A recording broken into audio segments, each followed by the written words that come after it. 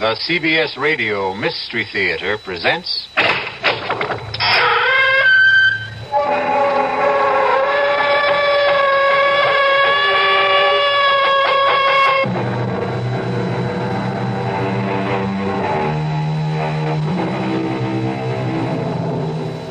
Come in. Welcome. I'm E.G. Marshall. Welcome to the sounds of suspense, to the fear you can hear, to the terrifying world of the imagination. I'm your guide for a journey up a mysterious mountain. Dead Man's Mountain is what it's called. Going is really no problem. It's coming down that separates the living from the dead.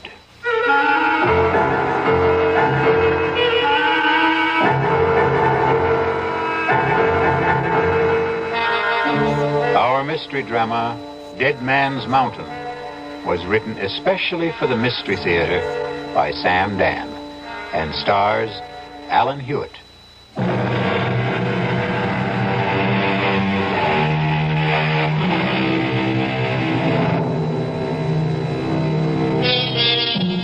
R.J. Johnson sits at his desk. Yes, the R.J. Johnson. The mysterious, the remote R.J. Johnson. I better explain that. His ways are mysterious, except when his plans include you. He is remote, except when he wants something from you. Then his presence can become an overwhelming reality. Some say R.J. is the richest man in the world. Some say he's the second, the third, the fourth richest. Does it matter? All we need to know is that on this particular morning, R.J. Johnson sits at his desk, as usual, and is formulating plans to buy or sell what? An industry? A government? Somebody's soul? Parker, I want us to maintain our short position on Consolidated Industries. It's bleeding down steadily, and we should help depress it a bit, too. No, I'm not afraid of anything like that. They won't get a government contract. We can see to it. Pick up National Computer and Starlight Oil. I want our full concentration on those three. I'll call you back later. Yes, Mrs. Dollard. Come in. Mr. Johnson, George Morrissey is here. And about time. I want hourly reports on Consolidated, National, and Starlight to see to it that Parker can always reach me. Now, have Morrissey come in. But, sir, about Morrissey. Is there a problem? Well, I... You were saying? Perhaps I should have said... Mrs. Dollard, are you all right? Perhaps I should have said... There's a man outside who claims to be George Morrissey. Mrs. Dollard, you know George Morrissey. I thought I did. If there's any doubt, check security. I did. Then that settles it. He could never hope to get past the lobby elevators if he weren't George Morrissey. Mr. Johnson, maybe what I'm trying to say is there's a man out there. And I don't want him to be George Morrissey. Have him come in here. Yes, sir. Mr. Johnson will see you now. Do you see what I mean, Mr. Johnson? Mrs. Dollard, is this your idea of a practical joke? Who is this? Please, R.J., don't yell at her. I can't stand noise. George? Yes, George. You can't be, George. Look at me, R.J. Look at me. I can't believe it. You don't want to believe it. What happened to you? Please let me sit down. He walked out of this office 3 weeks ago. Yes, 3 weeks ago. He was a man of 35. And now... Now I know. I look in the mirror. I could be 75. His hair is all white. He's wrinkled, stooped. And that's not the worst of it. I feel 75. I couldn't even walk without this cane. George, the first thing you have to do is tell me exactly what happened. I was at Manitou Mountain, getting the development deal set, and R.J., listen, we'll have to forget it. Give it up. What are you saying? I'm saying forget it. Look at what happened to me. They said, all the locals, they said the mountain was haunted. Terrible things would happen to anyone who went up there. Talk sense. Can't you believe your eyes, R.J.? Look at what happened to me. George, start at the beginning. I couldn't get anyone to drive up the mountain road. So I hired a car. I drove it myself. I drove it up the mountain and... Yes, and? And that's all I remember, R.J. I must have passed out up there. But something did happen. It's like a nightmare. I can't bring it into focus. Just flashes of it. Terrible things. Be specific. What kind of terrible things? Shapes, forms, voices, saying I was going to die, that my life was falling away, that it was disappearing. What kind of shapes? What sort of forms? I don't know. What size were they? What color? I don't know. You say voices. What kind? High, low? R.J., I were they don't men's know. Voices? Women's? I can't remember. I can't now pull remember. yourself together. Pull myself together. Look at me. I'm an old man. I've been robbed of half my life. Now think. How long did you stay on the mountain? I don't know. Somehow I managed to get the car turned around. I drove back to town. I found a doctor. What's his name? I don't know. What did he say? I can't remember. R.J., I came here to warn you. The mountain, it's haunted. It's cursed. Give up the project. Mrs. Dollard, call Dr. Watterson. No. Doctor can't help me anymore. But I can help you, R.J. Give it up. Give up the project.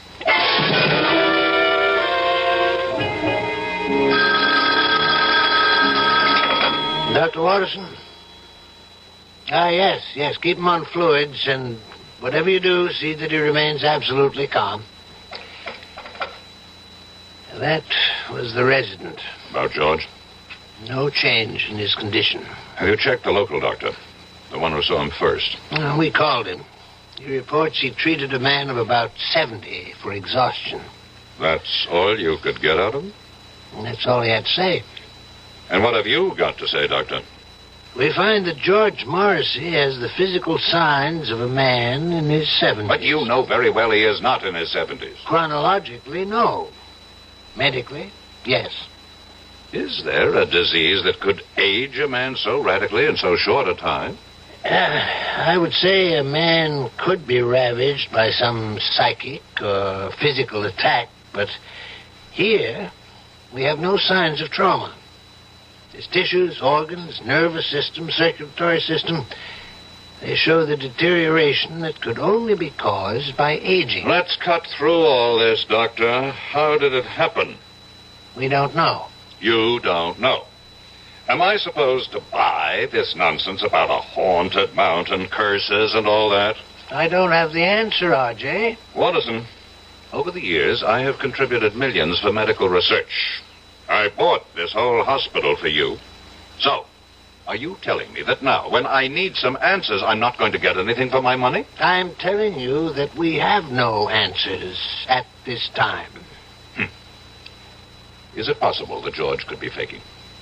Why should he want to fake? Answer my question. The answer's no. I want to see him. He's very weak. Is it important? I don't make unimportant requests. Well, just for a minute or two at most. And please, Don't excite him.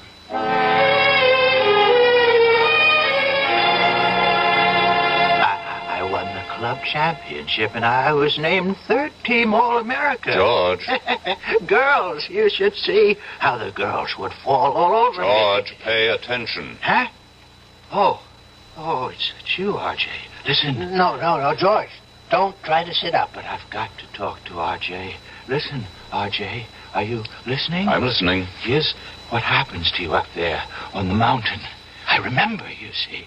Now I remember. R.J., don't excite him, I please. accept full responsibility. Up there on that mountain, I was told you will lose that which you value most. Told? You say told? How? By whom? I don't know. How can we get anywhere if you keep saying you don't know? Think. R.J., I order you from this room. He's going to die soon anyhow. We have to get that information. R.J., I will call security and have the guards throw you out of here. No, Doctor. No, leave us alone. This is between R.J. and me. What were you told, George? I wasn't really told. It was more like a kind of feeling, an idea that seemed to seep into me. And I realized the most important thing, what mattered most to me, was my body. Talk sense. I'm talking sense, R.J. And I began to lose my body. What do you mean, lose your body? The way you really lose it. To old age. Only, oh God, only I was losing it then and there. And all at once. Is that what you think happened, Morrissey? But look, I got away from there, you see. I got away just before I would have died. But why? I should have stayed. Look at me. What good am I now? Be calm and practical, George. We have the greatest doctors in the world here. We'll beat this thing. You can still beat it, R.J. You can still beat it. Just don't go near that mountain. Just give up the project.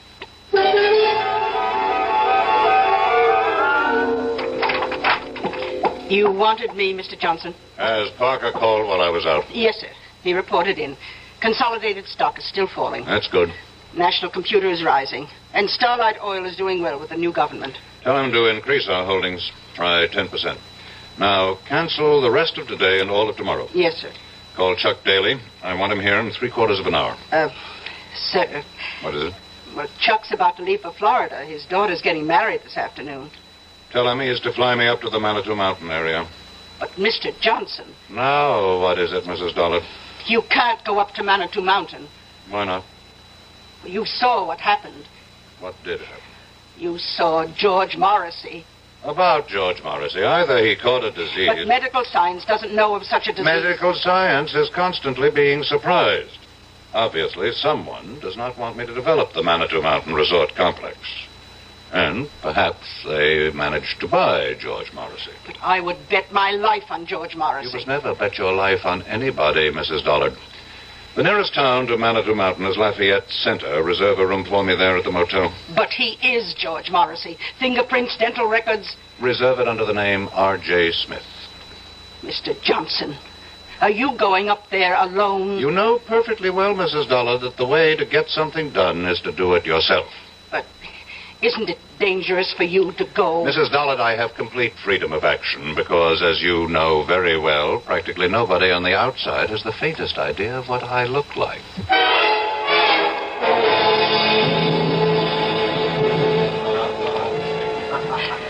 How many days do you plan to spend with us, Mr. Smith?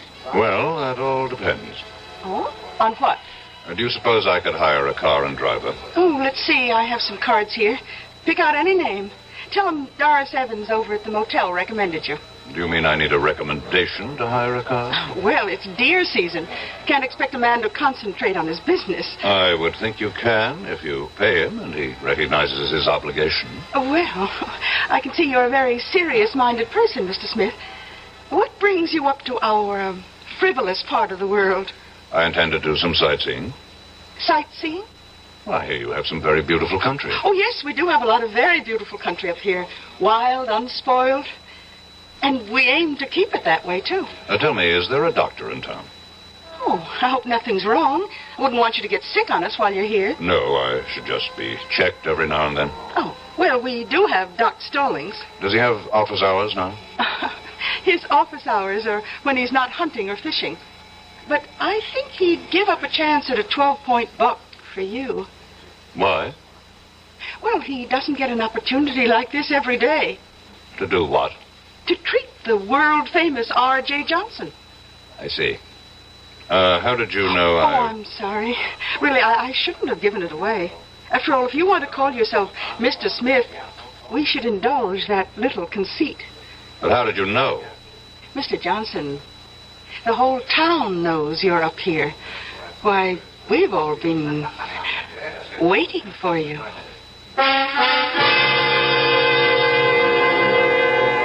We've all been waiting. Waiting for what reason? Had they also been waiting for George Morrissey? And George was only R.J. Johnson's hired man. We'll be back shortly with Act Two.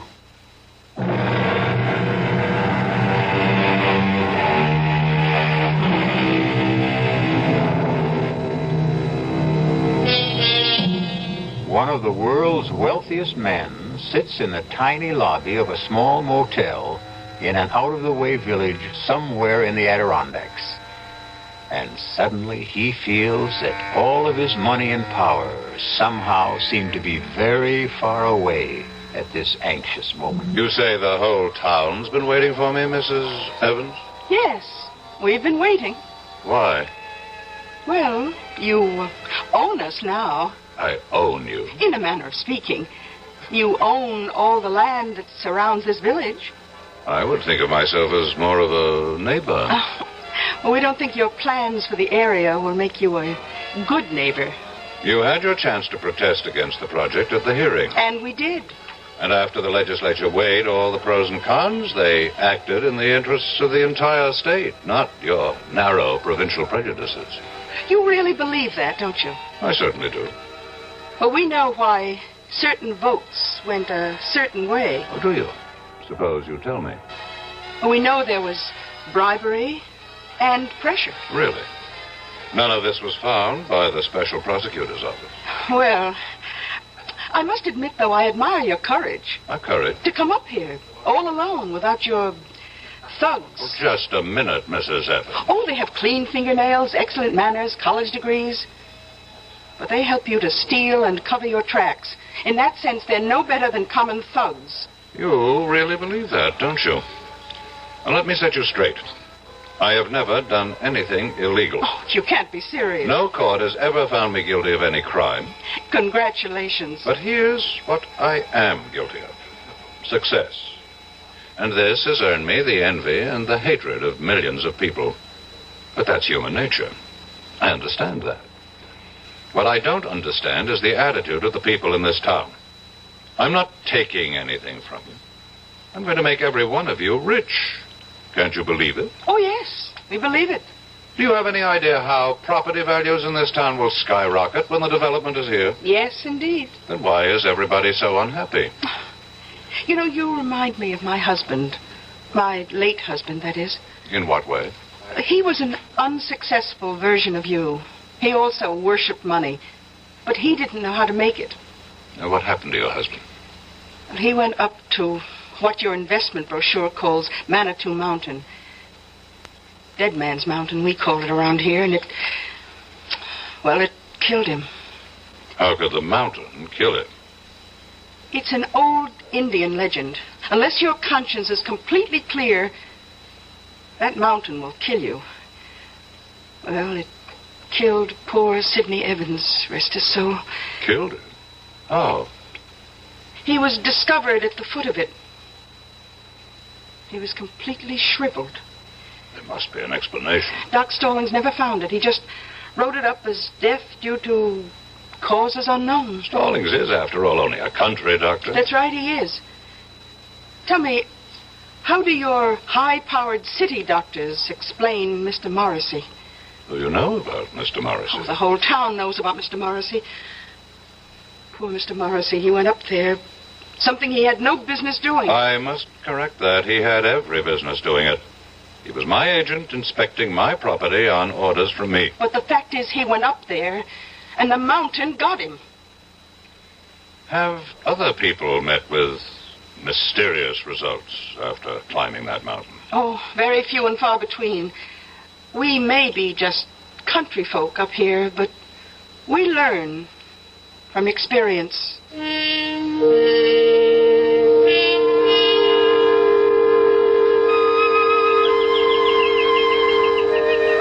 Are you Dr. Stallings? Well, look who's here. They said you'd be out fishing. Well, that's never a bad guess, but it takes two, and the trout won't play. I'd like to talk to you. Sure. I'm willing to pay you for a consultation. Oh, I intend to charge you. Well? Well, what? Well, aren't you going to come up here out of the water? Well, you see, I got my eye out for a certain brown trout. So you just tell me your symptoms, and I'll decide whether I have to examine you. An employee of mine. You treated him recently. George Morrissey. Oh, him. What happened to George Morrissey? Well, I met him at the motel. It was a Thursday night. I go there for dinner whenever Doris Evans serves pot roast. Hey, you're lucky. She's having it tonight. About Mr. Morrissey. Oh, he was a serious kind of fellow. Not like you. Same no-nonsense, let's get right down to it attitude. I'm only interested in what happened to Morrissey. What happened? Well, he wanted to hire somebody to drive him up to Dead Man's Mountain. And nobody would do it. That's right. Why? Well, you've been told why by now, I'm sure. I'm asking you why. I'll tell you the same thing. That's impossible. Why is it impossible? Oh, I see what you're thinking. It's all right for the simple-minded hicks up here to swallow that superstitious nonsense, but me, I'm a doctor. A product of a highly sophisticated, specialized education. That's exactly what I'm thinking. Well, think again, because I believe it too. There has to be a reasonable, logical, rational explanation for what happened to George Morrissey. Oh, there is. He offended the spirit of the mountain. Oh, you consider that reasonable, logical, rational? Would you feel better if I said there's something up in that mountain, a virus, a bacillus, a fungus, which somehow causes immediate aging? It would be a more rational explanation. You mean more acceptable? I want to know what you believe, and I'll pay you for it. I believe the evidence. If you go up there, you can die. But why? Because a great spirit lives up there, and he values his privacy. That's impossible. I saw George Morrissey at dinner one night. A vigorous, athletic-looking man in his 30s. I saw him again the following evening. A broken old man, half dead. And you explain it with this half-baked legend. Well, how do your city doctors with all their modern facilities explain it? Your Dr. Watterson, a world-famous diagnostician, he called me. He asked me. This thing has to be cleared up. Why? What's wrong with a nice, quiet mystery?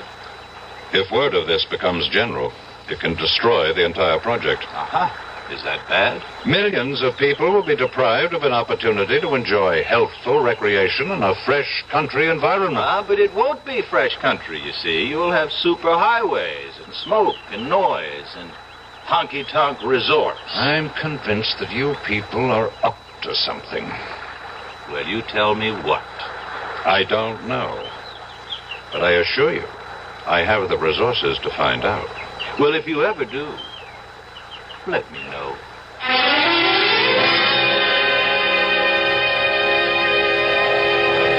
Well, did you find Doc Stallings? My secretary should have called me on the hour. Oh, she did. We serve dinner till 9:30, but the best time to eat's around 6. From then on, it's leftovers. I'll have a sandwich sent up to my room. Oh, you're joking. I don't tell jokes.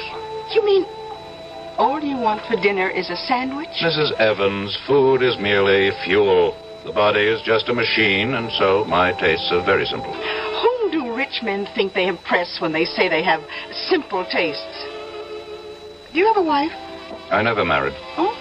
Well, so far we've eliminated wine and women. I can see by looking at you that there isn't too much song. Oh, what do you do with all your money? I make it grow. Well, whatever you do, don't go up that mountain. I don't think I need any more advice from anyone around here. I would like to place a call to New York. You go up that mountain, and when you come down, you'll be penniless. You have my secretary's number there. Please put it through. Just remember, I told you.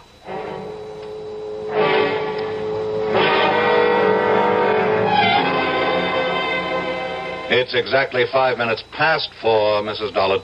I know that, sir. Why haven't you heard from Parker? I'm expecting a call any moment. Any moment was not his orders. I specifically directed him to report on the hour. Yes, sir. Why is there a delay? I don't know. Well, find out. Mr. Johnson, I'm only human. What did you say, Mrs. Dollard? Mrs. Dollard? Operator? Operator!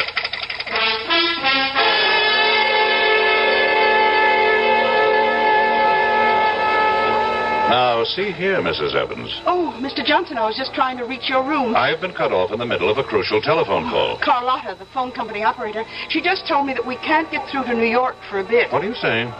Well, you've seen those signs along the roads. Look out for falling rocks. Well, we just had a pretty good slide on Route 640. But I must talk to New York. A lot of wires are down, but Ed Bailey and his boys will have it fixed before long. Oh, hi, Doc. Hello, Doris. And why does the celebrated R.J. Johnson look so agitated? Well, he can't make a phone call. Oh, my.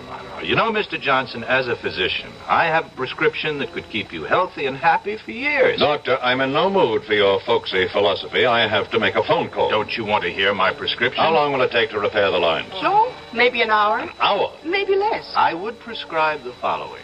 Chuck it all, Mr. Johnson. Give it up, settle down here, and marry Doris. Oh, I'm not sure I'd want to marry him, Doc. I'm not out to marry anybody. Oh, why not? What's going on in this town? Are you people crazy?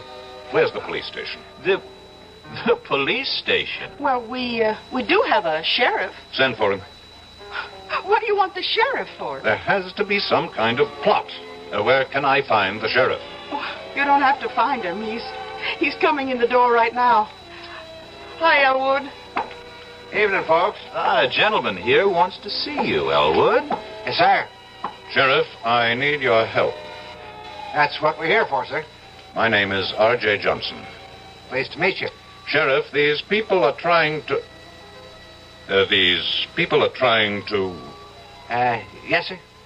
These people are out to do me harm. Which people? Among others, these two. Yeah, but Doc Stallings here is the greatest guy you'd ever hope to meet. Matter of fact, he takes care of me. And I personally vouch for Doris. She's my sister.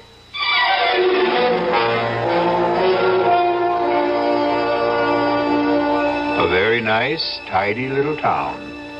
And the natives are so friendly and obliging, and so concerned with your well-being. But right now, R.J. Johnson feels overwhelmed by their solicitude, as if he is being literally killed with kindness. We'll return shortly with Act 3.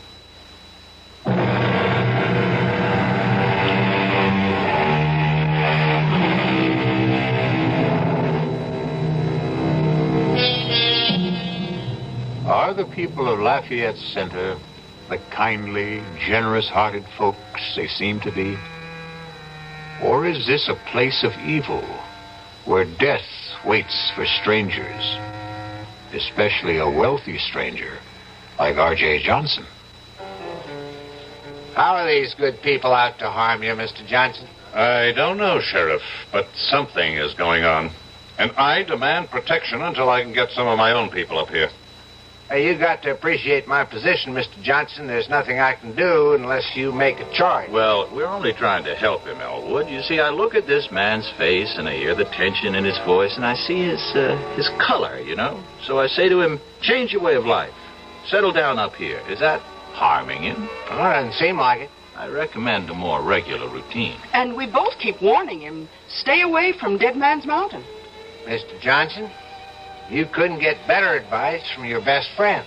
Well, now I see how this works. a little bit of psychological warfare.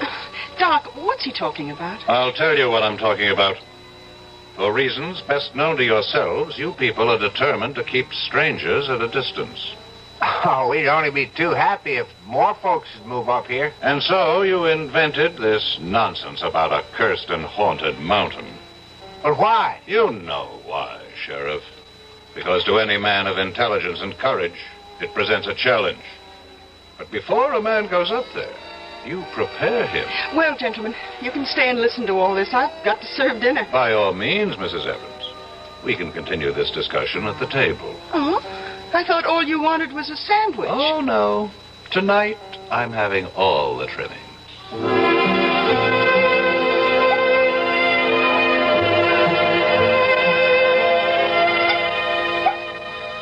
Here you are, Mr. Johnson.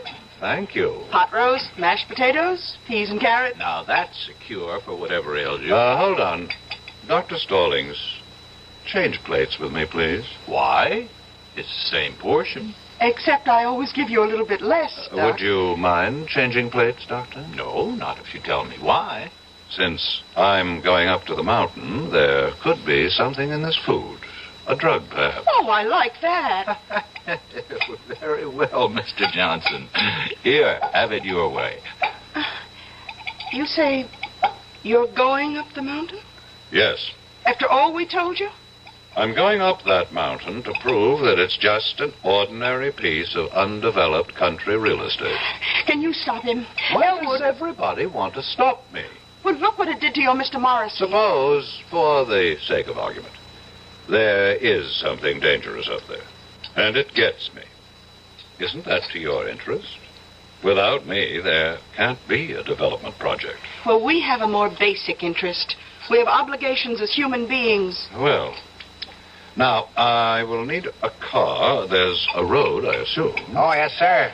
Leads up to the top. But why go now? At night? Because the word should get around. R.J. Johnson drove up this dead man's mountain, as you call it, in the dead of night, and just as calmly drove down again. But, Mr. Johnson, You really... have something to learn, Mrs. Evans. You think a man becomes rich through trickery, violence, and all manner of illegal, immoral, and unethical acts. I never said that. But you believe it. Tonight, you're going to discover how I became rich.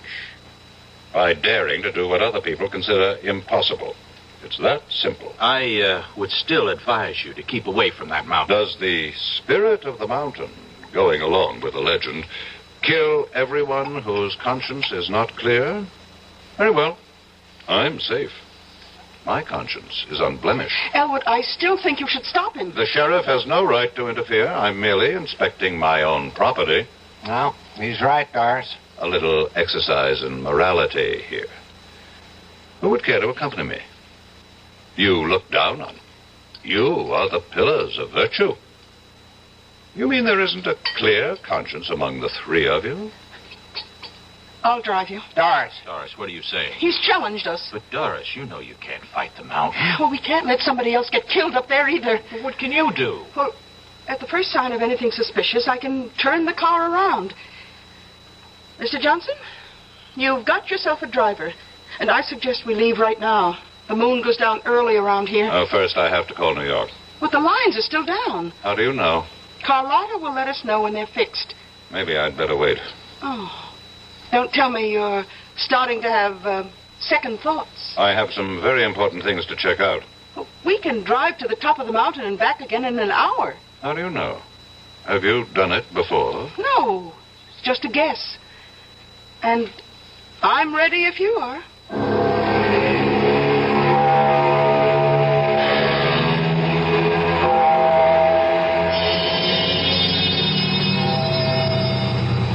Well?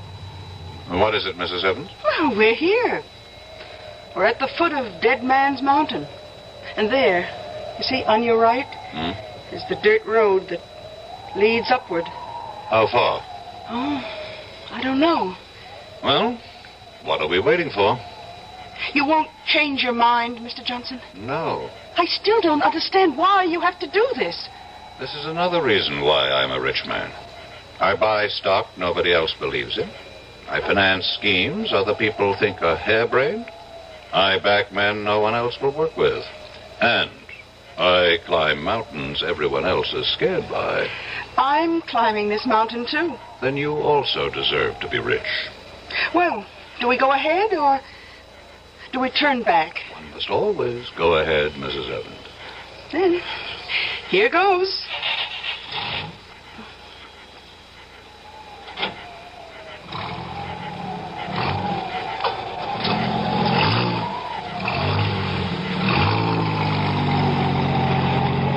How do you feel, Mrs. Evans?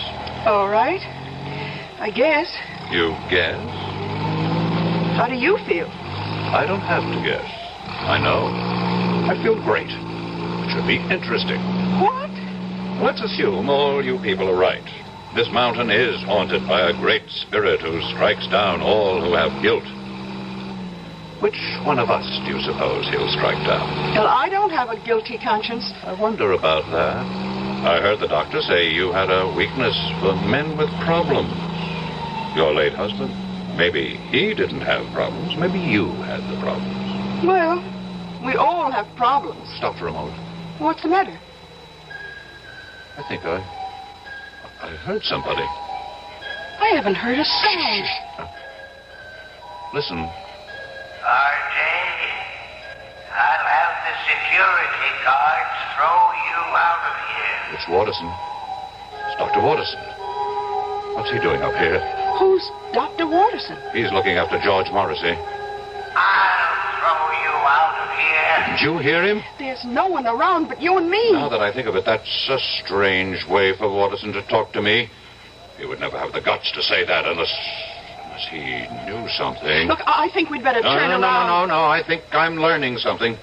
Watterson, do you know that Watterson is Parker's son-in-law? Well, who's Parker? My administrative assistant. He executes all my orders. Suppose Consolidated Industries is not going down. Suppose it's starting to go up. Suppose Parker is still holding. Oh, come on, Mr. Johnson. Just relax. Huh? Now, if it's too much for you up here, let's turn back. Tell me, Mrs. Evans, how did you know I'd be here? Well, we just assumed. No one told you. Who would tell us? A pilot. My pilot. I didn't even know you had one. He may have been put out because I made him fly me here on his daughter's wedding day. Oh? Well, that really wasn't nice. I pay him enough, but he didn't tell you. No. Listen. I don't hear anything. Just listen. There. I'm only human, Mr. Johnson. I'm only human. Why would she answer me like that if she didn't know something? I don't hear a thing, Mr. Johnson. I'm only human. I'm only human. Let me tell you about her. She's quiet. She's almost mousy. But she's ambitious. I can tell. I've made her a rich woman. She's in on it. She's in on it, too. She and Parker and Morrissey. They worked it out. And you're in on it, too. Me? They wanted me out of the way. And so all of you got together. You worked up this phony scheme. Look, we're going to turn back. Answer the phone. What phone? Answer it. Hello. Hello. Mr. Johnson, I have the latest quote on Consolidated. It's going up. It can't go up. It's gone up 5 points so far. Get Parker. Close it out. Close it out. I can't find Parker. Get him. Get him. Mrs. Dollard. Mrs. Dollard. Who are you talking to? My secretary. She hung up on me. How could she hang up? There's no phone. Consolidated is going up. But there's no stock market at night. Mr. Johnson, it's going crazy. National Computer is going down. Have Parker sell at once. I can't find Parker. Mrs. Dollard. Mrs. Dollard. She's gone again. Listen to me, Mr. Johnson. Please, listen. Do you know how much money I've lost so far? Please, listen. You have nothing to be afraid of. It's just a legend. Who can be sure it's true? Oh, sure, we local people push it to scare away developers. I feel weak, as if I lost a lot of blood. Listen, you're R.J. Johnson. You're not to be taken in with this superstitious nonsense. Fight it off. I can't. I'm trying, but all my strength is going. My money, it's disappearing. Your money isn't your strength. It is. I have nothing else. Please, answer the phone for me. I can hardly lift the receiver. The rebel government just nationalized Starlight Oil. What did you say? Mrs. Dollard. Mrs. Dollard. Mr. Johnson, we're leaving. What? It happened. Everything I was afraid of happened. Consolidated went up. National went down. And Starlight... Nothing happened. It's all your imagination. Mr. Johnson. Mr. Johnson. Talk to me. Mr. Johnson.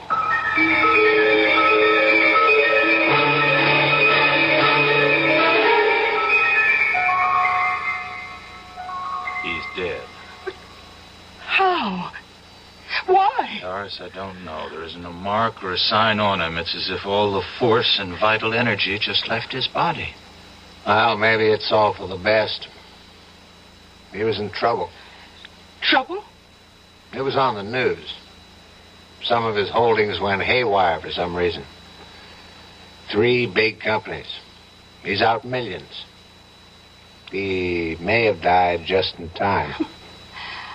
The mountain. The mountain. What about the mountain? It's true. Every word we say about it. It's true. Oh, come on, sis. How can it be true? The mountain killed him. It took away his money. Doris, are you all right? I don't know. I don't know yet. I wonder. What did it do to me? Well, what did it do to Doris? Everybody loses what he values most up on Dead Man's Mountain, as the saying goes. Maybe Doris had fallen in love with R.J., and thus the mountain robbed her, too. I'll be back shortly.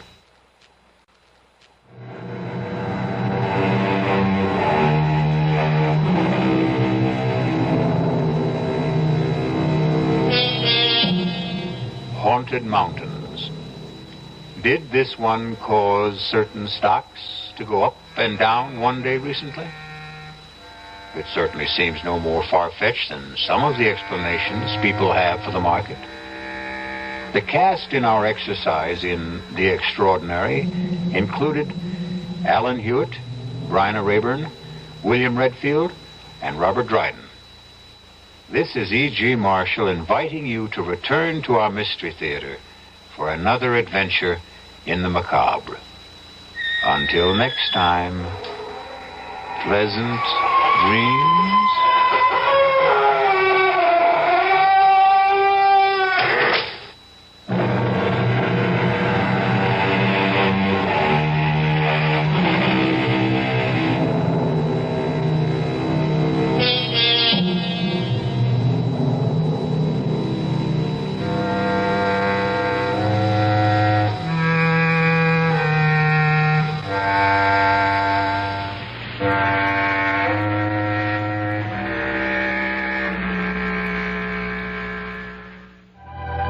This is your friendly music station, KIXI, dial 91 AM, Seattle. KIXI time is 12 midnight. CBS News. A Democratic senator wants to crack down on the oil industry, bringing it under strict control of the federal government. This is Doug Poling reporting on the CBS radio network. Senator Henry Jackson, Democrat of Washington, says he will propose this week legislation requiring major American oil companies be chartered by the federal government. Jackson says oil companies do have the right to earn money, but he adds he cannot understand why American oil prices have gone up along with foreign prices. I'm for reasonable, sensible, fair profits that will help provide for economic growth and provide jobs and provide the kind of income that is needed for new investment. But I must say that it is unconscionable what is going on when the price of oil is permitted to go up from a little over $3 a barrel. I'm talking about right here in the United States now, not foreign oil, to the Arab oil cartel price of $10.35 a barrel. Jackson also says administration energy policies have driven working men to the unemployment lines and sent the oil companies to the bank with bloated profits. Senator Jacob Javits, Republican of New York, says he plans to introduce legislation to reestablish a balance of power between the president and Congress. Javits told why he thinks such legislation is needed.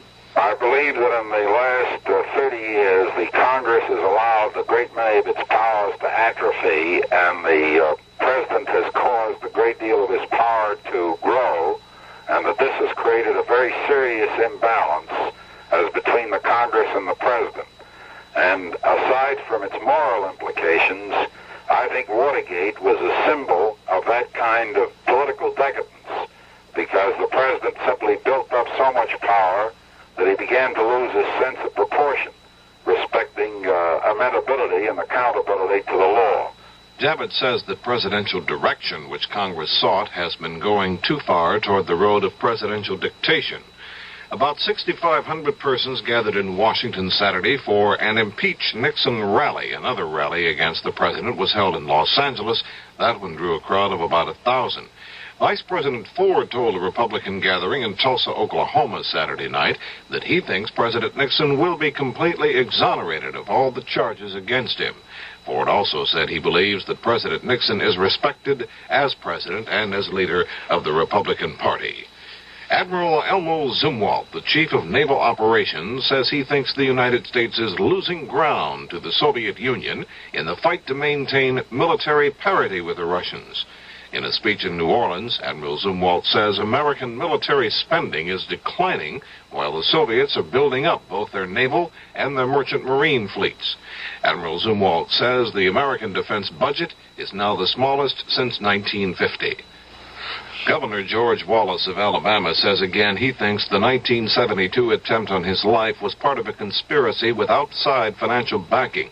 Only one man, Arthur Bremer, was charged in the shooting of Wallace, but the Alabama governor says he wonders how Bremer could travel around the country, buy 2 guns and a car, rent limousines, and stay in expensive hotels. Wallace says Bremer hardly made $40 a week in his life. Wallace says it in an interview with Parade magazine. Doug Poling, CBS News.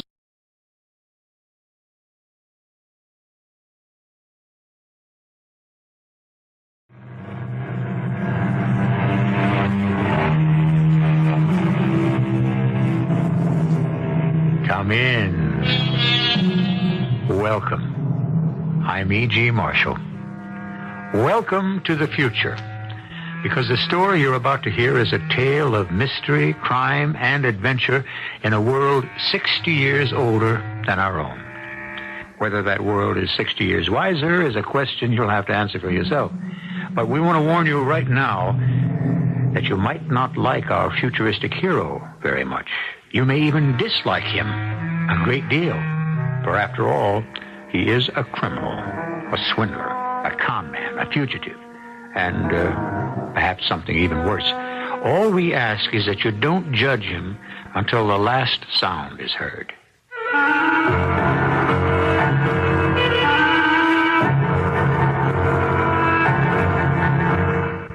Our mystery drama, The Night We Died. was written especially for the Mystery Theater by Henry Slessor and stars Bob Reddick and Joan Shea.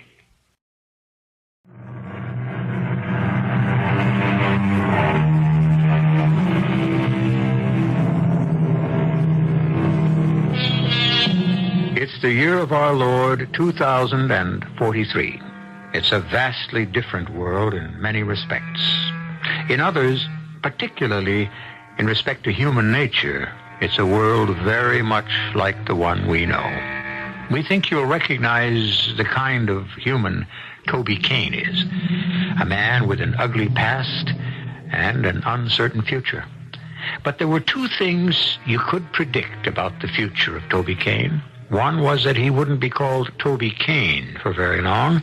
Two, that there would be trouble ahead. Yes? Harry?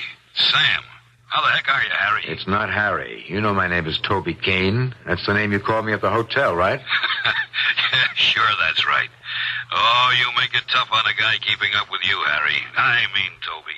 I'd like to know how you kept up with me, Sam. How did you know I'd left Callisto? Who told you my new name? Mutual friends, Toby. Everybody knows that you gave Moffat the slip again. That cop's going to get awful sick of chasing you. He won't be chasing me anymore. Harry Rentlow is dead. He committed suicide on Callisto. Sure, I get the idea. Listen, Toby, you must be pretty strapped by now. Could you use some high financing? You offering me a loan, Sam? Heck no, I'm offering you a project. I could use some experienced help. Can I see you at the hotel tonight? All right. Meet me in the Neptune Lounge. Oh, that's great, Harry. Look forward to it. The name is Toby. Toby Kane.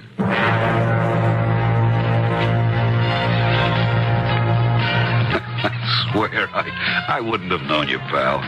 That surgeon you used. Hey, tell me something. How many face changes have you had? I don't remember. 3, 4? That face of yours must be pretty tired by now. Get to the point, Sam. What's the project? Well, it's a phony stock deal. The old classic asteroid mines, you know. Sure, I know. I practically invented it. Who's the fish? A rich widow named Sorensen. Her husband was a major, killed during the moon revolt. He left her some 500,000 credits when he died. She was looking for a safe investment with a counter-inflationary return. In other words, the old dame was looking for a killing. Greedy people in this world, Toby. What went wrong? Some crook came along, killed the deal. What crook? Some phony medium. Old Lady Sorensen's a great believer in the spirit world. And this Madam What's-Her-Name told her that her husband didn't approve of the investment. I don't even know who she is. I've spent 3 months cultivating this deal, and now it's frozen. Maybe this medium has her own plans for Sorensen's credits. Maybe you could arrange a split. How, when I don't even know her name? Well, there are ways to find out. Give me Mrs. Sorensen's full name and address.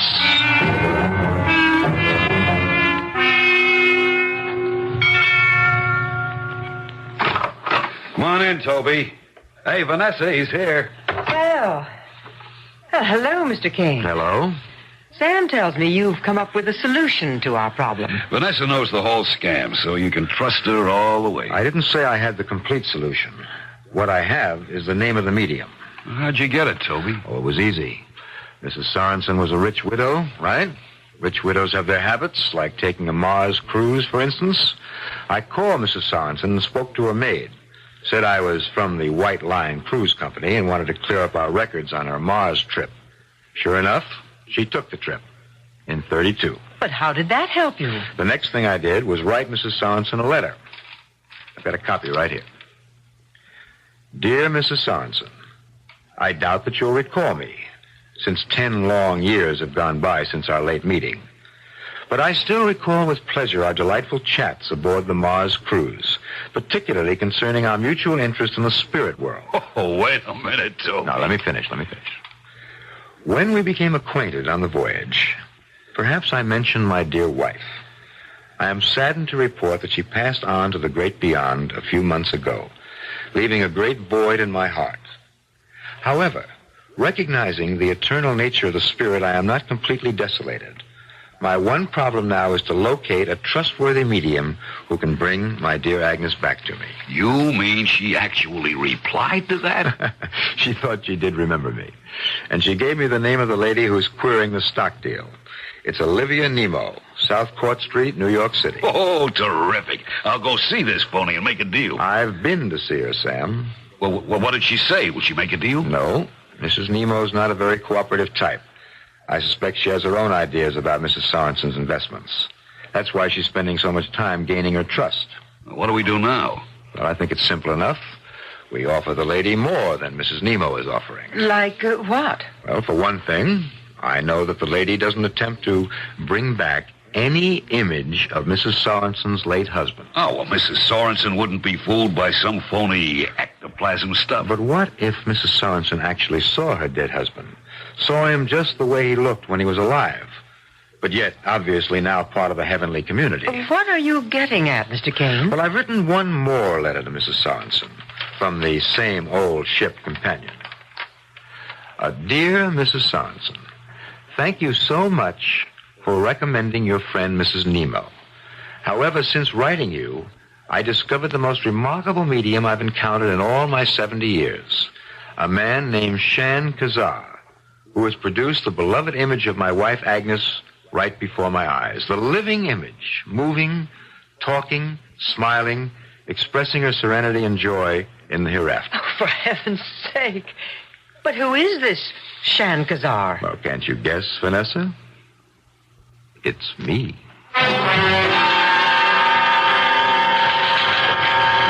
Morning, George. Can't tell you how good it is to see you. That's good to see you, too, Phil. I'll tell you one thing, George. Those plastic surgeons did one heck of a job. You look great. As you know, that fire bullet didn't just burn off my features.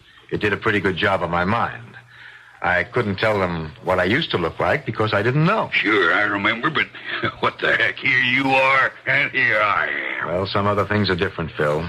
You stayed in the Army. Hey, I see I have to call you Colonel now. Tell me what I can do for you. If it's possible, I'll do it. You know that. Well, it's a kind of unusual request, Phil. It's about those holographic image identifications they made during the Moon Revolt. The HIDs? Sure, I remember. The Rebs were doing such a great job of infiltration that security insisted on three-dimensional projection holographs of every officer. They're pretty spooky, aren't they? You could swear the person was in the same room with you. Are they still on file? Sure. Someplace. Why? Because there's one that I want to borrow. The holograph of a major named John Sorensen of the 1st Moon Division. Well, I don't know. The Moon Revolt was 5 years ago. Records are all on the Pentagon vaults. But you can do it, can't you? Well, I do have a good buddy in personnel. All right. I'll do my best.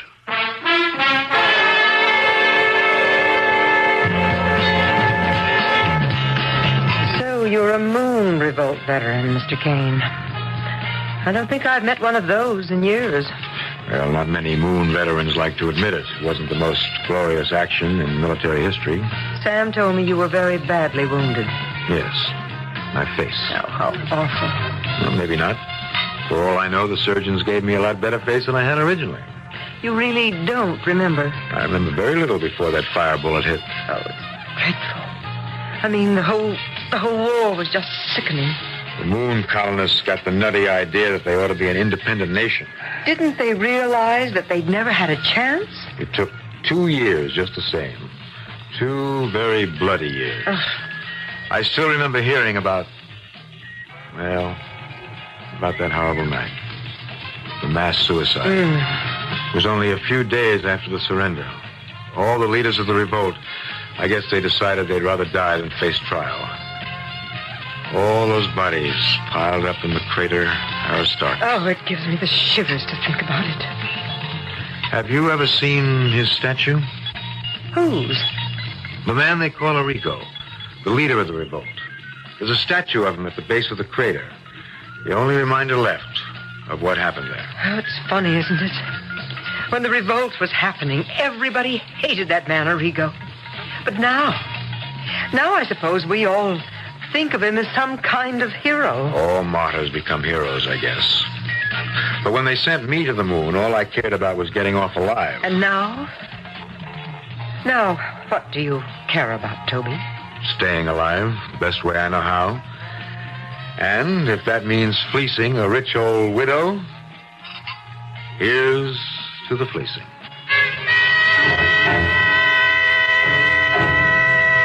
I hope you know what you're doing, Toby.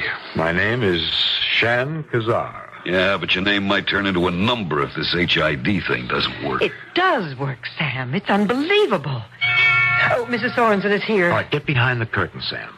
Pull the switch when I give the signal. Remember now, the key word is light. Come in, Mrs. Sorensen. I hope I'm not late. Oh, no. No, you're just in time. Mrs. Sorensen, let me introduce you to Shan Kazar. I am delighted to meet you, madame. I'm very pleased to meet you, Mr. Kazar. If you can really bring poor John back to Earth, even for a moment. Mrs. Sorensen, I promise that you will not be disappointed. The spirits are present. I can see something glowing in the darkness. It's a light from the other world. Can you see it, Mrs. Sorensen? Oh, yes, I see something. Someone. Oh, dear God in heaven, it's him. It's my husband. Edith, my darling. Oh, John, it's really you. Edith, my sweet, I am well and happy. I have found peace here. What is it like, John? Where are you? Oh, please, tell me. Do not ask me such questions, Edith. You must guard your health and your finances. You must take care of the money I left you. Yes, I will. You must invest it, Edith. Invest it wisely. But how, John? You told Madame Nemo. No, do not believe that woman. She is an imposter, Edith. This is the first moment I have spoken to you from the other side. But what about the money? Should I invest it in those asteroid shares? Yes, my precious wife. I have had a glimpse of tomorrow. You will be wealthy. You will continue to have the earthly comforts I wish for you until the hour of our reunion. John, you're beginning to fade. I must go now, Edith. I must return. Wait. One more moment. He is going, Mrs. Sorensen. Back to beyond the curtain.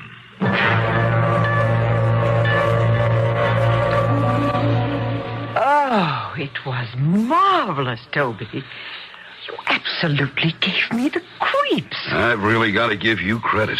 You're still the best in the business. Yeah, let's wait for the payoff, Sam. Let's get that money in our hands before we congratulate each other. Oh, do you want me to get that? No, I'll take it. Hello? Toby, it's Phil Digby. Yes, Phil. How are you? Listen, Toby, about that HID projection. It really did the trick. You don't know how much you helped, Mr. Sorensen. I just don't know what went wrong. My friend in the Pentagon goofed. Goofed? What are you talking about? The holograph reel was the wrong one. It was a Major Warrenberg of the 6th Infantry. He isn't even dead. He's retired up in Nova Scotia. Toby, you there? Yeah, Phil, I'm here. And, don't worry about it. The old lady's eyesight wasn't that good. I guess the uniform was enough. Wow, that's a relief. Then you don't want the right reel. No, that's okay. It's all over now. And thank you again, Phil. What is it, Toby? Is something wrong? Oh, I don't know. But that wasn't Major Sorensen the old lady saw. And I don't think her eyes were that bad. She knew I wasn't Oriental even with this makeup on. What I'd like to know is, who's playing tricks on who?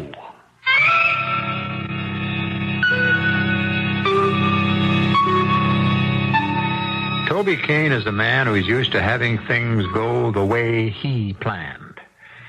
But suddenly, a victim of a swindle has done something unexpected. Mrs. Sorensen has been fooled too easily. And Toby Kane has learned that nothing comes that easy. Not even in the world of 2043. We'll return to that world with Act 2 shortly.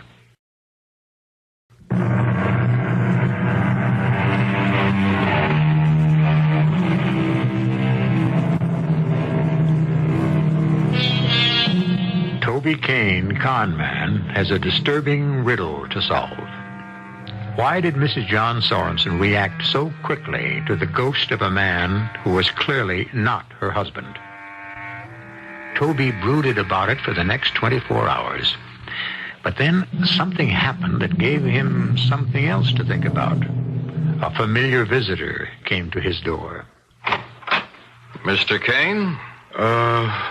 Yes, who... My name is Moffat, Mr. Kane. I'm with the Interplanetary Police. May I come in? Would you mind telling me your business? I'll tell you inside, if I may. Truth is, Mr. Kane, I'm here to do you a favor. What kind of favor? How long have you known Mr. Sam Thumbs? Sam? Oh, about a month. I met him at a party. That's what I thought. Why, what's the trouble? Mr. Kane, I'll be candid with you.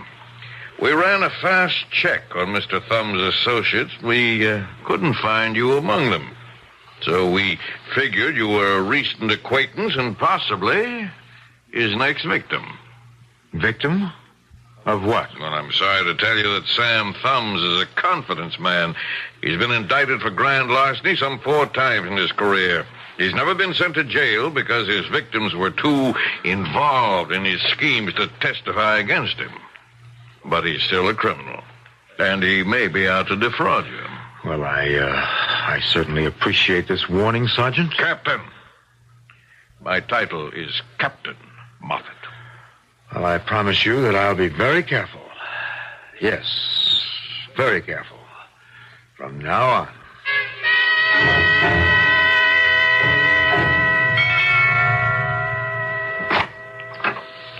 Yes? Mrs. Sorensen, I'm the one who called this morning. Oh, yes. You said your name was... what again? Kane. Toby Kane. However, my name was George Spanner when I served with your late husband in the 1st Moon Division. Yes. Won't you come in? Very good of you to see me, Mrs. Sorensen. Oh, I see you have a portrait of your husband. Yes. Well, he was certainly a fine-looking man. Mr. Spanner? Or Kane, or whatever you call yourself. Would you kindly tell me why you wish to see me? Well, as I said, your husband and I were in the same hospital together. That simply is not true. Pardon? My husband was killed at the Battle of Pluto Crater. He was never brought to any hospital. He died instantly. Now, just what is it you want? All right, Mrs. Sorensen. I'll put my cards on the table. I understand that you're interested in purchasing stock in the Saturnian Asteroid Company, and that you've been talking to a man named Sam Thumbs. Why should that be any business of yours? Because I believe I can save you a great deal of money. I know certain things about Mr. Thumbs and about this asteroid mining project. I'm sorry, Mr. Kane, but I am not interested in what you have to say. But you can give me a chance. Yes, that's exactly what I'm doing. I'm giving you one chance to leave this place before I call the police. Sam, something is wrong here. Very wrong. Now tell me again, how did you get the lead on old lady Sorensen? It was Vanessa. Vanessa? So what? Well, Didn't it ever occur to you that Vanessa might have been part of a police trap? Did you ever stop to think she might have been working for my old friend Moffat? Moffat's on Callisto. He's on Earth, here. A few hours ago, he was in my hotel room trying to protect me from you. Oh, Vanessa's okay, Toby. I swear it. Listen, it was her idea to get you into the act. What did you say? It's true. Vanessa was the one who told me that you were available. Oh, you fool. Don't you see what that means? How could Vanessa know so much about me unless the cops told her? Toby, I just don't understand why you're so upset when everything is going just the way we planned. The way who planned, Vanessa? Tell me how you knew about my escape from Callisto. Oh, this is ridiculous. I didn't even know you were George Spanner or Harry, whatever you called yourself. It was Sam who found out you were back on Earth. That's not what he says. Toby, the only reason I stayed interested in Sam was because he was your friend. Because I wanted to get close to you. This close. Oh! Oh, darling, I'm so sorry. These long fingernails of mine, they scratched your neck. Now you can scratch your memory. You can tell me if you know a cop named Captain Moffat. Don't do this, Toby. Be nice to me the way I want to be nice to you.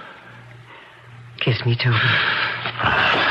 Toby, aren't you feeling well?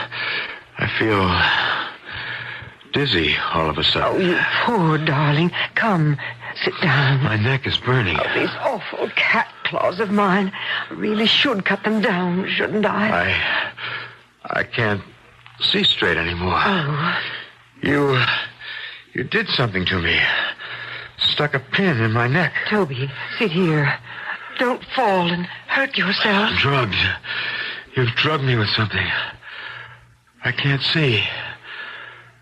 Can't stand up.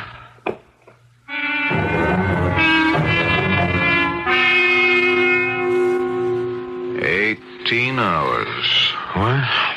18 hours and 40 minutes. Oh, Moffat, you here? Yes, I'm here, my friend. Luckily for you. Must have been a powerful drug they used. Not enough to kill, however. My only regret is that we didn't catch them in the act. What are you talking about? I've been keeping a tail on Thumbs and his girlfriend for the past week. His girl? You mean Vanessa isn't working for you? Those two are in business for themselves, Mr. Kane. Or, should I say Mr. Murchis? Or Mr. Snapper? You pick the name, my friend. You have plenty of them. The name is Kane. Toby Kane. It's funny, you know. I've been chasing you for 5 years. From Earth to Saturn to Callisto. And then I catch you by helping you get out of a jam. Life's a little irony. You've made a mistake, Captain. Oh, forget it, Kane. We've already run you through a computer ID. We know who you are. Now, if you help me, I'll help you. I'll guarantee you full amnesty for any past offense. I'll promise you immunity for any crime you've committed. And that's a long, long list. What's the catch? Just what you might expect. The assignment I'd want you to handle is difficult, dangerous.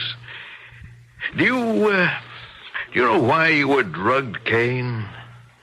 Because you must have found out too much about them. You must have stumbled onto something they want very much to conceal. What's that? Their real identities. Not Sam. No. He's exactly what he seems to be. A hopelessly inept con man, hardly worth the paperwork it would take to arrest him. But the other, Vanessa and Mrs. Sorensen. Mrs. Sorensen? What does she have to do with this? Well, they're members of the most dangerous subversive group on Earth. We have good reason to think they and their friends are ready to commit treason.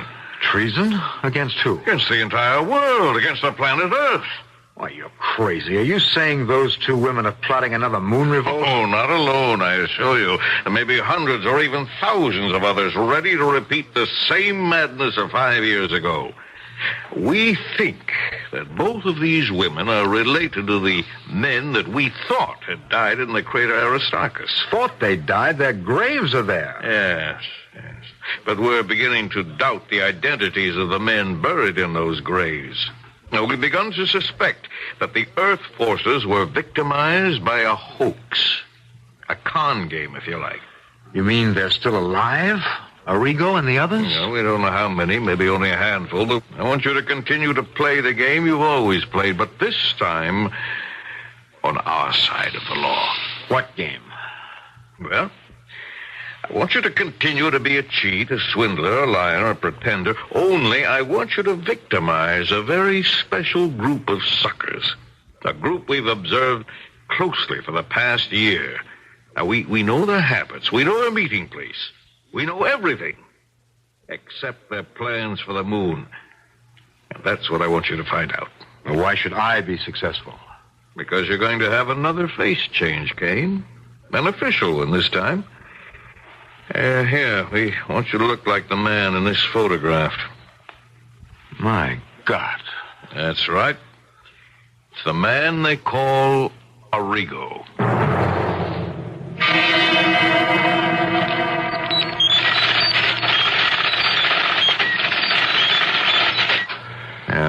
Here's the printout. Now, you take these, Kane. They contain every available fact in the life of Arrigo. 10 biographers couldn't have collected so much data if they'd conducted 10 years' worth of research apiece. Well, it's still not going to work. Even if I learn every single fact there is to know, there'll be other facts that could trip me up. Yes, we recognize that possibility. It won't be enough to have Arrigo's face, even his voice and memory and manner. There are certain things about people, things that can't deceive those who are close to them. Yes, but they'll want to believe, Kane. Don't you see? These people have been waiting for Arrigo as if he was some kind of messiah, come to rescue them from oppression. Oh, they'll welcome you without suspicion. A million things can go wrong. Yes, and then you're a dead man. Well, it's the gamble you'll have to take or reject. The alternative, of course, is jail? Yes. A prison asteroid, Kane. You live out the rest of your life on a barren rock in space. And if I do this thing, amnesty? That's correct. What a shame. And I was just getting to like this face. There's an old saying that one must set a thief to catch a thief.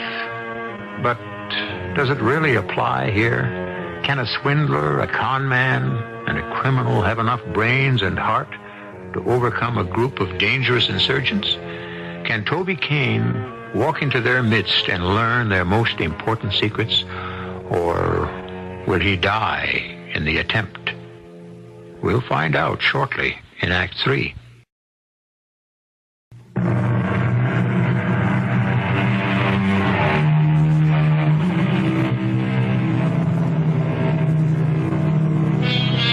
It was 3 months before Captain Moffat of the Interplanetary Police was able to put his plan into action. The actual face change took only a week. The recuperation took 2 weeks. But the rest of the time was spent in educating Toby Kane to talk, think, and feel like the rebel called Arrigo. Finally, they knew there was nothing further they could do but send Arrigo on his mission, beginning with the first name on top of the list of suspected sympathizers. Come in, Mr. Duncan. Won't you sit down? Thank you, Doctor. Well, shall we get right down to it? I always believed that... Something wrong, Doctor? No, it's nothing. It's just that for a moment you looked rather familiar, like someone I knew a very long time ago. I see. Can I take this chair? Oh, yes, please. We'll just talk informally at first.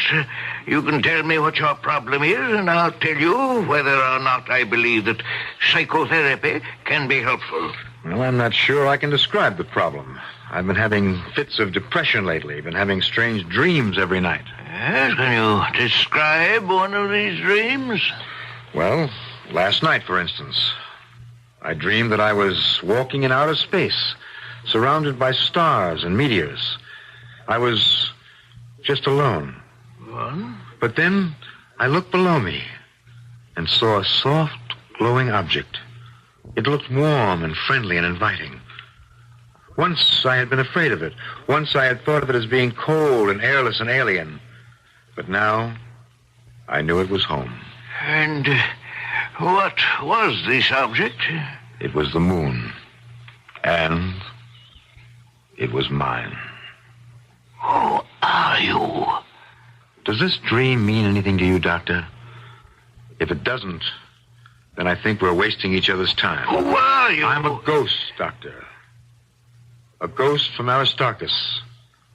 But a very solid ghost. Here, take my hand. Arrigo. Arrigo! Yes, Doctor, Arrigo. I've been a long time getting back. But we were so sure that you were killed. I survived. Now I'm here. And now I'm ready to help. I've heard that there are plans, Dr. Sullivan. Oh, yes. There are good plans. This time we won't make the same mistakes. We're going to be ready before we strike. And when will that be? Well, the date hasn't been set. There's been too much disagreement among the members of the Central Committee. But now, maybe now, with a new leader among us. How, Doctor? How will it begin? Well, in the only way left to us, Arrigo, we won't begin on the moon, but on Earth. Earth? We're beginning right here, preparing our weapons right in the camp of the enemy. What weapons do you have? Moon-to-Earth missiles with atomic warheads, the weapons we should have had before the revolt. The only weapon that will give us the iron fist we need to make our voices heard. By the time we're ready to declare the moon a sovereign power, we'll be pointing the warheads at the continents of Earth. We won't fire them if our demands are met. And if not? Then we'll make sure that Earth never forgets the price of tyranny. But how can you build these missiles? Where? Well, I'll show you, Arrigo.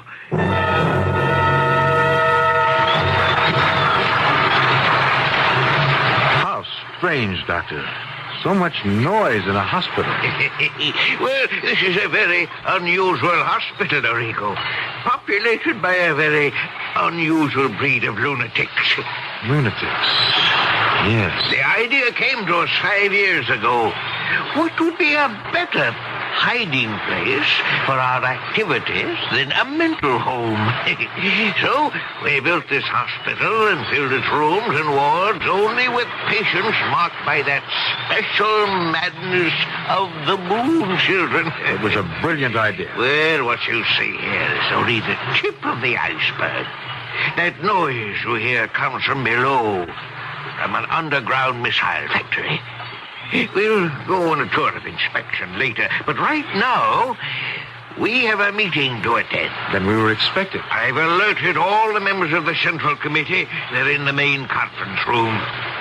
I don't have to tell you that this is a great moment for all of us. Please come this way. Ladies and gentlemen, Arrigo.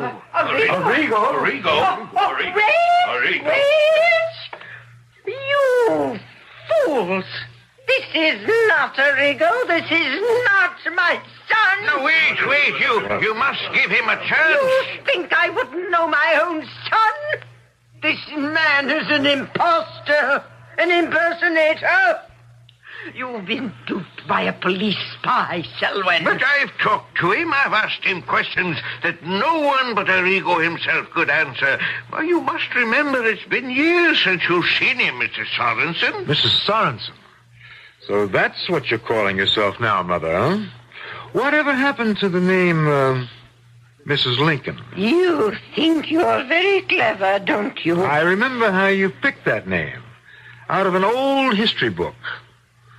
Where did you get Sorensen from, Mother? You think you can convince me, don't you? But you're wrong, imposter. If you really are my son, sing it. Sing the song we used to sing together when you were a little boy. I don't think I can remember it. My son would never forget that song. Well, it's been so many years. Arrigo would never forget. But Arrigo is dead. And you must die, too. Now, wait. Listen to me. Mother, if you'll just look at me more closely. Like this. Look out! He's got her! Don't shoot! You'll hit Mrs. Sorensen. That's right, everybody. You'll hurt your friend, Mrs. Sorensen.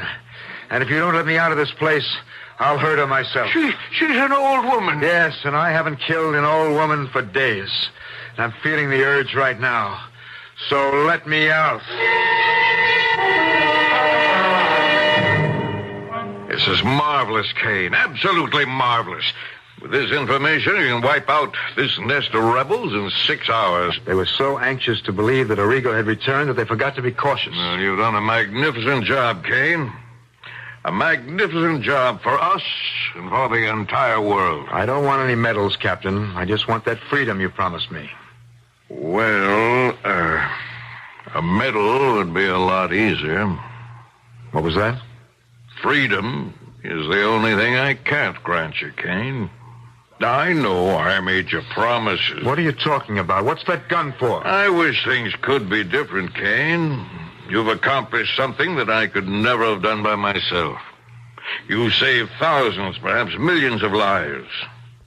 But that doesn't blind me to the fact that you're a criminal. A dangerous criminal who can't be turned loose in society. I can't believe this. After you swore... The only oath I've ever taken sacred is the oath of my office. Well, you're not sending me to any prison asteroid, Moffat. You'll have to kill me. I'm a policeman, Kane, not an executioner. But I can be both if you force me. Well, then you'll have to be both. Don't try to... Are you all right? Have you been hit? My leg. Stay where you are. I'll get a doctor. Vanessa, you killed him. You killed Moffat. To save you. And to save us. Well, then you're one of them, too, the Moon Rebels. Mr. Sorensen told me what happened. I thought you might return here, that you would never meet Moffat on his home ground. Well, then why don't you kill me, too? I know as much as Moffat does. Please try to understand. They didn't know who you were at the hospital. They didn't know you were Toby Kane. Toby Kane? That doesn't make any sense. Mrs. Sorensen didn't know you were Kane. That's why she accused you of being an imposter. I don't understand. Listen, and listen hard. I was the one who got Sam Thumbs to send for you.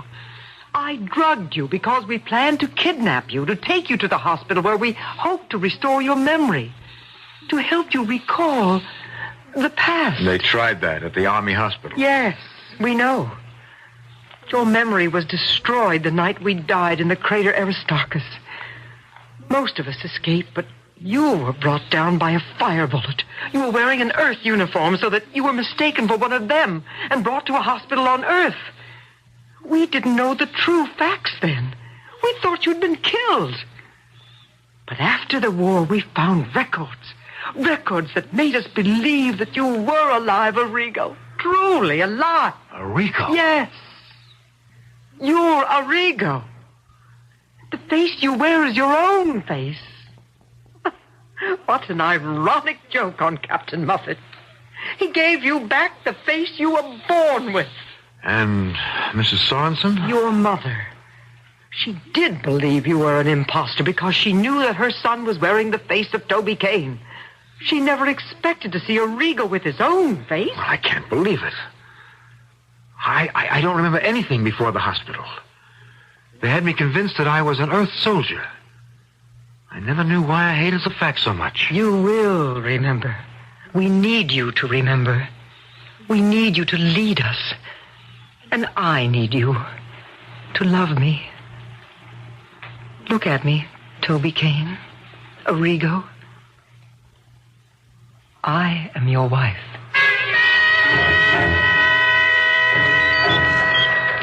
Here it is, Colonel. The recorded message from the moon base. Put it on the screen, you idiot. Let's hear what this madman has to say. Yes, sir. I can't understand it. A whole garrison of moon troops surrendering without firing a shot. And now this lunatic with his demands. All ready, Colonel. Well, play it. My name is Arrigo. It is him. My name is Arrigo. And I am spokesman for the Provisional Government of Luna.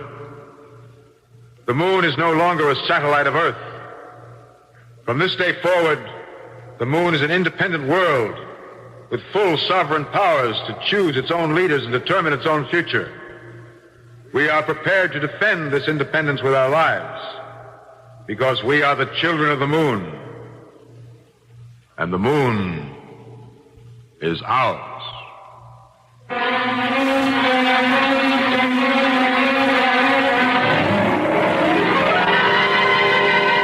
And so the children of the moon, the lunatics whose first revolt failed, have once again asserted their right to independence.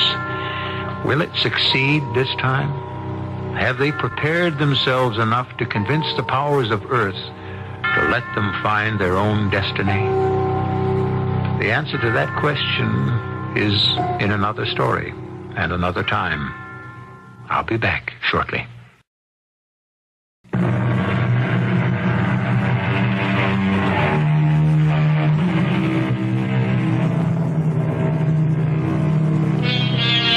Will it ever really happen? Now that man has walked on the moon, will the next step be colonization?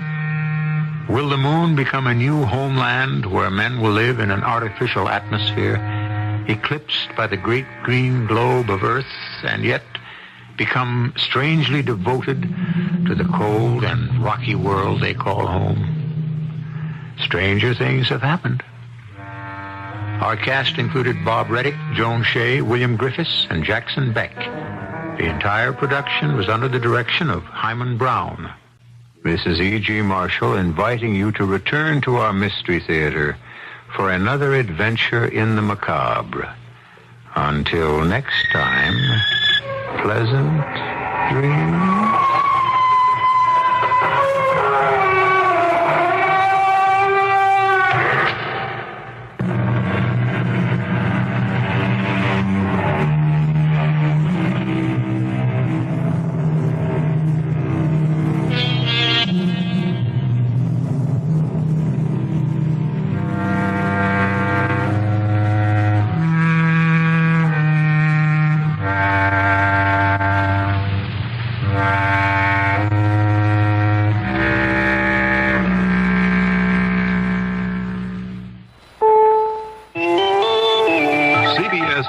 In what looked like a military assault, Dutch authorities have stormed a train in northern Holland where Moluccan gunmen have held 51 hostages for nearly 20 days. This is Doug Poling reporting on the CBS radio network. At least 5 Dutch Air Force jets buzzed the area near the train, dropping what appeared to be smoke bombs. Ground troops laid in heavy machine gun fire in a desperate attempt to rescue the 51 hostages. The assault began shortly before dawn Saturday Dutch time. CBS News correspondent Bob McNamara was nearby. The machine gun fire was very intense for perhaps, I would say, a good 3 to 4 minutes. As I say, we cannot see fire, anything of the sort coming from the train. We're approximately 3/4 of a mile away from it. Now again we can hear small arms fire coming from the vicinity of the train. For 20 days, ever since the train was taken, Dutch Marines and commandos have moved in around the train and surrounded it. There have been reports off and on that the soldiers have gone into the train, gone in the vicinity, right near the train, even perhaps under it, attaching listening devices. They've been watching the train night and day with infrared cameras. They know the movements of the terrorists, and this moment that the relatives of the hostages have dreaded has now come. It's not known yet if there have been casualties in the assault. It's being reported many people have now come out of the train and ambulances were standing by. In a coordinated attack, Dutch units also attacked a school not far away where the Moluccans were holding 4 teachers hostage. On Friday, Dutch Premier Joop den Uyl said efforts to negotiate with the Moluccans had failed, and he hinted that military action would be coming. The Moluccans had been demanding independence for their homeland in Asia. More news in a moment. James Earl Ray, the convicted assassin of Martin Luther King Jr., escaped Friday night from the maximum security state prison in Petros, Tennessee, where he was serving a 99-year sentence. Ray and 6 other men used a homemade ladder constructed from wire and climbed over the prison wall in a hail of gunfire from guards. One of the inmates was wounded and recaptured, but the others, including Ray, are still at large. A massive manhunt with state, local, and federal officials using bloodhounds is underway in the rugged mountain country of eastern Tennessee. Attorney Percy Foreman, who once represented Ray, says he was not surprised. I knew that James Earl Ray would keep trying every opportunity he had to escape. He has a history of that, and in fact, he told me that he would be out within 2 years. He didn't quite make it, but I knew that every chance he had, he would attempt to get out. Foreman was one of several lawyers hired and fired by Ray who tried once before unsuccessfully to escape from the Tennessee prison. James Lazar, the lawyer who represented Ray before the Supreme Court, says he was not surprised. Lazar says after 7 years of constant struggle to gain a hearing and reopen his case, Ray concluded that the court's claims to justice were farcical. President Carter has accused Congress of succumbing to the auto and oil industries and rejecting key parts of his energy program. The president says it'll be the people of the country who will suffer and will pay for special interest victories. Mr. Carter also denounced the vote of a congressional panel to deregulate the price of natural gas. The president says if that becomes law, it'll cost the consumers $71 billion over the next 8 years. Doug Poling, CBS News. News Radio 78, WBBM, Chicago.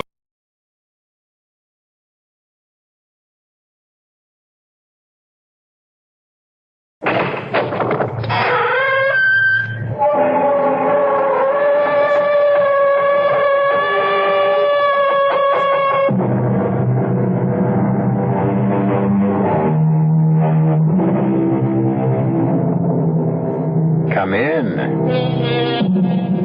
Welcome. I'm E.G. Marshall. Listen to a story of greed, innocence, incalculable malevolence, and a mystical, fantastical watch. A watch whose hands held the power of life and death. Our tale is played against the background of the sun-drenched Mediterranean North Shore, around and about the most famous gambling casino of its day. And it takes place some 100 years ago. But the scene is not sun-drenched as our story begins. It's a devil's night out. Look, John, a driveway lined with statues. Come on. There must be a house where we can seek shelter. Not there. For God's sake, Charles. Why not? That's the haunted villa. You? Superstitious? About that place. Anyway, it's boarded up. Has been for years. Oh, there's the house now. Maybe we can find some shelter. Oh, statue. There is the house. The lightning hit it. I can't look. It's as bright as molten steel. It's gone. Melted as if they've never been. Let's get out of here, Charles. I could swear I saw that thing jump and run into the house. The whole villa is lighting up. Maybe it's on fire. Don't be silly. It's lamplight. Look, the door is open. Welcome, strangers.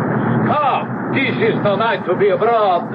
Welcome to the Villa di Despair, the house of despair.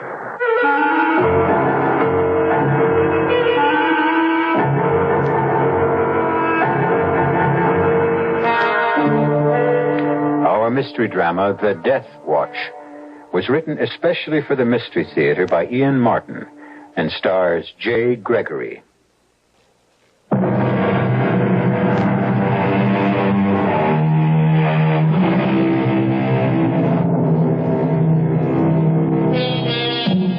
A black night. A witch's night. Orchestrated with a drum of teeming rain. The wind, a wail of violins. The crash of thunder, a choir of cymbals. And the sudden rebirth of a long-dead house, menacingly named the Villa Desespoir, the Castle of Despair.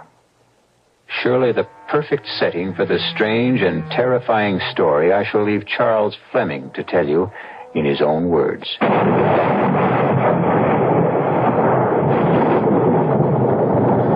For a brief second, which seemed endless, John and I sat frozen into immobility, staring at the tall, thin figure.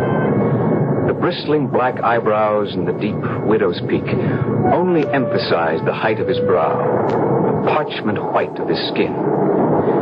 Beside him lurked a misshapen dwarf with an oversized head. Every instinct told me to turn and run, but every external feeling cried out for shelter. Come, gentlemen. Catarach will see to your horses. Catarach, I will tend the fire. It is well lit by now. I've got a funny feeling about this, Charles. So have I. But we're armed, and the horses need rest more than we do. You said it was still at least an hour's ride. In this weather. But I don't like his looks. No question. Watch it. The man wants to take the horses. Don't expect any answers from Catarach, gentlemen. He is a deaf mute. But you can trust horses to him. They will never have gentler or more loving care. Well, come in out of this bone-chilling rain. You are most kind to offer us hospitality. On a night like tonight, it is no more than human decency. Allow me to present myself.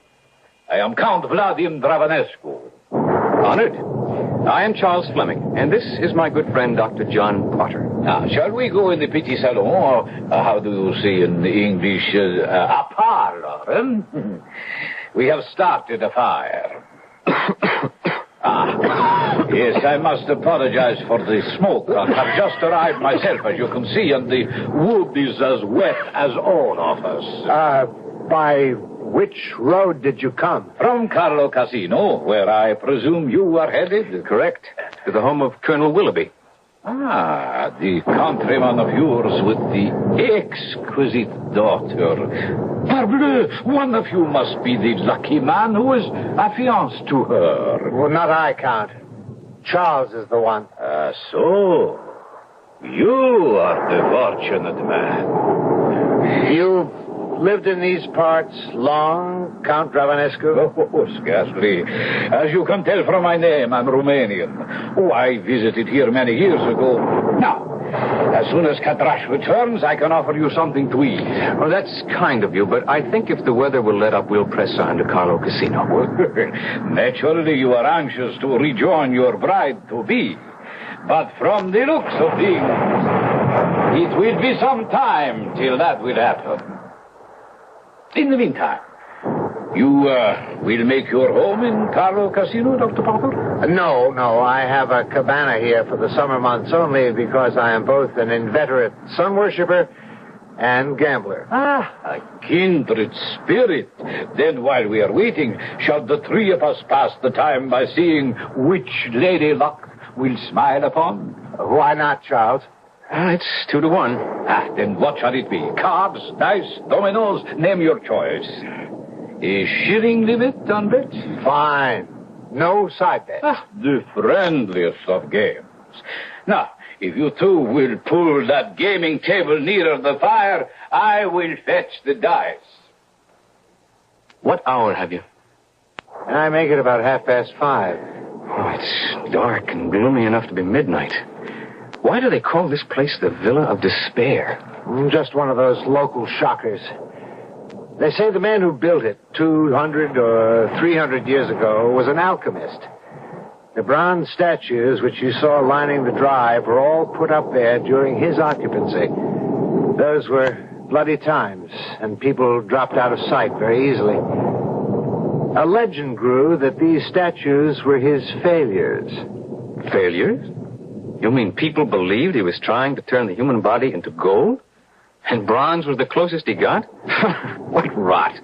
What happened to the unsuccessful alchemist? He just disappeared one day as if the earth had opened up and swallowed him. The villa was bought and sold apparently over the years, then later rented.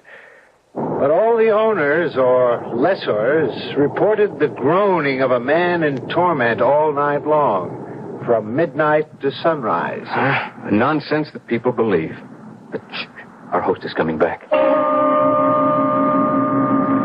I watched the Count as we played a desultory game of dice, with nobody particularly winners or losers. During our game, I had been conscious of a faint, faraway chime of the 3/4 hour. And now, suddenly, I was hearing it again. With a start, he removed from his vest pocket the most beautiful watch I have ever seen. The case made of chased gold set with precious gems. 6 o'clock. My little friend reminds me he must be wound. Time is of the essence, eh? Which reminds me it is for us, too. Whether or no, I have a lady I love too well to keep waiting. And the weather has slackened. You'll be with her within the hour. Ah, fortunate man. I envy you.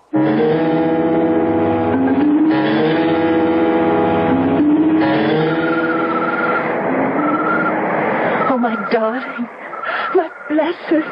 My blessed darling Charles. Oh, thank God you're with me again. Claire, beloved, if it hadn't been for your mother's death, we would already have been together, always. Don't. It was clumsy of me. I didn't mean... No, darling. It isn't Mother that troubles me. It's Papa. He's become a different man. How?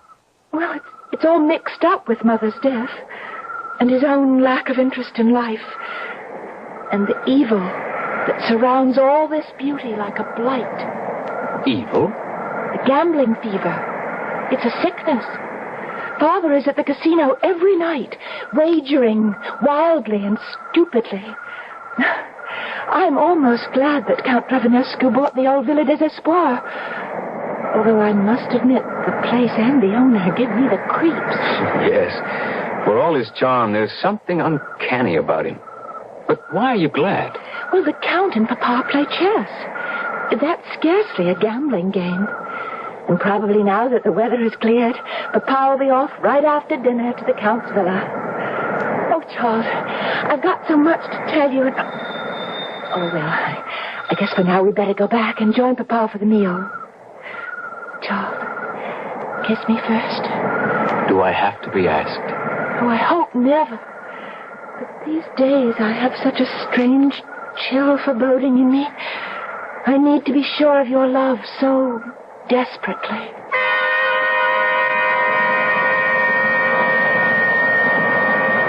Claire's mother had died 4 months ago, just before our planned wedding.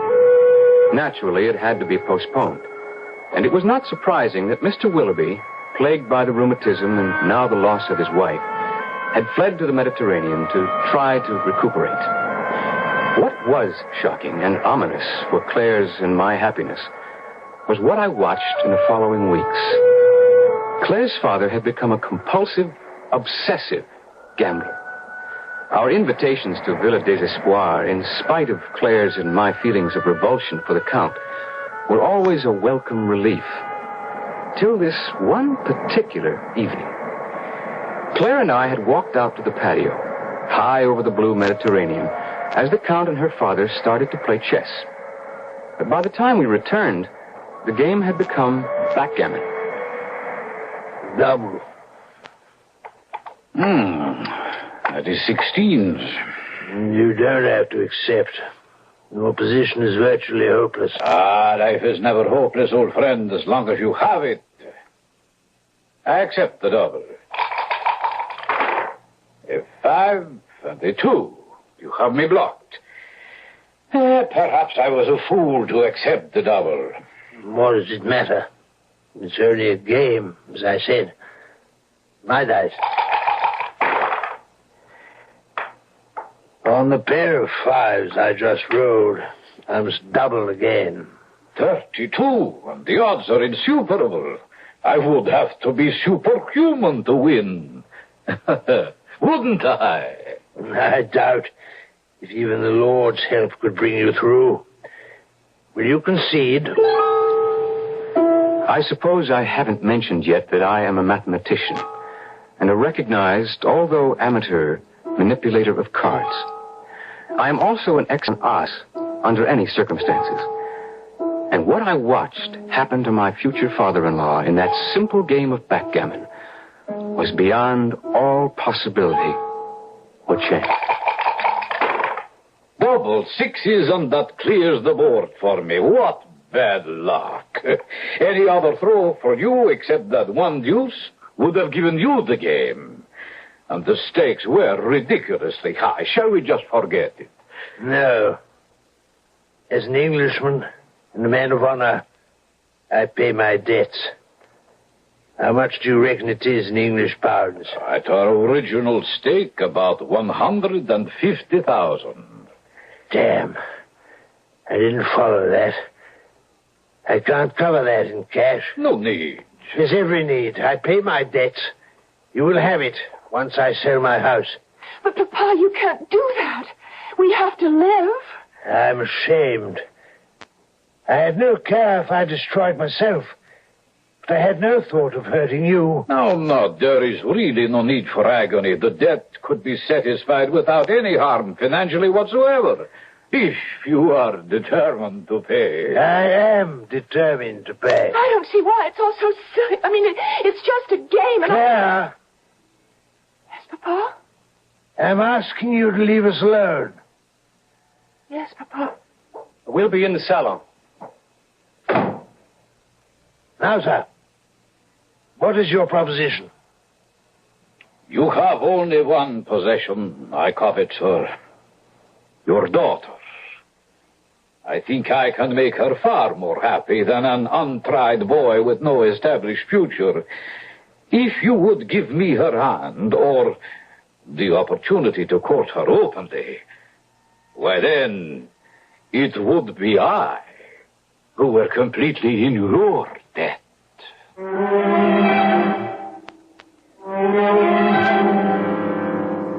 A bargain.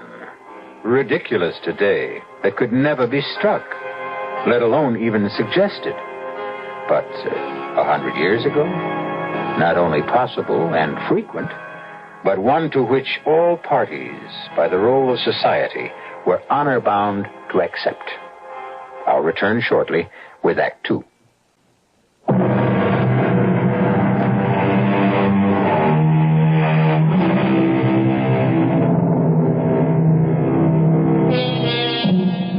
Of course, it's incredible to us today that less than a century ago, parents owned their children almost as slaves.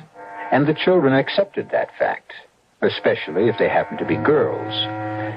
Still, with parents who were reasonable human beings, even under the fashion of the day, most of the young people were not tested in their allegiance, except under unusual conditions, such as an ashamed and trapped Colonel Willoughby finds himself.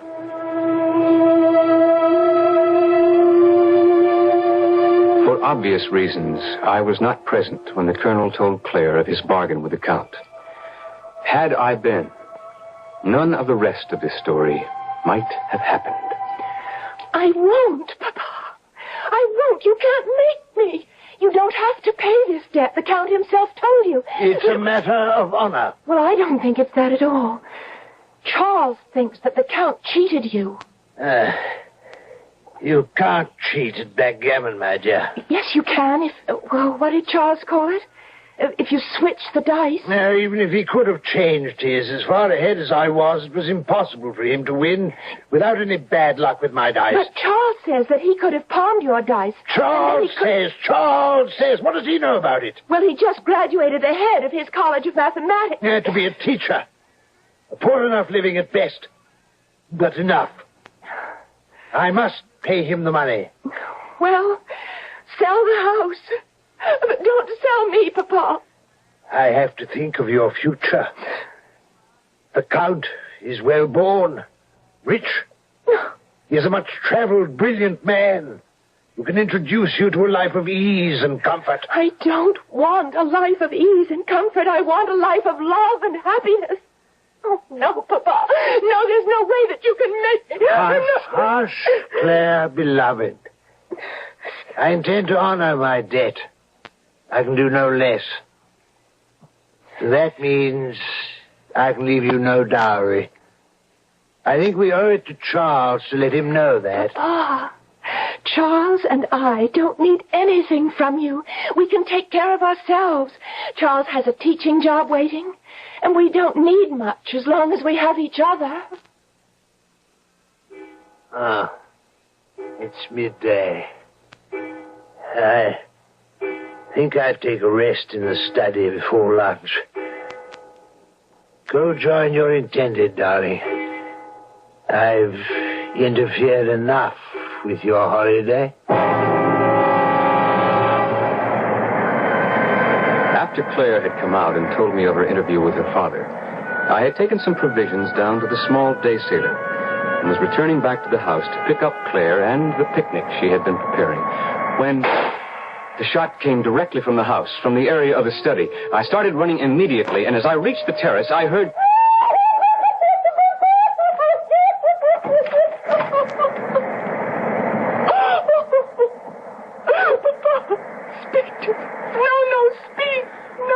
What happened? He shot himself. Let me see, Claire. No, I'm afraid. Is he? No. His pulse is still quite strong. And he's breathing. Yes. Don't let him move till I get a doctor.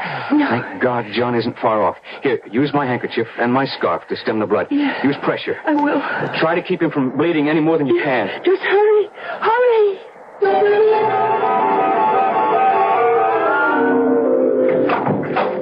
How is he, John? He's alive. He's lost quite a bit of blood, but that's not serious. But he's alive.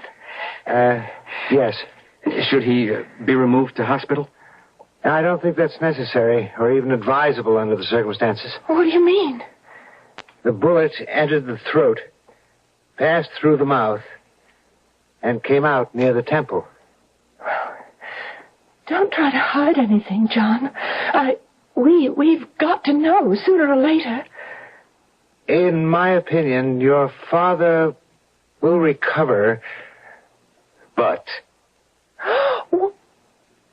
there's been brain damage. Oh.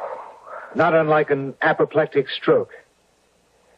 I'd be less than honest if I didn't tell you there will be a high degree of paralysis in the left side at the least. Your father will be fortunate if he can ever walk again. Is that all? Don't hold back. At the best, you'll need someone to nurse and care for him the balance of his life. I'm sorry, but it's safer to face the truth.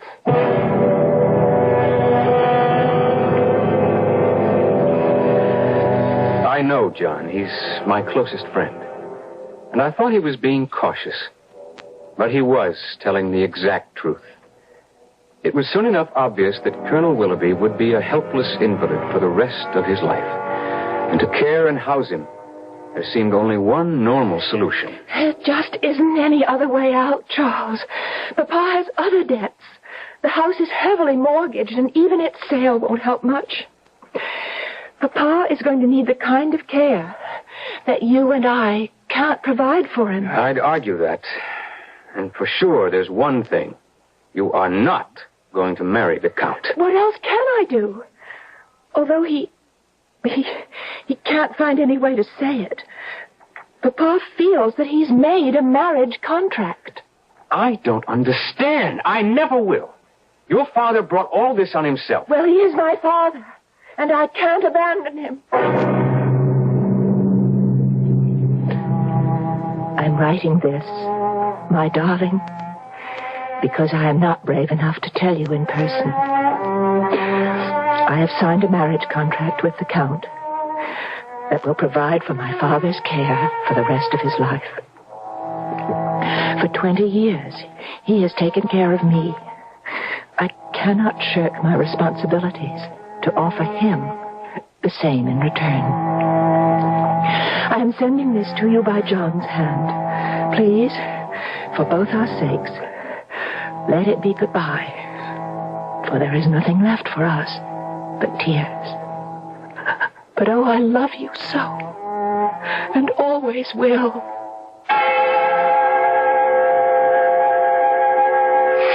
I'll be damned if I'll accept it, John. What else can you do? I could shoot the Count. What would that serve? Well, then Claire and I could be married, and we'd take care of her father. We've been over that. It wouldn't work, Charles. Even if you weren't arrested and guillotined. Well, there must be some way out. I could go to the Count and beg him. For what? To give up marrying a woman he desires and also settle 30 or 40,000 pounds for the care and maintenance of her half-alive father? Well, at this point, anything's worth a chance. I'm afraid this is an impossible gamble. Far better that... Gamble. Gamble, of course. That's the answer. Have you a pack of cards? Yes. They're in the drawer beside you. I'll take a new deck. Open it. Shuffle the cards. Remember I said I would play anything but cards when the Count suggested that friendly dice game? Yes? Well, let me show you why. I could take all night to shuffle these cards, but this will suffice to illustrate. Cut them. Cut them as many times as you want. Well, what's the point? Do as I say. Very well.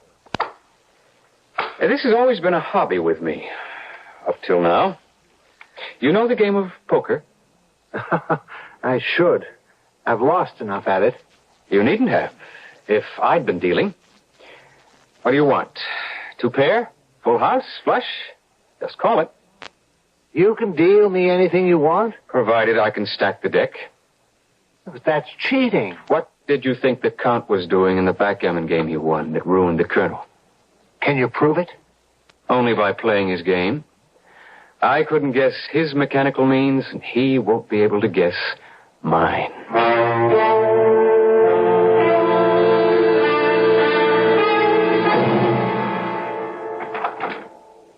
Bad luck that your horse should throw a shoe, but Kadrash will treat his hoof and have him reshod as good as new. In the meantime, what can I offer you, gentlemen? Sherry, brandy? I'm not much for drinking by daylight. How about a game of chance to while the time away? Perhaps, if these stakes are interesting enough. I think I can make them as interesting as you want. As for example? If I win, you tear up Colonel Willoughby's IOU and the contract of marriage to Claire. And if you lose? I give you my life. Charles, wait. Quiet, John. What on earth would I do with your life, Mr. Fleming? As long as I live, you have no hope of winning Claire's love. With me out of the way is your only chance. Ah, now you tempt me. What is the game? I suggest bluff, or poker, if you prefer to call it that. With a third hand? No, John can be the arbiter, or my second, if you wish. You have Kadrash for yours. It begins to sound more and more like a duel. If you would prefer that. Oh, no, by all means. I wish you no harm. And perhaps you should have your chance. But suppose I refuse? Then I will kill you first, before myself. Dear me, such a fire-breather, pistol in hand. I tell you what, I accept all your conditions, but add one of my own. To the winner goes this watch. The same time we met before, it sounded its delicate chimes. Win all, lose all. Your beloved, your father-in-law's medical care, this watch, as against your life. Oh, the more fool I, but I never can resist the wager. Poker is a game of nerves and minor bluffs, of risks against odds, of learning to sit back and wait, of finding the big hand and losing or winning. If there is no cheating, I played from the beginning for the big kill. My life against all the cash the Count had, plus his papers, plus his exquisite watch with its lovely musical chime. Then, at last, the big hand. The Count sitting pat with the unbeatable flush in spades. I had dealt him. Cards? I play these. A dealer takes two. You bet. 10,000 pounds. Meet you and raise the same. Back and forth we raised. It no longer matters the sum we arrived at. The Count broke first and called me. Diamond flush, royal. By the devil. You had the nerve to draw 2 cards to that against my straight flush, 9 to king? I was gambling for my life. So you win, then. You have your girl, your freedom to marry, and the watch. I don't want to accept it. I know, you must.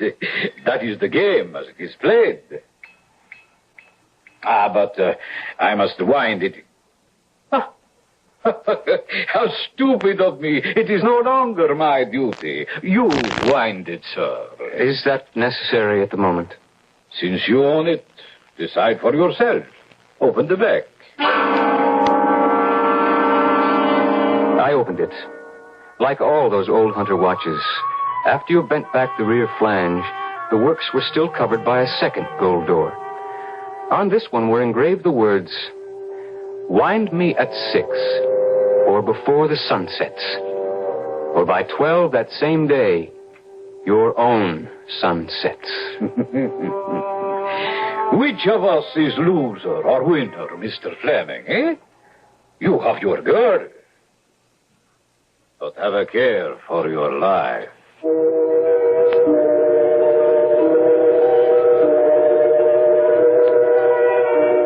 Curiouser and curiouser, said Alice in Wonderland.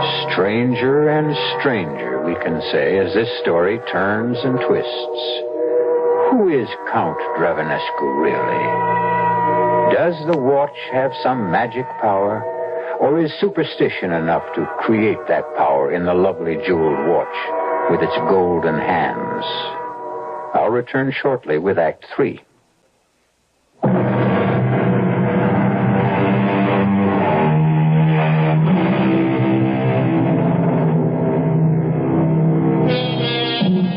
Every watch that runs, every clock that ticks, tells away the hours of a man's life.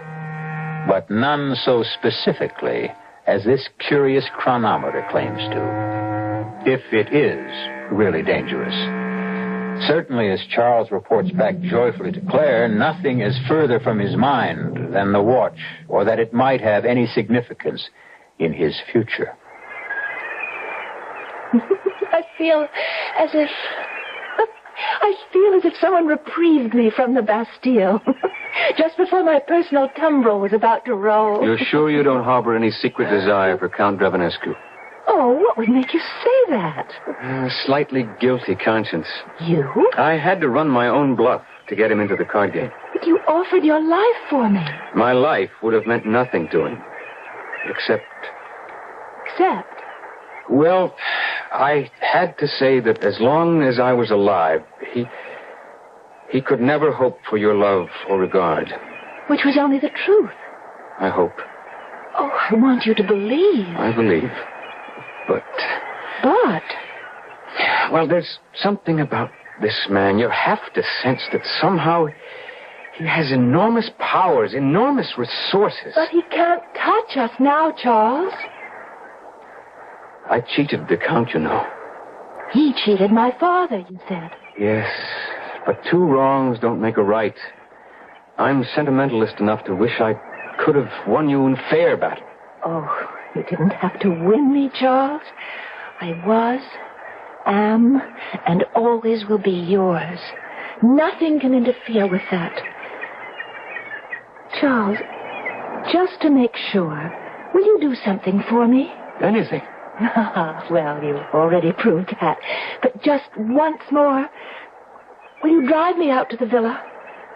I want to talk to the Count myself. There's no need for that. You're not afraid I'll change my mind? Of course not, but I only sense that any contact with Count Vladimir Dravanescu is fraught with a kind of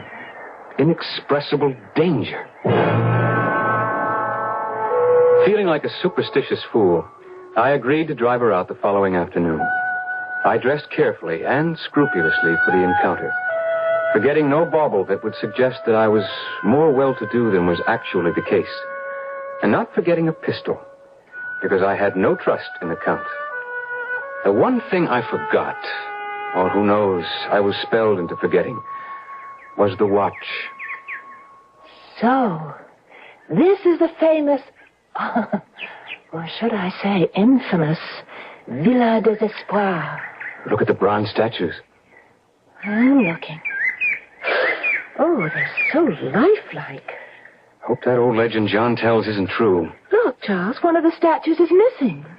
That's the one that was struck by lightning first night John and I were here. Well, let's forget that for a moment. Charles? Yes, dear? Will you let me see the Count alone? I think I can make an easier peace between us. Whatever was said between them left Claire happy and released by the time she returned to me.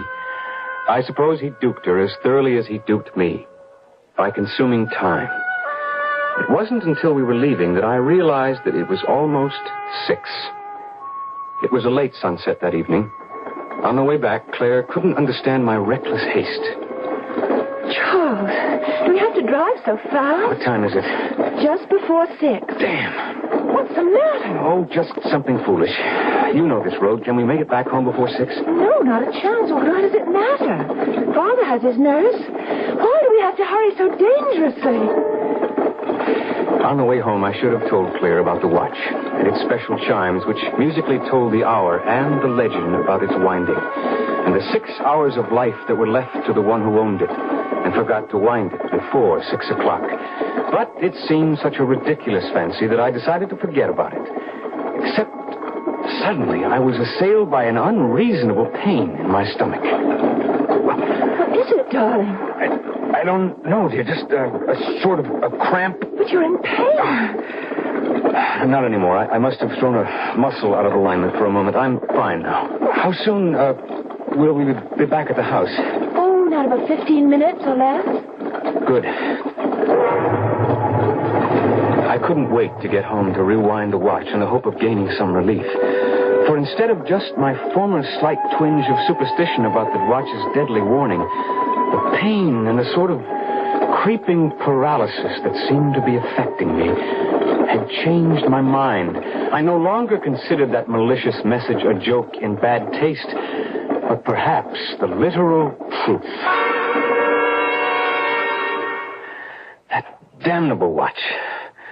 When I snatched it out of my bureau drawer, it was running. The hands at 6:30. And the chimes, which had sounded so sweet and gentle before now, rang in my ears stridently as if tolling my approaching death. I tried to wind it, but the stem was frozen as I was becoming myself. The agonizing pain was spreading out like some evil flower, and already I felt like a corpse with rigor mortis setting in. Pocketing the watch, I went first to see John. There's no particular symptom I can put my finger on, except I don't like your reflexes. What's the matter with them? Well, they're sluggish. Your pulse and heartbeats are a little slower than normal. I'd like to put you in the hospital for observation. No. Certainly by tomorrow, if you don't improve. If I don't improve by tomorrow, I'll be dead. There's only one person who can help me now. You cheated me into winning that watch from you. My dear Mr. Fleming, you were the cheat. You codecked me. You knew? Young man, you are talking to a professional. You were an amateur. Oh, an accomplished one, but still an amateur. I've never cheated in a game of cards in my life before. I felt I could against you, since I know you cheated Claire's father in that backgammon game. Certainly I did. All is fair in love and war, correct? But why did you let me win? You told me that yourself, to get rid of that watch. Well, you must help me. Call off the charm or whatever it is. That is beyond my power. And I'm doomed. There's nothing I can do. But at least, whether I'm dead or alive, You will never have Claire. Thank God I saved her from you. So you did. Alas, poor child, she will mourn you, Mr. Fleming. I have no wish to hurt her, so perhaps I can offer you some help. What? How? I have the power to give you an extension of 24 hours. What good is that? Time enough to go to Monsieur Jardinet, the jeweler, first thing tomorrow morning. Have him act as your agent to sell this quickly. Make the price low enough so that someone will be sure to take it as a bargain. I hope I'll last till tomorrow.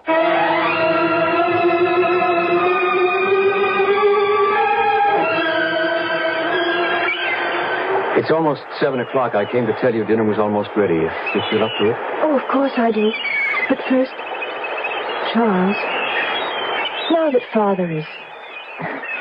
We're not going to wait to get married, are we? I'm ready tonight. Tomorrow at the latest. Oh, well, I may need a little more time than that. But I'm glad.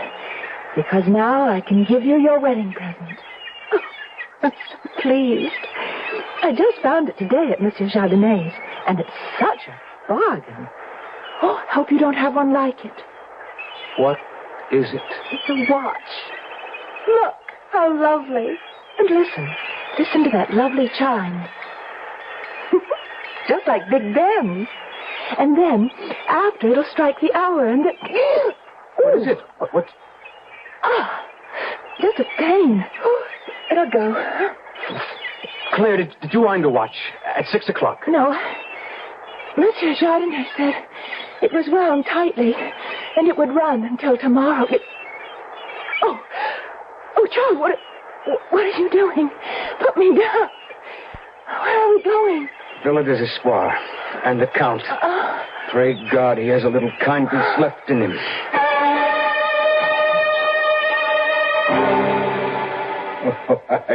You two little fools to deny me what I want. Whatever I cannot have, I destroy. You refuse to help Claire.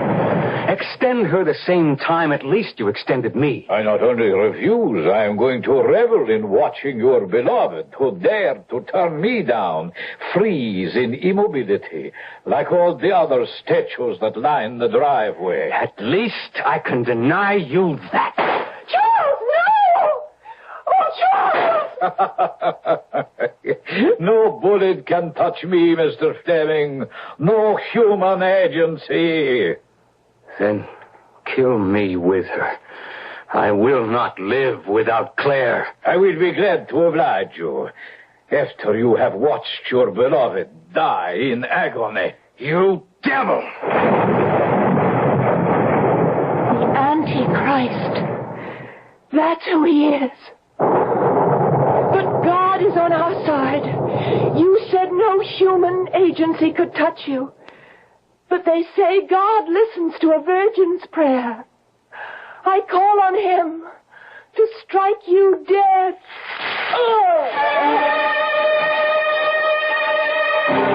A bolt burst through the window, its jagged blade entering the Count's head, down through his feet, and into the floor.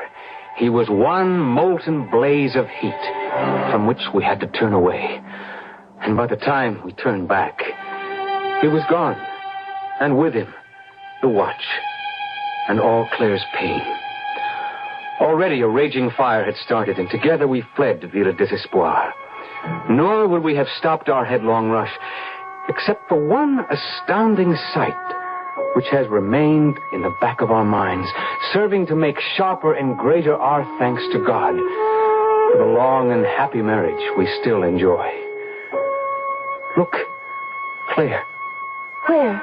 The empty statue base. Empty no longer. John used to sneak in here as a child. No wonder the Count looked familiar to him. Frozen forever again in bronze was Count Dravanescu, his body twisted as if in some inner agony, his face seamed with pain, and the deadly watch in his hand. Villa des Espoirs burned to the ground that same night, and the property was disposed of for taxes. All of the statues were sold, except the one of the Count, which could not find a buyer.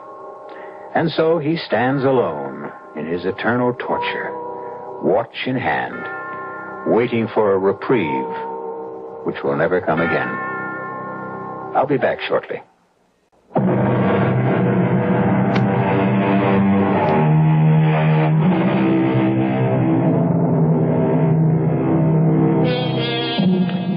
The only pity of today's tale, I suppose, is that the Count Vladim Dravanescu, as he called himself, could only have been a minor demon.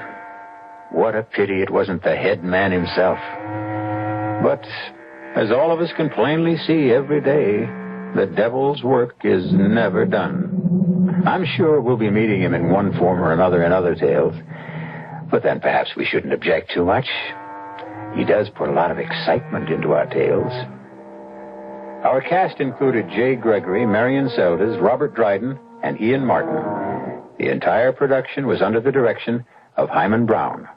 This is E.G. Marshall inviting you to return to our Mystery Theater for another adventure in the macabre. Until next time, pleasant dreams.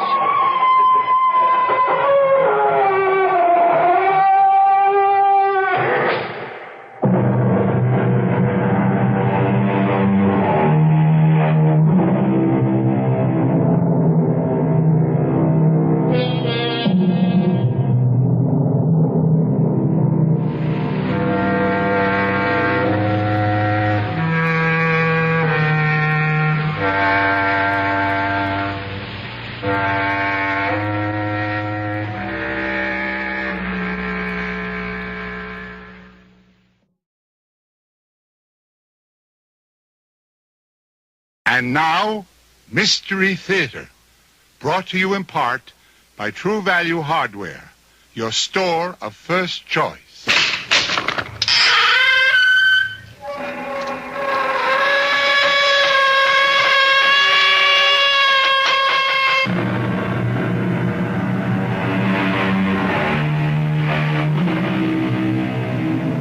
Come in.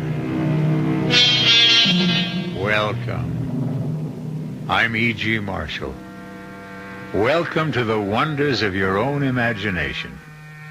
For although I am about to tell you a horror story, it is really your imagination that will bring it to life for you.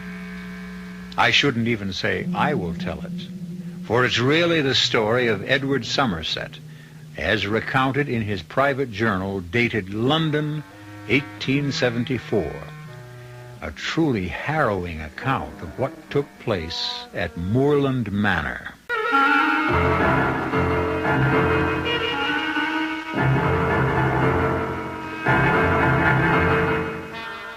Our mystery drama, The Headstrong Corpse, was written especially for the Mystery Theater by George Lothar and stars Suzanne Grossman and Gordon Gould.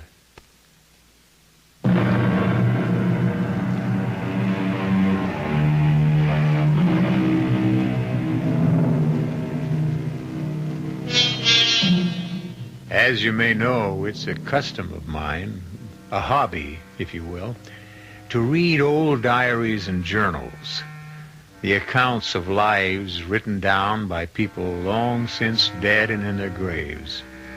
Recently, I had the good fortune to come across the journal of a certain Edward Somerset, a young London lawyer, barrister, the English would say, who tells a grisly tale of what took place at Moorland Manor in the year 1874. According to Edward Somerset, but no, let him tell the story in his own words, just as he recorded it in his journal. And so, this being the appointed day, I took the coach to the village of Burley, 20 miles south of London in Kent, and in spite of the storminess of the weather, made the trip in less than 4 hours. I found Margaret Trezilian, the girl I loved devotedly, but who, alas, shall never be mine, in a terrible state of nerves. Edward, how glad I am to see you. And I you, my darling. though I feared you would not welcome the sight of me. Darling, if only I'd never consented to marry Richard Westmore. Never given my promise. You had no choice. Is there no escape, no way out? Only if Dr. Westmore releases you from your promise. Rescinds the marriage contract you and your father signed. He'll never release me. In fact, he's coming for the weekend. He'll be here this evening to set the date for our marriage.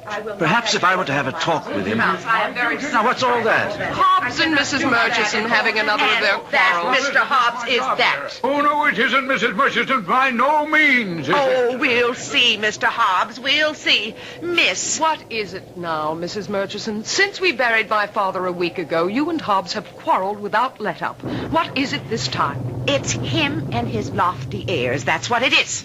Sir Simon was hardly cold in his coffin before Hobbs began lording it over me and the other servants. Now your father is dead, he seems to feel he's in charge. I am. That's the way Sir Simon would have wanted it. Oh, begging your pardon, miss, but as you know, I was butler and personal servant to your father before you were born. I've been with this family many years, most of my life, in fact. Whatever this disagreement between you and Mrs. Murchison may be, we'll discuss it another time. At the moment, we must go to the crypt. Fetch a lantern so you can light the way. Well, why do you stand there? Oh, there'll be no need for me to enter the crypt, I trust. I don't believe so. Edward? No. The will merely states that the coffin was to be left open for a week and food and water left nearby. The master was always afraid of being buried alive. Deathly afraid. As many are. It's an all too common occurrence. But no, you needn't enter the crypt, Hobbs. Miss Trezilian must do that. And I, as a representative of the law firm of Costain and Loring, must accompany her. Ah, yes, sir, but when it comes to putting the lid on the coffin and screwing it down... I'll do that, since it seems to trouble you. Oh, thank you, sir, and I'll fetch the lantern. You may go, Mrs. Murchison. We'll discuss this matter later. Very well, miss. But Hobbs is becoming... He has become impossible. Oh, now, who could that be on such a day as this? Whoever it may be, let him in out of the storm, Mrs. Murchison. Yes, miss, at once. Oh, thank you, Murchison, thank you. Frightful day. Soaked to the skin. Lord Burleigh, what brings you out on such a day? Well, all days are good days for business, my dear. Business? Oh, I apologize. I haven't introduced you. This is Mr. Edward Somerset of Costain and Loring, my father's solicitors. Edward, Lord Burleigh. How do you do, sir? You're here on business, you say? To be exact, we make another offer for Moorland Manor, my dear. You've chosen a bad time, my lord. Though, really, any time would be bad. As my father told you more than once, I think, Moorland is not for sale. Wrong tense, my dear. It wasn't for sale, but it is now. Or I happen to know soon will be. What gives you that idea, Lord Burleigh? Excuse me, Miss... Hobbs has brought the lantern, Edward. Lord Burleigh will have to excuse us. I had forgot. This is the day, and no doubt the time, for paying a visit to the family crypt, eh? Your father had a fear of being buried alive. Well, I'm sure you'll find him dead enough. May I ask how you happen to be so well acquainted with the private affairs of Moorland Manor? How do you know this is the day we were to visit the crypt? There's little goes on in Burleigh, in the county and at the village, sir, that I don't know. Good day to you, sir. And you'll be hearing from me again, Miss Trezilian. Terrible man. Certainly is. Well, Margaret, it's time. Yes. Hobbs, lead the way.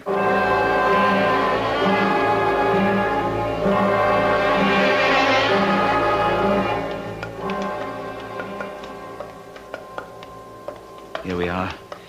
I'll open the door. Give me the lantern, Hobbs, and wait here. Oh, yes, sir. Come, Margaret. Edward, I can't enter that awful place again. I'm afraid you must. It was your father's wish. So cold. Damp, so... Oh. There's the open coffin. Let me just shine the lantern inside it to be sure your father's body is still there. Yes, it is. Look, Margaret. Yes. The body's there. Go outside now. I'll put the lid on the coffin and screw it down. All right. I'll wait for you with Hobbs until you... Edward, What is it? there's something strange here. Something curious. The clothes on the body. The clothes? That isn't the suit we buried my father in. In fact, Edward...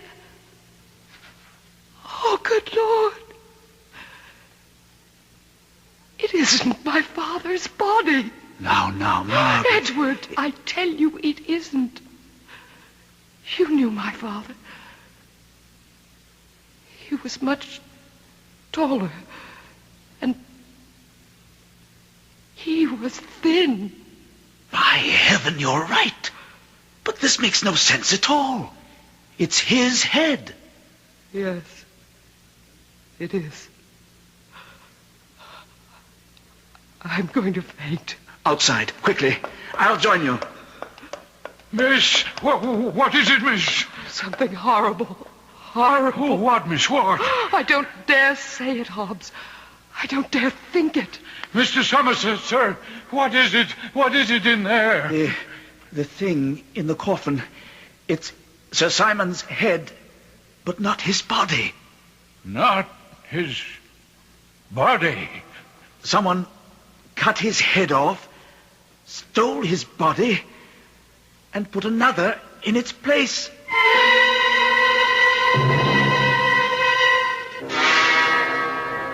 Incredible.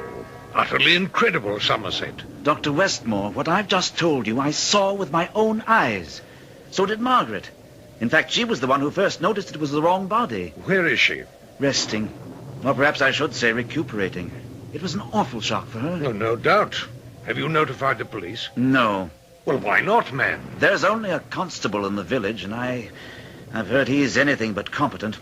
I intend to send a message to the London police by coach tomorrow morning. Well, better still, I'll take it for you. I'd rather not wait till you leave on Monday. Oh, I'll not be staying the weekend now. Margaret will be in no mood or condition to discuss our wedding plans. And as a surgeon at London Hospital, I have much to do. No point wasting my time here. You don't exactly sound like a man in love, Dr. Westmore. In love? With Margaret, of course. But I'm not. Nor is she with me. It's all purely a financial arrangement, you understand. Well, no, I didn't quite. Oh, but of course. An arrangement I made with Sir Simon. He was a very ill man for nearly a decade. He sought my rather special services, if I may say so. But as you know, Morland is mortgaged to the hilt, and he was unable to pay. In return, he offered you his daughter's hand in marriage? And Morland Manor. Even though the estate is heavily mortgaged, it'll give me a tidy sum. A fortune, in fact, once I sell it. Now, look here, let's go down to the crypt. I want to see for myself. I'll ring for Hobbs first. You say you're not in love with Margaret? Not in the least. I am. Oh, are you indeed? And she's in love with me? Yes. Yes. I don't know quite how to ask this, except to ask it. Will you release Margaret? Why, of course not. Even if... Oh, Hobbs. You rang, sir? Yes. Dr. Westmore and I want to go down into the crypt. Bring a lantern, will you? Yes, sir. Oh, and tell Mrs. Murchison she can serve tea in half an hour. Yes, sir. As I was saying, Doctor, even if Margaret signed over all right to Moorland to you... Why should I bargain for what will be mine once we marry? And if she refuses to marry you? Well, she won't. Margaret is a woman of honor. What do you know of honor, Dr. Westmore? Now, if you mean to insult me, Somerset... I mean to give you the truth. I've had you investigated, Doctor. Quietly, but thoroughly. I happen to know that you have twice been brought before the Royal College of Surgeons on charges of conduct unbecoming a physician. Charges which could not be proved for lack of evidence. I was not guilty. That you are presently under investigation by the same College of Surgeons who this time do have the evidence to revoke your license. And will, Dr. Westmore, because you are considered unworthy of the name doctor and will be barred from medical practice. You have been thorough, Somerset. Perhaps, under the circumstances, you'd prefer I went down the crypt without your company. I'd better go with you, since one of the charges against you is that of body snatching.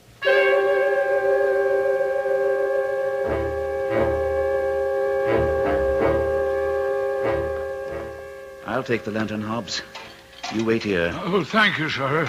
Oh, and you told Mrs. Murchison about tea. Well, I'm sorry, sir, but I couldn't find her about. What do you mean? She must be somewhere in the house. No, sir. At least I was unable to find her, and you did want the lantern right away, sir. So No matter. This way, Westmore. Those coffins, stacked one on top of another. Their occupants have certainly been dead for years. Some of them for nearly a century. Curious. That's Sir Simon's coffin there, the one with the lid off? Yes. And as you can see, the body isn't that of Sir Simon, but... Good Lord! What in the name of... Here, raise the lantern. Let's have some more light. You did say the head was Sir Simon's? It was. But this is... It's the head of a woman. Katie. Katie? Katie Johnson. The maid. But this... Well, it's incredible. First, if I'm to believe you, Sir Simon's body was exchanged for another, and now his head? Is this some sort of a joke? I don't think so, Westmore. But if it is, it's the joke of someone gone mad. Stark mad.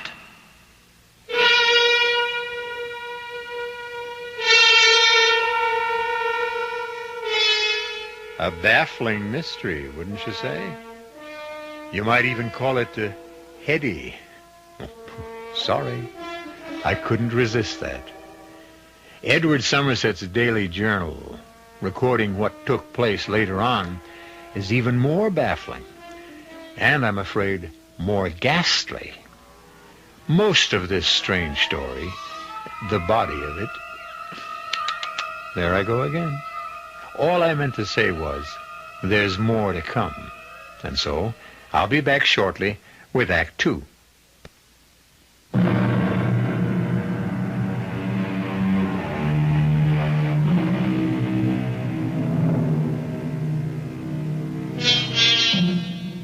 The world is filled with all sorts of shocking things.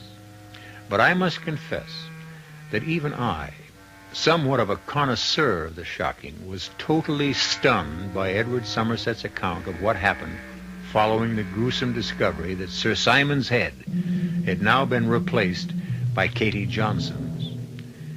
If I was appalled merely in reading about what had taken place, the feelings of those who actually lived through these ghastly events can be imagined. But where is my father's body, head and body? Whose body is it in the coffin?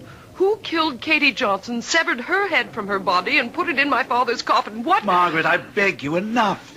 I can't answer even one of your questions, let alone a dozen. I didn't ask a dozen, Edward. You needn't snap my head off. No. We're all somewhat nerved up. Talk. We sit here talking when we should be doing something. Perhaps you have a suggestion, my dear Margaret? At least one murder has been committed in this house. Possibly two. Katie Johnson and whoever's body that is in my father's coffin. Shouldn't we notify the police? The village constable is worse than useless. Dr. Westmore has offered to take a message to the London police when he leaves in the morning. You'll not be staying the weekend? I may soon cease to be a doctor, Margaret. Certainly if the College of Surgeons rescinds my license. But I still retain some remnants of the gentleman. You are certainly in no mood to discuss our wedding plans. Neither now nor at any other time. Ah, well, you have no choice there. Perhaps she does. Or could have, if, as you say, you do retain some gentlemanly qualities. You refer to the suggestion you made earlier, just before we went down into the crypt. Yes. What suggestion?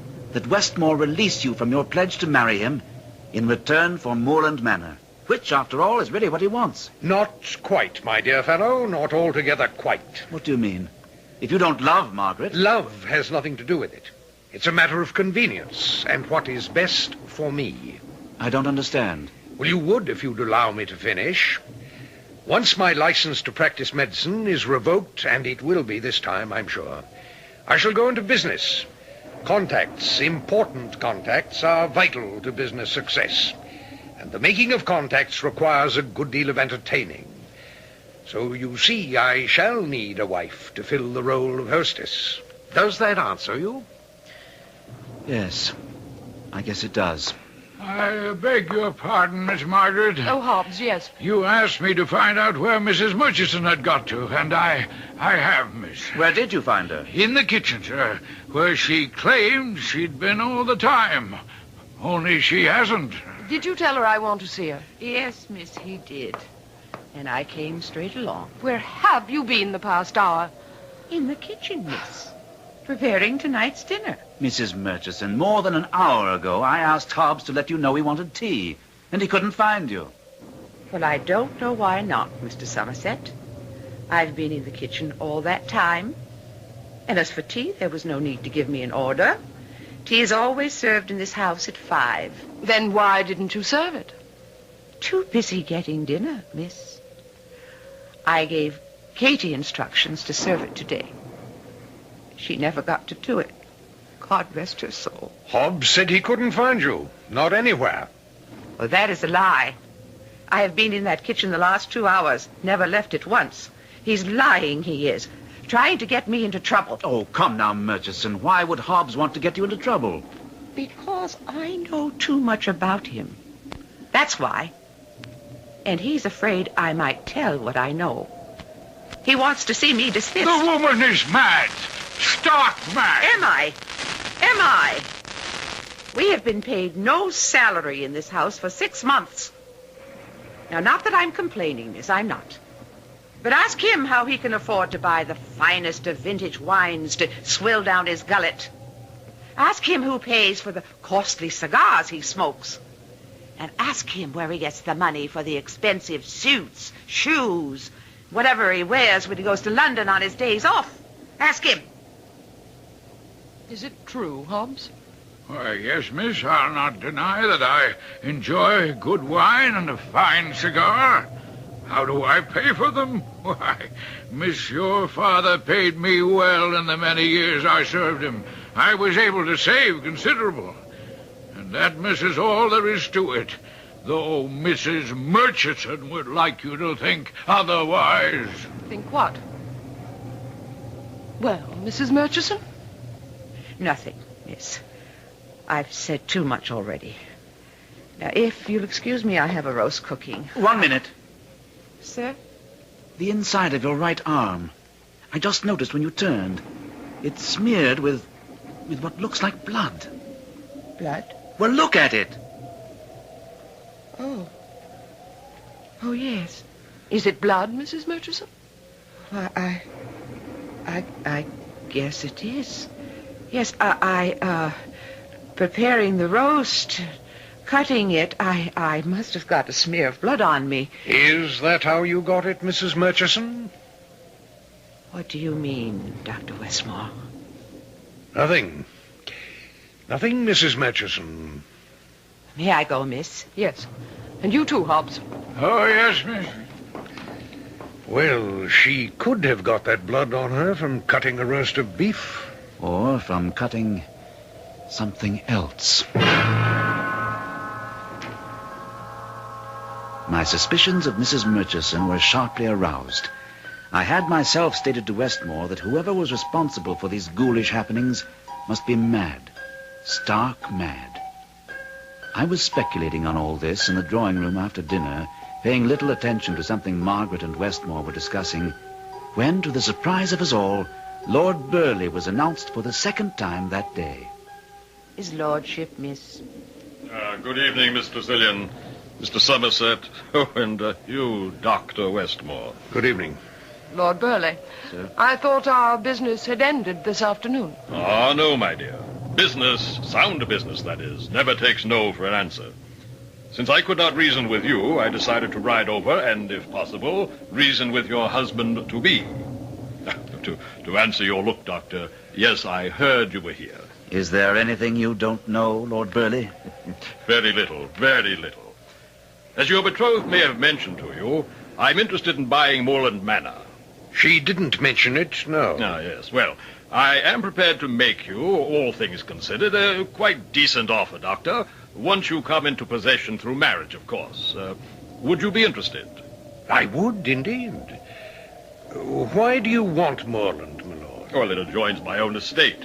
The 780 acres of moorland would be a welcome addition. I should think so, yes. What are you prepared to offer? £1 per acre, 780 pounds. That isn't an offer, Lord Burley. It's an insult. Oh, not at all, not at all.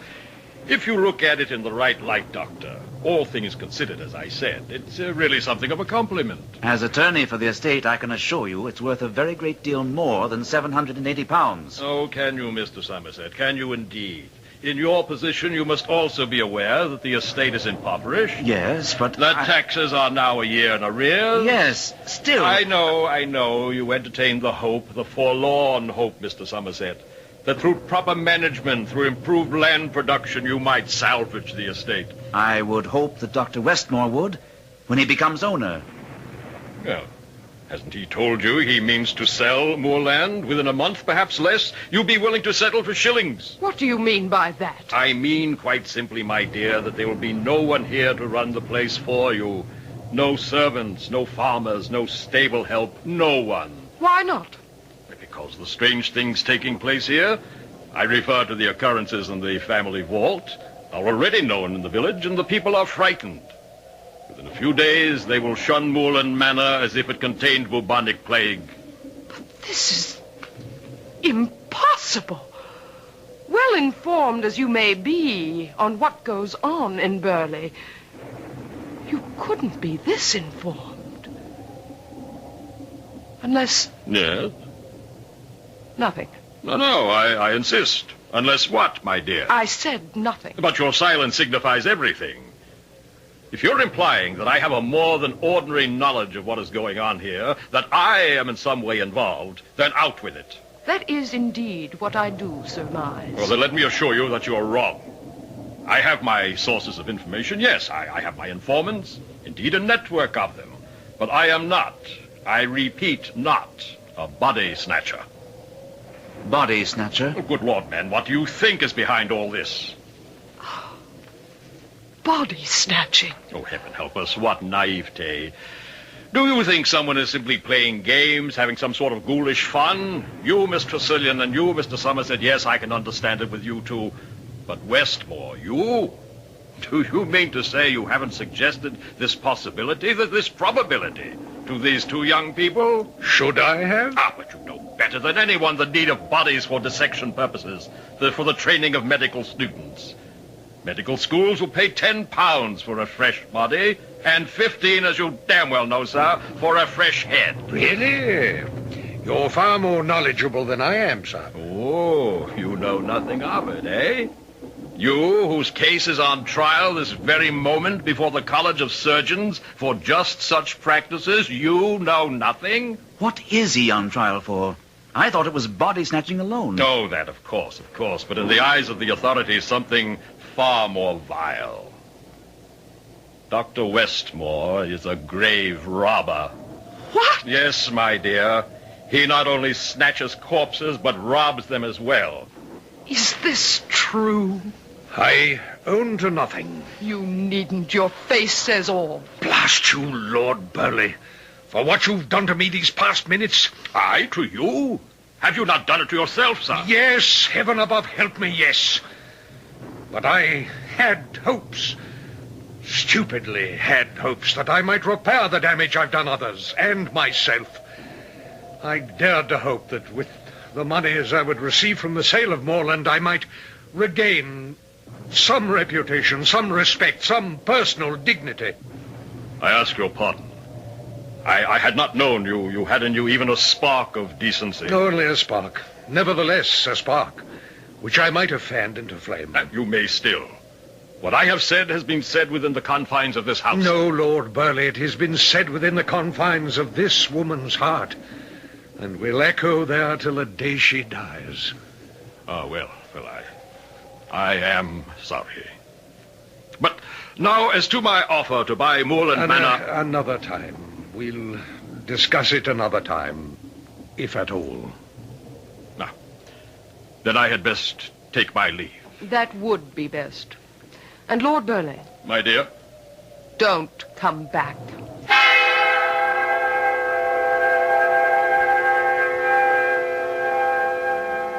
The revelation of another side to Dr. Westmore's character, a good side, came as a surprise to both myself and Margaret. Unhappily, this better side of Dr. Westmore, as Margaret and I discovered in a long discussion with him following Burleigh's departure, by no means influenced him in releasing Margaret from her obligation to marry him. When finally he had retired for the night, Margaret and I sat hopelessly talking of the future. Edward, I love you so. And the thought of marrying Dr. Westmore, I shudder at it. I too, my darling. There must be something. What? What solution have you thought of? One that only God could arrange, I'm afraid. Westmore's death. Oh, Edward. Frankly, there have been times when I've been nearly driven to arrange it myself. You mustn't say such things, Edward. Not even think them. 2 a.m. No wonder we're having such wild thoughts. We're tired. I'll say good night to you, my dearest. Edward! What in heaven's name? Mrs. Murchison! But where is she? Where are those screams? Oh, the crypt! The crypt? Sounds that way. Stay here. No, I'm coming with you. Here's the crypt. Don't come in, Margaret. Nonsense, Edward. Mrs. Hamilton. Mrs. What is it, Mrs. Murchison? What are you doing here in the crypt? And what's happened to make you lose control? There. In Sir Simon's closet. Go and look. See for yourself. Good Lord. Edward, what? No, don't look, Margaret. But I must.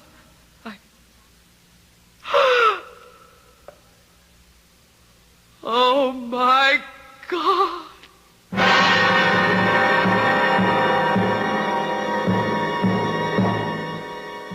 When I came to that part of Edward Somerset's journal, I could hardly wait to turn the page, to find out what new horror had taken place in the crypt.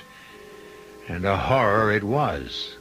A shocking horror, as you'll discover when you turn the page, so to speak, shortly, after I return with Act 3.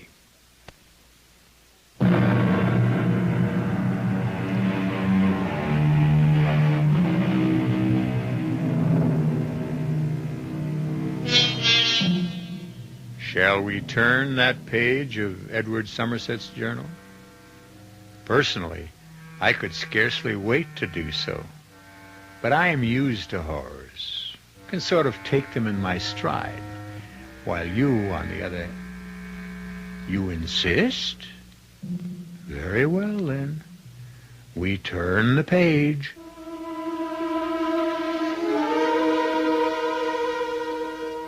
Margaret, for all her delicate beauty, is a strong woman, a woman of courage.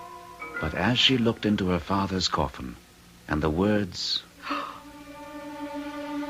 Oh, my God! escaped her lips, I feared she was about to faint. But she somehow managed to retain control.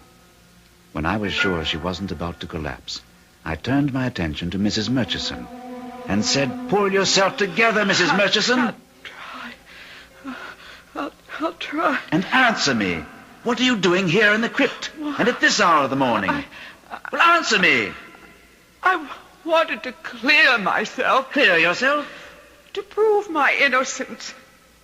Last night, when you saw the blood smear on my arm, the way you looked at me, all of you, the way you talked, I could see you suspected me of doing these foul things. But what brought you here? What could you expect to prove here? I don't know. I only know I couldn't sleep. I tossed and turned, all sorts of thoughts going through my head, all sorts of... needs to prove to you that your suspicions of me were unfounded. I came down here in desperation, I suppose, thinking I might find something, some clue, some bit of evidence that would give the lie to Hobbs. Instead, I found that. What do you mean, give the lie to Hobbs? Sir, I was in the kitchen all the time he claims he was looking for me. The time when poor Katie was murdered. Oh, and so that blood on my arm was from cutting the roast beef, from nothing else. So you say. You don't believe me still. Why should I? We find you here in the crypt under very curious circumstances, and you expect us to believe your not very convincing story? It's the truth. I swear to you, sir, and you, miss, it's true. That's to be seen. The question now is, what's to be done? Edward, the police must be notified as soon as possible. Yes. Dr. Westmore was going to take a message to London tomorrow morning. Well, someone else will have to do it now. Edward? Yes? Are we dealing with a madman? I'd say what's in that coffin answers your question, Margaret. If we had found Dr. Westmore's head, just the head, I might still have some doubts, but not anymore. Not after finding Westmore's head with the lips cut off.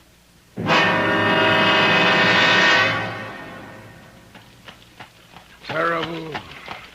Terrible what happened to Dr. Westmore. Yes. Will you be long in London, sir? Only overnight. I'll return in the morning with, I hope, some member of the police force who can get to the bottom of what's going on at Moorland. Strange. First Sir Simon's body taken, but his head left in the coffin. Then his head gone and Katie's. Oh, the poor girl. Her head put in its place. And now Dr. Westmore's head in place of Katie's and the lips cut off. It was horrible. Horrible. Very. Have you any idea, sir, as to what's behind this? I have my suspicions, Hobbs. But that's all they are. Suspicions. Well, now, you'll be sure to return on the morning coach, and so I'll be there to meet you. Yes. Depend on me. And there now, you see, the village just below us in the valley. I told you we'd be in plenty of time.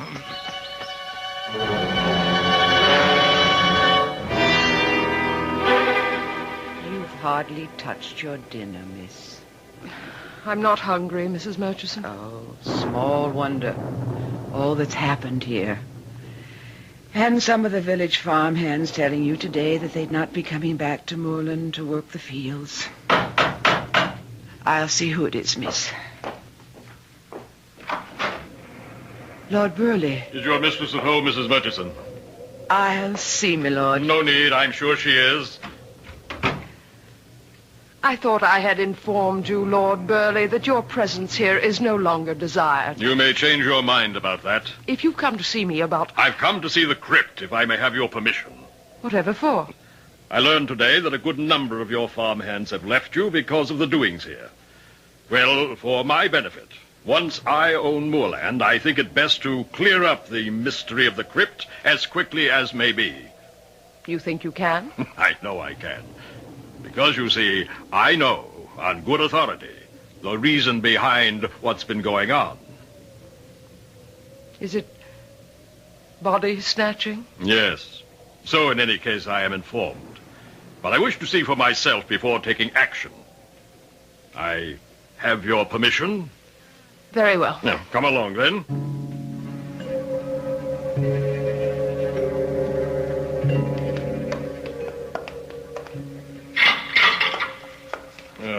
Now, first I want to look in the coffin. Ah, poor Westmore. Lips mutilated as I was informed. Whatever it is you wish to see or do, will you do it quickly? To be absolutely sure, I'll open the top coffin on this stack. No. You can't do that. It's sacrilege. That's the coffin of my mother. I'm afraid it was the coffin of your mother, my dear. In truth, I'm afraid many of these coffins no longer contain their original occupants. They are now used as storage boxes for much fresher corpses. With your permission, then. Yeah, so... see for yourself, Margaret. Please. I'd rather not. Oh, come, you must. This once. I want you to know I speak the truth. Look. But why? If bodies are in such demand, why store them away? Why not sell them at once? Oh, my dear, you are as devoid of business sense as your father. In business, there is an inexorable law known as the law of supply and demand. When supply exceeds demand, prices fall, and vice versa. There is more demand for corpses at some times than at others, more demand for heads at certain times. At the moment, medical schools are in need of heads. Why? I haven't the vaguest idea. My informant didn't know. I do. What? Hobbs, what are you doing here? No need to answer that, Hobbs. That butcher knife in your hand is answer enough. Answer enough for you! Damn your rotten soul! Damn! May rot in hell! Eyes and ears everywhere. Nothing hidden from him. Oh, knew everything.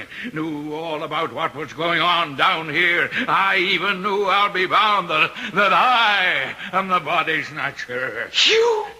You didn't know. You didn't even suspect. Mr. Somerset did. Lord Burleigh did. Dr. Westmore, oh, yes, he more than suspected. He knew, because he was the one who bought what I had to sell. Westmore! He started me, but I ended him. I had to. Why? Why did you have to? He was soon to go on trial before the College of Surgeons. They have enough evidence to convict him, to break him down, and he will have told everything, including where he got the bodies, the heads, from me. From me. That's why I had to cut off his lips, so he'd never tell. Never. You're mad. Yes, that may be. The bodies, the heads. How did you transport them? The nearest medical schools are in London. I have a carriage, more a wagon in the village. And the night before, I would go to London. On my days off, I would take what I had to sell into the village and stack them away in the wagon. You thought I went to London by coach? Yeah. No, I never did. I always went in my wagon, taking my produce to market, to Dr. Westmore. And I never suspected. I never knew. Well, you do now.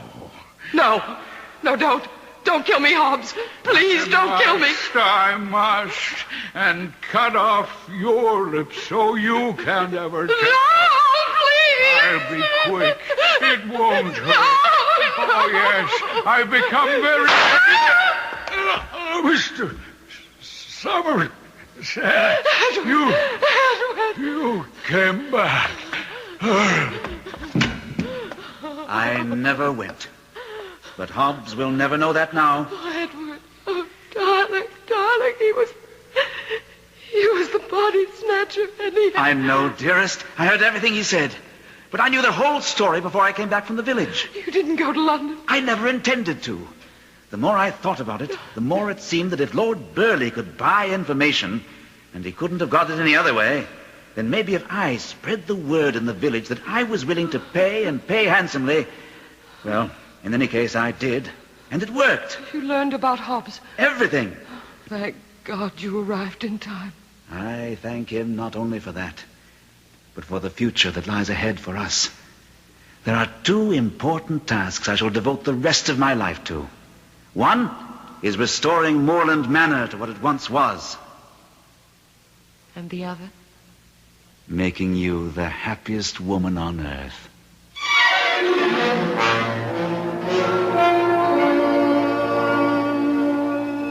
And so ended, happily, the strange and horrifying events at Moorland Manor. Edward Somerset continued his journal for many years, And I'm glad to be able to tell you that he did restore Moorland Manor to its former splendor. And he must have made Margaret at least one of the happiest women on earth. If 9 children mean anything. I'll be back shortly.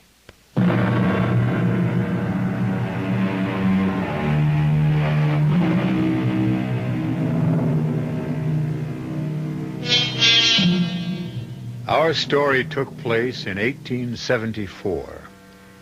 There are many who say the world was a better place to live in then. Maybe it was. I don't know. All of us do face many problems, many frustrations, many fears these days. But one fear we don't have now that just about everyone had then is the fear of being buried alive. At least I don't think we have. Our cast included Suzanne Grossman, Gordon Gould, Ann Petoniak, Ian Martin, Kurt Benson, and George Lothar. The entire production was under the direction of Hyman Brown. This is E.G. Marshall inviting you to return to our Mystery Theater for another adventure in the macabre.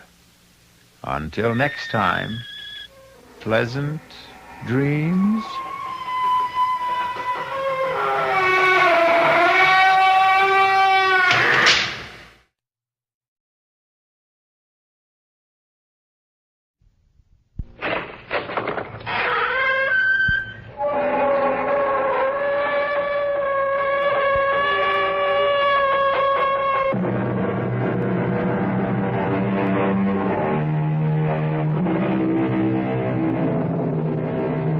Come in.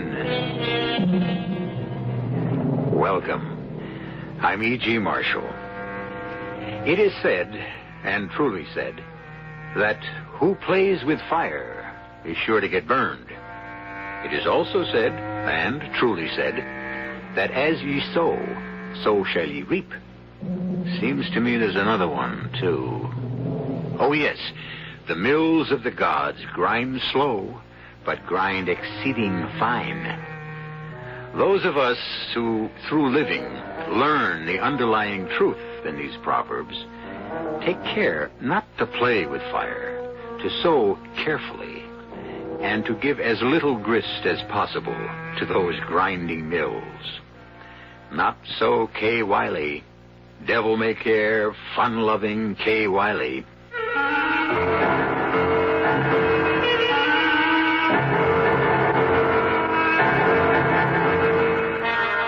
Our mystery drama, Death on Skis, was written especially for the Mystery Theater by George Lothar and stars Rosemary Murphy and Larry Haynes.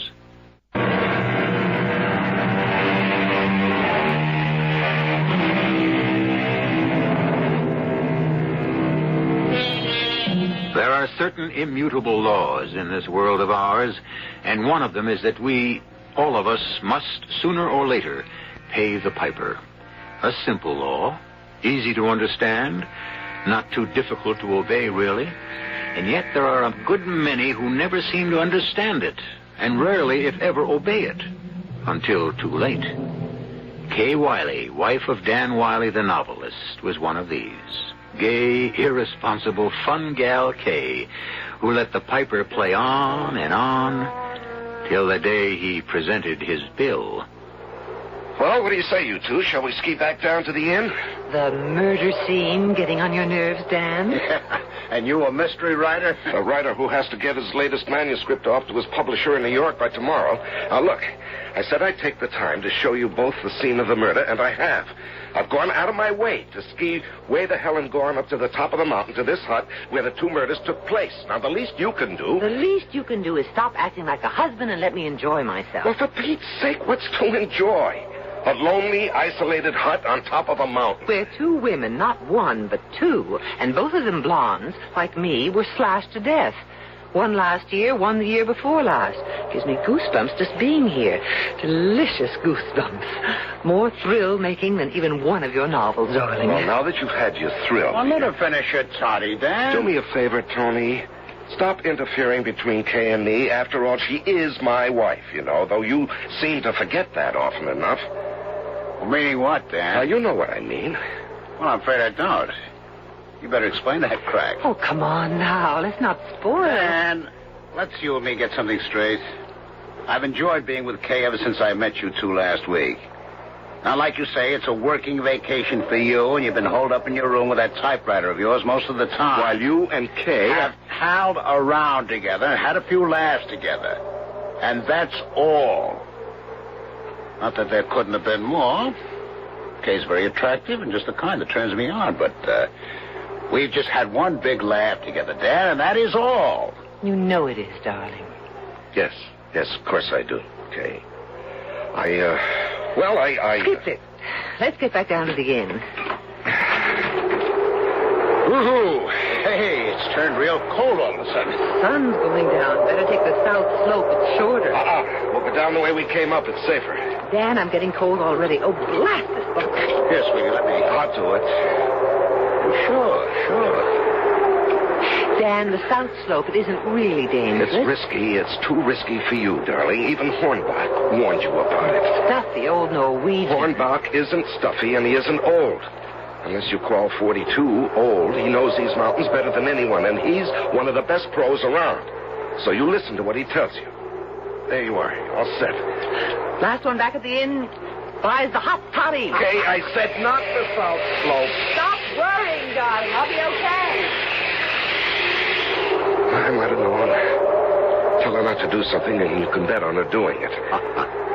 There's no harm in it, Dan. She just likes to do her own thing. Yes, and one day... One day what?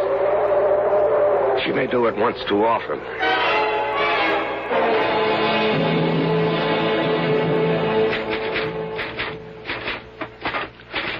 Dan? Dan? Okay, please. I'm trying to finish this last chapter. Last 2 pages, in fact. We're nearly an hour late for dinner already. Well, you go on. Well, go ahead. No, not after this afternoon. What this afternoon? Tony will see me alone at our table, and he'll come over. Well, what if he does? Oh, I get it. Kay, I'm sorry. I know there's nothing between you and Tony. You didn't sound that way up at the hut. Yes, I know, but... But what? Dan, we've been married nearly 3 years. I was 23, you were 38. I didn't think the difference in age mattered. You didn't either then. But now, is it beginning to? I don't know, dear. Somehow I seem to get older while you get younger. I'm not getting any younger. Well, you certainly don't act any older. You're as reckless and as irresponsible as what's the word I want? Spoiled? Childish? Will that do? Yes, I guess so. Taking the south slope this afternoon, for instance. Kay, you could have been killed. But I wasn't.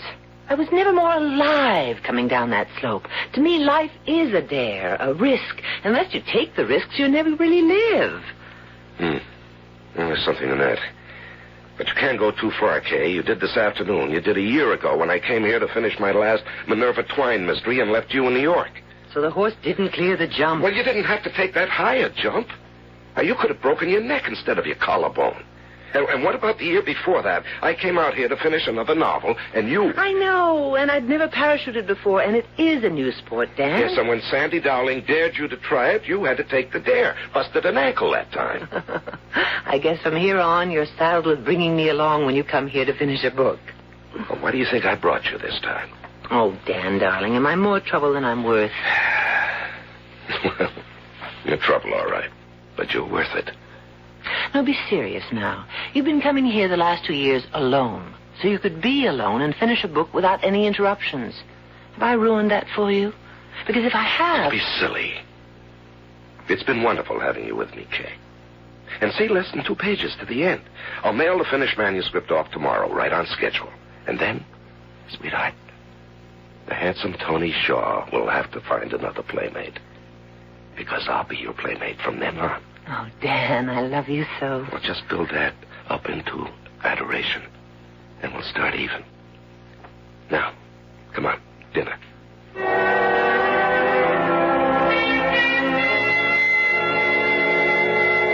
Indian Wells, Dan? flying all the way to Indian Wells just to mail a manuscript? What do you mean, just to mail a manuscript? It's Dan Wiley's latest Minerva Twine mystery. Yes, but the round trip to Indian Wells, it takes at least half a day. Why not mail it from the inn here? Well, that's too chancy, Tony. Indian Wells is a good-sized town with a good-sized post office. And Otto Hornbach, come and join us for coffee. No, I thank you. Oh, come on, sit down. I said no. Well, what's happened to our jovial ski pro? Something soured you, Otto? I know what soured him. You heard about me taking the South Slope this afternoon, didn't you, Otto? After I warned you, you weren't ready for anything that steep yet? I suppose he put you up to it? Tony? Him and his practical jokes? Oh, ye gods, Otto. That was 2 years ago. You still holding that against me? It wasn't funny, and I don't forget easy, Tony. Tony, what did you do to Otto? Oh, he was giving me a lesson. I fell. Well, I pretended I busted my leg. Otto, you acted as if I'd broken my spine. Accidents are no joke, not to me. I see too many. I do not like practical jokes, and Mrs. Wiley, I do not like people to ignore my warnings. Otto, I'm sorry. Sorry is not enough. I warned you, but you went ahead anyway, and you could have killed yourself, like Mrs. Horner killed herself last year, and Miss Yates the year before that. Killed themselves. They were killed, Otto. They were murdered. I say they killed themselves. I warned them. When you ski alone, I said to each of them, I said it. More than once I said it. When you ski alone by yourself, stay close to the inn. Do not go far off. So if you have an accident, no one will know till maybe too late. The hut is far at the top of a mountain. Yes, and if we have a sudden blizzard, almost impossible to reach. But they did not heed any warning. Like you, Mrs. Wiley. Sometimes I think all you young women are the same. Heedless, reckless, spoiled know-it-alls. Hey, Otto, take it easy. You're talking to my wife. The way you should talk to her, maybe. Now, look, Otto. All right, I'm sorry. I apologize. But I get upset when people ignore my warnings. Excuse me now. Well, he's really ticked off at you, Kay. At me, too. Oh, maybe I can't blame him. That practical joke of mine, I guess I went too far. Listen, you two, if you'll excuse me, I think I'll go and buy him a drink. Bury the hatches. Yeah, sure, go ahead. I'll see you. Otto's right, you know, Kay. So do me a favor, will you? You have but to command me, Master. Now, seriously. I'll be gone all afternoon tomorrow, and I want you to stay close to the inn. Above all, don't go near that hut. The scene of the crime? Or should I say crimes? Why not? Just don't, that's all. Dan, you do sound serious. I am, very serious. But why? Oh, I know. The murders, those two gals hacked and slashed to death. They happened just about this time of year, didn't they? Yes. And you think another murder? It's possible. They never caught the murderer, you know. He's still on the loose. Okay, listen to me for once. I have a theory about these murders. I'm probably wrong, but if I just happen to be right, another murder could take place up there in that hut. And it could take place tomorrow. Tomorrow? What gives you that idea? Never mind. Just do as I ask you, will you? Just stay close to the inn. And above all, stay away from that hut. Oh, you sort of made me want to go up there now. What? Oh, yes, of course. Warn you not to do something, and you're almost compelled to do it, aren't you? Ah, maybe that's why you warned me. What? So I will go. And who'll be waiting for me there with a big, sharp knife? But you. Kay. Well, didn't something like that happen in one of your mysteries? The one where the loving husband lured his wife into a trap and murdered her? You know, Kay, you're something else. There's only one place I've ever wanted to lure you. Where? Well, you know where. Now, come on, finish your coffee. And fast.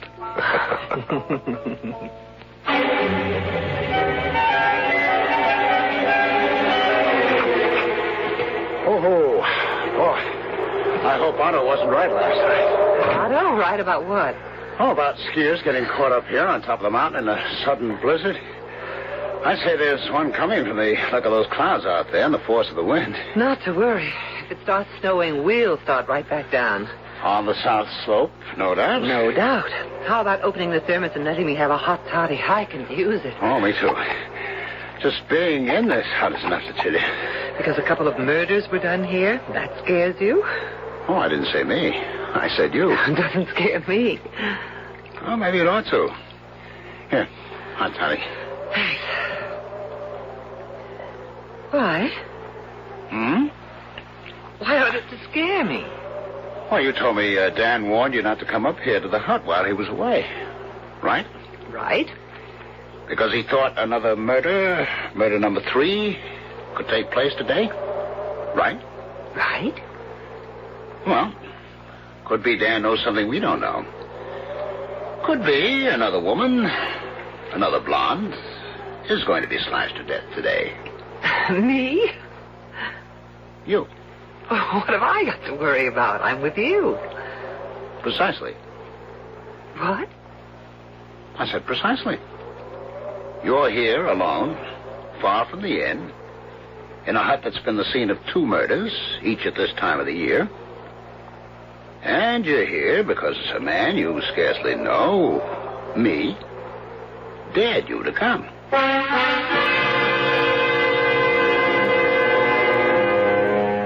As I said earlier, the piper must always be paid. And I can't help wondering if Kay's piper isn't asking for payment now. Payment in full. I'll return shortly for Act 2.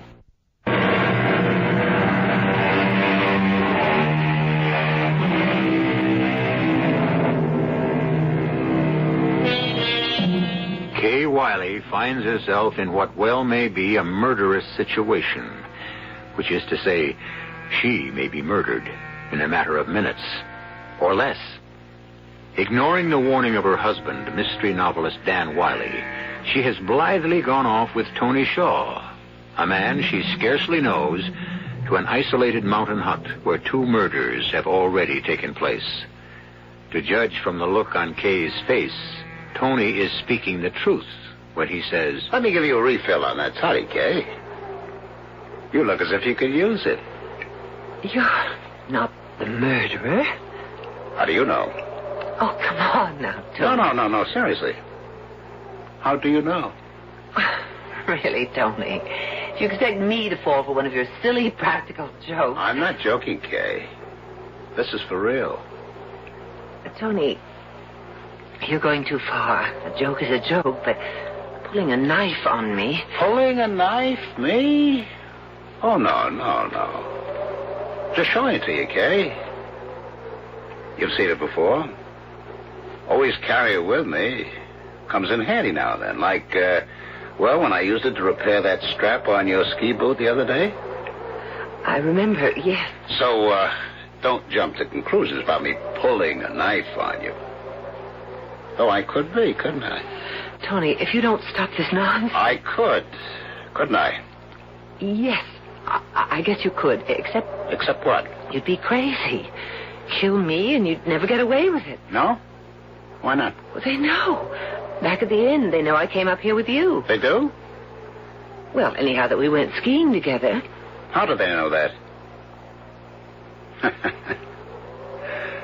It's coming back to you now, isn't it? You told me to go on ahead, that you'd meet me at the bottom of the trail. They don't know I'm up here with you. They don't even know we're together. Exactly. So now you see the spot you could have put yourself in. You could be dead right now. Murdered. Slashed to ribbons. The way the other 2 were. What? I don't understand. I'm no murderer, Kay. Then why have you pretended? I haven't pretended anything. No practical joke either, if that's what you're thinking. All I've done is open your eyes to the spot you might have got yourself into through foolishness. Foolishness? All right, childishness, indifference to what serious consequences could result from your anything-for-a-thrill attitude. Now you sound like Dan. Oh? Well, you know, he's forever warning me that sooner or later I'll take one dare too many. And you could have this time. Well, I didn't. You may yet. Look, Tony, enough is enough. Now, let me tell you who I really am. I'm not the practical, joking ski bum I pretend to be. I'm a security officer. Security officer? Oh, kind of detective. In fact, I have my own agency back in San Francisco. I don't understand. Well, just listen to me and you will. Back 2 years ago, after the first murder took place, the inn management hired me to find the killer. You? Why you? What about the local police? Oh, the local cops are a laugh. Just a sheriff and his deputy. The Indian Wells police came up with nothing. So they called me in. The management of the inn, I mean. And I'm afraid I blew it last season. The second murder was done right under my nose. But not this season, no. This time I'm just a few steps ahead of the killer. And that's where you come in. And where exactly is that, Sherlock? You're the bait. Oh, no. Not little Kay Wiley. Oh, yes. You're marked for death no matter where you are. Sooner or later, the man who murdered those two blondes in this hut is going to murder you. You sound as if you know who he is. I'm pretty sure I do. Who? Your husband, Dan Wiley. Tony, you're crazy. I wish I were. But Dan's in Indian Wells. Right now in Indian Wells, mailing a... No? No. I could be wrong. But if I'm right, he never went to Indian Wells.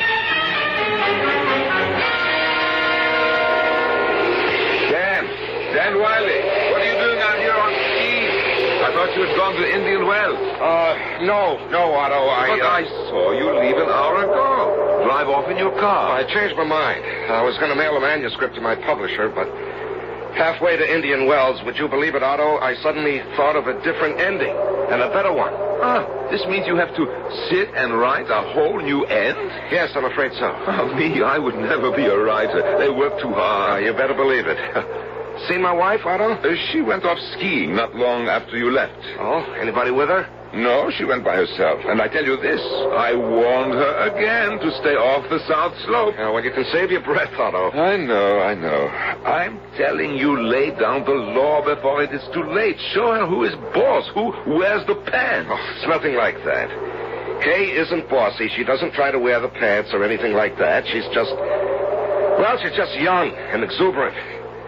You can tell Kay not to do something, and you bet she'll do it. Huh? Obstinate? No, just, I don't know, more like a child. Do you know where she is right now? I told you I don't know. Oh, well, I'd be willing to bet she's up at the hut, the murder hut. Why would you bet on that? Because I told her not to go there while I was away in Indian Wells. So you think she went? I'm practically sure she did. I will never understand women, never. No, me neither. Well, I'll see you, Otto. You going to meet your wife up at the hut? No, I'm going to meet a typewriter in my room. So long. So long. No, wait, Dan. Glad he didn't hear me this wind. It's funny, though. If he knew she would go to the hut when he told her to stay away from it. It's funny.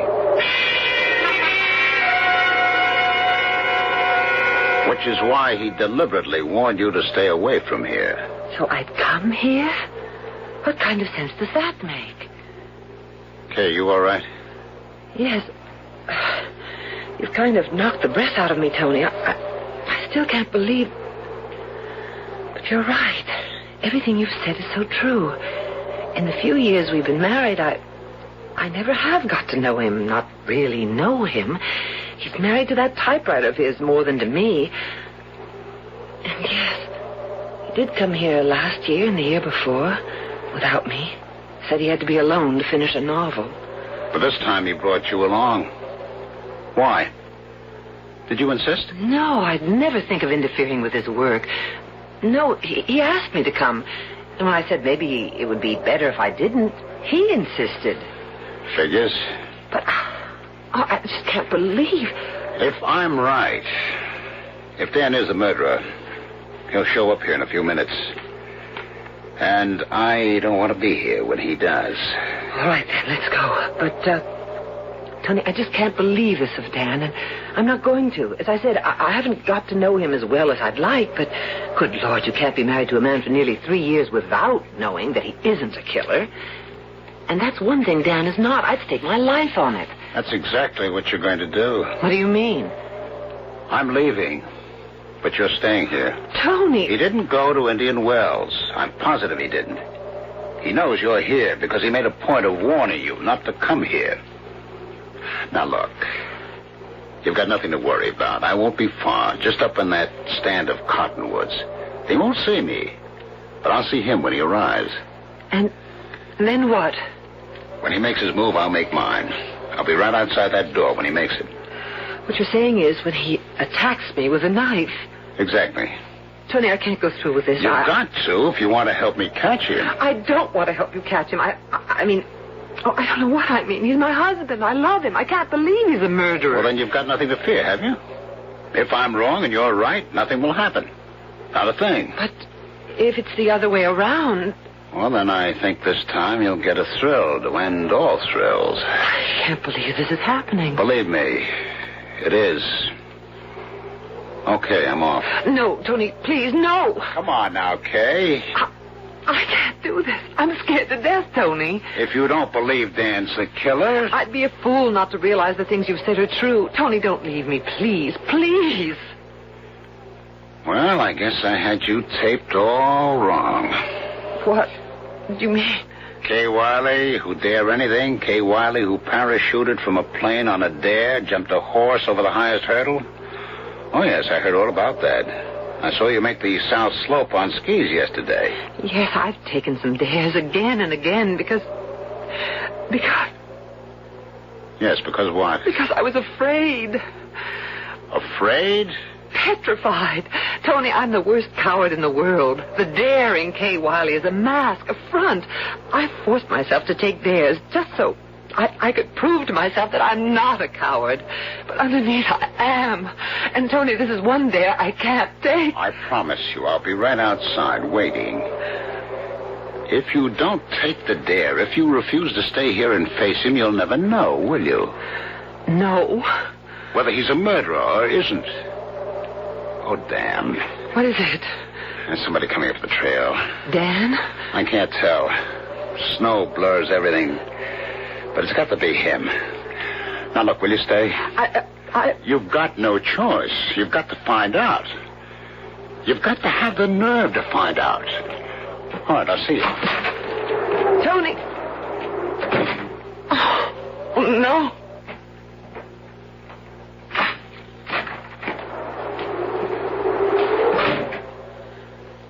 Dan. Hello, Kay.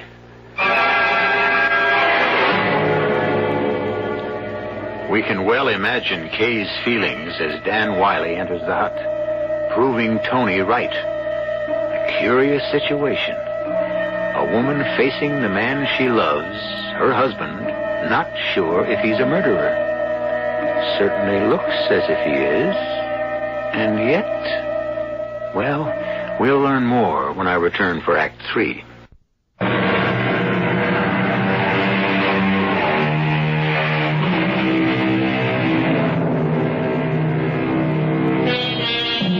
What would you do? How would you feel? Your husband, the man you love, stands before you, and for all you know, has come to kill you.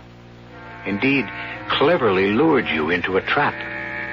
Surely you'd be torn with uncertainty, caught between love and fear, and underneath these emotions would writhe despair.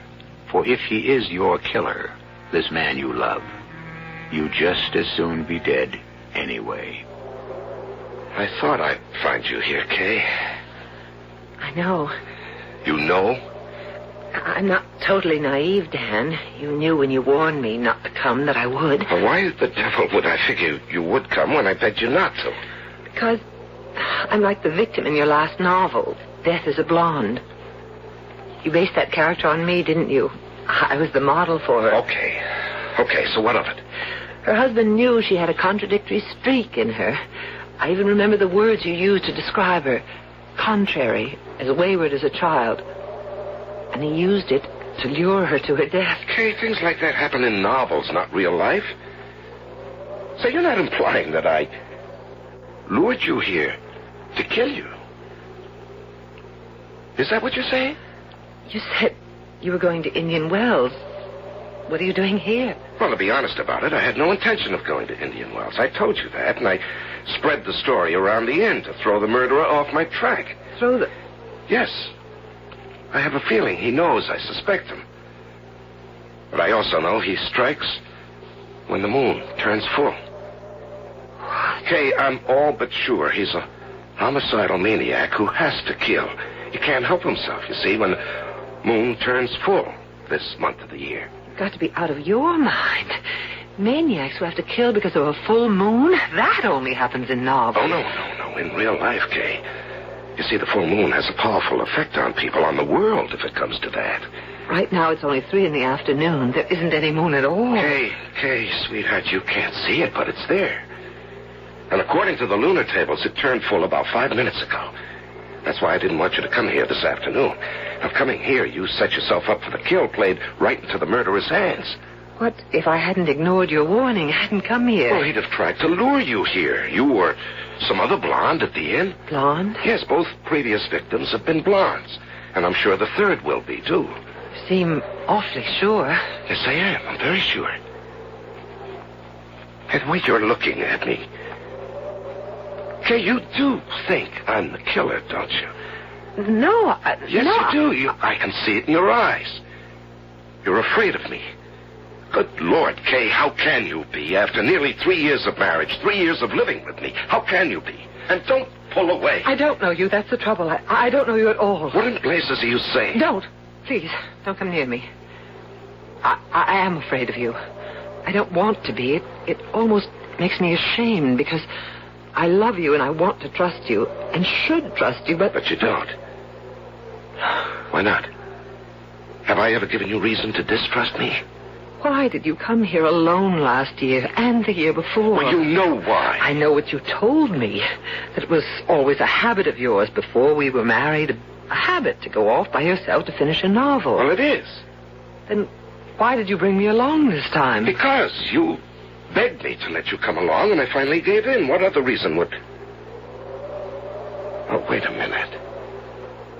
Now I begin to see why you think... Yes, of course, that's it. I was here last year when the second murder took place, and the year before that when the first blonde got it. It isn't that, not that alone. Then what?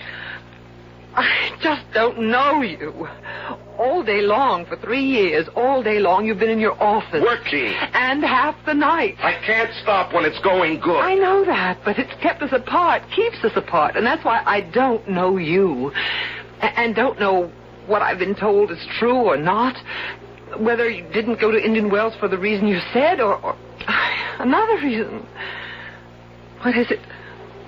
You said, I don't know if what I've been told is true or not. Told what? By whom? Did you ever come here with someone? Otto Hornbach.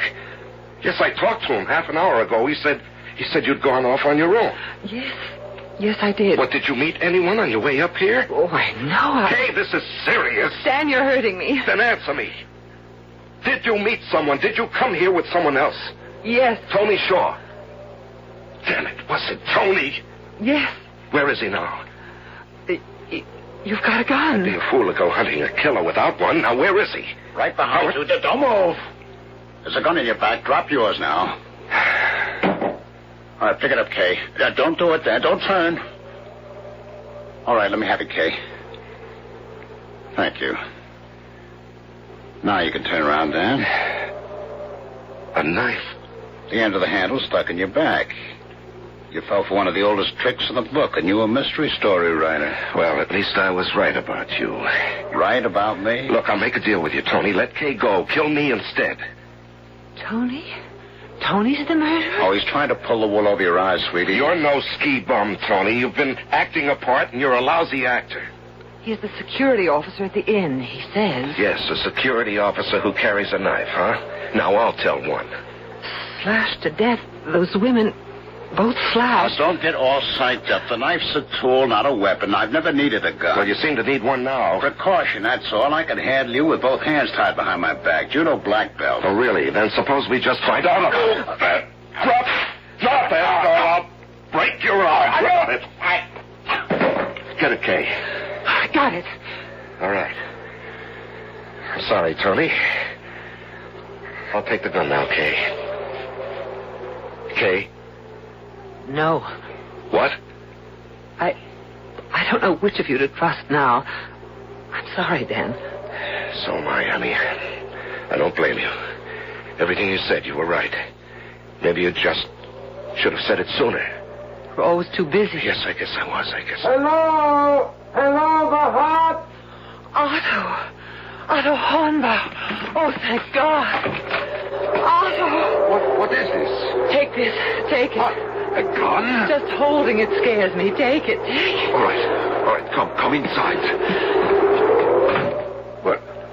What is going on here? I don't know. I'm so confused. Tony. Stuff. Dan, what has happened? Well, to give it to you straight, Otto, I've got reason to think Tony Shaw is the man who murdered 2 women in this hut and was bent on murdering a third. Kay. Now, he's a liar, Otto. He's the killer, not me. Oh, how could that be? For one thing, he pretended he was going to Indian Wells today. Oh, I know that. Like I also know you are not a guest here. You are a detective. You know that? How? Oh, I look at the files in the office. I see you are on the payroll, and why? And as for you, Dan, last year and the year before, you mailed your manuscript from the inn, but this year, for no good reason, you have to go to Indian Wells. That story you told me about another ending to your novel. Oh, I'm not a fool, Dan. I wasn't born yesterday. As for either one of you being the murderer, you can't be. I am. You? Me. And you, my next victim. Almost from the first day you came, my next victim. Why? Because you are like she was, my Helga. Oh, she put me through a hell on earth. She must have her way, not mine. Do always what she wanted, not what I wanted. She came first, me second. I didn't matter. Otto, Kay isn't like They all are. Her kind. They're always, they are always small and blonde. Huh? Helpless, dependent, in need of your strength. At first you're taken in, poor little thing, so helpless, so dependent on you, so in need of your strength, your masculine strength, so you give it a little here, a little there, and gradually, so gradually, you don't know it is happening. You give her all your strength, and there's none left for you. You are caught. You are trapped in a web you thought was made of love, but is really made of what? Of ego. That's what they call it. Ego. The I of I am this, and I want that, and nobody matters but me. Oh, leave him alone. Let him talk it out. You are Helga. Me? Oh, not just you. At the inn, there are Helgas all the time. At least 3 or 4 each season. Spoiled, determined, pampered, coddled by fools. The husbands they are destroying, as Helga destroyed me. Me. Or nearly did. I woke up in time and destroyed her. With a knife, Otto? It was handy in the kitchen and happened. And I loved her. Even when I was killing her and driving the knife home again and again. I loved her. Isn't that strange? You see? So now I must kill you, like Mrs. Horner last year, and Miss Yates the year before that. Kill you. You see, to save him. Otto, I don't need saving. Dan, you can't handle this. Neither can Tony. Only a woman can handle this, if it can be handled. You see, you hear what she says. Only a woman can handle it. Oh, spoiled rotten. No, Otto, scared rotten. The way Helga was, and Mrs. Horner, and Miss Yates. Scared? Mrs. Horner, Miss Yates? You? And Helga. Oh, no, that is not so. She had me trapped. Because she was afraid of what would happen if she didn't trap you. Otto, she trapped you because she loved you and was afraid she might lose you. Lose me? To who lose me? Another woman. But, there were no other women. There are always other women. Which of you first? Otto, I'm sorry, but You must die before I kill her. Not witnesses. I cannot have witnesses. For God's sake, Otto, didn't you hear what Kay said? She just told you a simple truth, a simple, womanly truth. A woman traps a man because she loves him, and she's scared to death of losing him. She lies. Like all women, she lies. All right, which one first, huh? Tony? Dan? Me. Hey, what in blazes are you I'm doing? between you now. Between him and you. You'll have to shoot me first. When he does, jump him. And I thought you said you had no nerve. Get out of the way. Hey, please. Jump him when he fires. Well, go on, Otto. Shoot. Get out of the way. You, I must kill with the knife. Sorry. Change of plan. A gun this time, Otto. A gun or nothing. Give it to me. Or shoot. Another step. One more and I kill you. You're going to kill me anyhow, so what have I got to lose? Give me that gun. No, wait. What? Kay, it works both ways. Now get out of his way. Let him shoot us first. That'll give you a second or two to get out that door. And leave you here, dead? Do you think I'd want to go on living out of the gun? You mean it? You mean what you say? Of course I mean it. Why else would I... But I don't understand. You would give your life to save his? No. Oh, no. This is not possible. Women are... Oh, no, they are selfish. They come first. Always they come first. All of them. Not all, Otto. Not every woman is like your Helga must have been. I was wrong about Miss Yates, Mrs. Horner. I don't know about them, but you're certainly wrong about me. Wrong. Oh, no! Hey, look out! Oh, my God. Kay? I'm all right. Better see to him. Oh, crazy. Shot himself. Dan, is he... No, he's breathing. And we've better get him down to the inn fast. I'll give you a hand. Kay, sweetheart. You saved our lives. Believe me, from here on, you can take all the dares you want, and I won't say a word. You won't have to, Dan. There aren't going to be any more. I just took my last.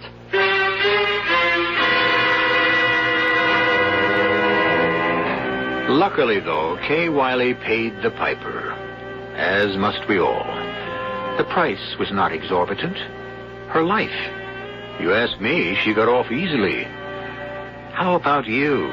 You building up a debt you'll have to settle one day with your piper? Better do a little thinking about that.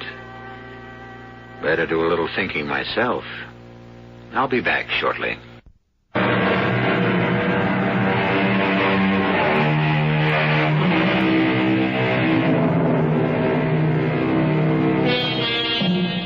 Otto Hornback, you'll want to know, lives comfortably today in a rest home. Tony Shaw is back in San Francisco. As for Dan and Kay Wiley, well, Kay doesn't take any dares anymore. She's much too busy bringing up the twins. Dan continues to be a very successful writer of mysteries.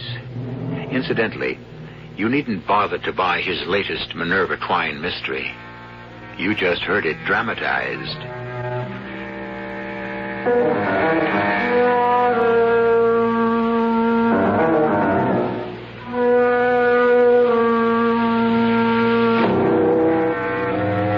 Our cast included Rosemary Harris, Larry Haynes, Ralph Bell, and Norman Rose.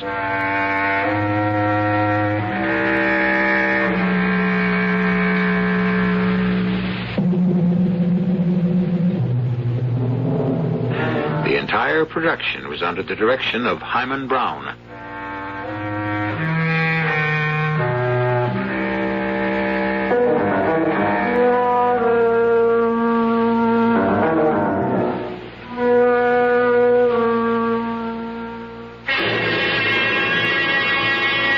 And now, a preview of our next tale. Scorpio, this is a bad day for you. Your sudden death is imminent? Be sure to put all your affairs in order. You cannot escape the inevitability of the stars. It is a hard prediction to face, but it can only be justified out of what you've done to deserve it. Damn it, are they out of their minds? That shaky little mouse, Ethel. Writing a bomb like this, she'll have scared 25,000 people out of their wits. This is Amanda Amherst. Put me through to the managing editor. Oh, come on. Adam, it's Amanda. I want the presses stopped. Hold all deliveries and do everything you can to get our first run off the stands. Why? Just read Ethel Nixon's column for today and you'll see. I'm on my way down there now, and when I find out what's going on, heads are going to roll, and brother, none of them will be mine. Radio Mystery Theater was sponsored in part by Buick Motor Division and Anheuser-Busch Incorporated, brewers of Budweiser.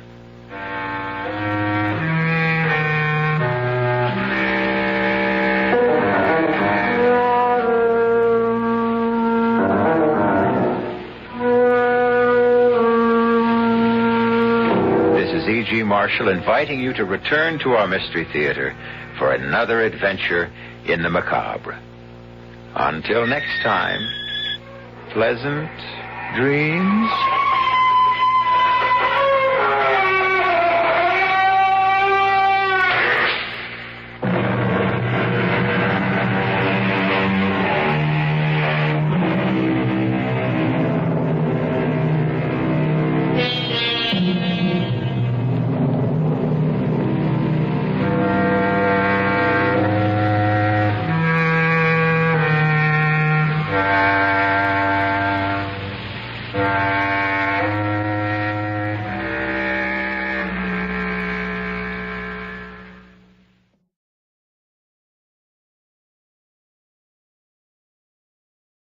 And now, Mystery Theater.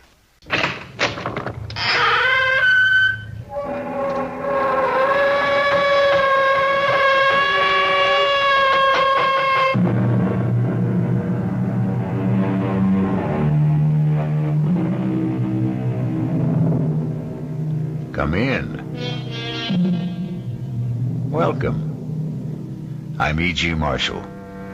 Welcome to the sounds of suspense, to the fear you can hear. Make yourself comfortable, for there are ill winds blowing outside. This is a tale of a titanic struggle between two colossal forces, one natural, the other supernatural. The prize, a girl's soul. And in the clash, as fire and water mix, there is the very devil to pay. Come with me now to the Solway Firth in Scotland to meet the first of the forces.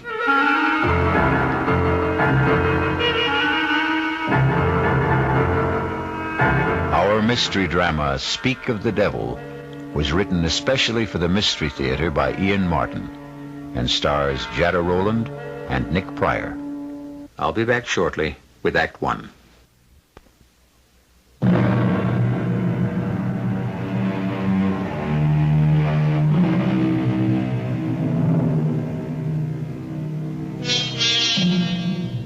They say he who dreams on the Solway will wake in another world.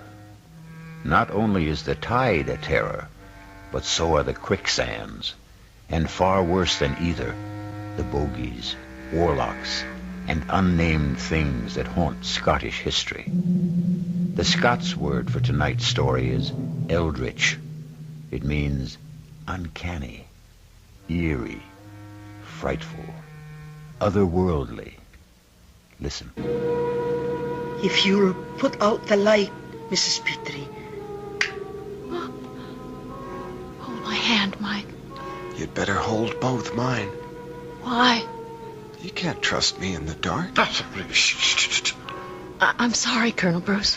Now, Mike, Mary Ellen, I know you two young ones think a seance is a mite daft, but it's not the way the Colonel, Mrs. Petrie, and I feel.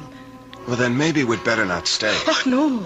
We need 5 of the circle. It's a blessing you're here. But please, be serious. All of us have made contact with your dearest ones who have passed on through my control. Control? That's a messenger who brings us messages. Anatu. He once was a slave in Babylon. Babylon? This is scary. Hang in, darling. Now, may we all join hands, please? I'm asking you not to break the chain of contact now. Clear your minds. Make them a blank. A quiet place. I'm reaching now. Reaching away and above and out and over from here to the bonny, bonny other place that lies beyond our ken. We're biding here, Anatu, asking you back into our circle. Will you not come back to us again? Most precious lady, from across centuries, the time is not right now.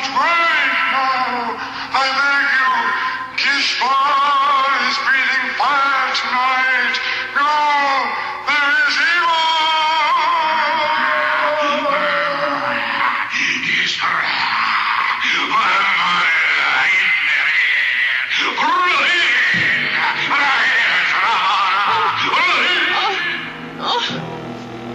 Stop it, in heaven's name! Someone get the light! Yes. It burned. Ellen, where's that damn light? Mary Ellen, are you all right? Yes, sir. What's all that smoke? Oh, that's just the incense we burn. I'm the one to blame for meddling in the business of the Lord. We'll not ever have a seance in this house again. I'm afraid that I loosed some devil out of hell this night.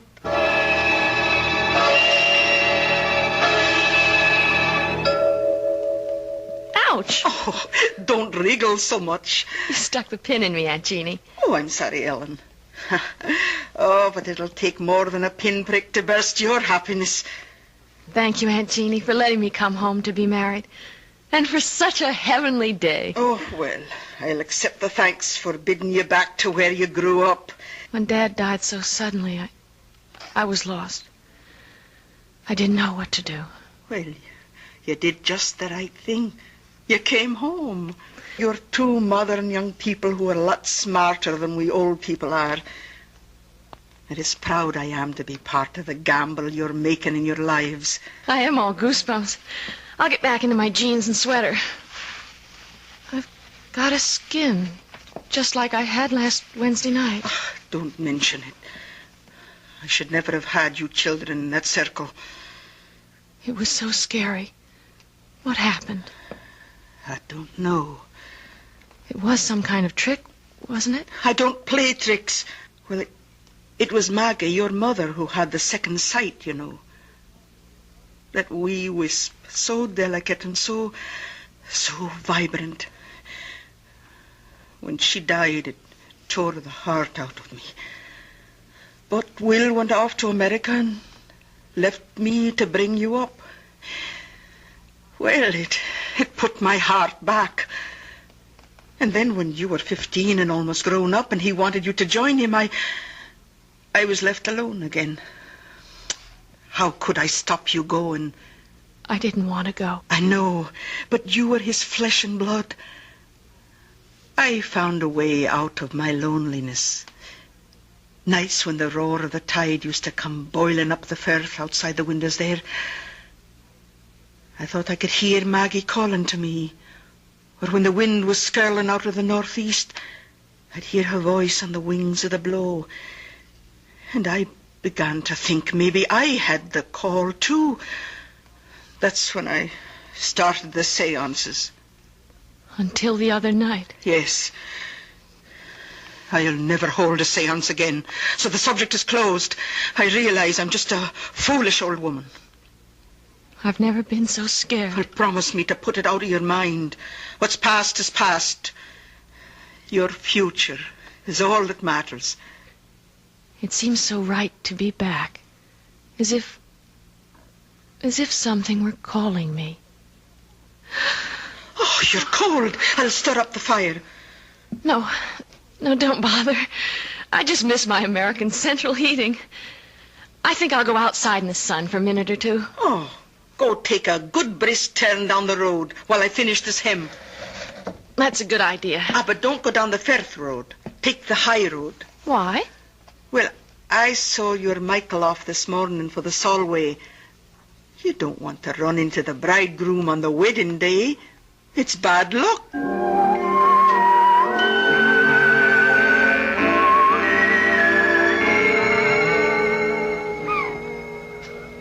Kiss me, Ellen. Aunt Jeannie thinks it's bad luck for the bride and groom to see each other on the wedding day. You can't fault that. Back in Nebraska, my mother used to feel the same way. But that's just old-fashioned. And Aunt Jeannie's something else? Darling, your Aunt Jeannie sure is something else. Good or bad? About 90% good. I just don't dig the spirit kick. We won't have any more of that. It was awful, though, wasn't it? That's all kind of self-hypnosis. With that terrible raspy voice. Whatever it was saying. Ellen, there wasn't any voice. You didn't hear it? I heard something that sounded like your aunt choking herself to death. But the first voice. That's just the old girl practicing a little ventriloquism. No, that awful burning smell. Well, I will admit I like the Hare Krishna incense better. Come on, Ellen, let's forget all that mumbo-jumbo. Hey, dig that crazy character out there. Fishing in those little pools on the flats. What's crazy about that? On horseback? But everyone does because of the tide. The tide? I forgot. If we hadn't been up in Glasgow wedding shopping, I'd have shown it to you. Look out there to the west. If that Gilly is up on his horse, it must be... Oh, yes, here it comes. And there he goes. You'd think the devil was on his tail. What's his hurry? Look, the tidal bore. It's coming. You mean that big wave down at the mouth of the estuary? Yes, it's the tide. It comes in faster than an express train. Listen. Holy Maloney. Is it always like this? Twice a day. Worse in the autumn and in the spring. Doesn't it ever break? It will when it gets just about abreast of us.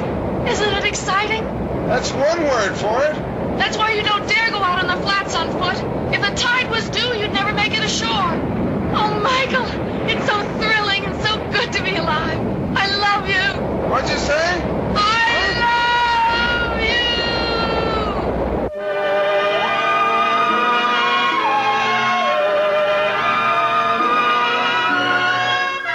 Mike? What, sir?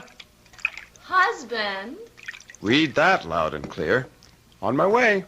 What's taking you so long? Just brushing my teeth. Please come to bed.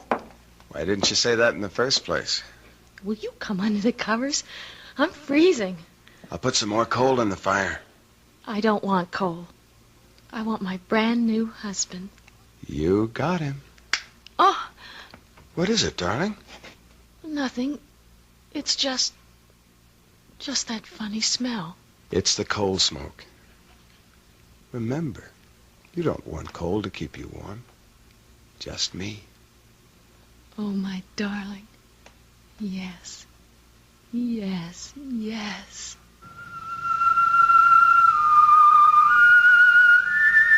My husband. My darling. My husband. You. No. No. Please.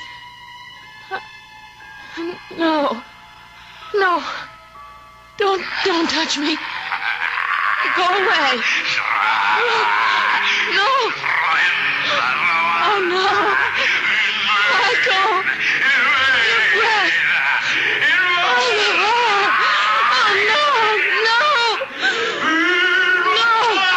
No. I cast you out.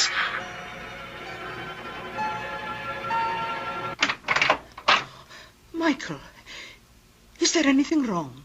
No, Aunt Jeannie, why? Well, I was dozing and I thought I heard...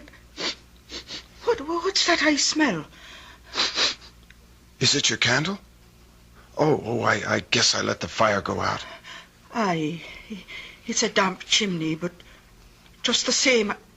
Is Mary Ellen all right? She's sound asleep.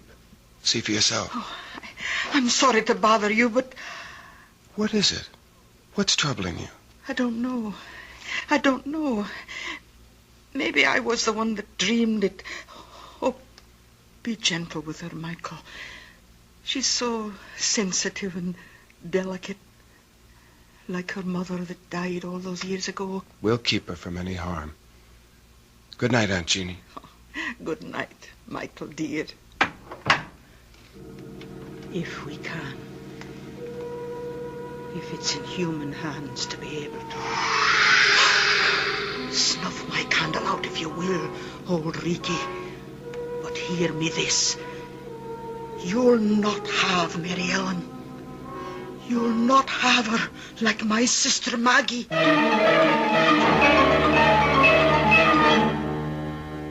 Old Reekie could be translated Old Smoky. It's a Scots name for the devil. Jeannie should know better than to mention him, for the old proverb says, "Speak of the devil, and his horns appear." Let's see when I return shortly with Act 2.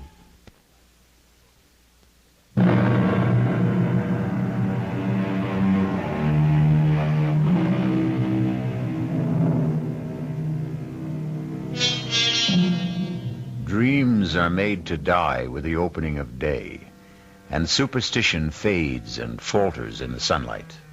So by the following morning, we might hope our bride and bridegroom wake and rise on the right side of the bed. Let's find out as Michael comes downstairs.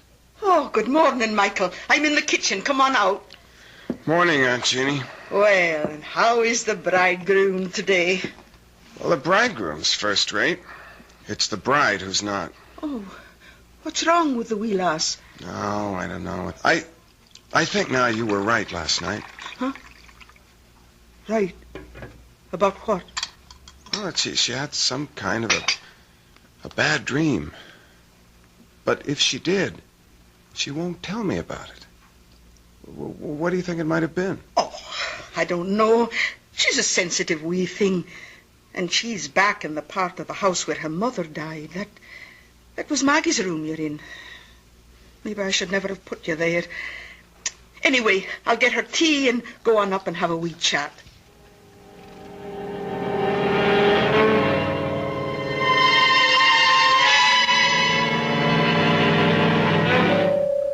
And I couldn't tell Mike. I couldn't. Not after what my wedding night.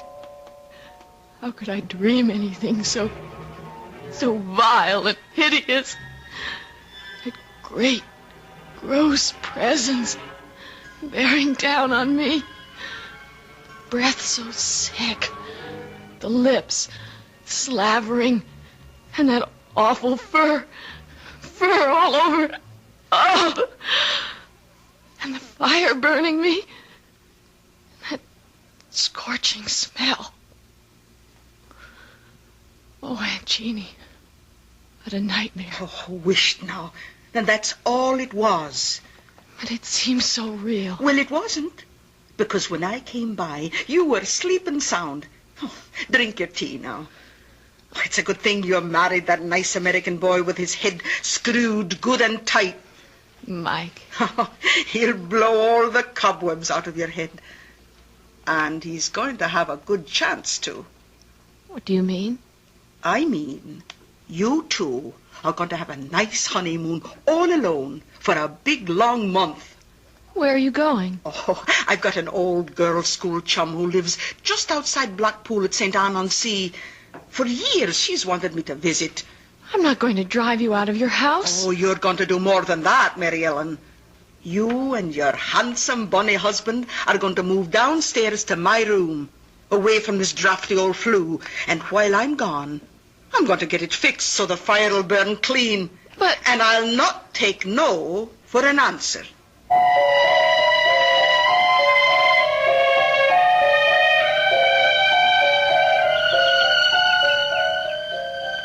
thought Scottish weather was supposed to be terrible. Rainy, damp, no sunshine. This has been a very particular May.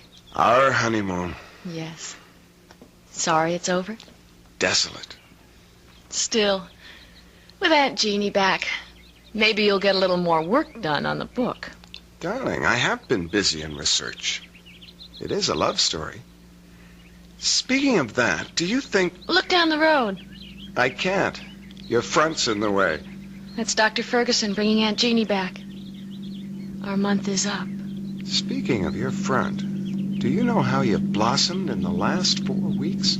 All right, Playboy, let's concentrate on other physical problems. How do we get out of a hammock without breaking a limb? Welcome home, Aunt Jeannie. Oh, Mary Ellen, precious. You've turned into a real Scots lassie.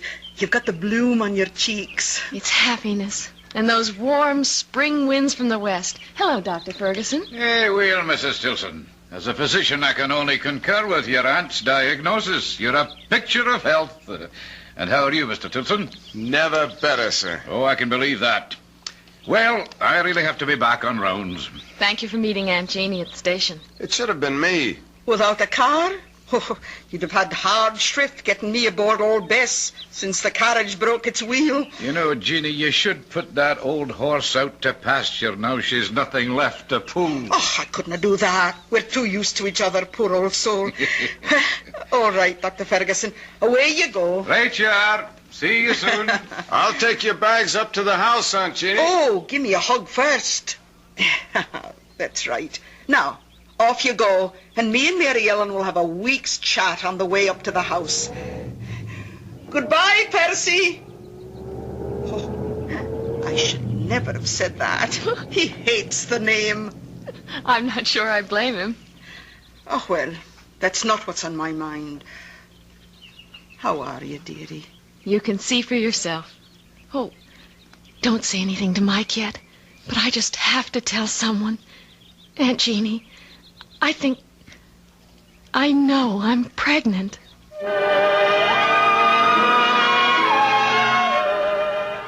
Well, Mrs. Stilson. Tell me, am I pregnant? Oh, the tests will prove it, but I'll bet on it. And let me say that you're the loveliest expectant mother I've ever had under my care. Well,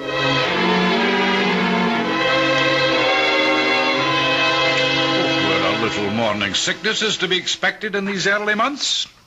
Still... There's nothing wrong, Doctor. A young, healthy woman, what could be wrong?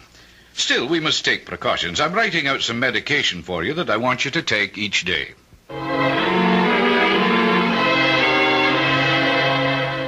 But what does Dr. Ferguson say is causing it? It's nothing, dear. Just some little hitch. Honey, we both had thorough physical checkups before we came to Scotland. The RH factor is ruled out. Why should you... Lots of women have morning sickness. It isn't only in the morning, Helen. I'll talk to Dr. Ferguson. Maybe we should change the medication.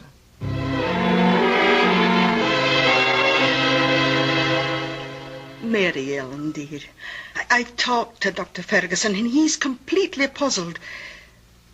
I'm not sure that I am, though. Is there anything you want to tell me? What can I tell you, Aunt Jeannie, that I haven't told him? Are you in pain? I've talked to the doctor about that. It isn't pain. I don't know. Ellen, are you dreaming again? Of what? Of the presents. I don't want to talk anymore. I just want to sleep. Only I don't want to. I don't want to sleep at all. It's just that I'm so tired. So tired.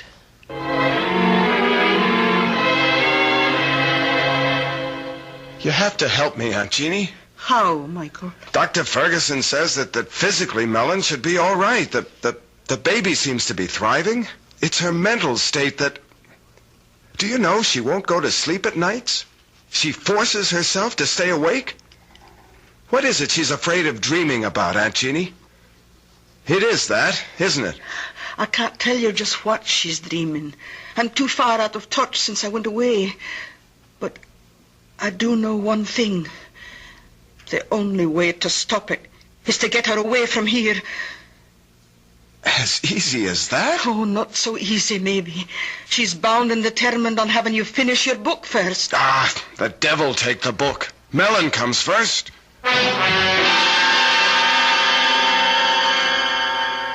You sure you don't mind, Michael? I'm very sure. We're going home. To have your baby 3,000 miles away.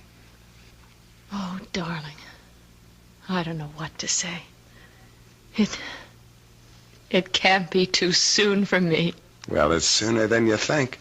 We're booked out of Glasgow tomorrow afternoon, home for America. I don't know. I should be feeling all sorts of things, I know, but the only one I can really feel is relief. Oh, such blessed relief. Oh, for the first time in as long as I can remember, days, weeks, I just want to go to sleep. Good night, darling. Rest. Sweet dreams. You'll keep me safe. You won't let me come to any harm. For better or worse, in sickness and in health, until death do us. Sleep, poor baby. Rest. I love you, Michael. I love you. Keep our baby safe. Don't let... Ellen,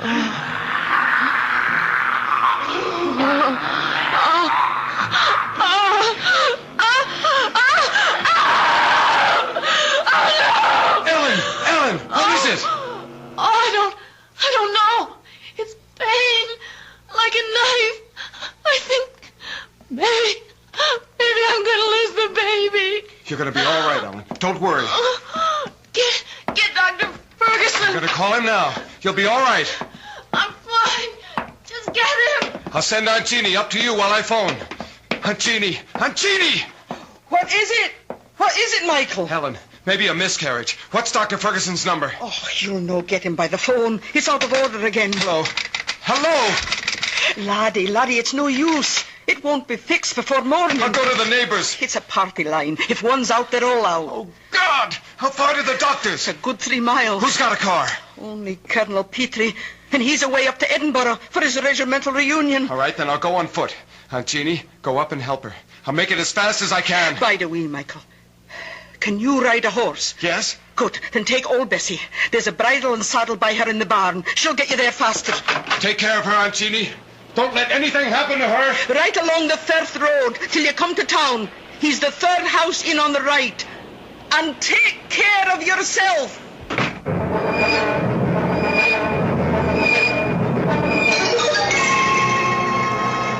What's taking Michael so long? Oh, just lie still. Don't bring back the pain. It's funny. I thought it was going to tear me in two. And then within 10 minutes after Michael left the house, it just stopped suddenly. As if... What's that? Oh, there's a car. That'll be the doctor. I'll let him in. Bide quiet now. Oh, dear. Oh, come on in, Doctor. What took you so long? Oh, I tried to phone you the moment I found out, and I got here as soon as... Yes. Oh, then you know. Of course I know. Who do you think's been taking care of Mary Ellen? Now you get on up to her and... What? Where's Michael? Oh, Jeannie, Michael is dead. Dead? How? Oh, here, let me close the door. Was Michael riding to try to fetch me? Of course. She thought she was losing the baby. What happened to him?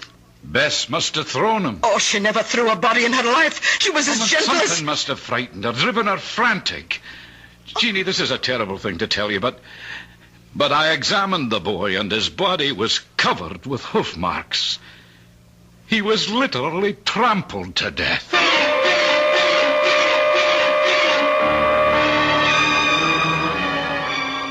So Ellen has kept her baby and lost her husband. Some evil force shadows this innocent and tragic girl, and still may threaten her. Those hoof marks, were they from the horse?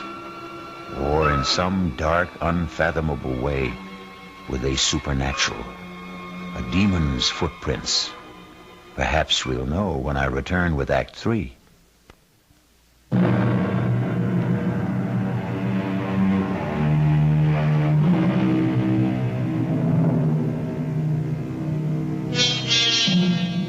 For 2 weeks, Ellen, after her first wild emotion when she heard of Mike's death, has retreated into herself, her face white and drawn, her eyes black and empty like 2 holes burned in a blanket. Now, as the doctor comes down after examining her... How is she today, Doctor? No change. Listless, unreachable, hopeless. And her health. The baby. The baby. Yeah, there's no doubts of its vitality. Oh, I have a terrible time getting her to eat anything. Well, you must be more successful than you think, Jeannie. There's nothing the matter with Mary Ellen physically. No, it's her mental health that concerns me. The poor bairn has been through a terrible shock, Percy. Yeah, I know. You don't think there is any chance of her losing her mind? Jeannie, Mary Ellen is beyond me and my knowledge. Somehow we've got to call in a psychiatrist. Oh, Percy, what is it you're afraid of for Mary Ellen? Well, you don't like my medical terms. I want to know. Very well, then. Schizophrenia, more specifically dementia precox. Paranoid type, I'd guess. Oh, well, what does all that mean? Oh, withdrawal from life, delusions of all kinds, persecution, unseen enemies, that sort of thing. Oh, the second sight. Just like all of us. Now that's enough of that nonsense. You're all sensitive, delicately balanced women, but all things being equal, perfectly normal. Well, I have other calls to make. Oh, well, I'll walk you to the door. Any instructions for Mary Ellen? Oh, just that she keep on with the sedation I've provided. And Jeannie, try to persuade her to let me call in another doctor. I'll see what's best to do. Be very careful. I'll do what's right. Hey, I think maybe tonight I'll take a run up to Glasgow and have a consultation with a friend of mine there, Dr. Engel. Good man. Maybe I could persuade him to run back down here with me just to observe her. Oh, bide a wee till I see what I can do first, eh? Yeah, all right. Another day or so can't do any harm. I hope.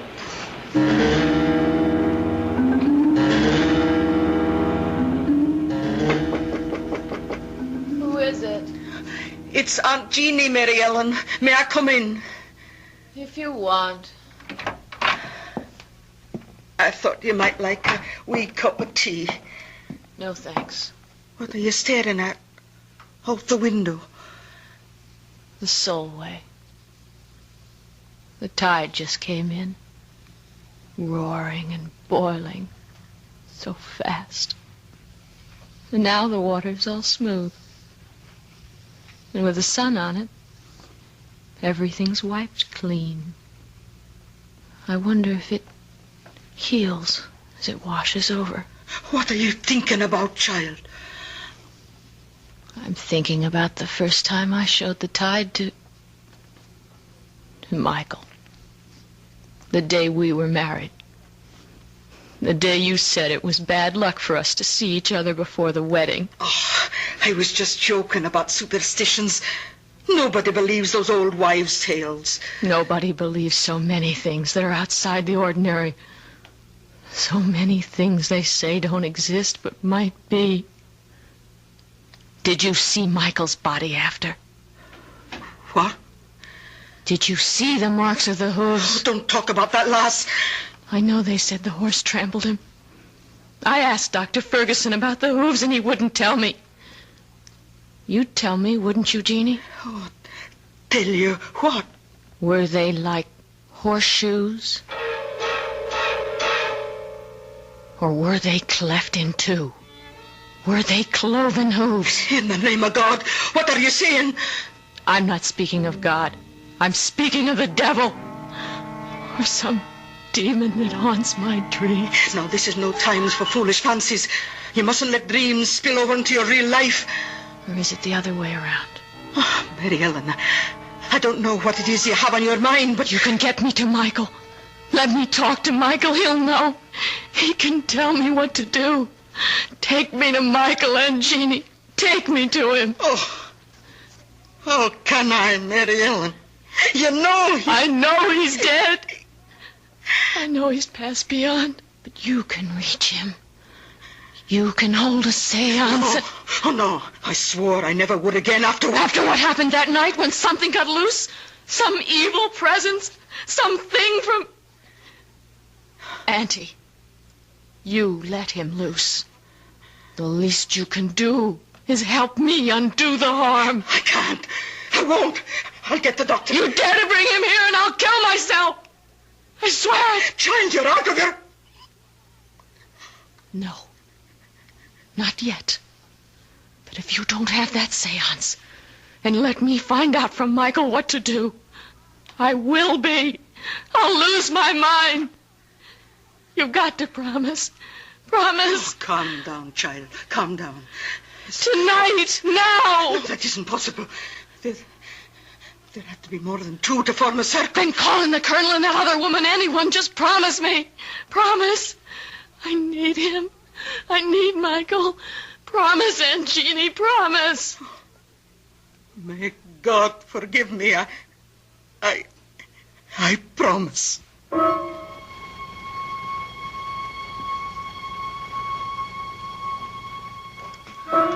May we all join hands, please. Clear your minds. Make them a blank. A quiet place, open and hushed. I'm reaching now, reaching away and above and out and over from here to the bonny, bonny other place that lies beyond our ken. Can you hear me, Anatu? Can you come to me into our circle? Anatu, we're reaching for you. Oh, I can't make contact. Ask for Michael. I have no way to him. Then let me. Oh, try it. Everyone, concentrate. Be still. Be still. Michael. Michael, I need you. Come to me.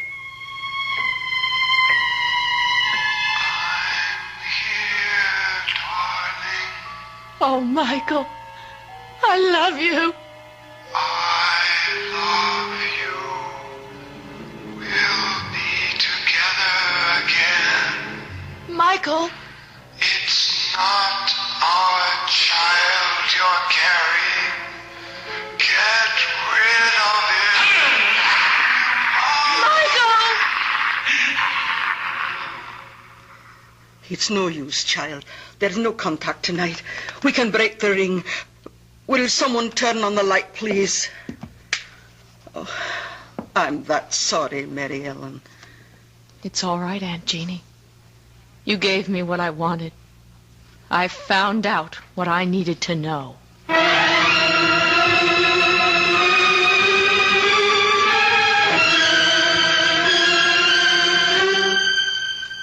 Oh, I'm afraid that's quite impossible, my dear. You're not as backward as that, Dr. Ferguson. Abortion is perfectly legal, isn't it? Oh, I'm not concerned with the legality, Mary Ellen. As it happens, it is, but... Then help me. I can't, dear. It's too late. What do you mean, too late? When you came to me a few weeks ago and we determined your pregnancy, you must have known that I would know it was already well advanced. But it wasn't. Michael and I were only married a month before that. You should know that. Well, of course I know that, my dear, but facts are facts. You're carrying a child that's past midterm, and abortion now is just too dangerous. Past midterm. 4.5 months. My guess is at least 5. That fast? Oh, God, no.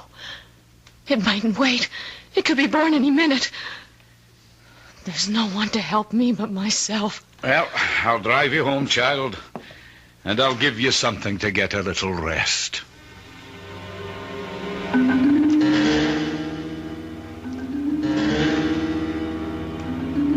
She's sound asleep now, Jeannie.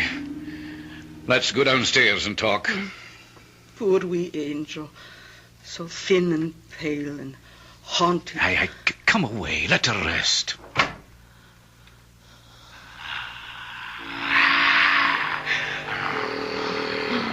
No. No. What you gave, you'll never take away. Never. It's never going to be. Help me. God, help me. The tide. The tide. Yes, that's the way. Full moon. The time was right. And for our own protection, I see no other way, Jeannie. But to lock her away... Well, we're not locking her up. It's a sanitarium. It's a really lovely place. I don't think I could do it to her. I'll care for her. Jeannie, dear, if Ellen had preeclampsia or a threatened miscarriage or any one of a number of other diseases of pregnancy, she would have to be hospitalized. Now, think of it that way. All right, Percy, if you think it's best. It's the only way. Oh, no, Doctor. Mine is the only way. Oh, that sounded like the front door. Ellen, I'll check upstairs. You look outside. Oh, but I thought you said she... Oh, dear Lord, I got the premonition. Mary Ellen? Mary Ellen! Are you out there? Jeannie, it's Mary. She's gone. Oh. I gave her enough sedation to knock her out, but she's gone. Oh, but where? She's out on the first. Come on, Jeannie. We've got to catch her before the tide.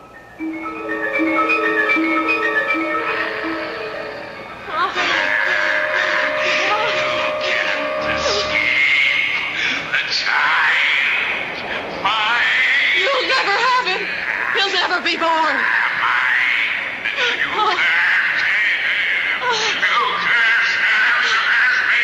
One way, you filth from hell. One thing you cannot stand against. The ancient enemy. Look, listen. Michael! I'm coming home.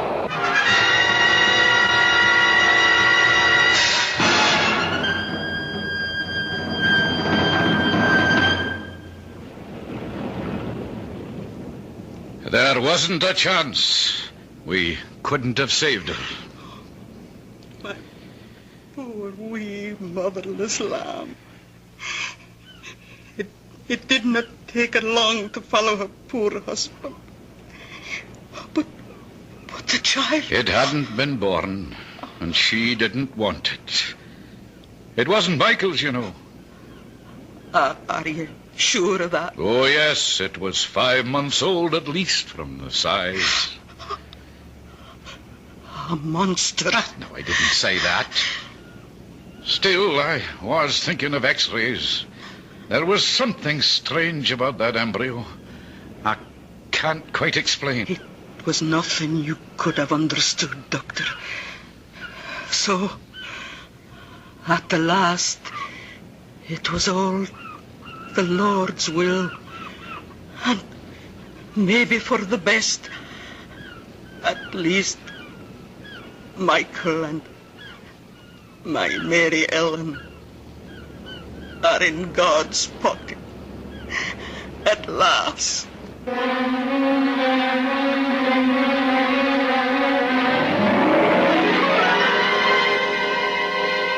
Who dreams on the Solway will wake in another world.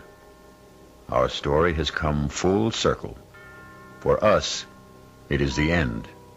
Let's hope that Jeannie is right, and for Ellen and Michael, it is only a beginning.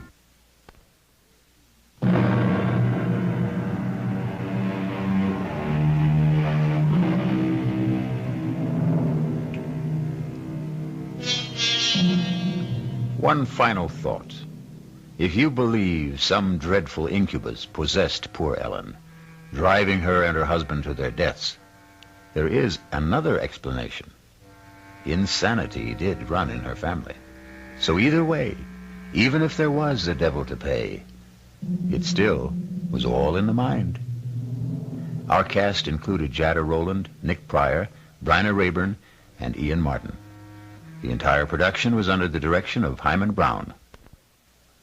This is E.G. Marshall inviting you to return to our Mystery Theater for another adventure in the macabre. Until next time, pleasant dreams.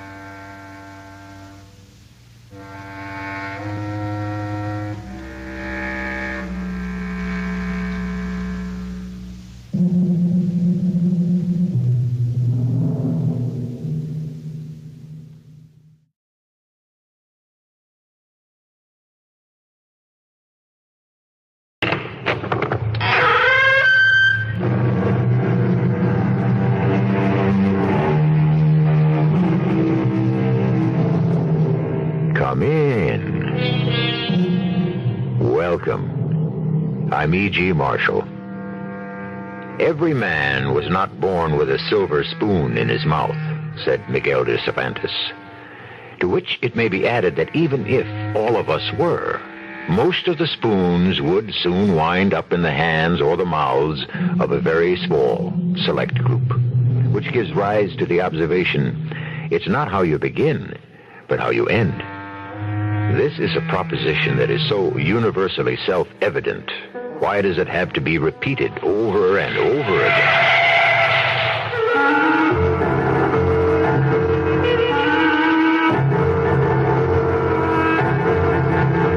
Our mystery drama, Olive Darling and Morton Dear, was written especially for the Mystery Theater by Sam Dan and stars Fred Gwynne.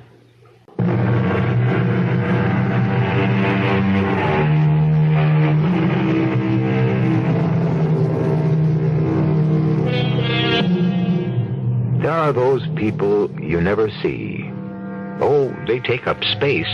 They have shape and form, but somehow they simply don't register. They serve you in restaurants. They wait on you behind counters. They perform the 1,001 tasks required by our society. But an hour or even 5 minutes after you've spoken to them, you'd be hard put to describe them. I suppose they're just part of the background of life. And one of these people is Morton Miller. Of course, his wife notices him. Morton, dear, I'm home. Oh, yes. Hello, Olive, darling. I have dinner all ready for us. Oh, Morton, dear, you shouldn't have. Well, I didn't want you to have to fuss after a long, hard day at the office. Aren't you going to tell me? Tell you what? What the doctor said. Oh, what the doctor said. He said I would have to leave my job. Oh. Well, we were half expecting that. Yes, but to hear it as a verdict. That's what he said. I could no longer spend my days cooped up in an office hunched over a desk. Oh. And so I said, if you have to audit books and accounts and so forth, you had to sit hunched up over a desk. I asked him what I was supposed to do. Starve to death? Oh, Morton, dear. No, he said. I would just have to change my lifestyle. And so you shall, Morton, dear, and so you shall. Do you know what else he said, Olive darling? He said I would have to spend more time outdoors. Well, I'm not equipped for any outdoor work that I know of. But there will have to be a change in your lifestyle. And perhaps it'll be one that's very much in keeping with the times. What do you mean? Well, these days, it's not unusual any longer for the wife to work while the husband takes care of the home. Well, then, is there any reason why I shouldn't work while you run the house? Yes. Well, what is it? You don't make enough money. Oh, we'll get by. Well, now, what else did the doctor say? He said I had to get away. Oh? To the mountains. I simply have to start breathing pure air to get my lungs clean. Oh, well, when did he say you had to go? The sooner the better. And to stay for at least a month. A month? Oh, I can't take that much time off. Oh, I certainly have no intention of going anywhere alone. Well, if Dr. Marcus said you have to go, that's all there is to it. But, Olive, darling... Please listen, Morton, dear. Your health is more important than anything else. To leave you for a month? If it has to be. Do you realize we've been married 20 years, Olive, darling? And we've never spent a day apart from each other? Yes, Morton, dear. But there will have to be some changes. I can get plenty of fresh air in the park. No, if the doctor says you need a month of the mountains, then that's where you're going. Where did Dr. Marcus suggest that you go? The further away you get from civilization, the cleaner the air, and also the cheaper the accommodations. Oh, Morton, dear, you're not to worry about money. But, Olive, darling, I know how money works. It's my business. I know we have very little. I was hoping to go up to some town, or better, some small village, and get a job. A job? Well, maybe I could do somebody's books, or something. But you'll be working in an office again. No. I'd sit under a tree on a mountaintop. You're not going away to work, but to rest. Now, promise me you won't worry about money. Promise. All right. I won't worry about money. Good. Now, we'll spend the night packing, and you're going to get into the car and leave tomorrow morning. Tomorrow morning, Olive, darling. Tomorrow morning, Morton, dear.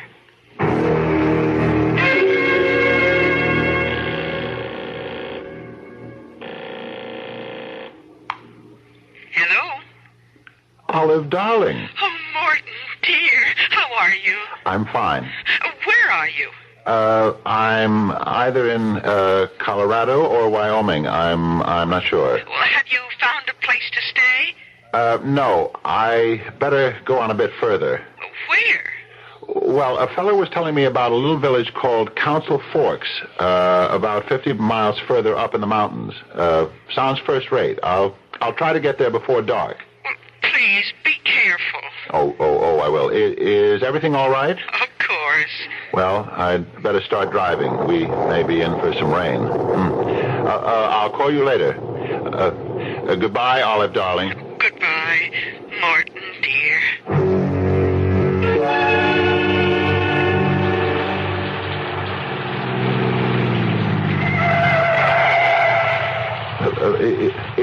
Is something the matter, Sheriff? May I see your license and registration, please? Oh, certainly. I wasn't speeding that I know of. Just hand them over. But what's wrong? Let's see here. This one's name is Morton Miller. He's from Terre Haute, Indiana. Bobby, see if his license plates read 67892, like it says here. Joe, check it against the stolen sheet. Well, now, Mr. Miller, what you doing out here in the middle of no place in this absolutely hellacious rainstorm? I'm bound for a town called, somebody said it was called, Council Forks. Is that a fact? Why would anybody want to go to Council Forks? I was told the air up there is very good. Is that true? Well, Mr. Miller, Be advised you're very well covered from 4 sides. Covered? Now, you please step out of the car. But it's raining. Well, you got mighty good powers of observation, Mr. Miller. Have to say that for you. Now, face the car. Lean your hands against it. But, All right, he's clean. Check out the inside and the back seat, Bobby. But what are you looking for? Any other key to your trunk, sir? I wish you would tell me what you got in the trunk there? Just some clothes and some camping equipment. What for? I told you I'm coming up here for the air. It's doctor's orders. Oh, yeah, Bobby. That does look like a bunch of camping stuff. Never mind messing it up. Okay, sir, you can get back in your car. Oh, thank you, Sheriff. Do you mind telling me what this is all about? A fellow robbed a payroll. Oh? Got away with over 100,000. We got reason to believe he's headed this way. Now be careful. He's armed with a big .45 caliber pistol. And he looks like he knows how to use it. Oh, my goodness. I hope no one was killed. There's going to be a pretty big reward out for this fella. A reward? Yeah. But unless you can handle a gun, don't get any big ideas. Oh, me? No. I would never. Now, if you want to get to Council Forks, remember to take the second left. If you miss it, you might just wander around lost in these mountains for the next 40 years. Yes, sir. The next left. No. The second left. Oh, yes, sir. Thank you, sir.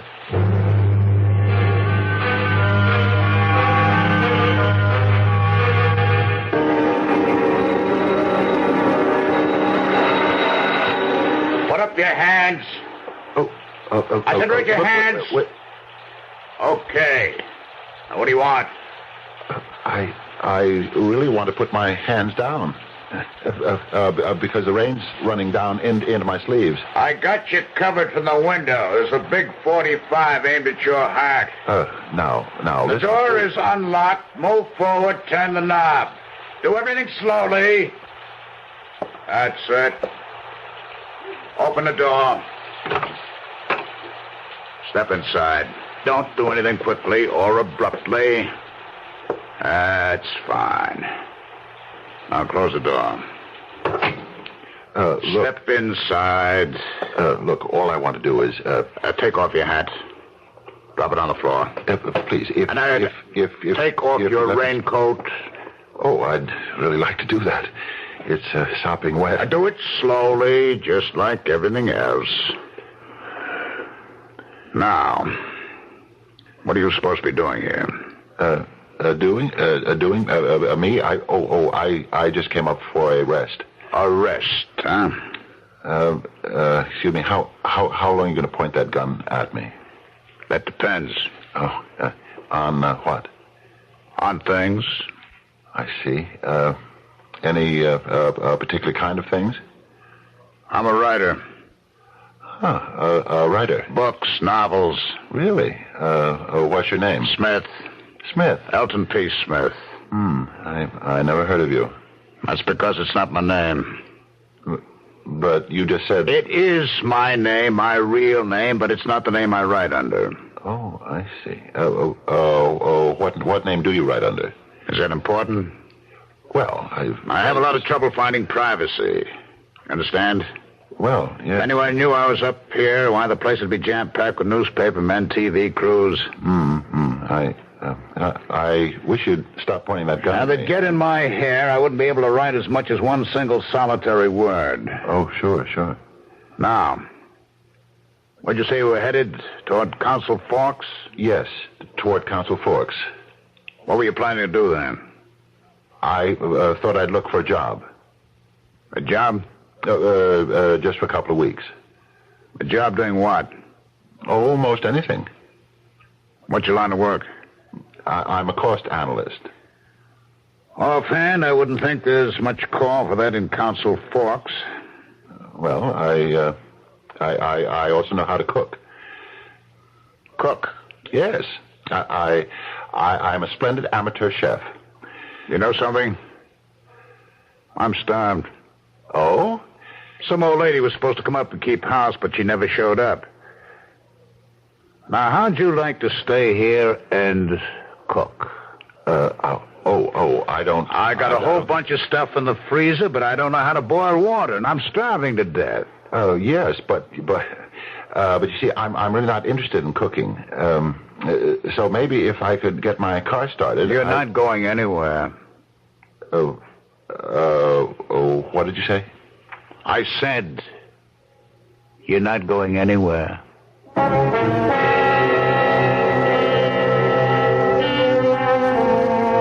Put yourself in poor Morton Miller's position. He's looking into the barrel of a .45 caliber pistol. You can look at the muzzle of that gun and see your whole life dance by in review. But when the man who is holding that pistol calmly announces that you're not going anywhere, you know something? He's right. I'll be back with Act 2 shortly.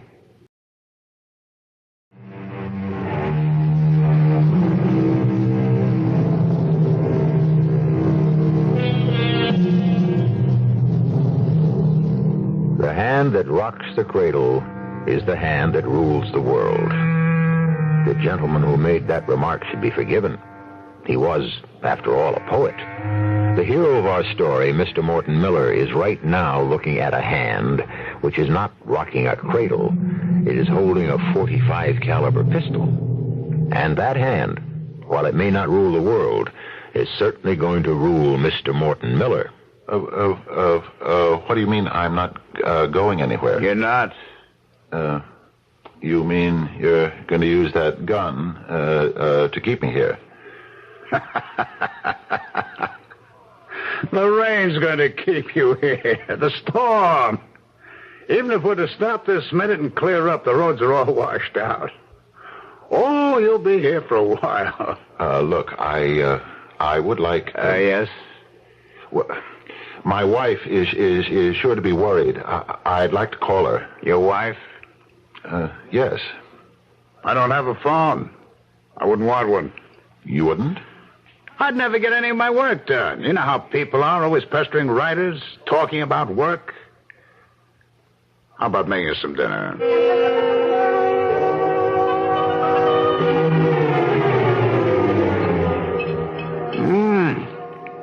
All right.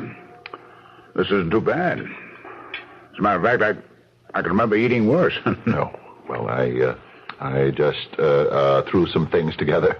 Well, looks like you got yourself a job. I'll tell you something. You don't look like a chef. Oh, I'm not really a chef. You know what you look like? No. You look like a cop. A cop? A federal cop. I do? You know why? Because you don't look like anybody. Federal cops, as a rule, have the kind of faces you just don't seem to be able to remember. Oh, believe me, I'm not a police officer. I assure you. Why should you want to assure me? No reason. I believe I'll try another rare slice of that roast. Oh, by all means. Let me have the knife. It's very sharp. Oh, certainly. Here. Slice you a piece? No, I'm not hungry. Let's listen to the news, huh? The news? No, it's just about 8 o'clock. Radio's right in back of you. Turn it on, huh? Oh, surely. Daring and dangerous bandit who escaped with well over $100,000 of the tip-top Tolliver Company payroll is believed headed this way. The Alvarado Mountain area is a fantastic place to hide out from the law. These woods and hills abound in natural hiding. Sheriff Armand Pendleton asks all citizens to report any suspicious-looking person. It is reported that ladies' skirts will be somewhat shorter this year. You care? Do I care about According to news If skirts are going to be shorter this year? no. Well, turn it on. So, there's a bank robber running around loose, huh? Is there? Oh, just on the news, didn't you hear? Well, I wasn't really listening. You mean you didn't hear what the announcer said? I only listen to that kind of story with half an ear. Half an ear. That's very interesting. Well, there's so much of it. I mean, violence of one kind or another. Is that so? And this fellow who robbed the Tip Top Tolliver Corporation, he didn't kill anybody. No, he didn't. Well, I don't know about you, but I'm ready to turn in. Oh, look, maybe I might be able to get my car started after all. Well, you forget you've taken a job here. I have? Why, certainly. You're my cook. I beg your pardon, chef. Well, Look at how nice and easy it is, huh? Just to cook for the two of us. But I was thinking... Your room's at the top of the stairs. Very nice, large, airy room, private bath. But I really should... I'm doing this for your good, you know. Oh, thank you, but... You're welcome. Now, let's not say any more about it.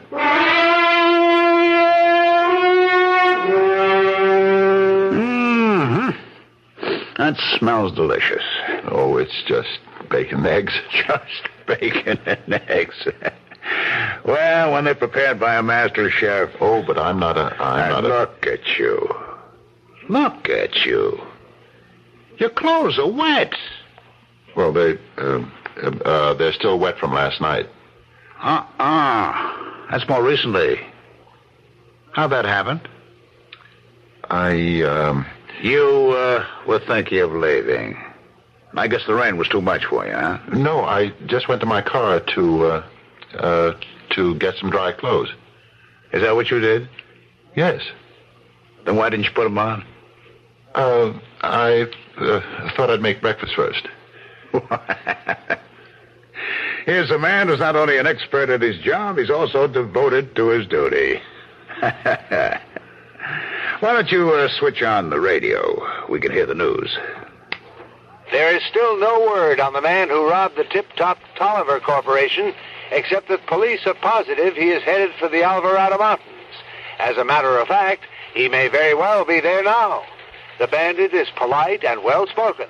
And that's really all we know about him, except that he stole $109,000. Timothy Tolliver, Jr., president of the corporation, has announced a $10,000 reward for the apprehension of the criminal, dead or alive. On a less gruesome note... Well, turn that off. What do you think of that? A $10,000 reward. For whom? For the fellow who robbed the Tip Top Tolliver Corporation. Oh. A man could be tempted. Tempted to do what? Turn this fella in. Oh. Well, first he would have to find the robber, wouldn't he? Yes, I suppose he would. I wouldn't want that kind of money. You mean you don't need $10,000? Well, maybe I do need it, but I certainly don't want it. I don't approve of that kind of thing. What kind of thing? Being, I suppose you would call it, being an informer. I see. Now, you take that robber. They say he's headed for the Alvarado Mountains, and that makes sense. Yes? He could have found himself somebody's old summer house. Nobody comes here till after the spring rains. So he has at least 6 weeks or a month to lay, that is, to lie low. Go on. And even if someone happens along, he can say that he's a writer who needs privacy. Except what? Except I don't see any typewriter. You don't? No. Well, not all writers use them, you know. Oh. Me, I like to write with a pen, a long yellow pad. Oh, I didn't know that. But about that robber. Yes? Well, I want to say he wouldn't have anything to fear from me. He wouldn't? No, sir. All I know is that I was lost in these mountains. I was sopping wet. I was tired and cold and hungry. And I'm not supposed to let things get that way because my health isn't too good. Oh, I'm sorry to hear about that. And this person, he invited me into his home. No, hold it. You mean to imply that I'm the... Oh, no, Mr. Smith. Absolutely not. All right, then what are you saying? I'm saying if you were the robber... that tiny little two-letter word, if, it covers a wide territory. Well, don't push it too far. If you were the robber, it would mean nothing to me. Is that so? Absolutely so. To me, you are the kind human being who gave me shelter from the storm, food and drink, and even a job. No, sir. You could trust me. Yeah. Supposing I were the robber, why should I do that? Why? Why? That's another important little word, just like if. I have, you see, this .45 caliber pistol here. I see it. Why shouldn't I put a slug through you? Because. Because why? You better think fast. If I were this robber, I'd realize there's a reward on my head. Why take chances? One bullet, and it's over. And I could toss your body out over the cliff where it wouldn't be found, in 100 years. If I were the robber, why shouldn't I do that? Because that's not the kind of man you are. How do you know what kind of man I am? Well, maybe you're a robber, but you're not a murderer. I know human nature. I know you wouldn't shoot a man in cold blood. Is that a fact? Yes, it is, and I'll bet my life on it. Say, is there any more of that great bacon and those pancakes? Oh, sure. All you want. What's for dinner? Some boeuf bourguignon. Boeuf bourguignon? That sounds terrific. You know something? If I were this robber, I don't think I would shoot you. I know that. Not for a while, anyway. You cooked the best food I ever ate in my life.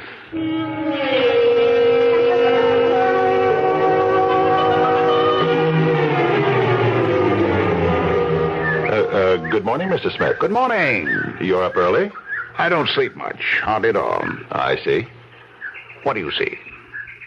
Oh, it's just a figure of speech. Actually, I don't see it all. It's just that we say things to pass the time. Uh-huh. I was thinking of taking a drive into town. Oh, were you? Is there any reason why I shouldn't? Oh, no, not at all. I want to call my wife.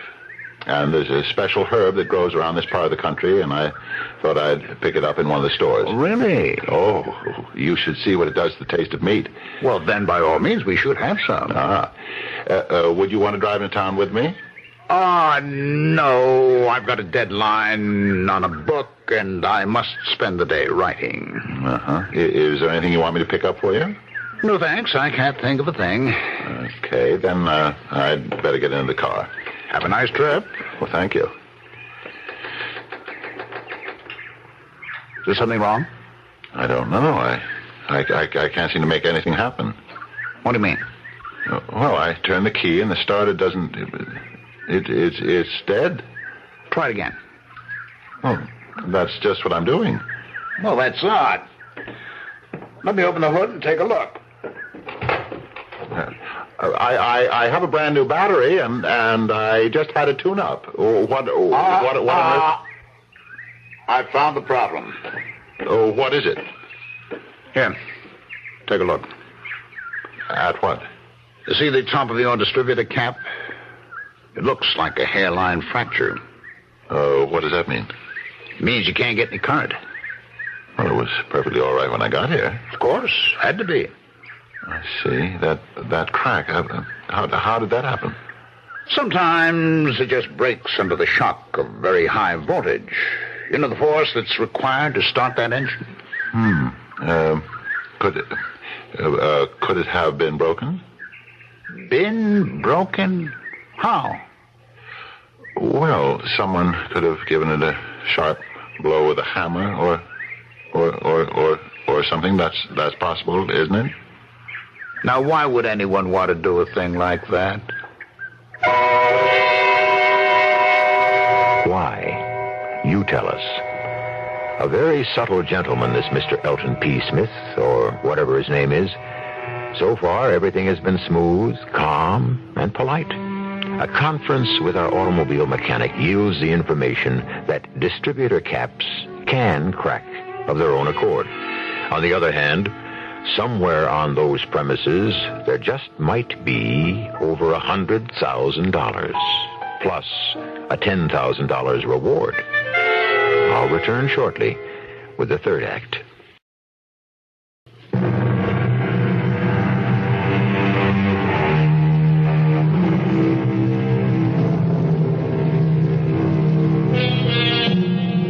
We tend to think of payroll robbers as cutthroat bandits and murderous desperados.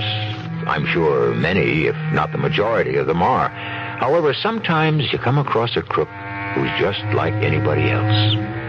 He really doesn't like to kill people, and all in all, he may be a very reasonable person. This doesn't excuse him. It just adds to the infinite variety of the human race.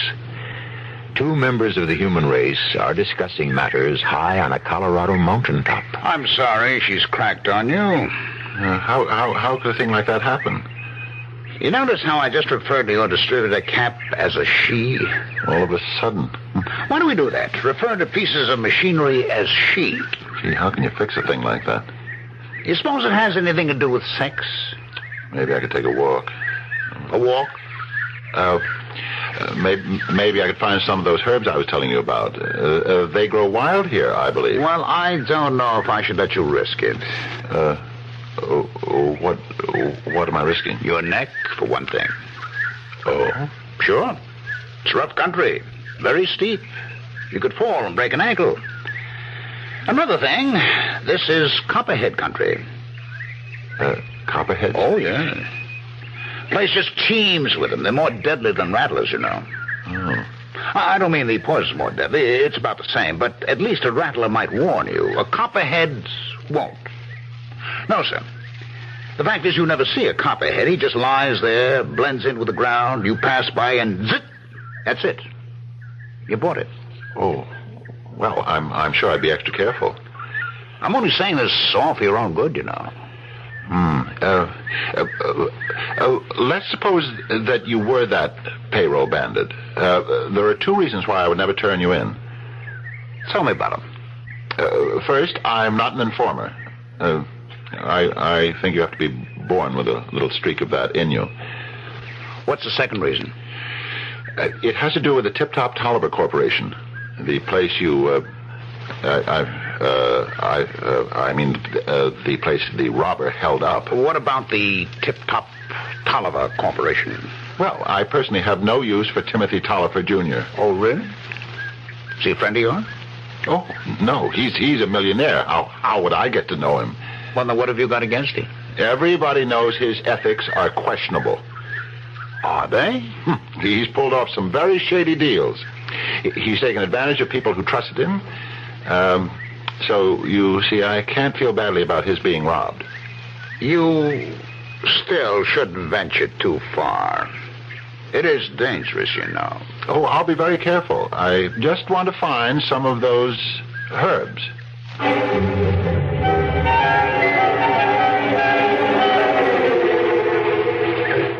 Let's see, the main road should be... If I keep on walking in this direction, maybe I can come across it. What's that? What's there, Bolivar? Down, Bolivar. Down. Who are you? What you doing here? Oh, hi. I already told you what I was doing here. You did? When was this? Last week. You stopped my car, Sheriff. Don't you remember? It was a rainstorm. And you asked me where I was headed, and I said Council Forks. Oh, yeah. I don't remember your face, but I do recall a conversation. Right. You were looking for a payroll bandit. We still are. What makes you think he's around here? Part of that money, not much.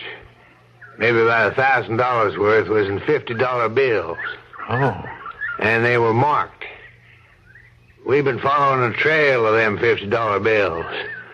They lead us right smack into the Alvarado Hills. Why are you so nervous? I understand there are a great many copperheads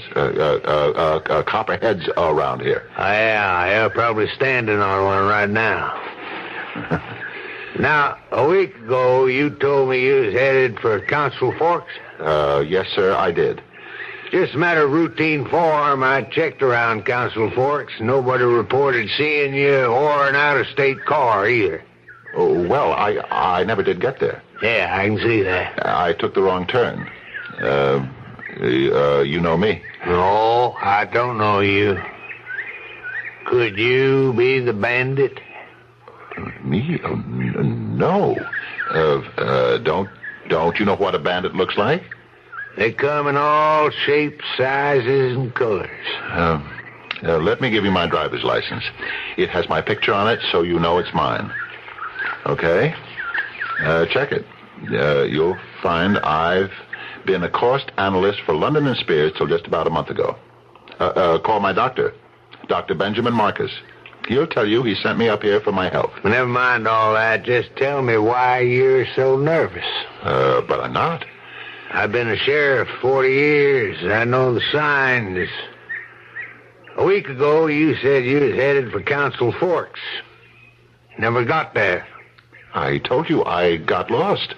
But where you been spending your time? Where? You look well-fed, well-rested. You shaved this morning. Oh, I always shave, every morning. Where did you shave? I've been camping. Camping? You saw that equipment in the back of my car. Where's your camp? I'd like to take a look at it. You know something? I have no sense of direction. I think I'm lost. Where's the fellow that robbed the payroll? Now, let's get down to facts. You ran into this guy. I don't know what you're talking about. Yeah, but I know. Tenderfoot like you trying to let on that you could camp by yourself in this wilderness. You had to stay with somebody. Admit it. Now, look. There ain't nobody supposed to be living in a 20-mile radius of this place at this time. So you ran into this fella, and you're staying with him. He don't let on who he is, and it never occurs to you because you ain't trained to spot these outlaw types. Admit it. I admit it. Now, where is he? Where's who? The fella you're staying with. You have to tell us, because if you don't, you become an accessory. You're asking me to become an informer. I'm asking you to do your duty as a law-abiding citizen. No. No? This man shared his home with me, his food and his trust. And I promised him. You promised him? I want to forget you said that. That gets you right into jail. I gave him my word. It was illegal. There's a reward. Blood money. I won't take it. You don't have to. But there's one thing you have to do. Lead us to where this man is hiding. I don't know if... I don't know if I can. Now, just remember, it's your law. It's your country. It's your job to protect it. Yes, but I still can't... How'd you like to sit in jail for a while? I can arrest you on suspicion. You're right. Reason, justice, everything's on your side. Where's he staying? The name on the door says, Maltby. Maltby? The old Maltby house. Now, I don't want a reward. When you go after him, just make sure you bring a new distributor cap for my car. That's all you want? That's all I want. I don't want to have to face him. You'll have to. If he puts up a fight, somebody might get killed. You go back and kind of distract his attention. But of course we could all be mistaken. He might not be the man. Now, you don't really believe that, do you? Now, make sure you keep him busy. Get him into an argument or a game of chess or a game of cards. Can I depend on you? Yes. You can depend on me.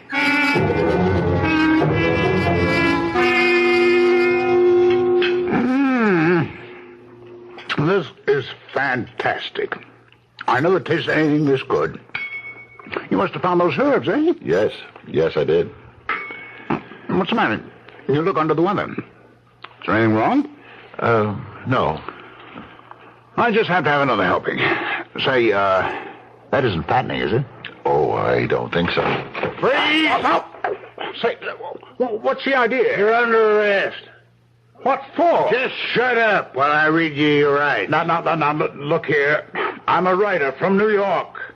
Mr. Maltby let me use his house. You can call him and ask him. Mr. Maltby is mountain climbing in Switzerland someplace. He won't be back for 6 months. See what's in that packet, Bobby. Is there more in that drawer?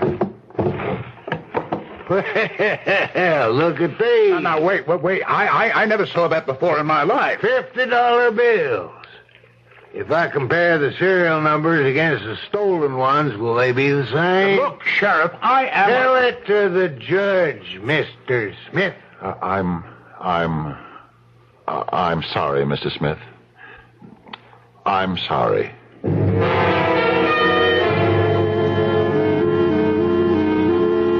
Olive, darling. Oh, Morton, dear. I was so lonesome without you. Oh, I thought the month would never go by. It seemed like a year. You know, something very amusing took place up near where you were. Did you hear about it? Hear about what? Well, there was this payroll holdup at some company with a funny-sounding name. Tip Top Tolliver. I may have read about it. Yes. Well, what happened? Well, you see, they thought the bandit was hiding out around the Alvarado Mountains. They tracked him down. And they arrested him because they found some of the stolen money on him. But he was the wrong man. He was? Yes. It seems he was able to prove that he was a writer from New York. A writer? That sounds fantastic. Yes. You know, the real bandit had come to the house and stayed there hiding out until he saw the sheriff approach. Then he just framed this poor Mr. Smith. Oh, my goodness. Did the real thief get away? Of course. And with most of the money. Don't they know what he looks like? Well, they can't seem to agree on a description. It seems the fellow was one of those, nondescript-looking people. Nothing about him you could remember. People tell me I look like that. Oh, no, Morton, dear. Why, you're so handsome and distinguished. Who could ever forget a face like yours? Well, I've been going over our assets, and, Olive, darling, we may have quite enough when we retire, after all. Oh, I have all the confidence in the world in you, Morton, dear. Thank you, Olive, darling.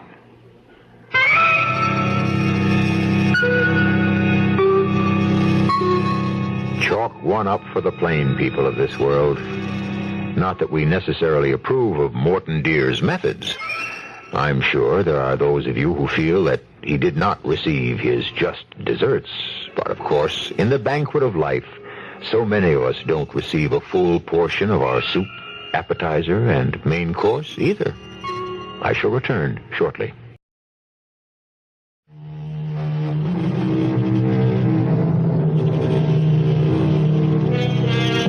The face of the clerk, the waiter, the cab driver, A thin, elderly gentleman sitting across the aisle on the bus. That middle-aged lady with mousy-colored hair and glasses. How many of these faces can you remember, even 10 minutes after you encountered them? How many do you even see? How can you hope to sense the drama that may be seething inside one of them? Some of them. All of them.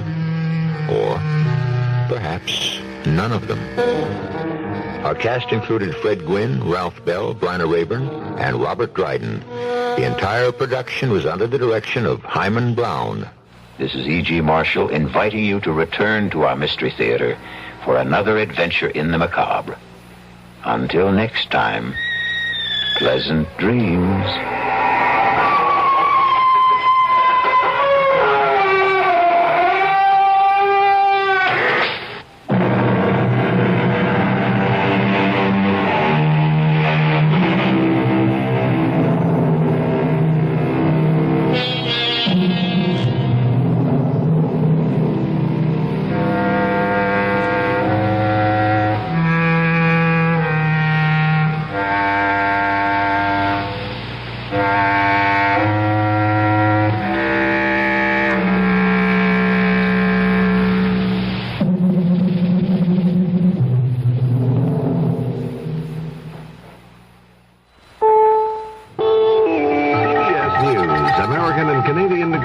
Have reached general agreement to build a pipeline to carry natural gas from Alaska across Canada to the lower 48 states.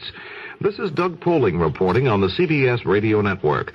The agreement came Friday night in Ottawa, where Energy Secretary James Schlesinger was negotiating with Canadian House Leader Alan McEachin. The pipeline would cost about $10 billion, but Schlesinger says it will eventually save money for both countries. Now, let me underscore that an overland route has major advantages for both countries, that the advantages increase the benefits to the two countries, and that the process of negotiation through which we have gone, through improvements in various respects, could result and would result, if this proposal were to go forward, in lower cost of service for both countries. Schlesinger says some details have to be worked out, but it's possible President Carter and Prime Minister Trudeau will be ready to discuss the pipeline when they meet in Washington next week for the signing of the new Panama Canal Treaty. More news in a moment. CBS was born in 1927, and what a family of talent it brought to life.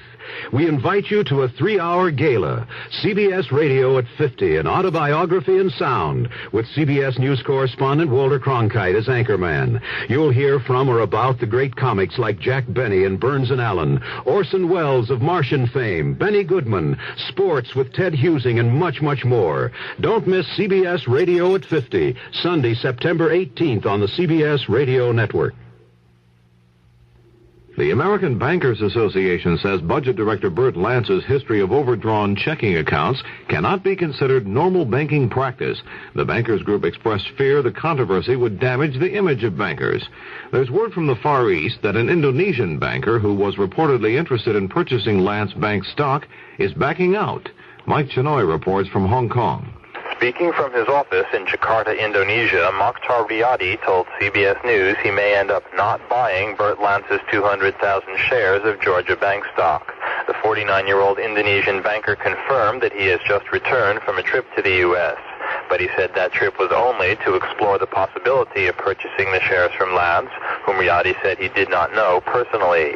Riyadi said he was told the shares were available by former Treasury Secretary Robert Anderson, with whom he met while in the U.S. He said, however, that negotiations were still in an initial stage, and last week, when he returned to Indonesia, the deal was still far from complete. Riyadi claimed he had been unaware of the controversy surrounding the Lance case until he arrived in the U.S., and said he had been highly embarrassed by the publicity he has received because of his role in the affair. He said for the time being he plans to stay in Jakarta and has not yet decided whether to go ahead and buy the 200,000 shares. Mike Chinoy for CBS News, Hong Kong. The New York Times reports that the Carter administration is weighing the possibility of giving the Concorde supersonic airliner landing rights at 10 American cities, in addition to New York and Washington. Controversy over noise has held up the Concorde from landing in New York. It does use Dulles Airport in Washington. Police sources in Karachi, Pakistan say former Prime Minister Ali Bhutto has been arrested at his home. No reason for the arrest has been given. Bhutto was ousted from power in July during a bloodless coup. The army now rules Pakistan. The Department of Health, Education, and Welfare in its annual back-to-school forecast says total enrollment in the nation's schools and colleges this year will drop slightly to 60.3 million students. But HEW says total school costs will rise by $12 billion, the increase attributed to higher costs and salaries. 3 Japanese electronic manufacturers say they've developed a new type of record player, one that uses a laser beam instead of a needle to reproduce sound. The player works by casting a laser beam on a special disc coated with a reflecting chemical. It is said to result in excellent sound fidelity and is completely noise-free because there's no friction between disc and needle. This is Doug Poling, CBS News.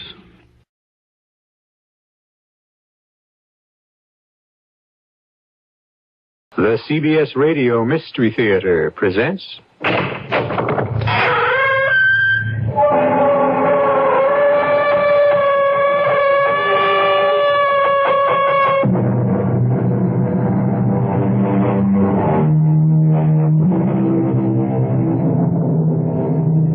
Come in. Welcome. I'm E.G. Marshall. Welcome to a world where fears and suspense are the order.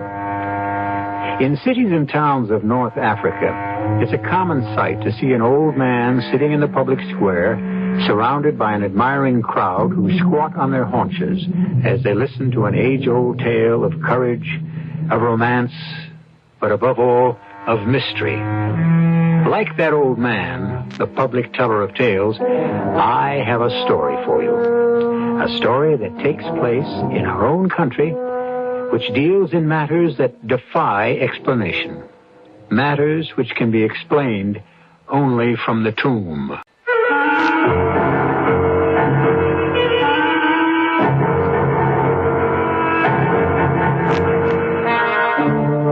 Our mystery drama, The Damned Thing, was inspired by the celebrated American writer Ambrose Bierce. It was especially written for the Mystery Theater by Arnold Moss. It stars Robert Dryden and Joan Tompkins.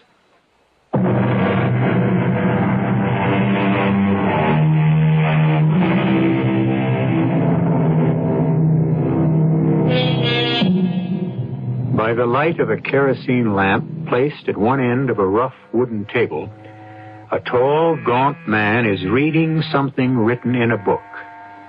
The man reads silently as his fingers trace the words.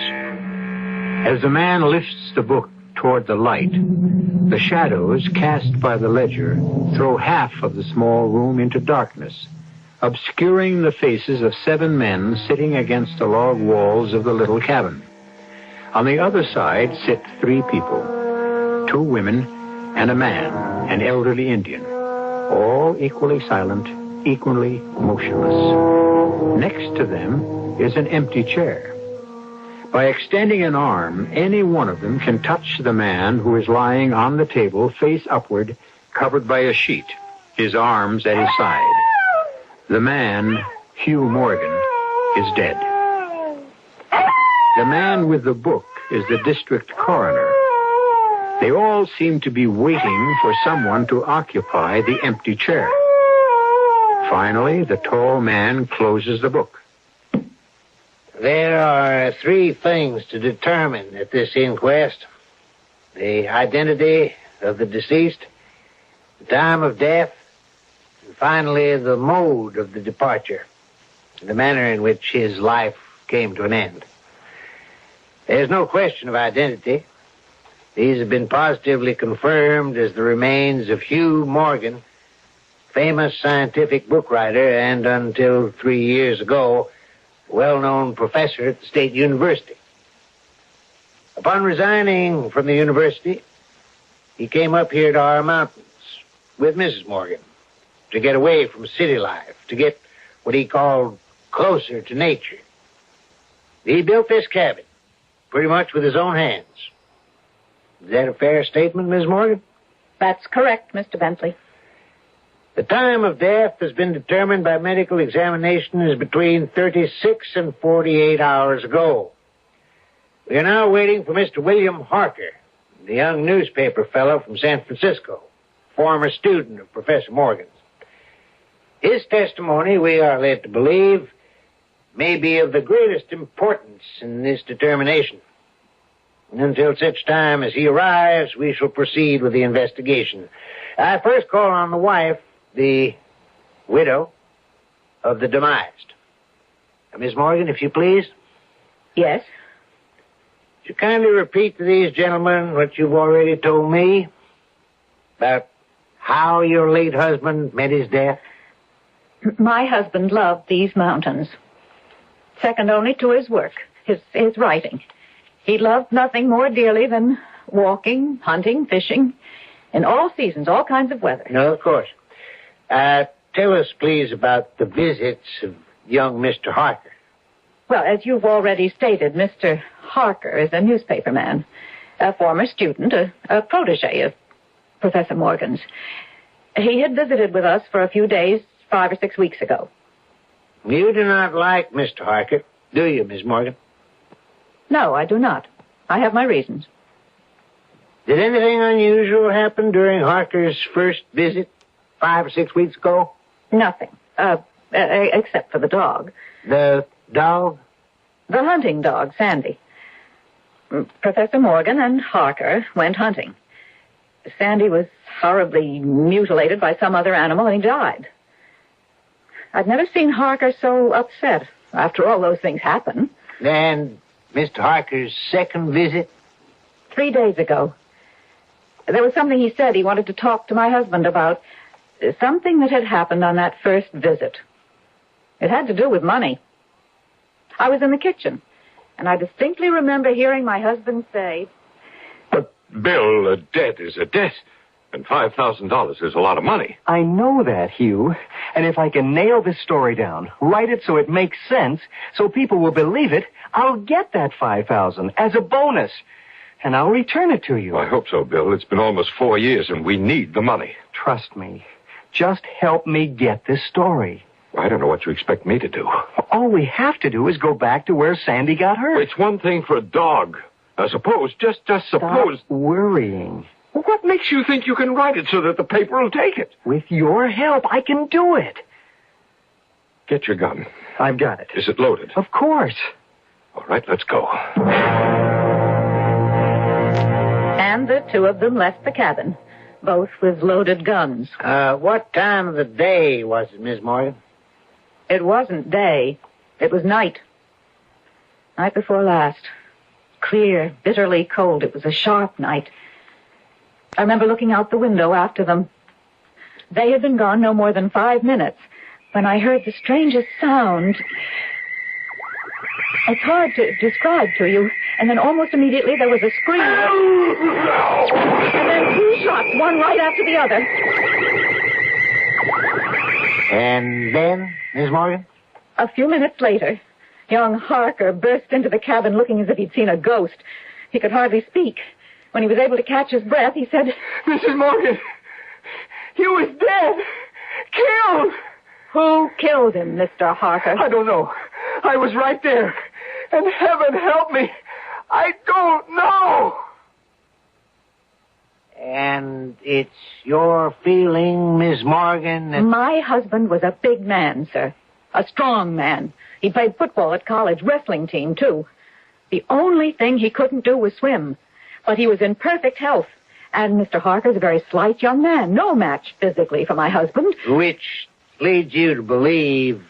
To do away with Hugh, Harker needed his gun. In other words, you're convinced that the shots you heard... Had to come from William Harker's hunting rifle. A double-barreled gun. Harker's motive being... To wipe out Hugh and his debt to him at the same time. For the time being, I must ask these gentlemen of the jury to question what you're implying. You see, there is some doubt whether Mr. Harker or anybody else could possibly have shot your husband. Why is that?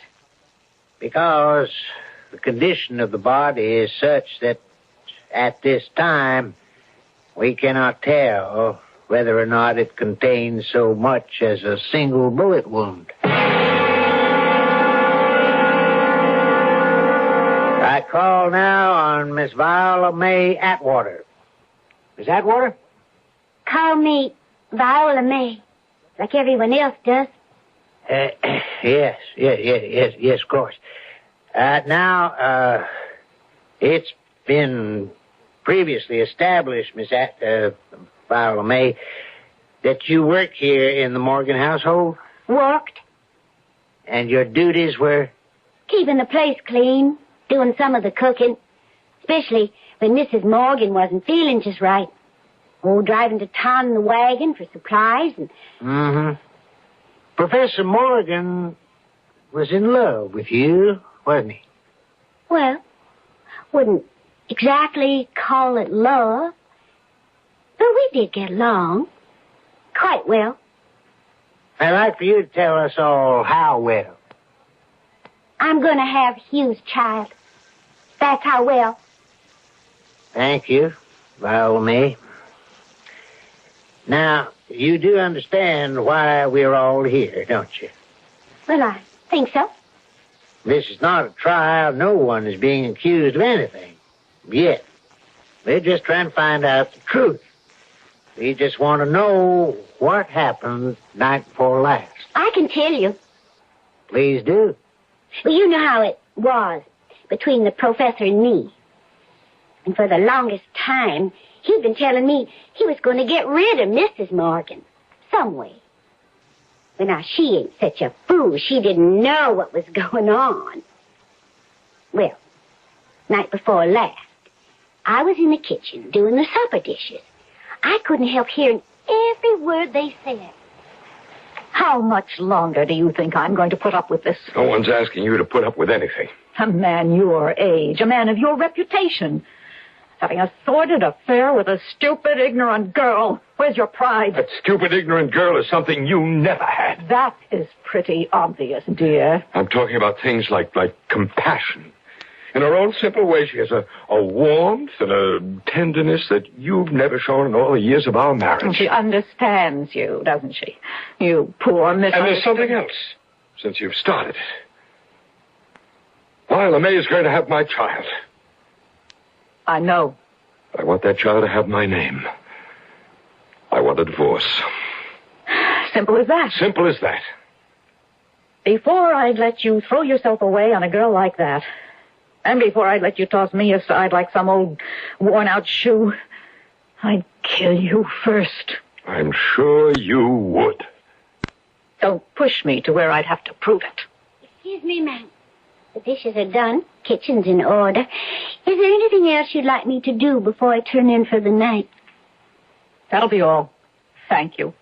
Well, then I'll just say good night.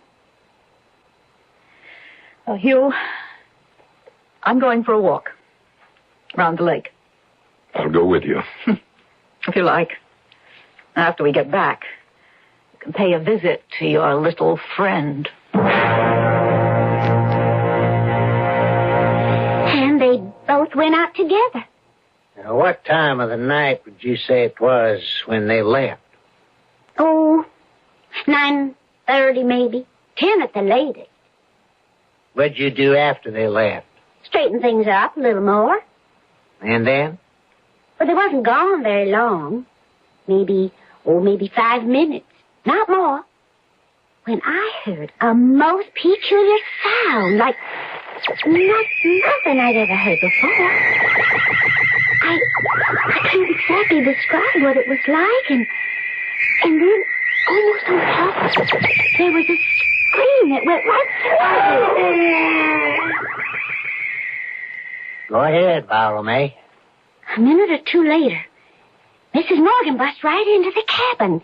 She couldn't hardly talk.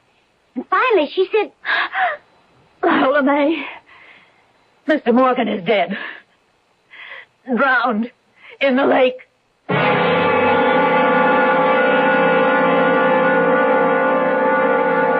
Mrs. Morgan told you herself that Professor Morgan couldn't swim. Now, I think you gentlemen can see for yourselves what happened. The first chance she got, she pushed him into the lake at the part where it's real deep. Now, he struggled for a piece, and in the darkness of the night, finally gave up and drowned. I see. As I've explained before, Viola May, this inquest has been called because there's reason to believe that Hugh Morgan met his end through some kind of foul play. Like I said. Not quite like you said. Chances of Professor Morgan's death coming about as a result of drowning are very slim.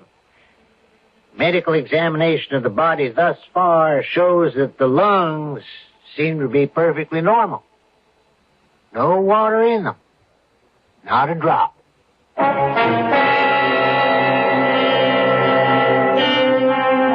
Absolute truth is a very strange thing. What seems real to one person is very often a lie to another. The fact, as one person sees it, becomes a fiction in the eye of his neighbor.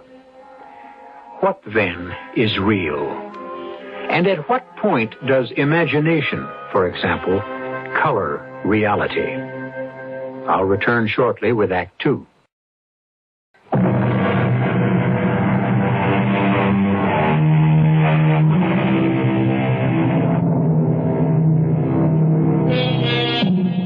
In an isolated cabin high in a deserted area of the mountains of Northern California, a corpse lies cold and rigid on a rough, hand-hewn table. The dead man, science writer Hugh Morgan, has come to an unexplained and unnatural end.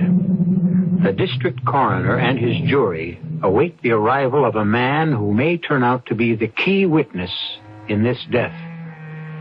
Two other witnesses, the wife and the mistress of the dead man, have already testified.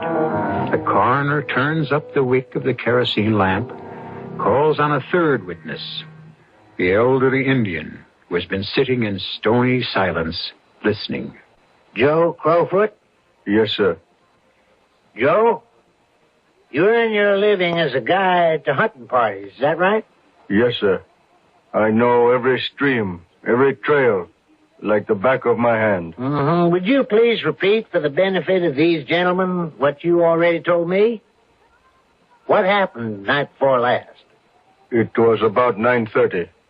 I'd put out the lamps and was just about to call it a day. Hunting party at 5 the next morning.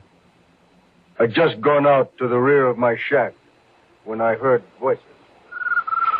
You said you loved me, Hugh. You said I was the only thing in this whole wide world that mattered to you. That's true, Viola May. Then what's all this talk you've given out to me about how the time ain't right for a divorce? It would kill her. I may not love her, but at the same time, I wouldn't want to do anything to hurt her. Ain't you the considerate one? You think nothing of hurting me. Look out for that snake. Oh. Quick! Get back on the path. Oh, that was close. I couldn't see it. Well, how could you? Here, let's sit down on this stump for a minute and, for heaven's sake, keep your voice down. Joe's asleep, and we don't want to wake him. You got a responsibility, Hugh. I'm going to be mother to your child. So you say. Now, what's that mean? What makes you so sure it's me? Well, who is good? Now, what is in back of that filthy mind of yours? I told you to keep your voice down. I'll tell the whole world what a dirty old man you really are. You little fool. Now, you pull yourself together. Hugh Morgan, I hope you die. You pushed me, you deliberate. No. Oh, the rattlesnake, it's there. I can see it. But don't move. Lie here as quietly as it's lifting its head, but... It bit me. Get help. You little idiot, I've been bitten. Wake Joe Crowfoot fast. What makes you think Joe would help you? Wake him up yourself, lover boy.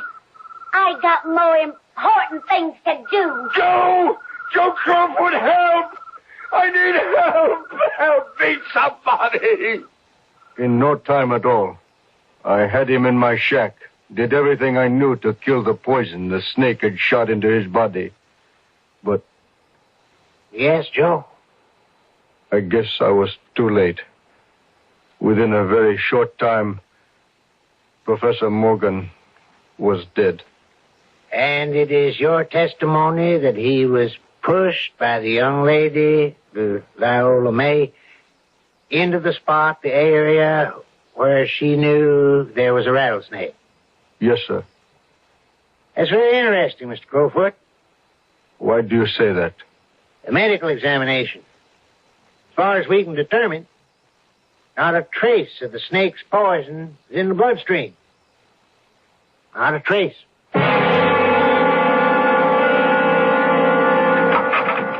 Mr. Bentley, I got here as fast as I could. You, young man, are... I'm William Harker of the San Francisco Press. Forgive me if I've held things up. Oh, delighted to see you, Mr. Harker. I left the minute I got your call. This is not the easiest place to get to. I want to finish this business tonight. Well, I think you should know that when I left here early yesterday morning, it was not to evade your summons. No? No, it was to get the story to my paper.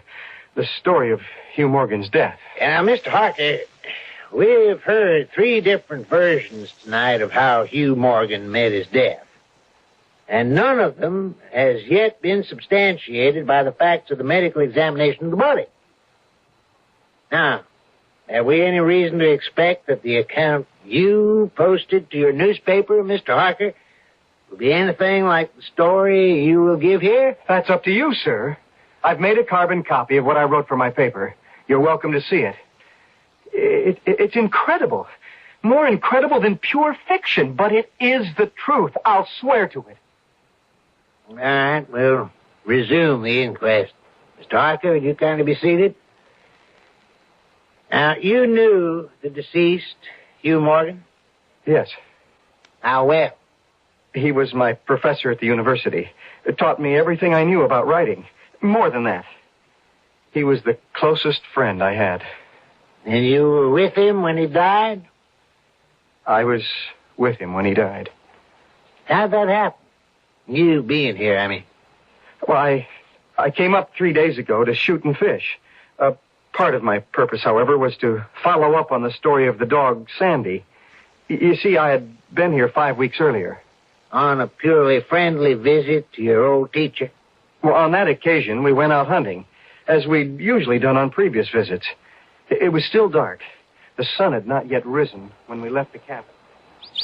Sandy! Sandy! Here, boy! Have you any idea where that silly dog went? Well, he was here a minute ago, Hugh. Funniest thing, he just disappeared. Oh, but he'll be back. In the meantime, we'll have to do without him. Well, now, let's see if we're as good as he is in raising some quail. What's our best ground? Beyond that ridge, I'd say.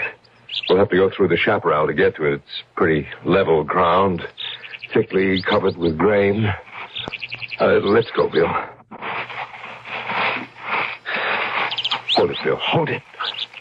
Be very quiet. What is it? Just listen. What is that? I think we've startled a deer. Oh, I wish we'd bought a rifle instead of just shot. Shh, be very quiet. What are you doing, Hugh? You're not going to fill up a deer with quail shot, are you? Is anything wrong? Hugh, have we jumped a grizzly? Cock your gun, Bill. Well, now what? Everything's so quiet. What is it? Just keep your eyes open and your mouth shut. Keep low, very low, and watch. And that's exactly what I did. What happened next? A minute or two went by. Suddenly, there was this weird sound that seemed to come from out of nowhere. It grew louder and louder. It got to the point where I had to put my hands over my ears to shut out the sound. It was so shattering. And then it stopped. As suddenly as it had started. And what did you see, Mr. Harker? Well, up until then, the bushes had been deathly still. Not a bit of movement of any kind. I turned to Professor Morgan and was about to speak when the field of wild oats we'd been watching began to move in the most curious way. It seemed as if the oats were being stirred up by a streak of wind, which, well, not only bent it, but pressed it down, crushed it, so that it didn't rise, as if some huge, invisible, what can I call it, presence was moving slowly along through the oats, stepping on it with giant feet. And this movement, foot by foot, was prolonging itself directly toward us. What was your feeling, Mr. Harker, as you were watching this strange occurrence? Well, I must confess that I lay there in the chaparral, right beside Professor Morgan, watching this fantastic thing happen, and I was not afraid. Was this equally true of your companion? No, he was terrified. What are you doing, Hugh? What are you shooting at? Don't ask questions, just fire while I reload. Fire? At what? Straight ahead of you, where the grain is moving. Well, if you say so. Hugh, what are we doing? What is it? It's all over now. It's gone. Let's see what happens. Yeah. Oh, no. That poor Sandy. Just look at him. Ripped to pieces. As if he'd run into the blades of a threshing machine. But what did it? I didn't see anything. Well, you saw the movement, didn't you? And a sort of blurry outline of a shape? I saw the movement. Nothing else. So where are your eyes, Bill? It was there to see. You just had to look and you'd have seen it. I think. What the devil are you talking about, Hugh? Seen what? The thing. The damn thing. Oh, what? That's what I call it. The damn thing. First, it did away with my chickens, and then the pigs and the cattle. And now poor Sandy, slashed to pieces. And that's not the end. Only the good Lord knows what the damn thing will destroy next. Or who?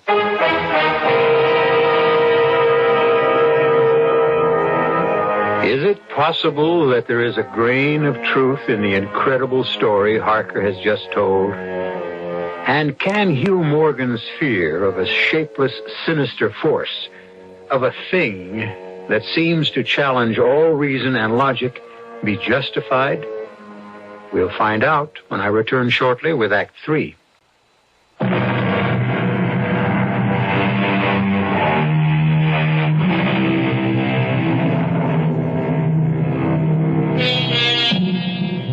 From the blank darkness outside the cabin come the familiar noises of night in the wilderness, the long, nameless note of a distant coyote, and all that mysterious chorus of small sounds that seem always to have been but half heard when they suddenly cease. But none of the company present seems to be aware of anything other than the corpse on the table before them. Please continue, Mr. Harker. Well, that's about it. We buried the dog and went back to the cabin. And never said another word to each other about what had happened that morning. You stayed on for a while? No, sir. I returned to San Francisco the next day. And then 5 or 6 weeks later, 3 days ago, you came back again. Why? To fill in some of the blanks. There were too many unexplained things. Tell us what happened night before last. I think Hugh had a pretty good idea of why I had come back so soon after the episode with the dog. It was he himself who suggested that we go out to hunt whatever might be around. I think our best chances are this way, over this ridge. But Hugh, isn't that the same ridge where Sandy... Of course it is, of course. Now just see that your gun is loaded. It's loaded. Good. Keep your eyes and ears open. We've got a full moon and visibility is real good. Now, if anything should... Be very quiet, Bill. Do you hear anything? No. Nothing. But just be careful. Be very careful. It comes up on you out of nowhere. It gives you no warning. Right. Let it have it, Bill, both barrels. And here's mine. I missed it, Bill. I missed it. Run! Run for your life! You, I don't see anything. What's happened? I was thrown violently to the ground by the impact of something unseen in the haze. Something soft and heavy hurled itself against me with great force. Before I could get back to my feet, I heard Morgan crying out in mortal agony. Mingling with his cries were hoarse, savage sounds, like from the throats of mad dogs fighting each other to the death, snarling and growling. This time I was terrified. I struggled to my feet. I looked for Professor Morgan and may heaven in mercy spare me from another sight like that. Now, easy, Mr. Harker. Not 20 yards away, my friend was down on one knee, his head thrown back at a terrifying angle. His hat was gone. His long hair was in disorder. His whole body was convulsed with violent movements from one side to the other, backward and forward. His right arm... Yes? It was lifted, and it didn't seem to have a hand. At least I could see none. The other arm was completely invisible. Morgan seemed like a wrestler of some kind, determined and yet overcome, beaten by a force of superior weight, greater strength. And all this time, all you saw was Morgan? Yeah. Nothing else? Nobody else? No, just him. And then, not always distinctly. And throughout the whole thing, such sounds of rage and fury as I have never heard in my life, from man or beast. Now, what, if anything, did you do to help your friend? Well, I ran toward him. I had a funny kind of feeling that he was suffering from a fit or from some kind of convulsion. I looked up, and by the light of the moon, I could see, as I had weeks before, the same mysterious movement of the wild oats, retreating, rolling itself back from the place where Hugh lay, toward the edge of the woods. When I got there, I looked down at my friend. He was lying on his back, absolutely still and quiet. He was dead.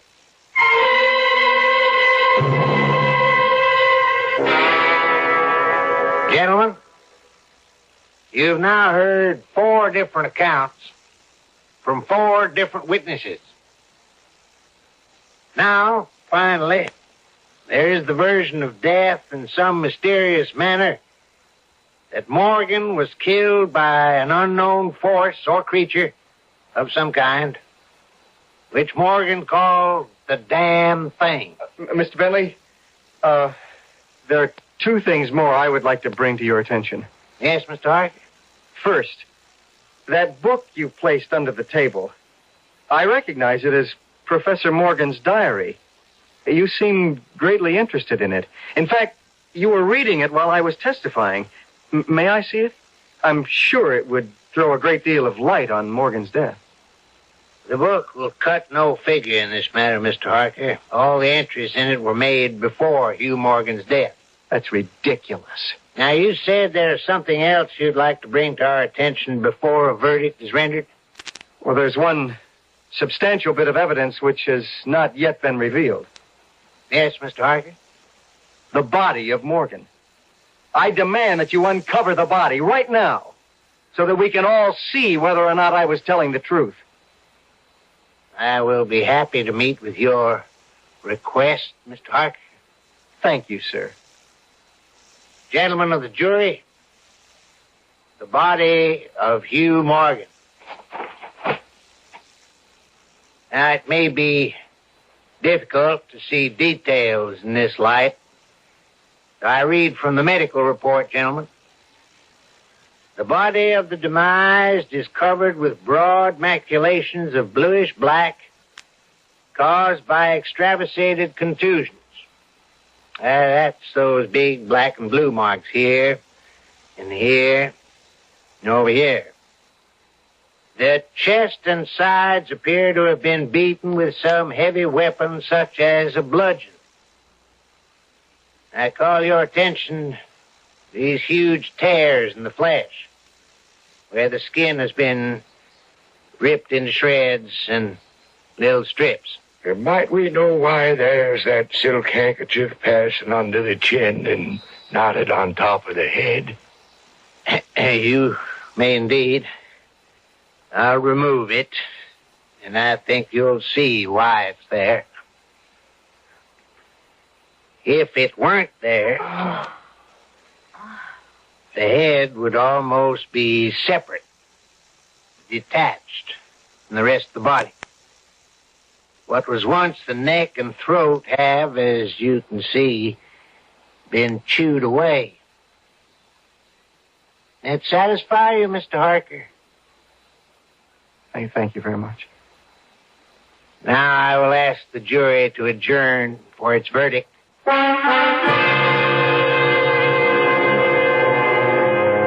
We, the jury, do find that the remains of Professor Morgan come to their death at the hands of a mountain lion. You can't mean that! Just the same, there is some of us thinks that the remains was subject to a simple case of fits. Come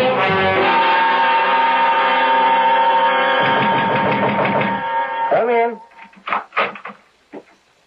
Oh, Mr. Harker. Can't say I'm surprised to see you. To what does my humble office owe the honor of your visit? I can't accept the verdict your jury gave last night. Unfortunately, there ain't much you can do about it. I think there is, sir. I can establish the truth about Hugh Morgan's death. And how exactly do you propose to do that, Mr. Harker? Take a look at this. What is it? A reel of tape and a recording machine. Months ago, I asked Hugh to make a day-by-day recording of whatever he saw, whatever he experienced in connection with this phenomenon. Would you like to hear it, Mr. Coroner? Yes, of course. This might just possibly make you change your mind. Listen carefully. And Sandy kept running in a kind of half circle, keeping his head turned always toward the center. You recognize that as Professor Morgan's voice? Yes, He kept barking furiously. At last he ran away into the brush as fast as he could go. At first I thought maybe he'd gone mad. And then the thought occurred to me, can a dog see with his nose? Can a dog think with his nose? Do odors impress on the brain the image of the thing that gave off the odor? The next entry is a few weeks later. May 27th. It's been here again. I find evidence of its presence every day. In the morning, fresh giant footprints were there as before. I find it impossible to sleep. This is terrible and terrifying. If this is real, I shall go mad. And if it isn't real, then I'm mad already. It's like I said. Just June 3rd. I will not leave. I will not let it drive me away. This is my house, my land. June 5th. I can't stand it any longer. I've invited Harker to spend a couple of days here with me. He has a level head. I can tell from the way he acts whether or not he thinks I'm insane.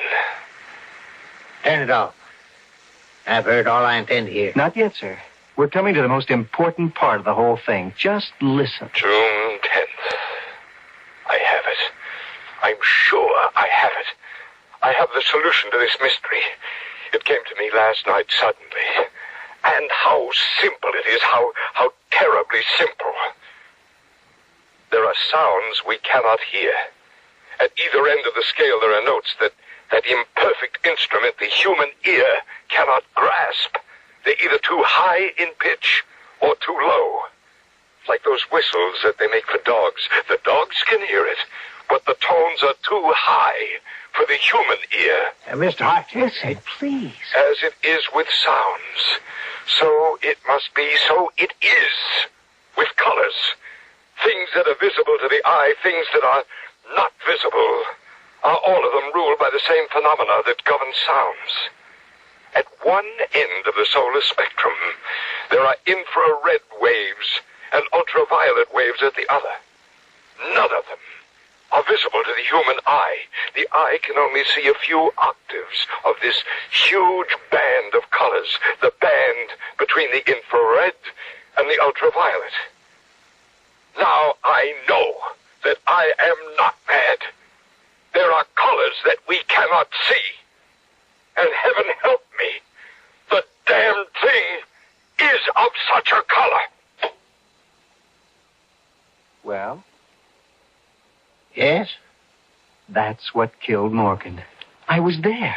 I saw it happen. Mr. Harker, you play this tape for anybody, and they'll swear that Professor Morgan was as crazy as a loon. I don't think you'd want that, would you? What are you going to do? Now, please have that real tape. Now, I love the truth as well as the next fella. The world needs the truth. But there are times when the world has an even greater need for what is not true. For the untruth that may offer something like consolation, compassion, or hope. And so, Mr. Harker, with your permission, I think destroying this tape is the best thing we could possibly do.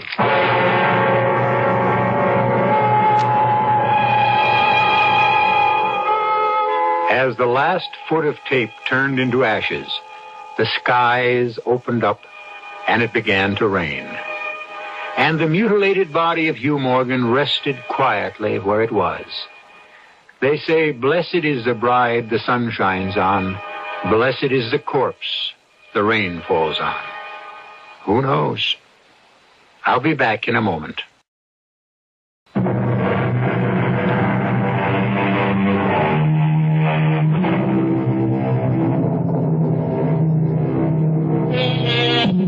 An interesting footnote on Ambrose Bierce, the American writer on whose story, The Damned Thing, our tale was based. In 1913, he left his work, disappeared into Mexico, and every trace of him was lost forever. Never heard from again. Is it just possible that he, like Hugh Morgan, met his end at the hands of some damned thing? Who knows? Our cast included Arnold Moss, Robert Dryden, Joan Tompkins, Evie Juster, and Bob Caliban. The entire production was under the direction of Hyman Brown. This is E.G. Marshall inviting you to return to our Mystery Theater for another adventure in the macabre. Until next time, pleasant dreams.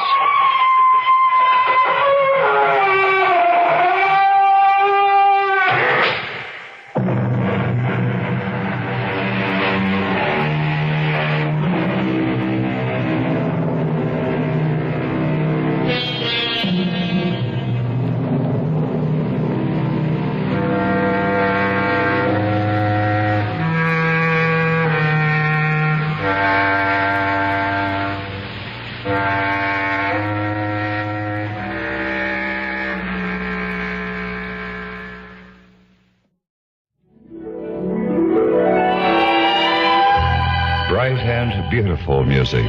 This is KIXI AM 91, Seattle. CBS News.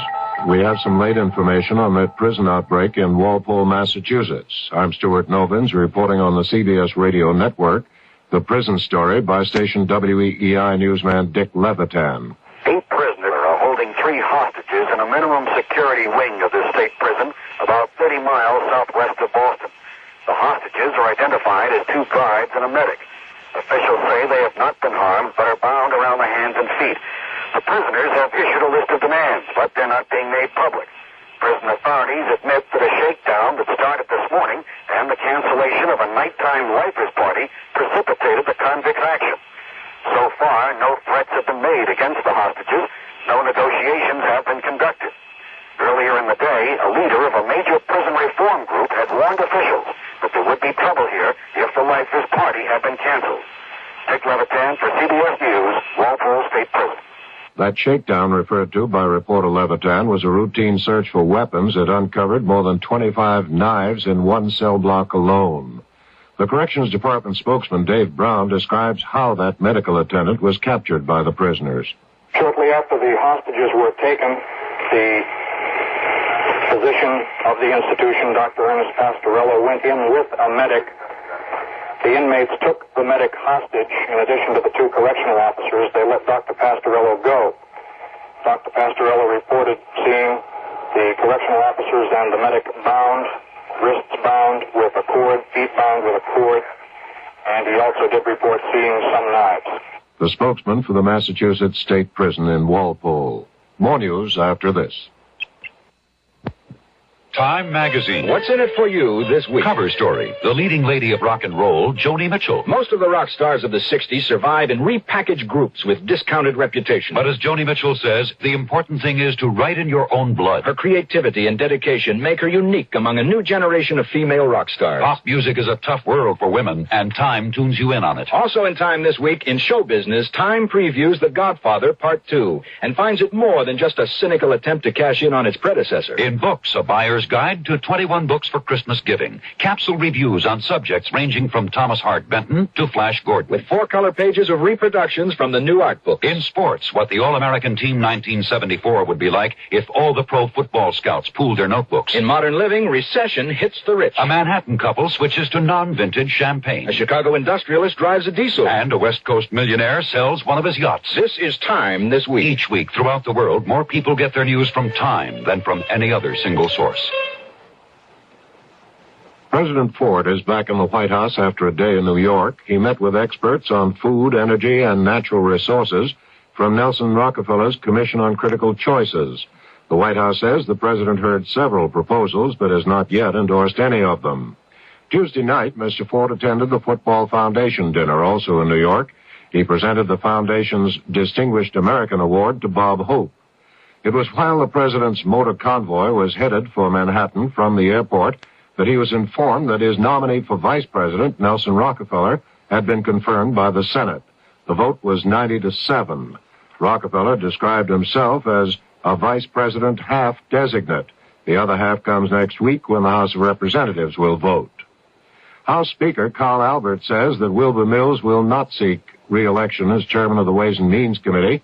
Albert says Congressman Mills' doctors recommended that Mills step down for medical reasons. Mills is now at Bethesda Medical Center for treatment of an undisclosed illness.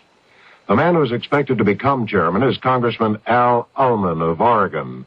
He has pledged that the committee will operate openly with the members, not the chairman, making the decisions. Ullman puts priority for the committee on action to reform the tax laws, on health insurance, and on welfare reform. The reduction by the Federal Reserve Board of its interest rates on loans to banks gave Wall Street a lift Tuesday. On the New York Exchange, the market went up 53 cents. The Dow Industrials were up nearly 14 points. Chase Manhattan Bank, the nation's third largest bank, lowered its prime interest rate from 10.5% to 10.25%. The White House says President Ford will meet Thursday with auto industry leaders. They will discuss the industry recession and the total American economy. Stuart Novins, CBS News.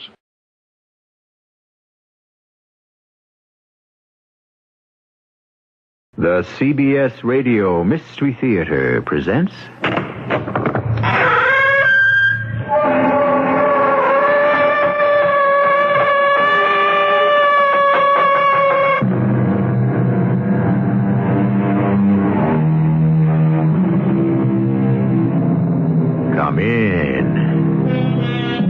Welcome. I'm E.G. Marshall.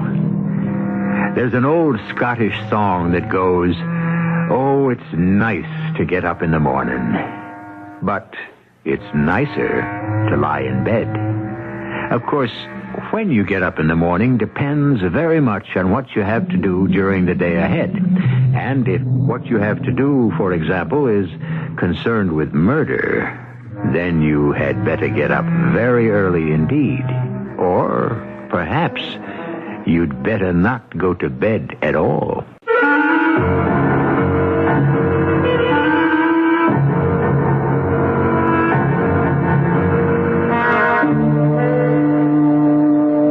Our mystery drama, Room 418, was written especially for the Mystery Theater by Sam Dan and stars Michael Tolan.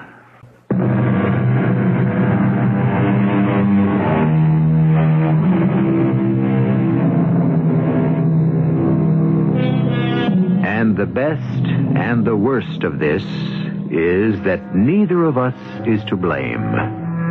If you have forgotten my kisses, I have forgotten your name.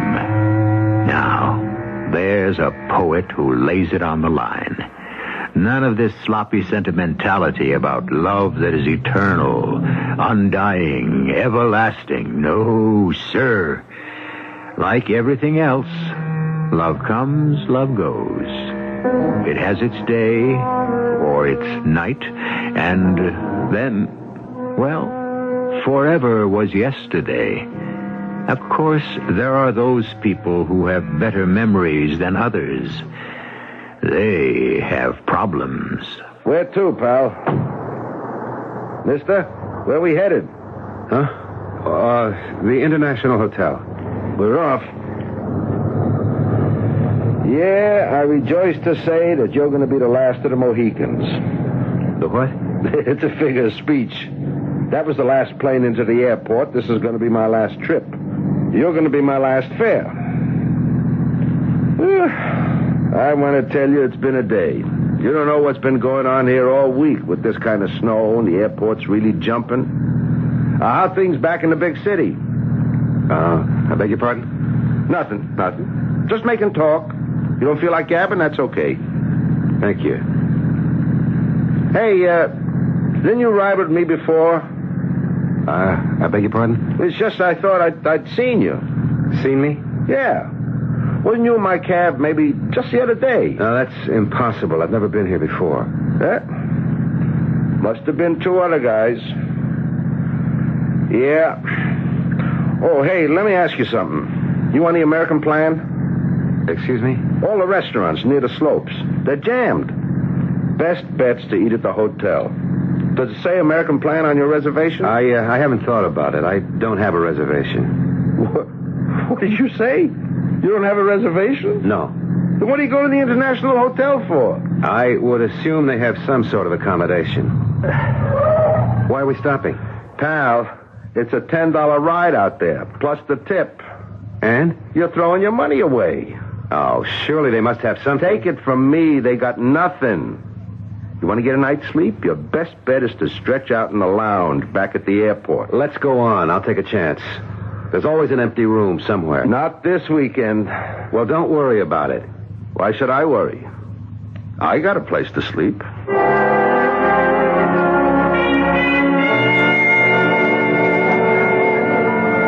Sorry. Are you sure? Positive. Why don't you look again? It doesn't matter how many times I look. Oh, surely you must have some kind of room. Don't have a thing in the house. Gloria Svetic? That's what it says on your name tag? Well, at least you can read. We don't have any rooms. Let me see. Your eyes are blue, but I think they turn green when you're telling a lie. Now, isn't it a fact that hotels always hold a certain percentage of rooms in reserve? It sure is, and we already rented ours. Gloria, I hate to say this. Then don't. But I don't believe you. Have it your way. Oh, I'm sorry. I shouldn't have said that. You're right. You shouldn't have. It was such a long trip, and now I don't know what to do. Well, between you and me, what you should have done was made a reservation before you came up to the most crowded resort in the state at the height of the season. Now, teacher, don't rap my knuckles. The problem is, what do I do now? I don't know. There's not another plane out of here till 8 o'clock in the morning. Oh, well, what do the Eskimos do? Oh, I understand they build a little shelter out of snow. It's supposed to be quite warm. Well, you could do that. Or you might try that red couch in the lobby. It isn't too bad.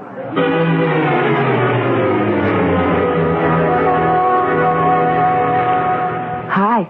Huh? Oh, it's you. Were you asleep? Well, not exactly. You want a cup of coffee? Thanks. What time is it? 12:15. Oh, it's going to be a long night. You know, you look familiar. Do I? I am sure I've seen you before, and it was recent. Where? Up here. No, that couldn't be. Why not? This is my first trip. Well, I guess I could be wrong, but I like to think I never forget a face. If we'd met before, I'm sure I'd remember. What made you come up to this place just like that? No, it was just one of those spur-of-the-moment things. Are you a spur-of-the-moment person? I suppose you could say that.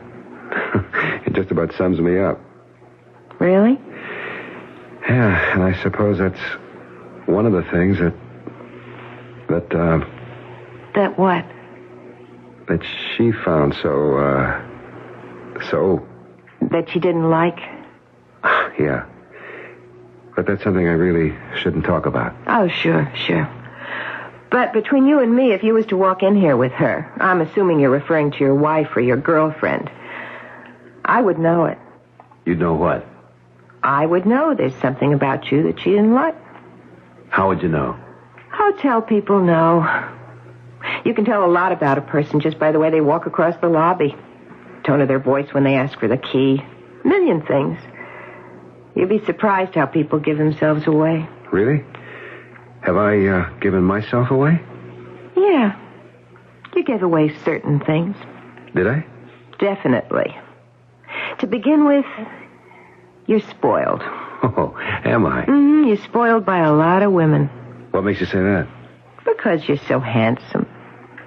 You think I'm handsome? Sure.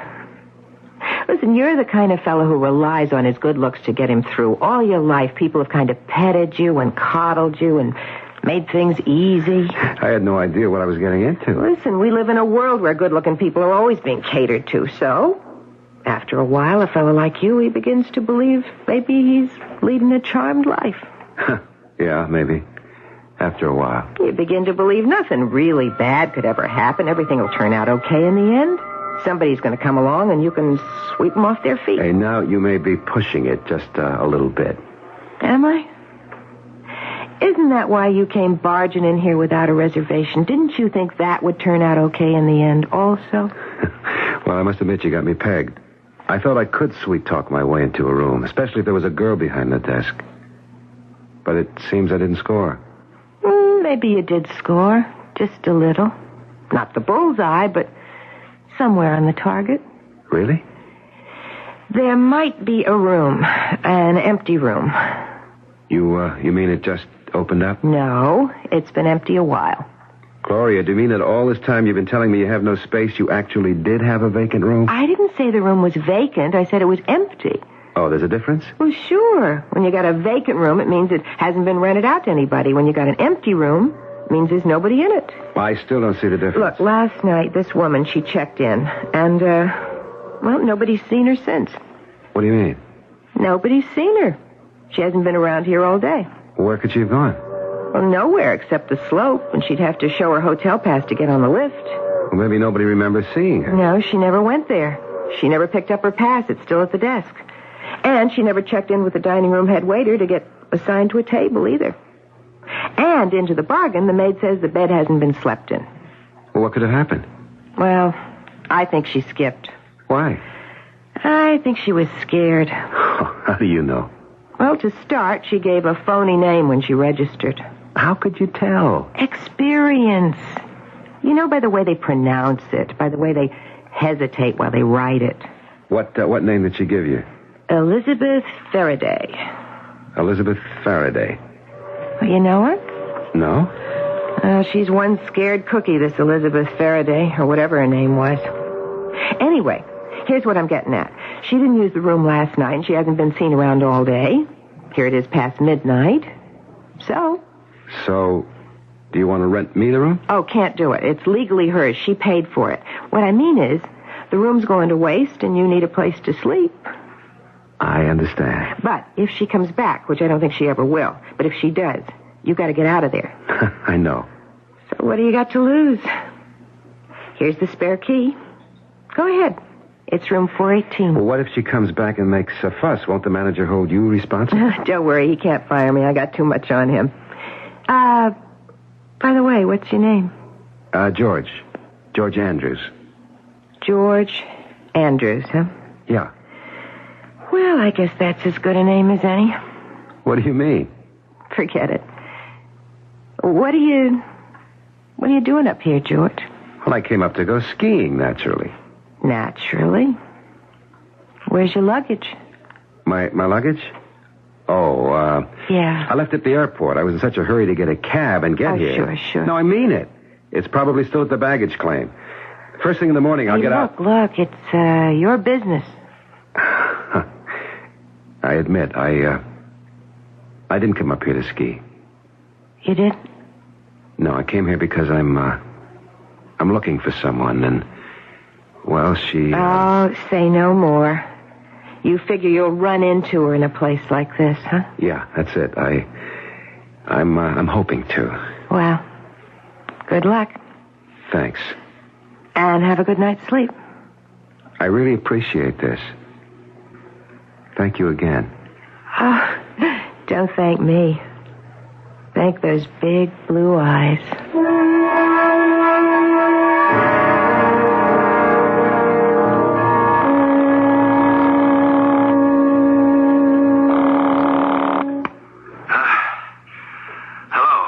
Chester, it's me. Who? Kent. Kent. Where are you? Listen, Chester. Where are you? I found her. You what? I know where she is. But you said she wouldn't give you the money. I know. That was yesterday. Well, what happened to change the picture? I'm going to change the picture. What do you mean? I'll convince her logically that it's in everybody's best interest for her to give me the money. After all, it is my money. But you said yesterday she turned you down for good. Look, just have faith in me, Chester. Kent, the wolves are closing in on me. Everything's going to be all right. Where are you? Trust me. I'll talk to you in the morning. Good night. But, Kent, I've got... Yeah, in the morning. If it ever comes.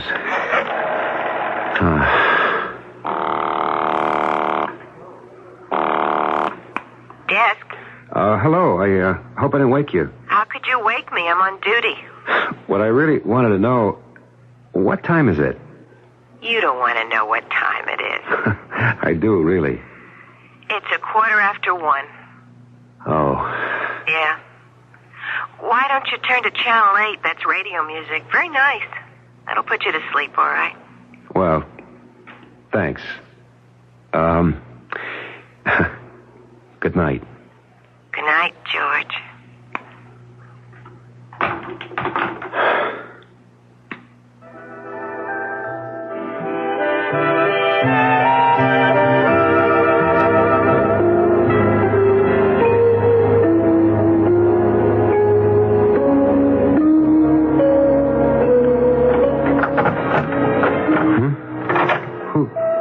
What's that? Who's there? Who's that?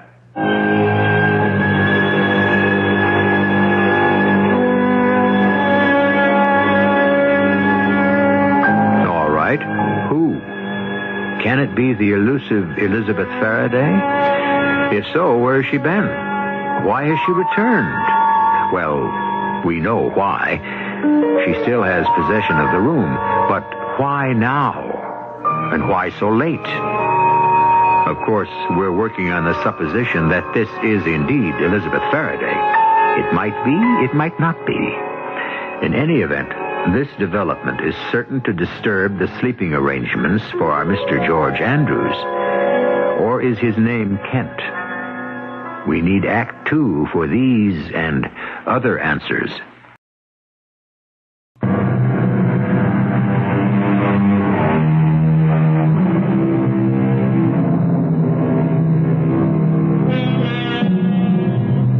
I was a stranger, and ye took me in.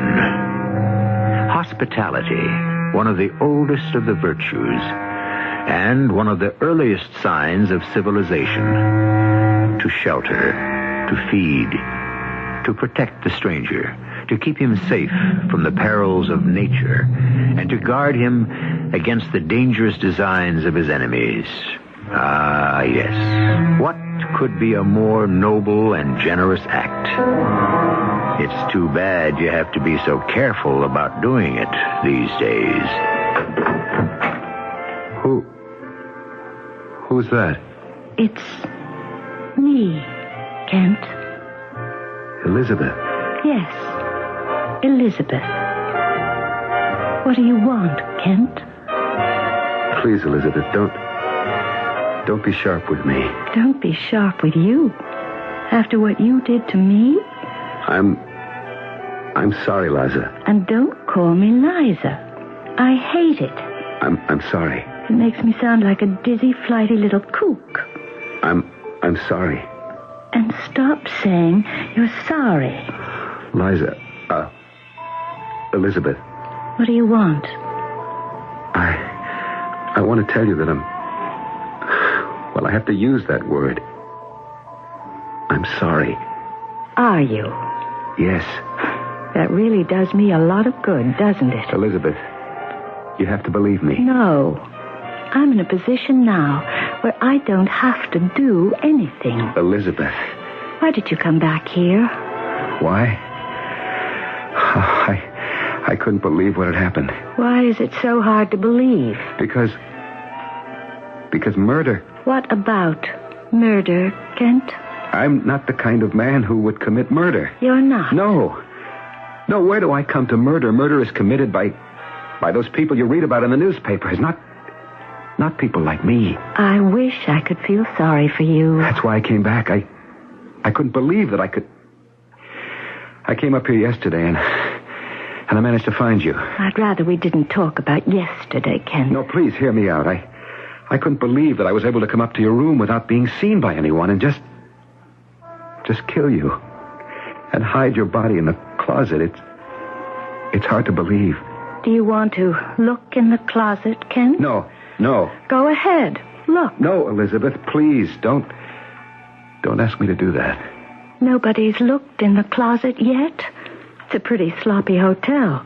A lot of glitter and polish on the outside, but I think they just shoved the dirt under the rugs. Elizabeth, Look, the maid just poked her head in the door this morning. She saw the room was still made up. She didn't even bother to come in. Of course, sooner or later, somebody's going to look in that closet. Elizabeth, I'm trying They'll have to.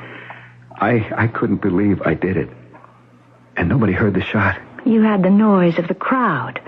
Friday, it's a mob scene around here. Everywhere. The airport, people pile into the cabs. They swarm all over the hotel. You had the crowd on your side, Kent. All the music and the party. Elizabeth, I don't want to believe it. I don't think that matters anymore. I can't live with it. It's too much. Nothing's too much. As long as you're alive, anything at all beats being dead. Elizabeth, I want to undo it. You can't undo murder. After I did it, I walked downstairs. I lost myself in the crowd in the lobby. There were busloads of people bound for the airport. I crowded in with them. I got there. I was going to take a plane back home, but I couldn't. Poor Kent. You should have gone back to the city. I'm telling you, I couldn't. You should have gotten rid of the gun. I know. You did get rid of it, didn't you? No, I still have it. You're being stupid. Oh, the whole thing is stupid. I didn't mean to kill you. Then why did you have the gun? Oh, what's the use? The thing for you to do is to get out of here. Go back to the city. Oh, and make sure you have an alibi. Your friend Chester will be waiting to lie for you. It's the least he can do. And then, when they find out about me, you'll be in the clear. What are you saying? Do you want me to get away with it? Huh. I should think you'd want to see me caught and punished. Now, that's the difference between us. You're alive. I'm dead. So many of the things that seem important to you like revenge, no longer have any meaning for me. Don't you want me to pay for what I did to you? I don't even think about those things anymore. Are you going to answer it? Yeah. Hello? Good morning, George. Oh, yes, it is morning. It finally came. It always does. It's 6:30. 6:30? Well, didn't you tell me you came up here to look for a certain person? Oh, yes, that's right, I did. Well, everybody gets up early. Breakfast at 7. They're off to the slope by 8 o'clock. Yeah. So, unless you're down here early, you might miss her. Well, thank you very much. What's this little intrigue you have going on with the girl at the desk? I had to tell her something. And I'm sure you told it to her with that certain twinkle in your eye and that soft, caressing tone in your voice. That's your trouble. You were always insanely jealous. I wouldn't say insanely. I always had good cause. And you're still jealous. No, that's gone now, along with everything else. Elizabeth, listen to me. You better go downstairs. That girl at the desk is waiting for you. I don't care about that girl. girl. You better. She can hang you. She what? Kent. Oh, poor Kent. You don't realize it yet. When they find out I'm dead... Don't say that. Not just dead, but murdered, you're going to need an alibi. You'll have to prove you weren't here. But once your picture gets into the paper... I don't care. You'd better. Or they may have to bring you up here to identify what used to be my body. Don't talk like that. If she wants to remember you were here all the time... Elizabeth, you're going to listen to what I have to say. Go down and have breakfast with her. I'm not hungry. You owe it to her, Kent. She's a smart girl. She knows there could never be anything serious. Not with someone like you. But you fascinate her. And she likes to toy with the idea. Elizabeth, I came here so that we could understand something. I understand everything.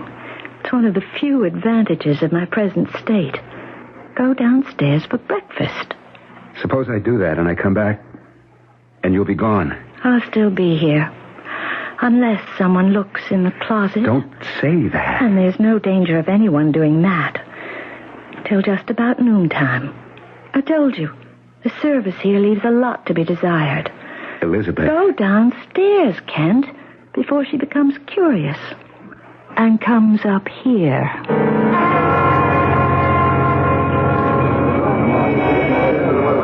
You can see how jammed it is, huh? Yeah. You, seen the person you're looking for? No. You're in trouble, aren't you, George?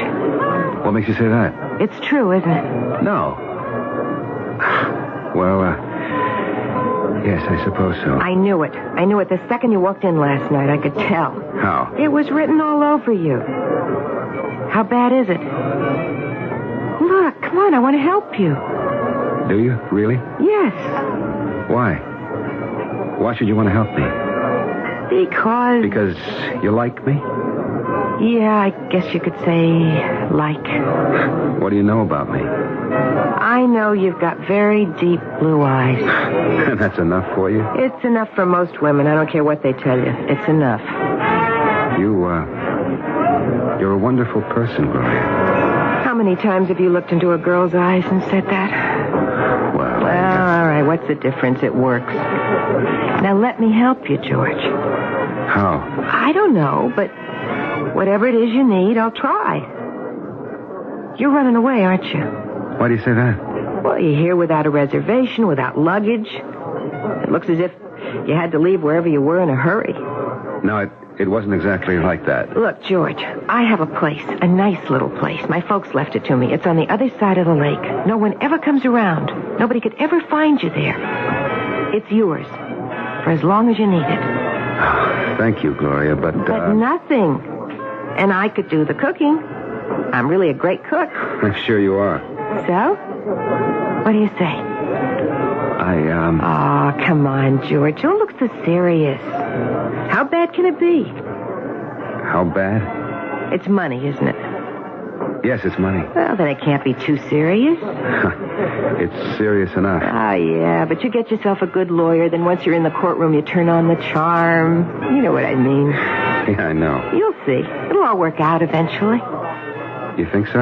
And I'll help you all I can. I'm really not good enough for you. That's true. But you can't help being what you are, and I can't help being the way I am, and that's the way it goes. But you'll help me. Yeah. I'll help you. Thank you. Seems to me that all I've been doing since we met is thanking you. I'm going to need you. I'll be with you all the way. No matter what I did? Sure. That is, unless maybe you murdered somebody. But there's no danger of that. I can look in your eyes and I can see you're no killer.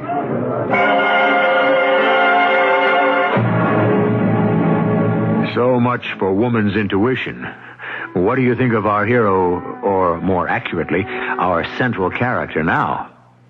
Well, leaving morality and ethics out of it, you always have to have at least grudging admiration for a master in any field. Obviously, our boy has written the book on how to attract women. Yes, indeed. It seems he can always bring them around, even after they're dead. The late wife, the new girlfriend. Do we have here what the French would call a ménage à trois? You can never tell what we have until you've lived through Act 3.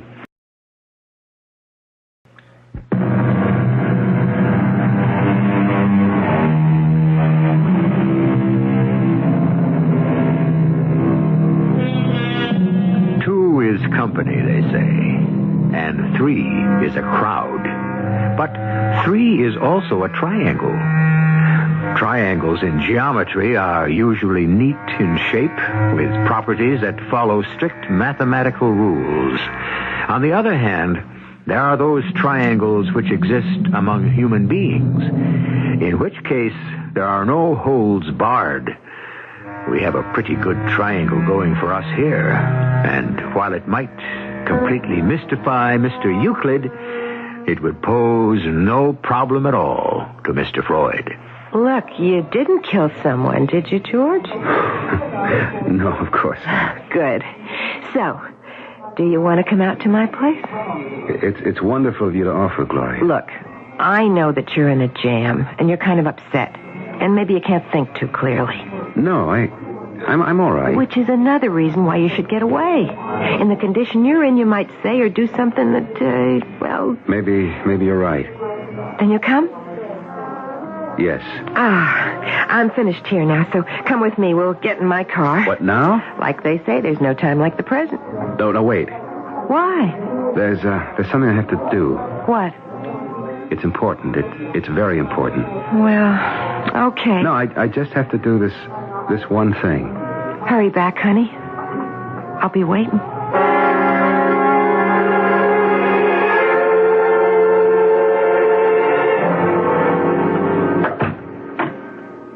Elizabeth? Yes. Huh. There's something we have to straighten out. It's important. It must be. You're letting it delay your little romantic rendezvous. What rendezvous? A little cabin on the lake with Gloria. Oh, that. I didn't even know what I was saying. You know something? I think you're telling the truth. I've always told you the truth. No. This is just one of those rare occasions. You see a pretty girl, or even one who isn't so pretty, and you have to show off your technique. That isn't fair. But it's true. All those affairs of yours, Kent. I don't believe you really enjoyed them. They were just reflex actions. This girl, Gloria, you don't even like her. Elizabeth, I didn't come here to discuss... She doesn't have the kind of regular features you go for, the classical profile. She's not as beautiful as you are, Elizabeth. That we know. But as I say, you can't help yourself. Will you forget about that girl? Why not? I've forgotten about all the others. It's just that you always have to have a little affair going. Yes, even at a time like this. Even when you've come back here to ask me such an important question. Then you Then you know what I want you to do. Oh, yes.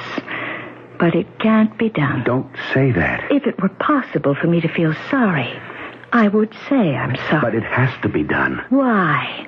Because handsome Kent Faraday wants it that way? Because Kent Faraday always gets what he wants? Elizabeth, if you only knew... She said she'd stay with you no matter what you did, unless it was murder. But if you play her right, she'll hold still even for that. Elizabeth, I don't want to talk about her. Go with her. Be with her. Make love to her the way only Kent Faraday knows how. Then she'll never want to give you up. Then she'll protect you. She'll lie. She'll cheat. She'll steal. Ask me. I know.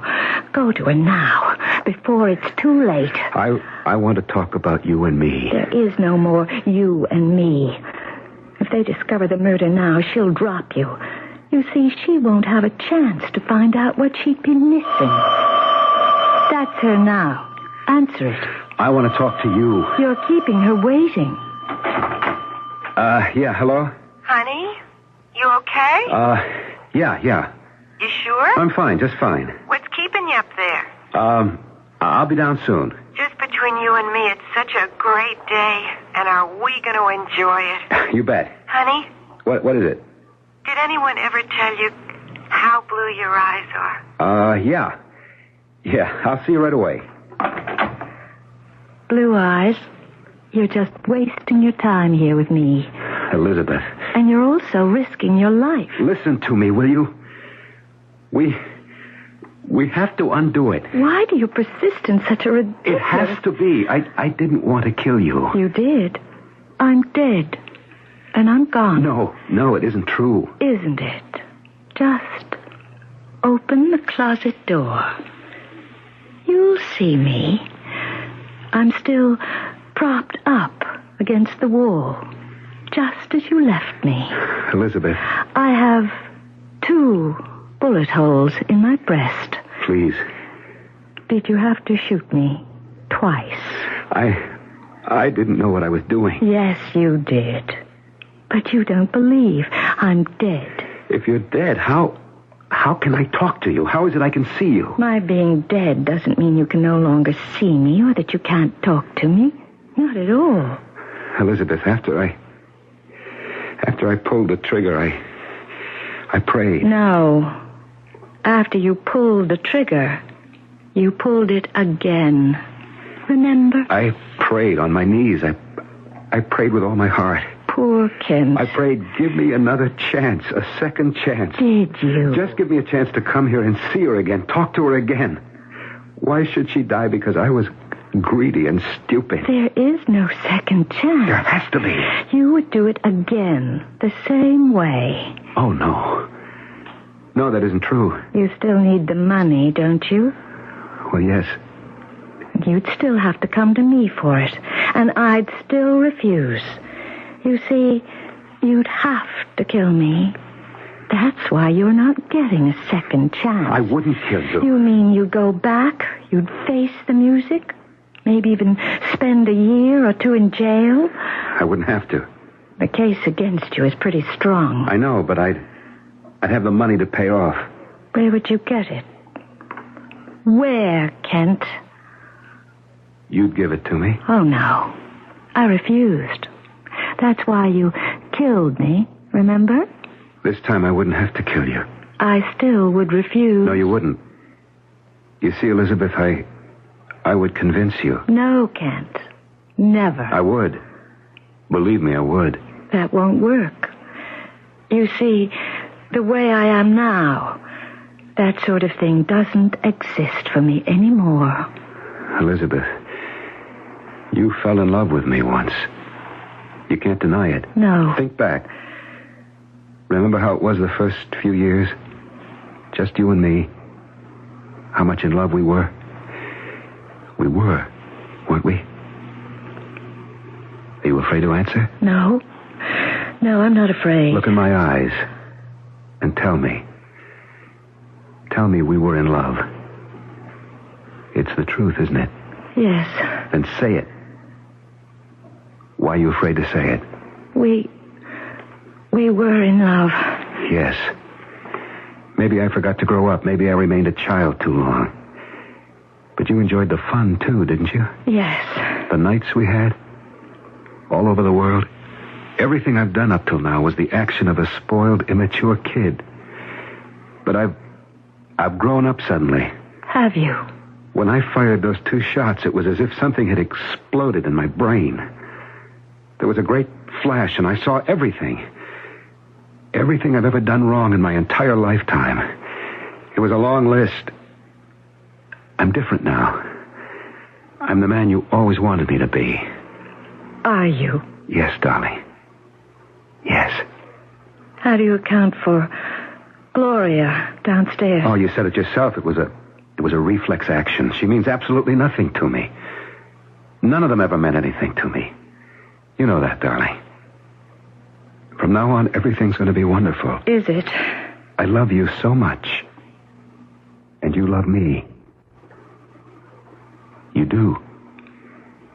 Oh, you're angry. You have every right to be. I deserve every bit of that anger, but, dearest, that's in the past. It's gone. The bad things are gone. Are they, Kent? Really? Yes. And I'll tell you something. Our love will be better, greater, stronger, because it will have weathered this awful storm. And that's why I've come to ask you for money. Money? I've come to you for money before, Elizabeth. I've squandered your inheritance.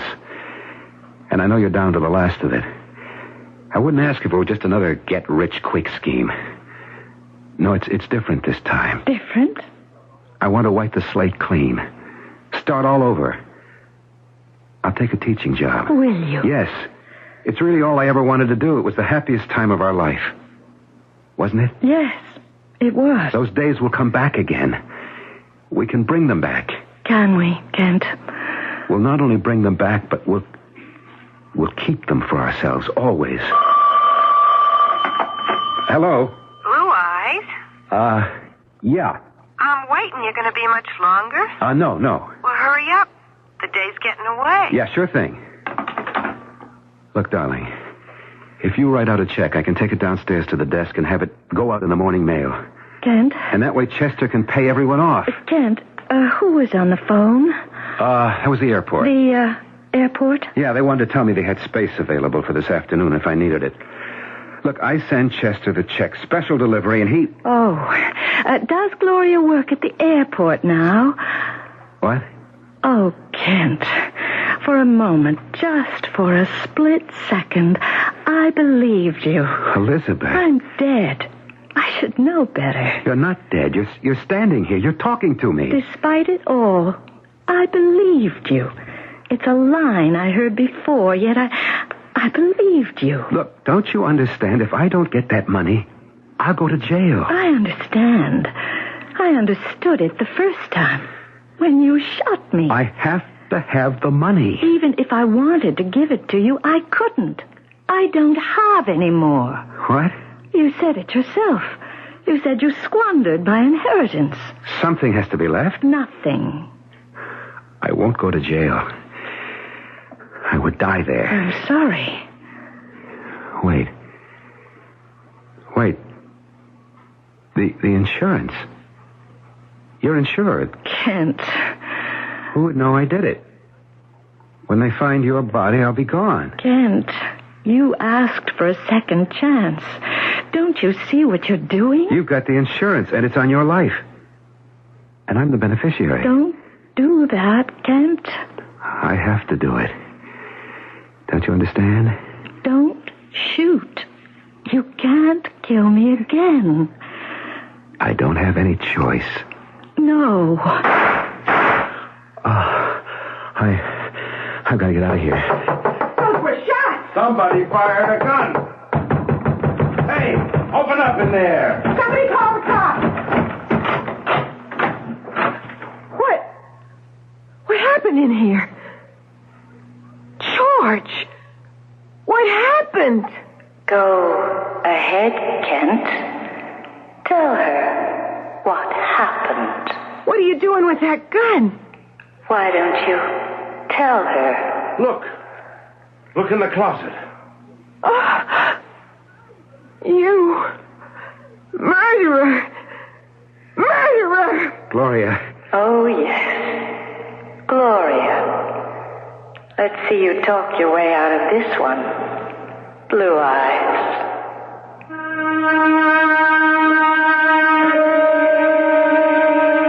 Well, he tried to, and he was very sincere and earnest, and he was really speaking from the bottom of his heart. But I don't think the jury was really listening. I suppose it all goes back to that old saying, while there's life, there's hope. Which, in this case, would mean that while a woman's alive, you always have a chance to fool her. But once she's dead, well, she's just too smart for you. I'll be back shortly.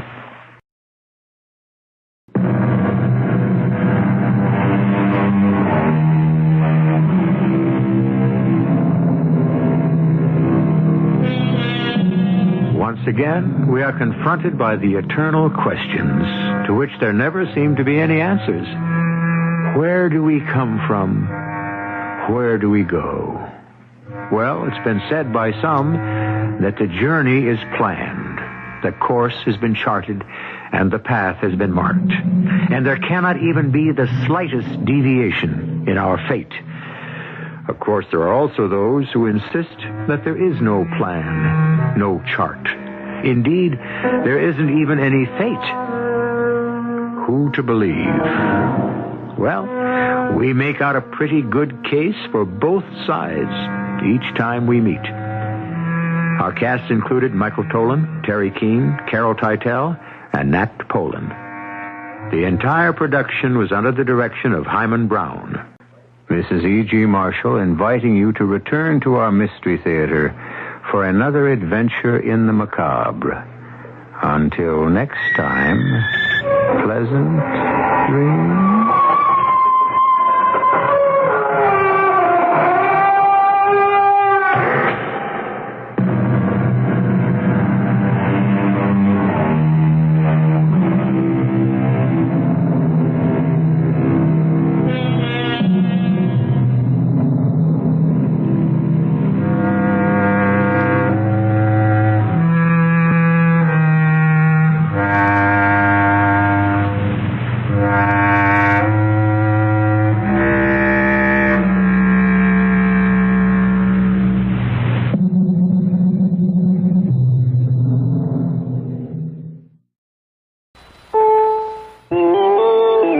CBS News. Voters in a third city have defeated a local ordinance forbidding discrimination against homosexuals. This is Doug Poling reporting on the CBS radio network. This time, a gay rights law went down to defeat in Wichita, Kansas. A report from Len Stiesel of station KFH. 44% of Wichita's eligible voters went to the polls, with the outcome 82% voting to repeal the ordinance and 17% to keep it. While the total surprised almost no one, the reactions differ.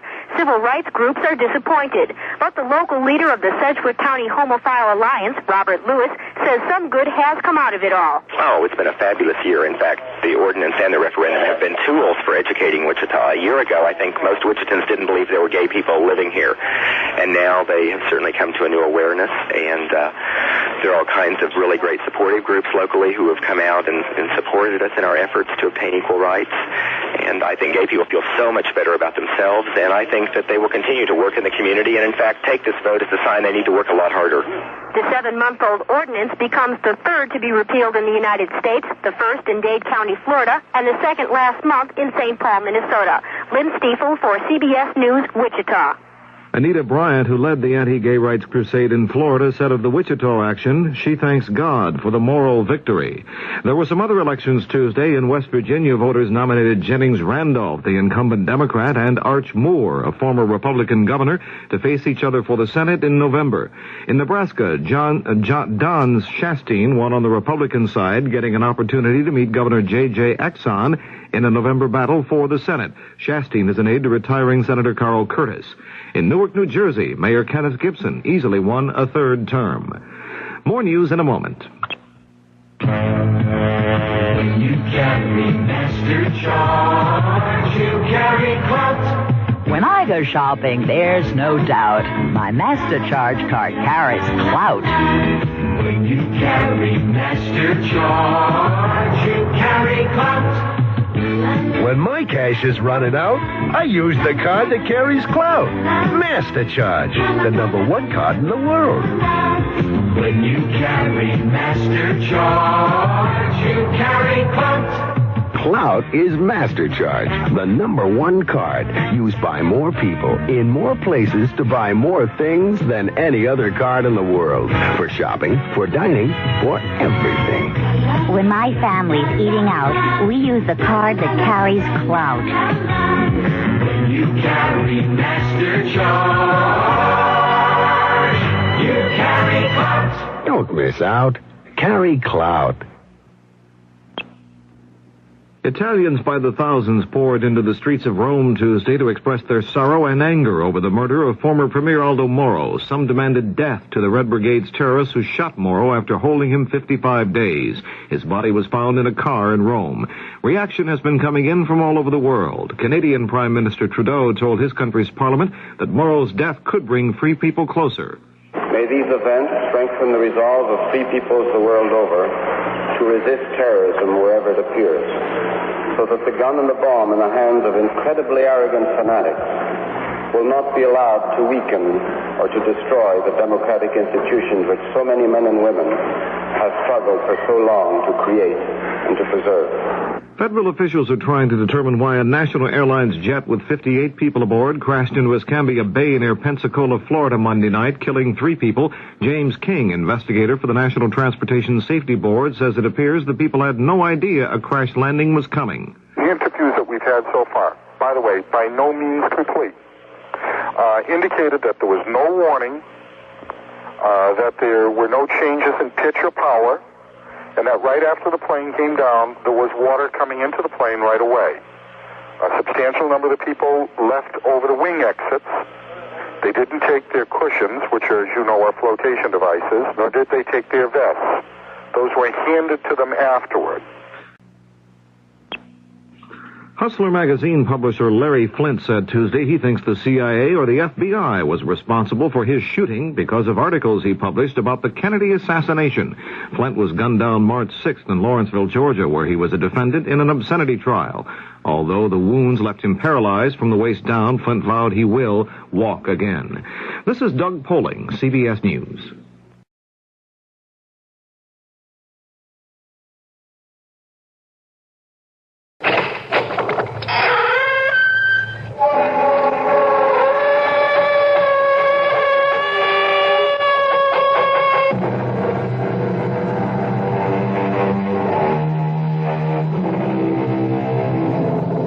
Come in.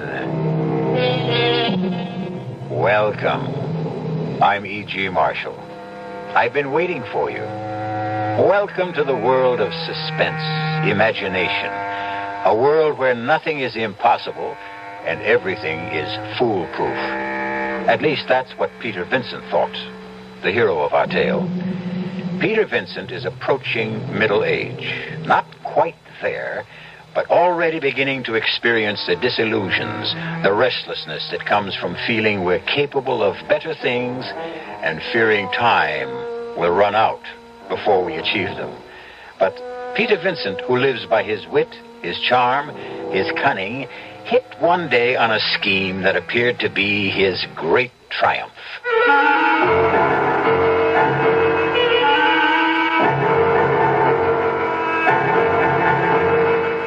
Our mystery drama, Dressed to Kill, was written especially for the Mystery Theater by Bob Juran and stars Robert Morse.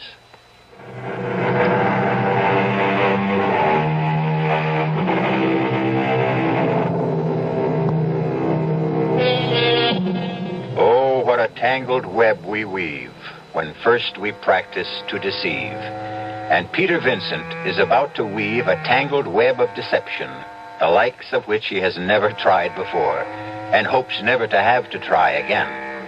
Our story begins in a cheap but clean and well-run apartment house on New York City's West Side. Oh, Mr. Vincent. Yes, Mrs. Gretsch. It's the 5th of the month. Well, thank you, Mrs. Gretsch. Do you tell the time, too? Look, I'll thank you not to be so smart when you're late with the rent. 2 months late at that. Only 2 months this time. Things are looking up for you. I got my bills to pay, too, you know. And everything going up. Everything goes up around here except the heat. I've been meaning to speak to you about that. There is an energy crisis. I have to conserve all You'll have your own crisis if I catch pneumonia and can't work. I shall sue you, Mrs. Gretsch, for depriving me of my livelihood. I'd like to know just what that is. You know what I do. Well, you call yourself an actor. Actors act. You haven't been in a show since you started living here. Does that make me any the less an actor? We are all acting, Mrs. Gretsch. You, I, everyone. We're playing out our roles on this great stage. We are never really ourselves. We hide behind the masks, and we act out our little lives. I mean, you're acting. You don't want to press me for the rent, but you must. It's your role in life. So you step up on the stage as you are now, the star of this mini-drama, acting the part of the miserable, harassed landlady insisting on the rent. And you do your part extraordinarily well. Have you ever thought of going on the stage? Well, my sister was always telling me I had a nice voice. And she's right, she is. I may speak to my agent about you, yeah. I might just be able to get you a part. But get me the rent instead. Beautiful, Mrs. Gretsch, that was beautiful. You have a natural sense of timing. You'll make a wonderful heroine someday. You're past the ingenue roles, but still... You have till the 10th, Mr. Vincent, not a day after. That's it, Mrs. Gretsch. Keep studying. Stupid old frump. Hi, Pete. Murray. What are you doing here? Drinking your scotch. I thought you were in Cleveland. Ah, the show folded. Oh, how'd you get in? You gave me a key a year ago, remember? Well, remind me to change the lock. I'm sick of your freeloading, Murray. Look, just a couple of days till I get settled. I gave up my room when I went on the road. You're not staying here. Oh, come on, Pete. I'll pay half the rent. Well, welcome home, Murray. You're looking pretty good, Pete. You been eating regularly? Off and on. I pulled a little flim-flam job a few months ago. Paid the back rent. What about acting? Any leads? No, but I'm working on something, Murray. Something really big. I'm sick of those ratty little deals for peanuts. Oh, come on. Not another con game. The greatest, Murray. The one that'll set me up for life on that sunny little beach in Mexico. I'm going to pull one last gigantic hoax and then retire. I mean, just settle down for life. I've been thinking about it for months. Great. What's the scheme? I'm going to kill myself. Well, that's one way to... You what? I'm going to kill myself. But it won't be suicide. You're going to kill yourself, but it won't be suicide. That's right, Murray. And my wife will receive $50,000 in insurance. Now, I know you're nuts. I'm serious, Murray. How can you be? You may go ahead and kill yourself, but your wife isn't going to get any $50,000. You're not even married.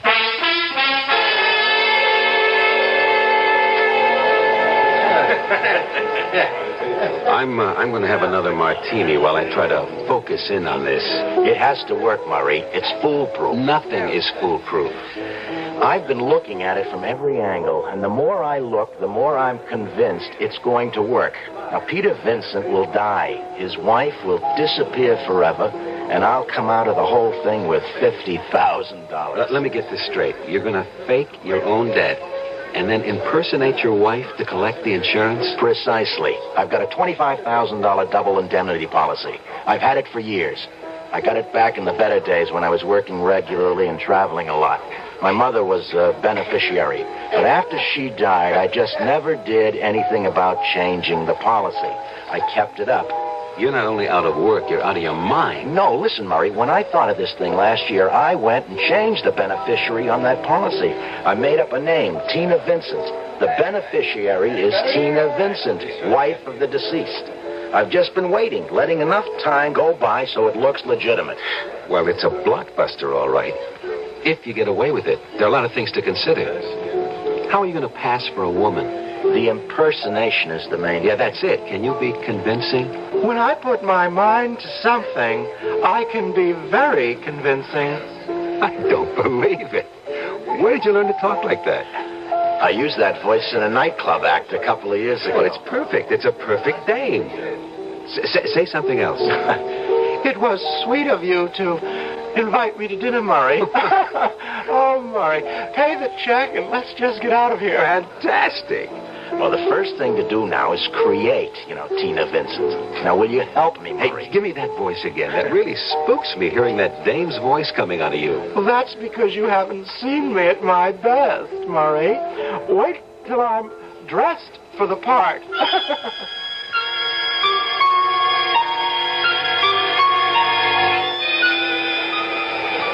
May I help you, sir? Oh, yes. I was interested in these pantsuits. Oh, well, these are on sale today. Is it a gift for your wife, perhaps? Yes, you might say that. For my wife, yes. Oh, well, how nice. What's her size? Size? Oh, about, like mine. Like yours? Oh, rather tall, then, huh? Decidedly. Well, let me see. I'd say about an 18 tall. And if it doesn't fit, you can always bring it back. Fine. Now, the suits on this rack are all size 18. I'll take this blue, and how about that black velvet? Oh, that was fast. You certainly know your wife's taste. Yes, I do, rather. All right, well, I'll have these boxed and gift wrapped. Will there be anything else, sir? Yes, as a matter of fact, she's been wanting a new wig. Oh, yes, sir. Step this way. Next counter down. Now, what does she wear? Blonde, brunette, black? Oh, dear me, yes. Funny, I've never really noticed. Oh, well, what's her coloring like? Fair? Dark? Fair. Like mine, almost. Oh, uh-huh. Oh, this frosted blonde would be perfect. Yeah. Oh, this one. Yeah. Yes, I think that would do.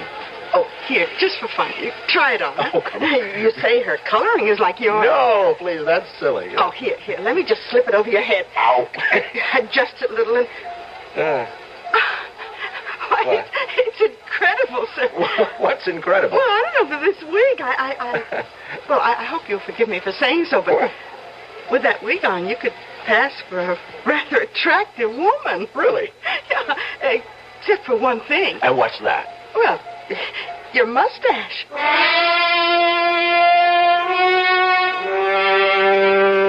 Well, Murray, how do I look?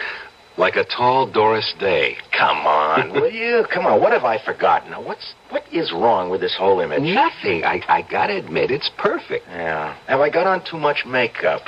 No, I don't think so. Lots of women go in for heavy makeup. Well, there's only one sure way to find out. The acid test. Go out in public. Precisely, because I've got to be convincing as a woman before I've gone too far. Where are you going to start? Well, first I'm going to open a bank account. I've got to establish some sort of identity for Tina Vincent. Just impersonating a woman isn't good enough, because when I get down to the final act, applying for the insurance, I've got to prove that I really am Tina Vincent. I've got to have identification. You sure have thought this thing out, Pete. I've been planning it for almost a year. Well, I'm going to start with the bank. Oh, lend me $50, will you? No, I promise you'll get it back in spades when this whole thing's over. Yeah, when you're in Mexico, you mean. Come on, Murray. Be a patron of the arts, huh? Where's your imagination? Now, come on, don't let a little thing like a few bucks keep us from carrying out one of the greatest schemes of all times. No wonder you don't have to work. Okay. Here. You won't regret it. You want to come along and watch the fun? I wouldn't miss it for the world. I paid $50 for that reserved seat.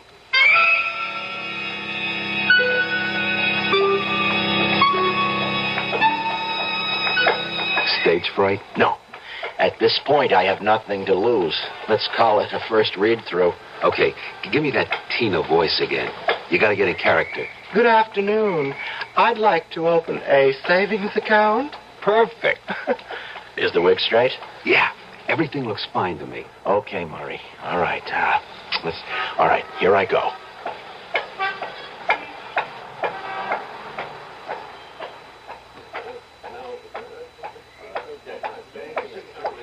I beg your pardon? Good afternoon, madam. May I help you? Yes, I'd like to open a savings account. Certainly. Sit down, please. Will this be an individual or joint account? An individual. I'm starting to save a little for a surprise vacation for my husband in Mexico. Well, that's very nice, very nice. May I have your name, Mrs. Vincent. Tina Vincent. All right, Mrs. Vincent, if you'll fill out both these cards. Name, address, social security number. Social security number? I beg your pardon? Oh, a little catch in the throat. No, a social security number. No, I don't have one. I mean, my card must be at home. I haven't worked for so many years. I see. Well, you can always send that in to us later. Oh, thank heavens. How much would you like to deposit? Well, $50. Very well, Mrs. Vincent.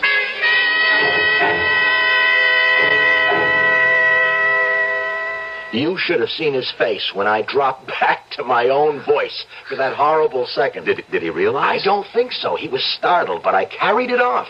I have to do better than that, though, when I face an insurance company. I've got to be totally convincing. Well, you just need more practice. You're right, Murray. I've got to try and live an entire week as Tina Vincent. Everywhere I go, everything I do will be Tina Vincent. Yeah, but I got my doubts, a lot of big doubts. Why? Well, maybe you can talk like a woman and dress up like one for a while. But I don't think you can keep up the pose. Sustain it, I mean. That's what I want to find out. And I've got a great idea. This will be the test to end all tests. If I can fool that hawk-eyed superintendent, Mrs. Gretsch, the toughest insurance man will be a pushover. Yeah, how are you going to do that? Another brilliant piece of business, Murray. I just hope I can keep from laughing in her face, because I've got to fool her in order to live here this week as Tina Vincent. In fact, she doesn't know it, but she's going to be an unwitting supporting player in our little drama. And I do mean supporting, particularly if there should be an insurance investigation later. Yeah, and that's a very likely possibility.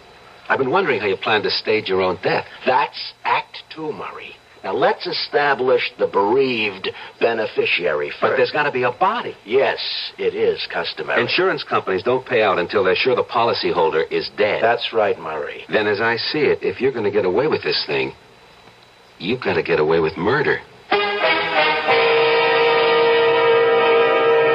Indeed. Get away with murder. And get away with being a convincing Mrs. Tina Vincent. In order to get away with $50,000. A tall order for even the best actor or female impersonator, particularly when someone else is in on the whole scheme.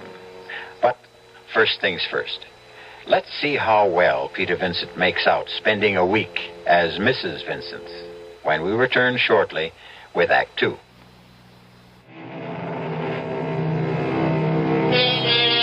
Peter Vincent, con artist, sometime actor, is preparing what he considers the greatest scheme of his career, impersonating his own beneficiary, Mrs. Tina Vincent, to collect his own insurance. But first, he must prove to others and to himself he can carry out the impersonation. So, for the next few days, Peter Vincent will disappear, and Mrs. Tina Vincent will take over. Who is it? I'd like to see the superintendent. What do you want? I'm looking for a man named Peter Vincent.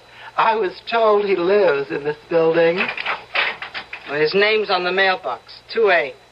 But I don't think he's in. I haven't seen him since yesterday. Well, would you be kind enough then to let me into his apartment? Oh, certainly not. I don't know you.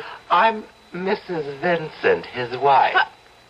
His wife? Hey, I didn't know he was married. He's lived here 2 years. We're separated, but I'm still Mrs. Vincent. Oh, glory be. What next from that man? I know Mr. Vincent wouldn't mind your letting me in. He doesn't know I'm in town. I want to surprise him. I'm afraid not, Mrs. How do I know he'd be glad to see you? Look, if he wants you in his apartment, he'll be the one to let you in. Well, of all...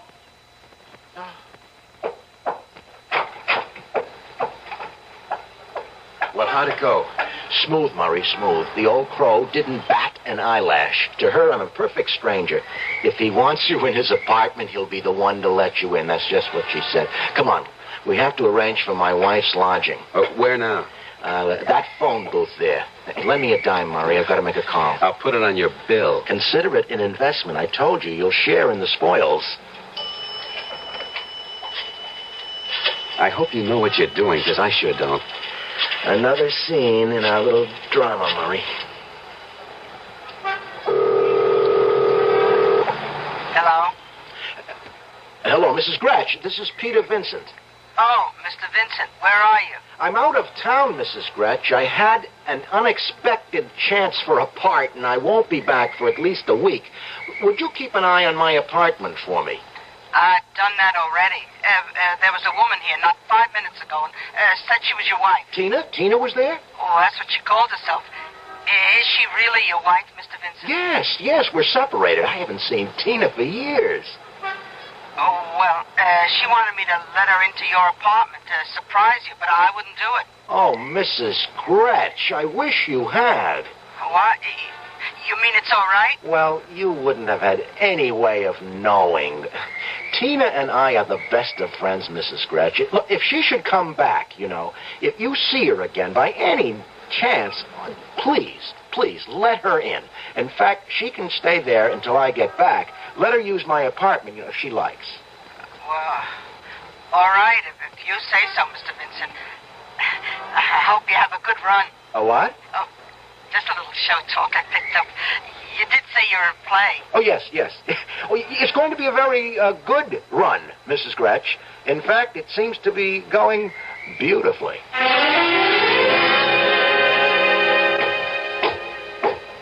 Oh, just a minute, sir. Yes? I know you've been staying with Mr. Vincent, but now things have changed. He's out of town. Yeah, I know. And Mrs. Vincent is occupying the apartment. Tina? You mean Tina's here? And with Mr. Vincent away, I don't think it's... don't worry, Mrs. Gretsch. You didn't know. I'm Peter Vincent's brother-in-law. What? Yeah, Mrs. Vincent's my sister. Oh. Well, I hope she's not here to make trouble. Mr. Vincent said they were separated. Oh, don't worry. It's probably a reconciliation. They've always admired each other, even though they couldn't live together. I certainly hope so. Stupid old biddy. Tina, it's Murray. Murray, surprise! When did you get into town? Just today. Come in. Oh, good show, brother dear. You know, I'm beginning to enjoy this part. Yes, keep you in practice. And what's next for you? Us, Murray. We're going out on the town tonight. What? That's right. We're going to an East Side bar, and here's what I want you to do.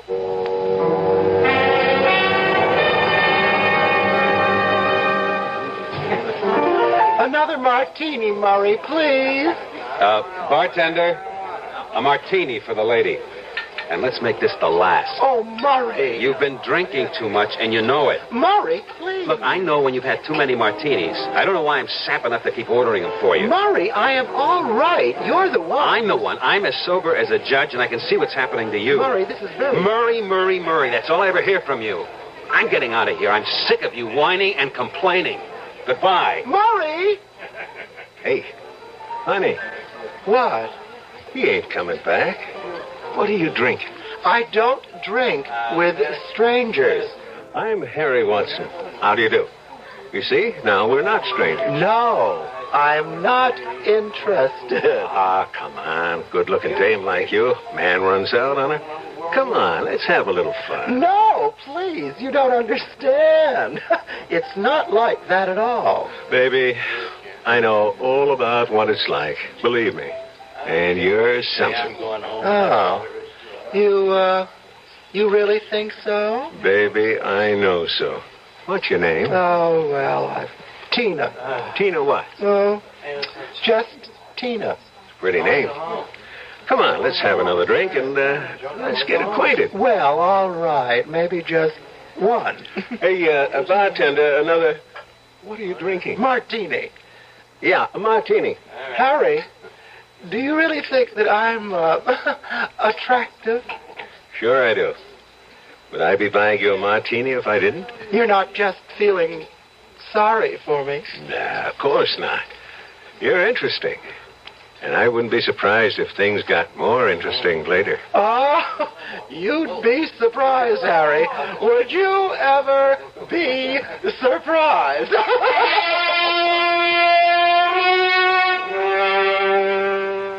And then what happened? I drank the martini and left.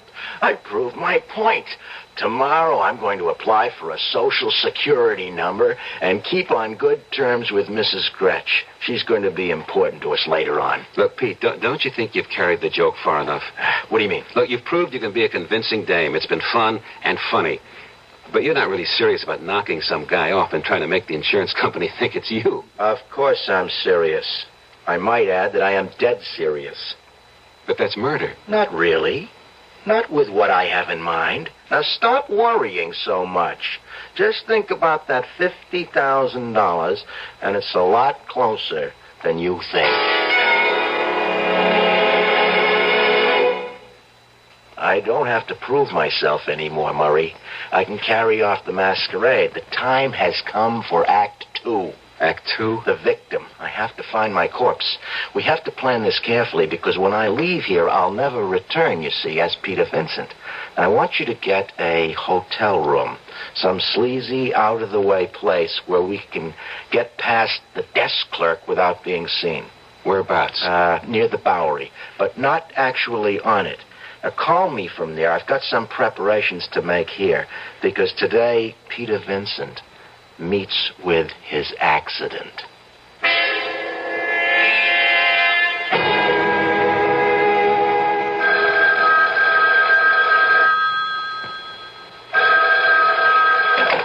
Hello? Pete? Where are you, Murray? The Hotel Matador, room 218. I'll find it. Now, I'll meet you there in about an hour. Drop off the necessary things, and then, Murray, we'll go shopping for a corpse.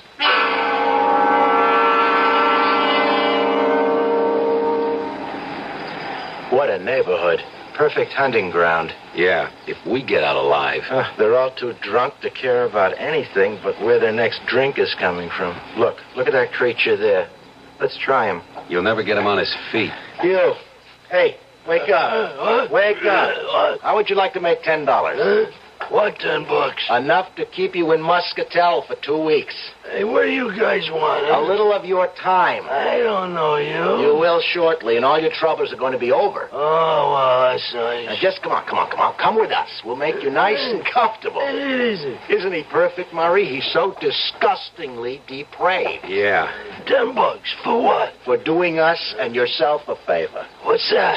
Just please, come with us. Take it, Murray. Take his arm. All Take right. his arm. All right. All right. Let's get him to the hotel. Can you see anyone in the lobby? No, just the clerk at the desk. Do you think you can distract him? Well, what's the difference? This place is full of guys in this condition. I don't want any suspicions aroused. I want to get up to that room and out again without being seen. Hey, wait a minute. The clerk's going toward the elevators. Hey, what's this all about? Shut up. He's gone up. All right, now. Come on, move. Let's take the stairs. It's only one flight up. I hope that clerk hasn't gone to the second floor. If we do meet anyone, just keep going. Hey, I can't. Shut up and keep moving. All right, now, wait a second. I'll check the hall. Okay, stop it now. Okay. I'll run ahead and open the door. All right. I don't see how anyone who doesn't eat regularly could have so much weight. $10, huh? Well, we made it. All right, get him into that chair. Yeah.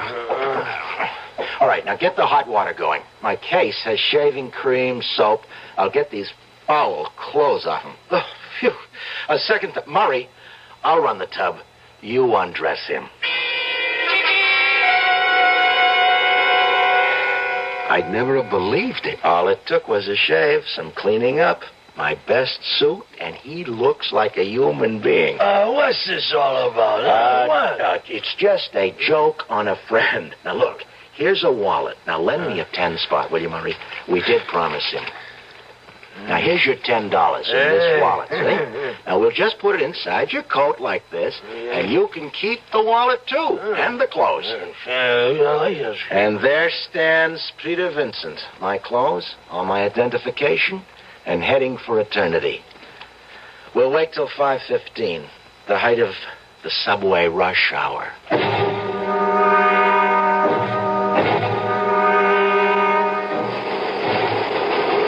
This looks like home. Move to the rear of the platform, Murray. That way, when the train passes us, it'll be going full speed. Look, this is ridiculous, Pete. We got 200 witnesses. Safety in numbers, Murray. We're lost in the crowd, and not one of them will know what's happened till it's all over. A man falls in front of a subway train. There'll be 30 different versions of what happened. We should have done this at 2 o'clock in the morning. Yeah, then we would have witnesses. We stand out like a red nose. Edge a little closer. I want to lie down. You will very soon. Murray, just before the train reaches the platform, let go of him. We both step back. When he totters and falls, we lose ourselves in the confusion. Isn't there an easier way? It has to be an accident to collect the double indemnity. And I don't want any body left to identify. Just the wallet and my identification. Here it comes. All right, a little closer to the edge. Now step back, Murray. Hey, what's Look, Murray. I'll meet you back at the hotel.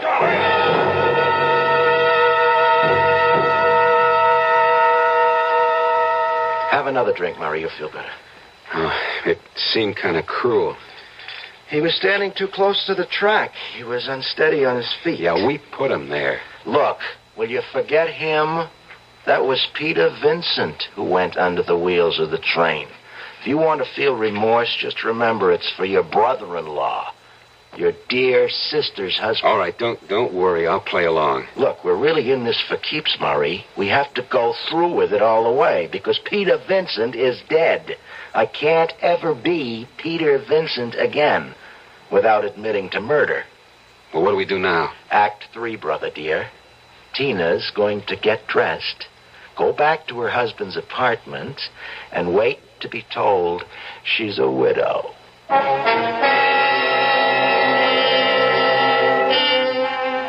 Peter Vincent has certainly got himself into a tangled web. But that unabashed self-confidence of his has seen him through many a tight squeeze. Let's see if it carries him through this one final scheme, his greatest hoax, as he calls it, to set himself up for life. I'll be back shortly with Act 3.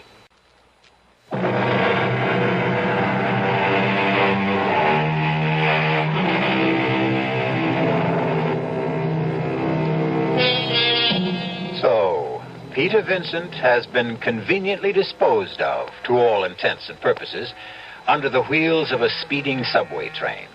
And now, Tina Vincent is back at the apartment, nervously awaiting the news of her husband's death. Hello? What's the word?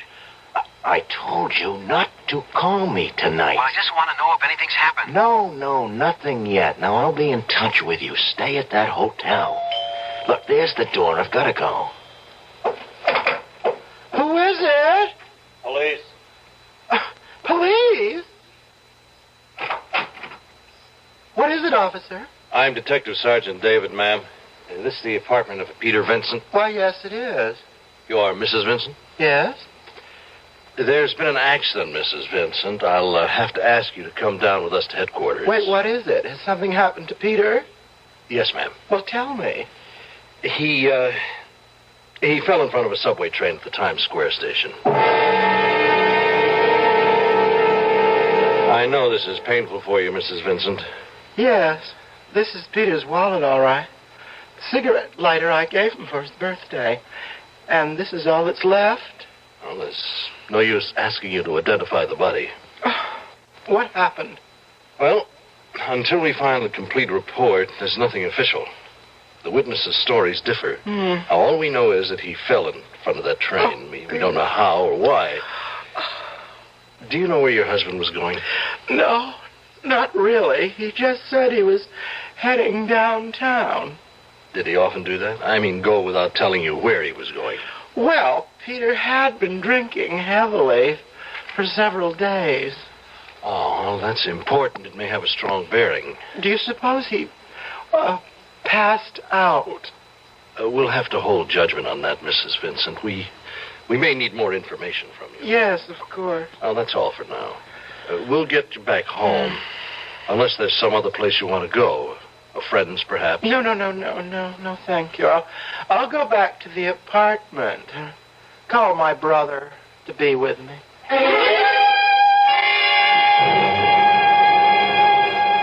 Stop worrying, Murray. You're absolutely in no danger. I'm the one with my neck out. Suppose there is some way to identify that bum.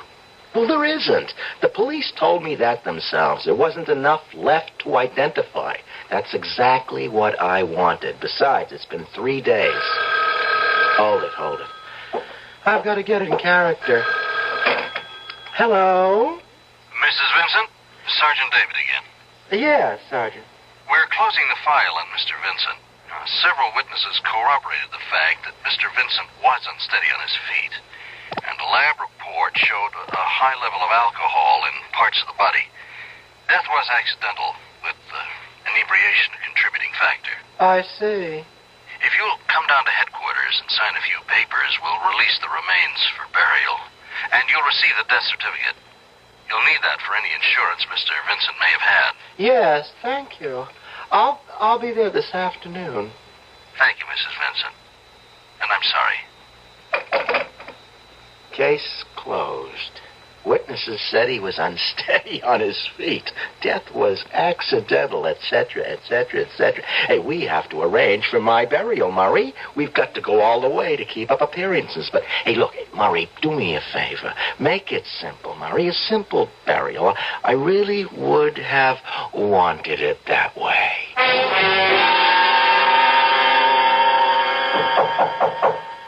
Yes, who is it? I'm from the Independent Insurance Company. I'm looking for Mrs. Tina Vincent. Oh, just a minute. I'm Mrs. Vincent. May I come in? Yes, certainly. Richard Stevens, Mrs. Vincent, my card. First, I want to offer my sympathy. Thank you. I know these times are hard to live through, but the living must go on living. Yes. Mrs. Vincent, you made a claim on your husband's policy with our company. Term life policy number H22098, $25,000, double indemnity. Yes, is anything wrong? Oh, no. The death certificate was in order, premiums were up to date. I'd just like to ask a few questions, if you don't mind. I'm afraid that I don't understand. Well, you see, Mrs. Vincent, in accidents of this kind, we just want to rule out certain exigencies. Well, if you have any questions about my husband's death, I'm sure you'll find the answers in the police report. Not all of them. Was your husband given to heavy drinking, Mrs. Vincent? Mr. Vincent drank at times, yes. Was he disturbed about anything in particular? Mr. Stevens, if you're trying to suggest my husband's death was a suicide, you are very mistaken. Well, we always try to get to the bottom of accident cases when there's double indemnity involved. But I think you have a legitimate claim. There's no further problem, then? I don't think so. I'll be running along. When can I expect the check? Well, we'll have it out to you before the end of the week. Good day, Mrs. Vincent. Goodbye.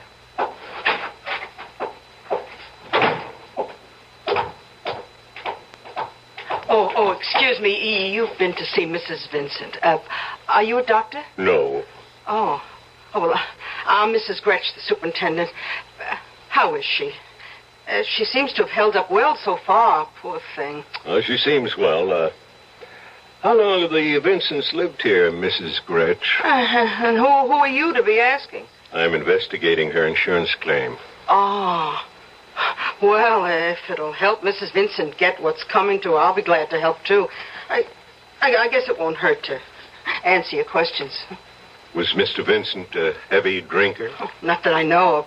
Of course, I don't snoop into the tenant's business. How about Mrs. Vincent? Well, I don't know much about her. She only just got here. What do you mean? Oh, you see, they've been separated. She only arrived here a week ago for a reconciliation, her brother said. Her brother? Yeah. He and Mr. Vincent are good friends. I see. Well, thank you, Mrs. Gretsch. You've been very helpful. Calm down, Dick. Hank, I just know this dame and her brother did that Vincent guy in for the insurance. It all adds up. They were separated. All of a sudden, she shows up on the scene. Boom, he's dead, and she's 50 grand richer. Where's your proof? I haven't got any. But I'm going to do a little checking on Mrs. Vincent. The guy's death was accidental. Now, how can you prove she had anything to do with it? That's what I'm paid to find out. This is the first time I've seen you lose your cool. I'm sick of hanging around like this, but I don't dare let down the masquerade. I want to get that money and get out of here. Maybe you should have gone down to the insurance company. Shh. Yes? Who is it? Richard Stevens from Independent Insurance. Just a minute. Come in. Thank you.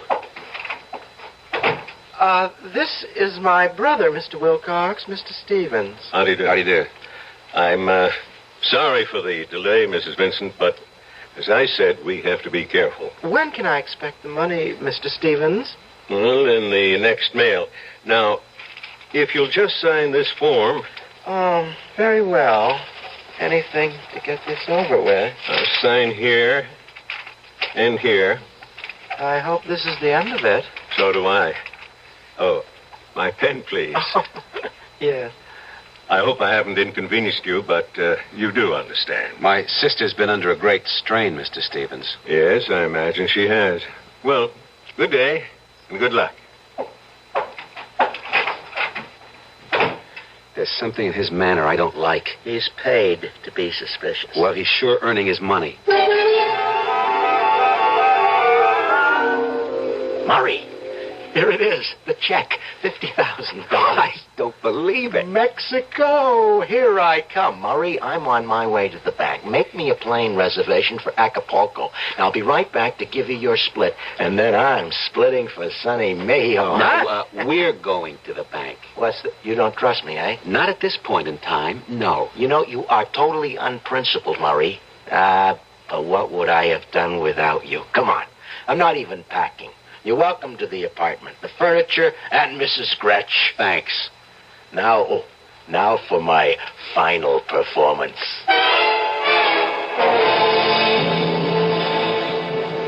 There you are, Mrs. Vincent. 50,000 in 50s and hundreds.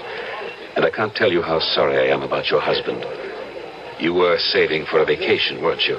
Yes, I'm surprised that you remember. Well, again, my sympathy. And good luck. Thank you. Good morning, Mrs. Vincent. Oh, Mr. Stevens. Did you cash the check, Mrs. Vincent? Why, yes. Okay, Hank. You're under arrest. What is this? We'll talk about it at headquarters. You're under arrest for suspicion of fraud and murder.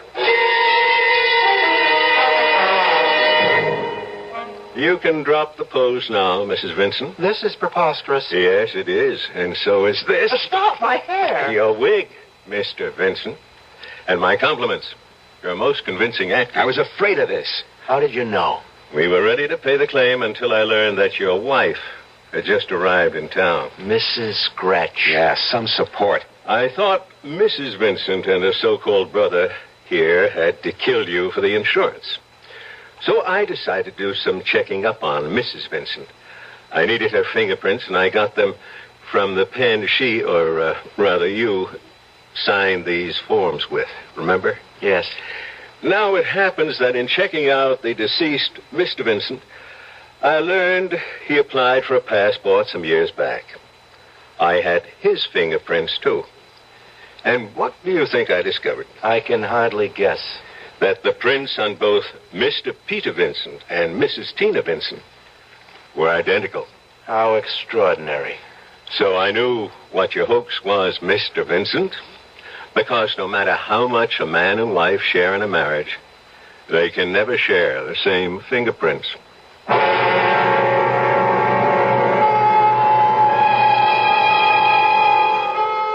Peter Vincent's greatest hoax indeed proved to be his last. It's too bad he cashed that insurance check, because until then, it was really only attempted fraud. But then I wonder if that isn't exactly what the insurance man wanted him to do. And, of course, there was murder to answer for. If there is a lesson here somewhere, I suppose it's always be yourself. Unless, of course, you know where to pick up an extra set of fingerprints. I'll be back shortly.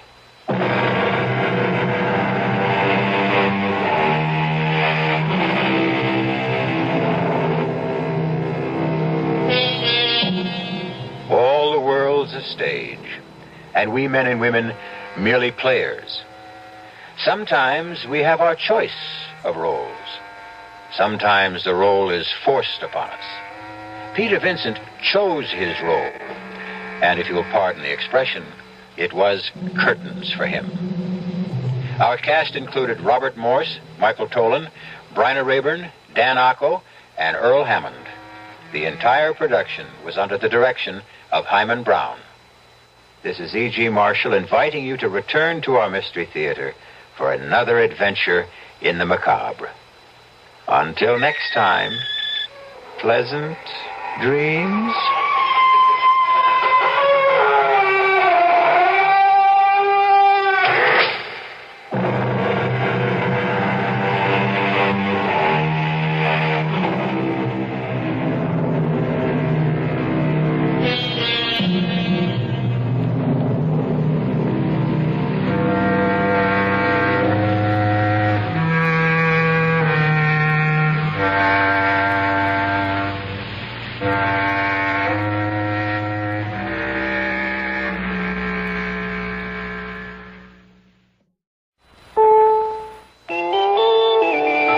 CBS News. Secretary of State Kissinger is back home, sounding optimistic and not stopping after his marathon mission in the Middle East. This is Doug Poling reporting on the CBS radio network. Kissinger arrived back in Washington just over an hour ago, sounding pleased with his success in getting a troop pullback agreement between Israel and Syria. Bernard Kalb reports. Back in Washington finally, after 33 days of shuttle diplomacy in the Middle East, Secretary of State Kissinger, walking off his plane at Andrews Air Force Base shortly before 2 a.m. Eastern Time, with an assessment of the mission that brought a troop disengagement between Israel and Syria. We all take some pride in the fact that it was the United States that could play the role of mediator, and that it was the United States which was trusted by both sides to interpret the views of each side to the other with fairness. Kissinger has time only for a nap, then a busy day ahead of him explaining the disengagement agreement in person. According to the schedule, first to the President at 9 a.m., then a White House meeting with the congressional leadership, then a midday conference with UN Secretary General Kurt Waldheim, and in mid-afternoon behind closed doors with members of the Senate Foreign Relations Committee. Bernard Kalb, CBS News, Andrews Air Force Base. The agreement Kissinger helped work out is to be signed in Geneva at ceremony starting 3 hours from now. Syrian and Israeli military officers will sign it. The House Judiciary Committee has a meeting scheduled for Friday to discuss whether it should make public all of the Watergate evidence it has gathered so far. Thursday, the committee voted to subpoena 45 more presidential conversations for its impeachment inquiry. The committee also sent President Nixon a letter saying his refusal to comply with its subpoenas could be grounds for impeachment. Presidential lawyer James St. Clair says Mr. Nixon will continue to withhold subpoenaed evidence in the Ellsberg break-in case, even if it means criminal charges against 2 former Nixon aides will be dropped. Involved are charges against John Ehrlichman and Charles Colson. The president, according to St. Clair, does not want the charges thrown out without a full and fair trial, but will not turn over evidence he judges vital to national security. The Baltimore Sun reports that former Vice President Spiro Agnew has paid his back taxes to the Internal Revenue Service, including interest and penalties. The paper said it could not determine just how much money Agnew paid. Agnew resigned as vice president last October after pleading no contest to a tax evasion charge. In New York Thursday night, a spokesman for Pan American World Airways said the company paid about $50,000 to crime syndicate figures for the return of 2,000 blank airline tickets stolen from Pan Am. The spokesman says stolen tickets have cost the company losses running into the millions of dollars. Pan Am says it bought back the stolen tickets with the knowledge of authorities and with their approval in hopes it could result in the arrests of leaders of the stolen ticket ring. The man considered to be the dean of American newspaper publishers died late Thursday night in Oklahoma City. Dead is Edward King Gaylord, who was 101 years old. Up until recent weeks, Gaylord had been working regularly. A family spokesman says he apparently suffered a heart attack. Gaylord was the editor and publisher of the Daily Oklahoman and the Oklahoma City Times. This is Doug Poling, CBS News.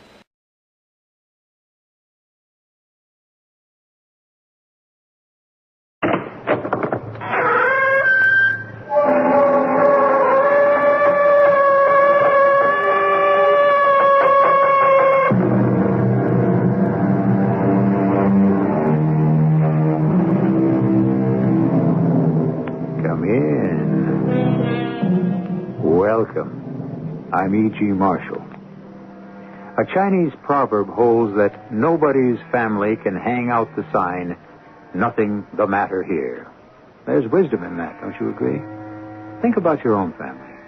Isn't there at least one skeleton lurking in your closet?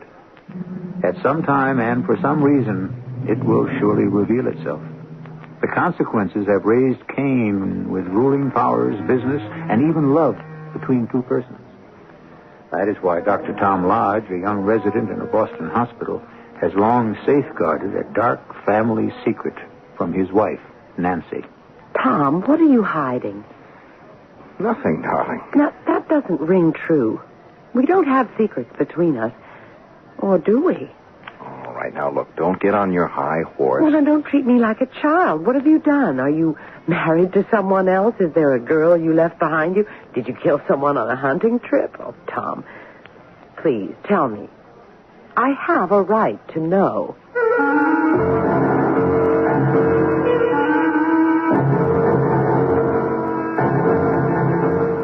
Our mystery drama, The Recluse, was written especially for the Mystery Theater by Roy Windsor and stars Tony Roberts and Patricia Elliott. It is sponsored in part by Buick Motor Division and Contact, the 12-hour cold capsule. I'll be back shortly with Act One.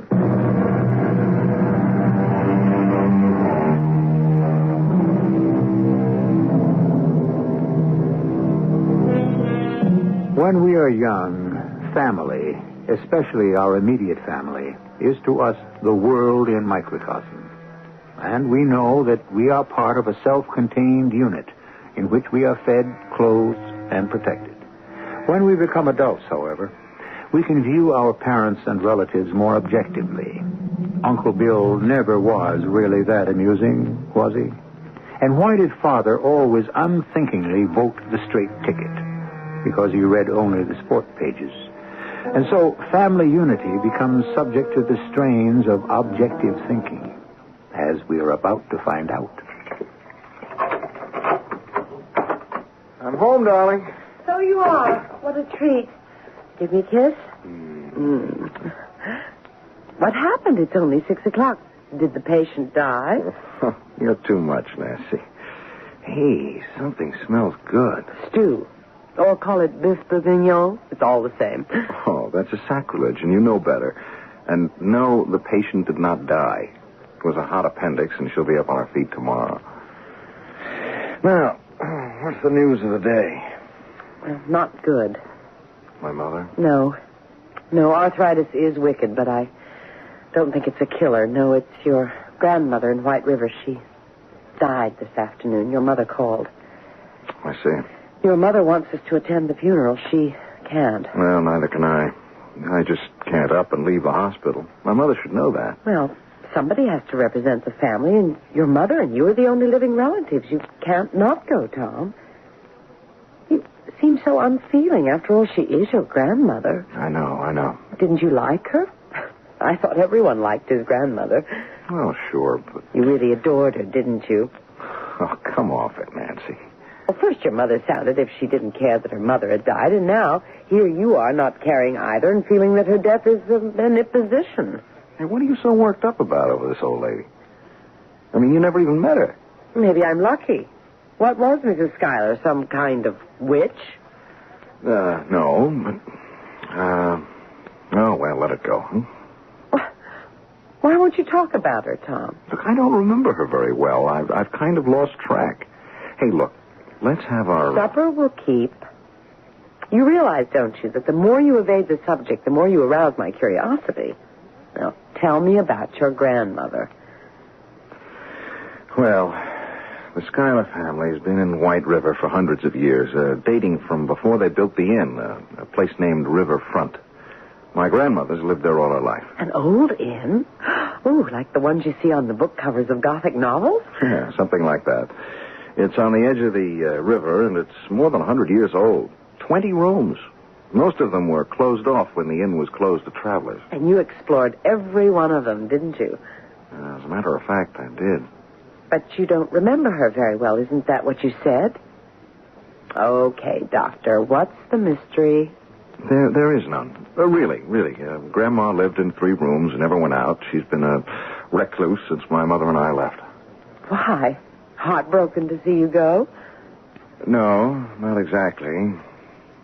Hey, how about dropping the subject? No, sirree. There's a skeleton in the family closet, and I want to know what it is, and I'll find out tomorrow. Pardon? When we reach White River. Now, look. It's all decided. We're driving up for the funeral. But... No but about it. What is this dark secret? It goes to the grave with her. My grandmother's death has laid that skeleton to rest. Forever.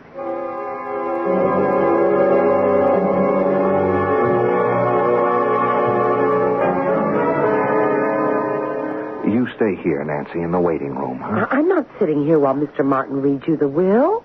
As your wife, I'm entitled to know the provisions of your grandmother's will. What am I going to do with you? All right. Come in. Come in, Dr. Lodge. Mrs. Lodge. See? He expects me in his office. Well, it's nice to see you again, Tom. Thank you, sir. My wife, Nancy. How do you do? Hello.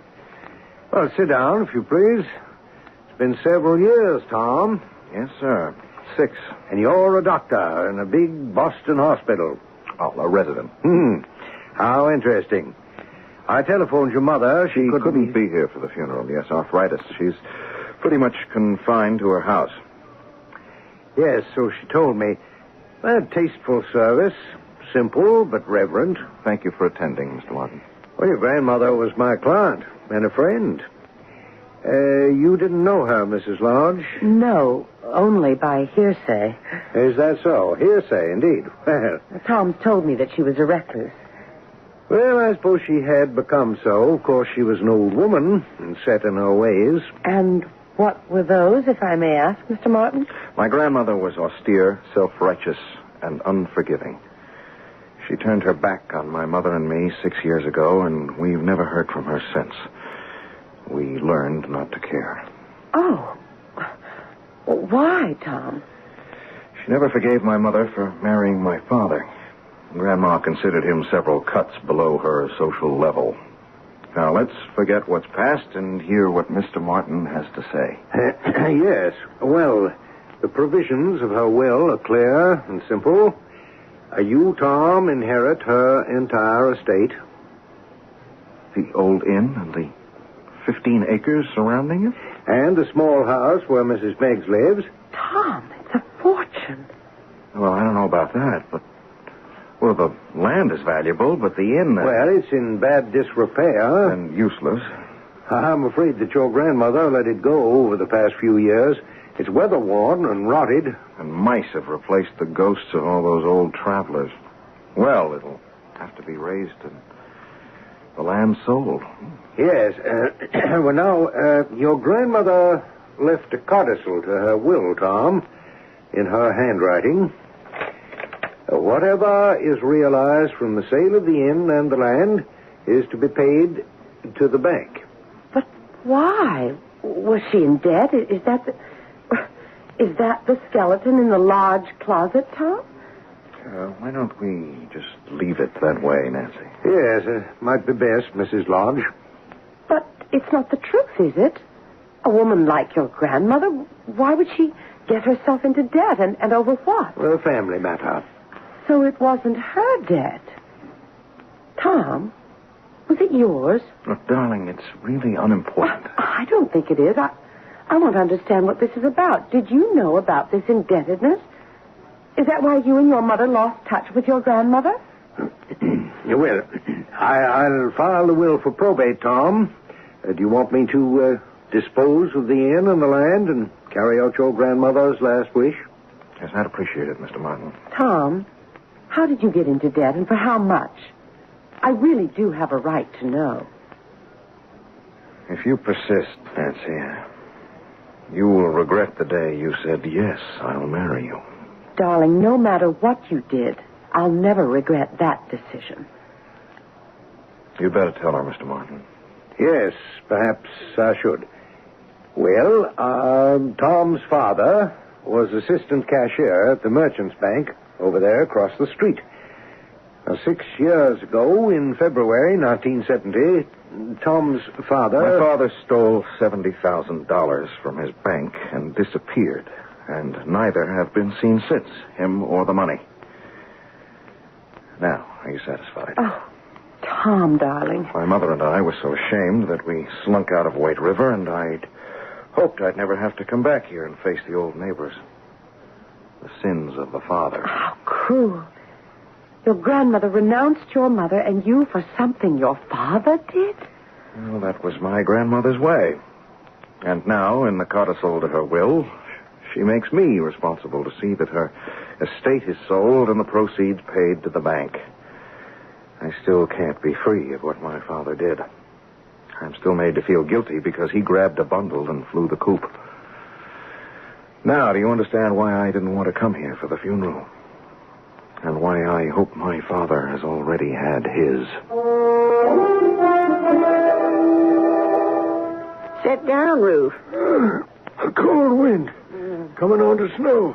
A cup of hot tea will do you good. Nice of Tom to invite me to the funeral. He always was nice as a boy. Yeah, a nice wife, too. What happened now, Lil? You got any idea? He'll sell, is my guess. Except for Tom and his mother, the old lady was the last of the line. Yeah, well, that's the Schuyler family. Well, I can't complain, but it makes me feel kind of peculiar. I won't be working the land no more. 40 years. Now, how about you, Lil? You pulling up stakes? Ain't your sister Faye someplace south? Lauderdale? I'm thinking about it. After all you did for the old woman over the years, I thought maybe she'd leave something to you. It's a nice little house, I'd say. Not her ladyship. She was a tight one. Well, I better get up to the inn and light a fire for him. Every once in a while on a snowy night, I wonder what happened to him, Lil. Who, the father? Yeah. Snowbound. The car's found stuck in the snow next morning. No sign of him or the money. Where'd he get to, Lil? All I remember is he stormed out of the inn and disappeared. Yeah, that's what I mean. Gone. Without a trace.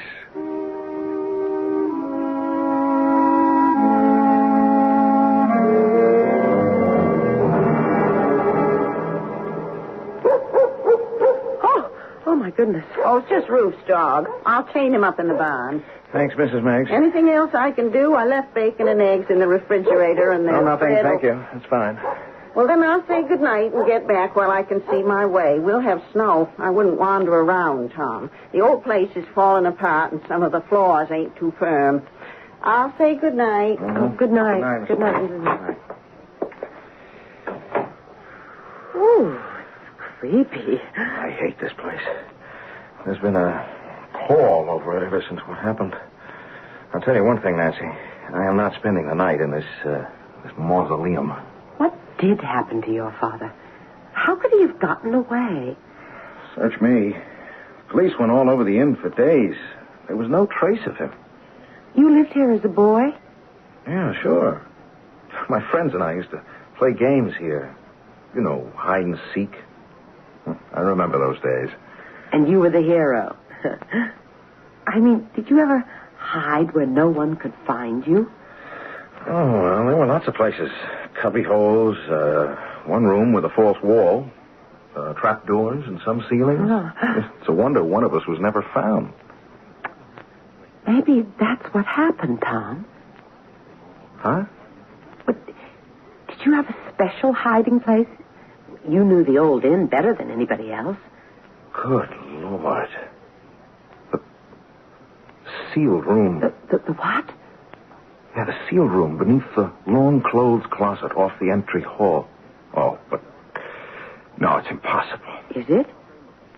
If your father couldn't have gotten away because of the snowstorm, he must still be here. Or what's left of him.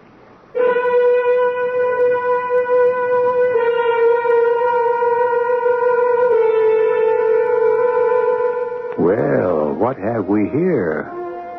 Old deeds have a way of coming to light, and the skeleton in your closet can be made to rattle because of an inquiring mind. If a major premise and a minor premise are true, so is the logical conclusion. Tom Lodge's father disappeared.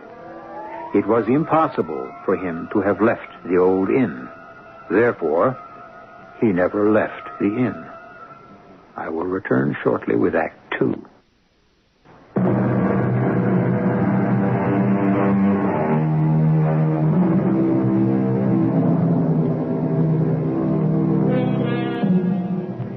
It is unusual and unlikely for a person to disappear and never be heard of again. Exceptions are rare. Rip Van Winkle, to be sure, but that was fantasy. Dr. Livingston, and that was fact.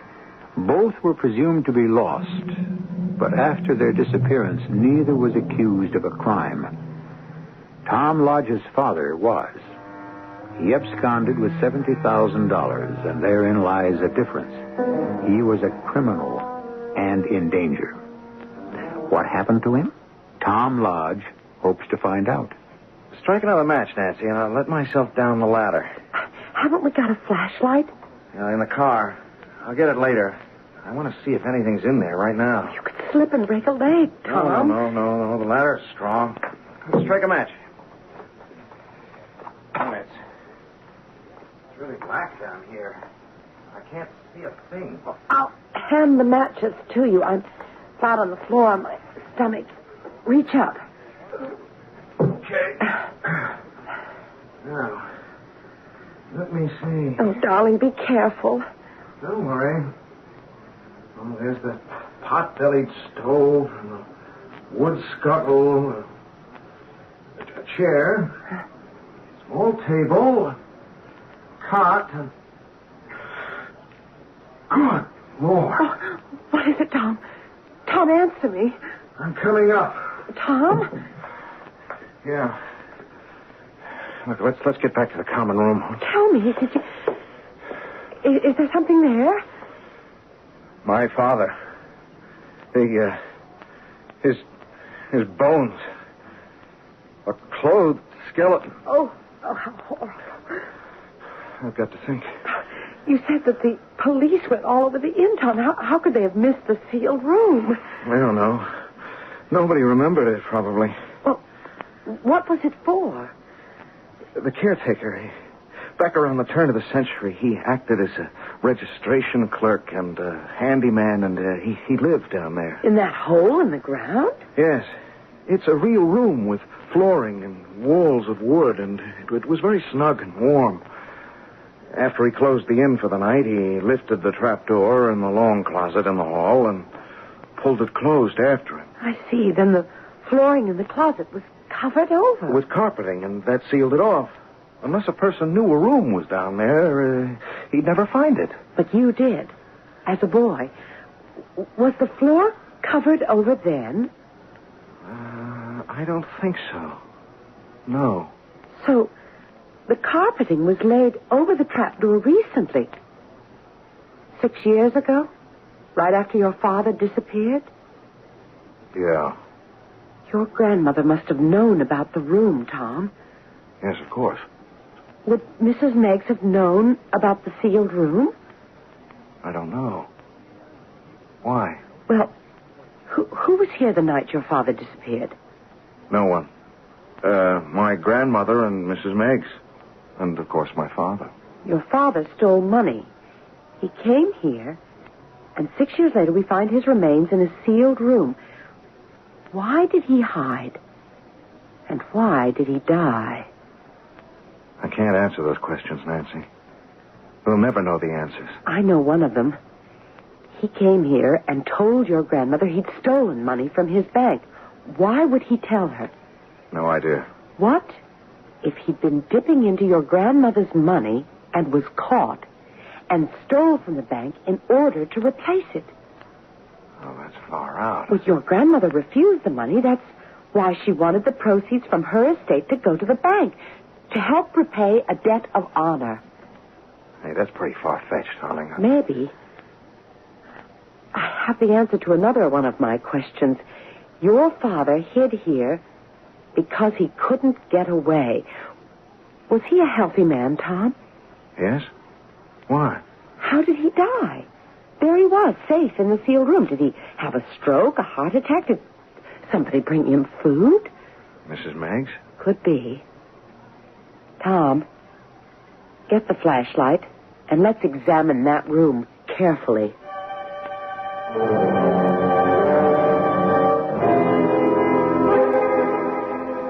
Oh, I feel like I'm in a tomb.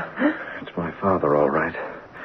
Look, where I'm shining the light. You see this break in the skull? Oh. Now, that's how he died, Nancy. He was struck a hard blow. He was murdered. And look at this. His watch. Huh. The strap's rotted, but it's his watch, all right. Look, his initials are on the back. Oh, let's get out of here. In a minute. Now it's my turn to ask a question. What became of the money? The 70 grand. Well, whoever murdered him took it. That was the motive. Yeah, but it was hot money, Nancy. It was hard to use for a long time. And the sealed room would be an ideal place to hide it. Where? Where could it be hidden? And I went over the mattress on the cot. It's not there. And the small closet is empty. Well, let me see. In the stove? Well, why not? Tom! How about that?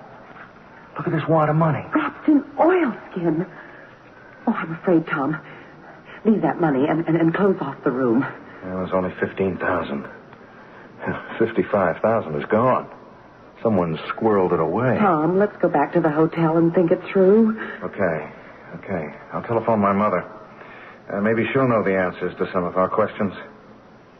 Gee, you are scared, aren't you, darling? Of course I am. Someone committed a murder for money. We found it. If the murderer discovers that we know, he may try to kill us.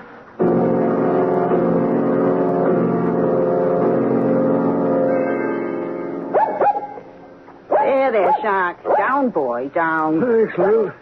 Have a chance to talk with Tom? Nothing to talk about, Ruth. What's on your mind? Well, if you don't sell the land, maybe I could tenant farm it for him. I'd say he'd want to sell. Yeah. Well, if I had 2 dimes to rub together, I'd buy it. Oh, you can always get work, Ruth, so you said. Yeah. You change your mind? Oh, I've been thinking about it, that's all.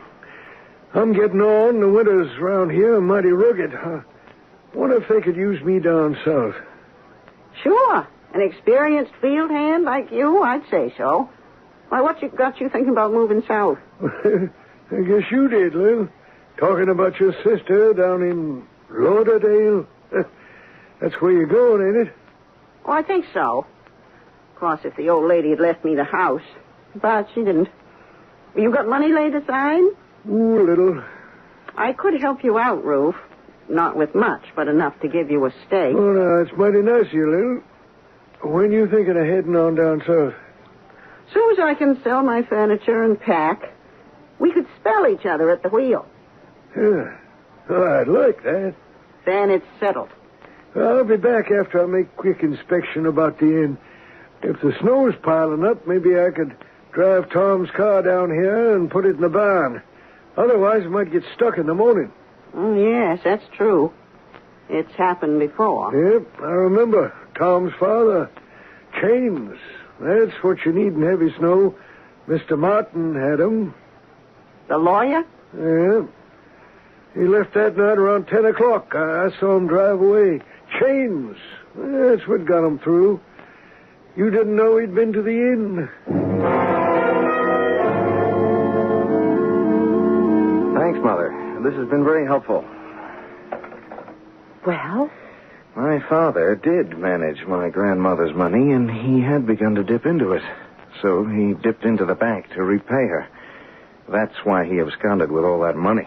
How did he think he'd get away with robbing the bank? Oh, who knows? Your grandmother must have been furious. Well, it was through her that he got his job at Merchant's. Must have loved your mother very much. Yes. Well, I'm afraid he wasn't much of a banker. Oh, it's all tragic, and they're both dead because a willful old matriarch couldn't form him into her own image. Well, let's pay a visit to Mr. Martin, huh? I'll turn this money over to him, and he can give it to the bank. 15,000? What about the rest? It's gone. Can't be traced now. I wonder.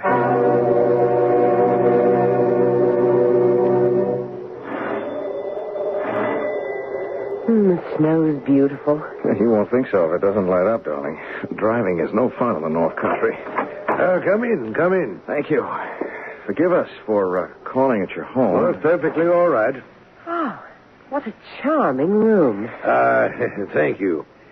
Well, let me get right to the point, Mr. Martin. I found the remains of my father in a sealed room. What? Your father? He'd been murdered. In heaven's name. And here is 15 of the $70,000 he stole from the bank. Oh, you stagger me, Tom. Well, he didn't disappear. He was murdered and hidden in the sealed room, and the money, most of it, was taken away. I came to you. Well, of course. I'll notify the police in the morning. Not tonight. We're in danger, Mr. Martin. Danger? I don't see how. Well, if the murderer finds out what we've discovered, he'll come after us. Well, who knows about your discovery? Well, no one. Except you, of course. You didn't speak to Mrs. Meggs? No. Why not? Well, we think that she must know something about all this. She was in the house the night my father vanished. You know that, Mr. Martin. I do? Well, that's what my mother says. I talked to her half an hour ago, and she had it from Roof Box. She'd had what from Roof? That you were at the inn. He saw you drive away. Oh, that. Well, yes, now that you remind me, I'd driven out to see your grandmother, but I left quite early. May I ask a question? I don't mean to be impertinent, but were you aware that Tom's father was stealing from his mother-in-law? Well, goodness, no. You didn't check her account periodically? Well, very seldom. I thought it was in good hands. Your father's. My father stole for the purpose of making investments. You were his broker. Didn't you ever wonder where he was getting his money? You're on dangerous ground, young man. I know it, Mr. Martin, but we mean two different things. I'm not worried about slander. I'm worried about my skin. Nancy's and mine. We're in danger, and I think you know it.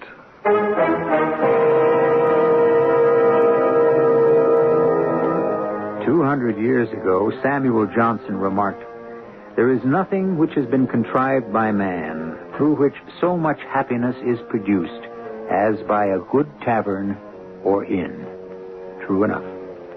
All gone now, swallowed up in progress, including Riverfront, an old New England inn which has now divested itself of a murder and its remains. There are more surprises when I return shortly with Act 3.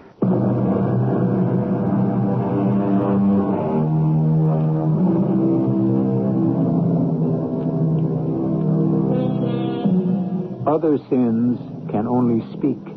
murder shrieks out.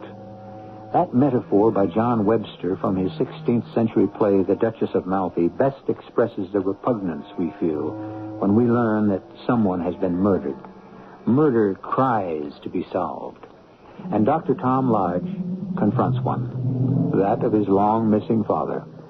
We still have 3 suspects, and one of them is the handyman at Riverfront, Rufus Boggs. Lord Almighty, heaven help us.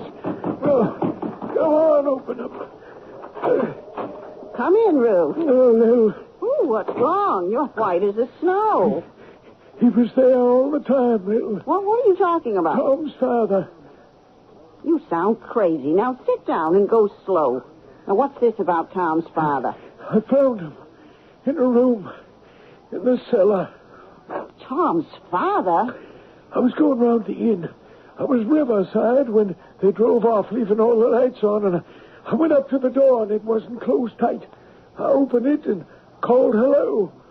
And then me and Shark stepped inside, and he began to bark, and the hair went up on his back. Scared me stiff. Go on. He ran into that old hall closet and barked his head off.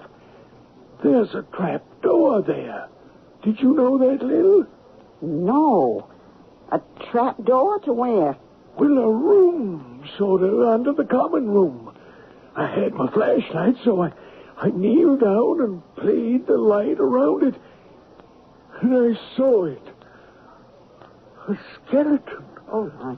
Stretched out on a cot. Oh. It gave me a terrible turn. A skeleton? Yeah. Tom's father. It has to be. That's where he's been these 6 years. And they drove away? That's right. Well, we'll have the police swarming all over the place soon, and there'll be questions like, what do I know about it? And I don't know nothing, Lil, nothing. Neither do I. Now, you leave the talking to me. All I know is Tom's father bolted out of the house and slammed the door behind him. That's the last anybody's seen of him. And I was in the barn all evening, except when I left my room to quiet Shark. And that's when I seen Mr. Martin drive away. His car, anyway. Well, we better go back up there, Ruth. What for? Well, they found out the murder. He was murdered? Well, that's my guess. The man wouldn't just stay in there and starve himself to death. No, I guess you're right. Tom and the wife made the discovery, and you can bet whoever killed his father is going to do something about it. Like what? Like get that evidence out of there and then kill them. Now, we've got to stop that, Ruth. What's the gun for? Why, me need it. Why don't we wait for the police? No, there's no time. There's no time at all.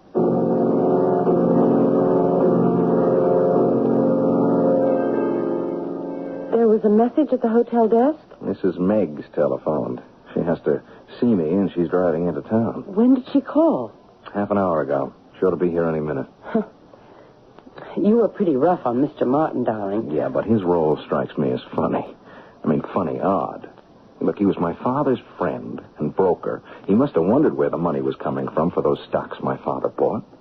On the other hand, people up here pretty much mind their own business. Oh, it's all very confusing. Not all of it. There was a murder. Mrs. Meggs. Oh, Tom, the most dreadful thing's happened. Ruth's killed himself. Oh, no. Killed himself?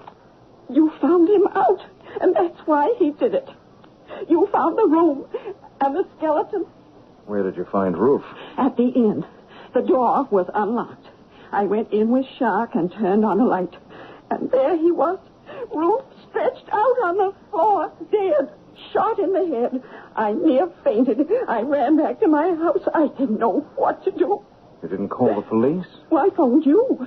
Well, then I chained Shark in the barn and went into Ruth's room. And I found the money. He had hidden it in his room? Well, not all of it. Just about $5,000. I can't believe it, Tom. I can't believe it. I brought it to give it to you. Ruth Boggs. He was such a gentle old man. Gosh, I don't believe it either. He killed himself because he was found out. Yeah. Well, I guess that should clear up the mystery. You'd better stay here in the hotel, Mrs. Meggs. I'll get you a room. No. I'll go back and be there when the police come. And the ambulance. I'm half out of my head with grief, Tom. Yes, it's a terrible shock. Isn't it? Oh. Well, we'll be out in the morning if we can get through. Oh, they'll have the roads cleared. Never fear. I don't know what to say. Good night. That's a blow. Ruth Boggs. Gosh, I've known him since I was a little boy. Kind and patient. He was a little slow, but he was a good man. He must have gone off his trolley. Mrs. Meggs is a liar. Nancy, your imagination. It's lucky for you I've got some.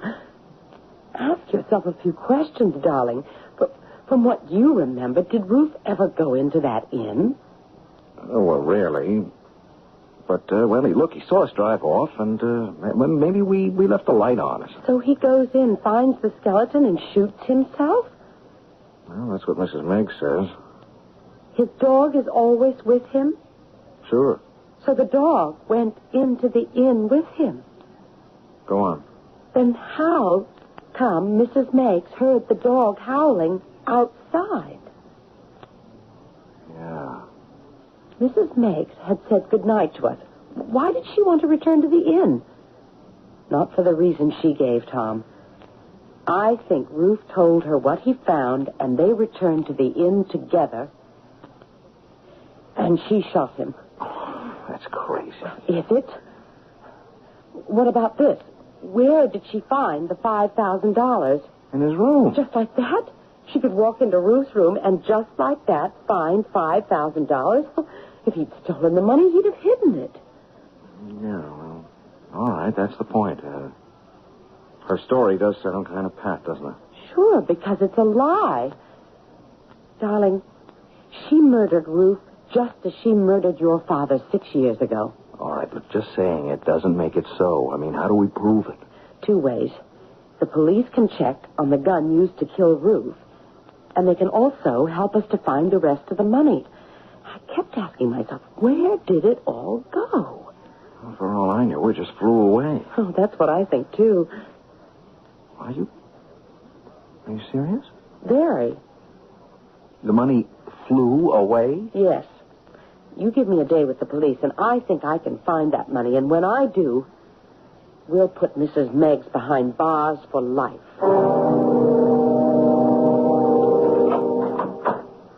Nancy, where have you been? I've been worried to death. I told you where I'd be, darling, with the police. You want to hear something interesting? Go ahead. Every time your father placed a stock order, he placed a similar one from Mr. Martin and paid for all of it. What? That's right. I'll make a guess. Your father and Martin were in collusion. Your father used your grandmother's money with Martin's tacit approval. You mean the two of them were dipping into the old woman's funds? That's what it looks like to me. Your grandmother demanded an accounting, and to repay her, your father robbed his bank.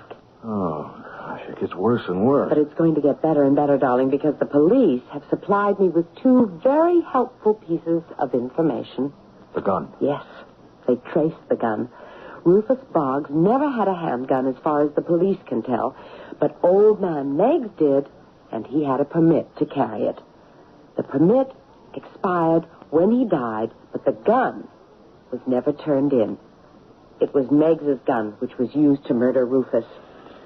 Well, that should clinch it. Without question. She murdered Ruth. But what about your father? Were the police helpful there? Oh, very. Did you know that Mrs. Meggs has a sister living in Fort Lauderdale? No. Well, she has, and they are very regular correspondents. Remember what you said, Tom? That maybe the money just flew away? Yeah. Well, it did. Can't you guess? You're telling me that... Exactly. Now, let's call on her and see if she doesn't fall apart. Well, it's still beyond me. Killing your father and then taking his own life. Is that what you think he did, Mrs. Meggs? Why, it's plain as the nose on your face, Tom. But why would a man shoot himself unless he was guilty of some terrible crime. I guess you're right. I've decided to sell the estate, Mrs. Meggs, because I'm tied down in Boston, and I just couldn't manage the place from there. I'm sorry about that. You've lived here? Rent-free for over 30 years.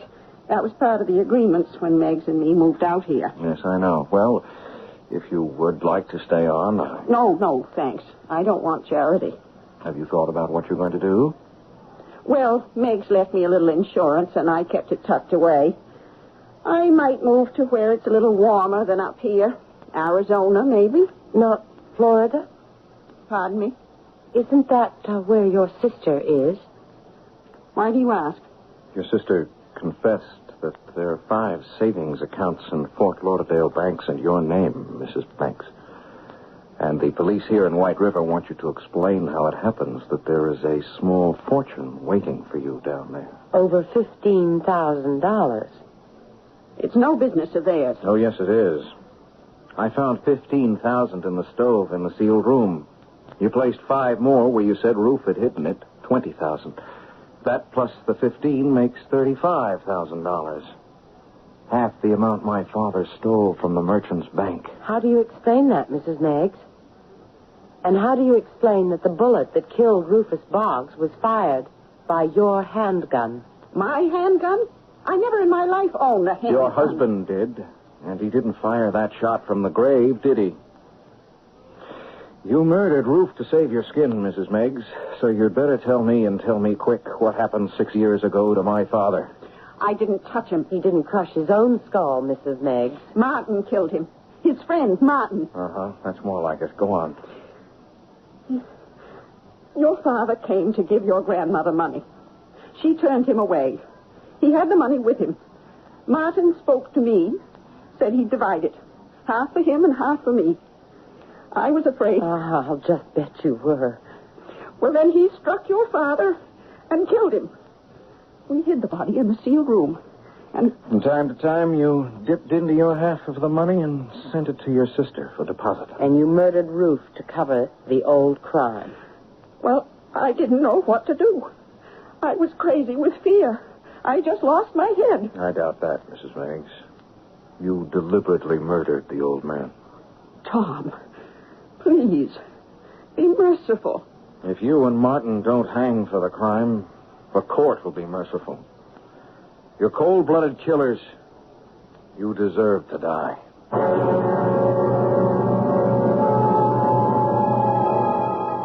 The thief who understands his business never steals in his own neighborhood. An old Arab precept. But greed and opportunity usually go hand in hand. What a killer does not understand are the consequences of premeditated murder. Not for the victim, but for his relatives and friends. There are degrees of crime, from petty thievery to grand larceny. But murder is the worst and most repugnant. I will draw the curtain on the Recluse when I return shortly. The 1977 Buick Regal. It comes with Buick's terrific V6 engine. It carries 6 people and lots of Buick comfort. It's lean. It's maneuverable in city traffic. It's the most luxurious mid-sized car Buick builds. Yeah, this new Regal is pretty much everything a car should be. Except for one thing. It isn't yours yet. But it can be. Just see your Buick dealer for a test drive. Soon. Just about everyone.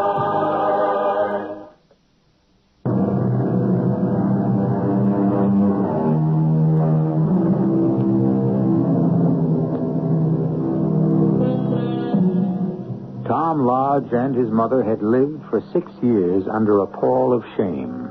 But then 2 deaths lifted the curtain, and the truth was revealed. What Tom's father did was wrong. What was done to him was worse. I can report with pleasure that Mrs. Meggs and Martin were sentenced to prison for life. And for all I know, they are still there, still a burden to taxpayers like you and me. Our cast included Tony Roberts, Patricia Elliott, Francis Sternhagen, and Court Benson. The entire production was under the direction of Hyman Brown. This is E.G. Marshall inviting you to return to our Mystery Theater for another adventure in the macabre. Until next time, pleasant dreams.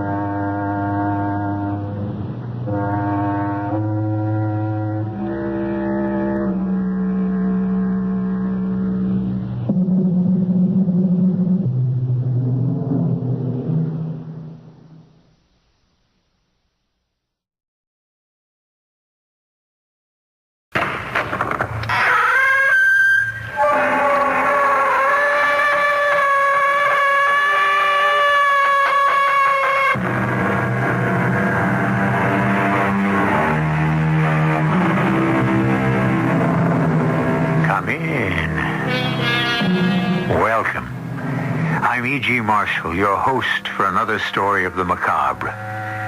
The word itself, macabre, suggests the unusual, the bizarre, the unexplainable. And the source of these stories of the macabre is you. Because each of us has been afraid of something, real or imagined, awake or in a nightmare. Did Laura Veer, who lives in Chatham on Cape Cod, imagine what happened to her? Or was it a real experience? Her husband, Will, middle-aged and semi-retired, was skeptical.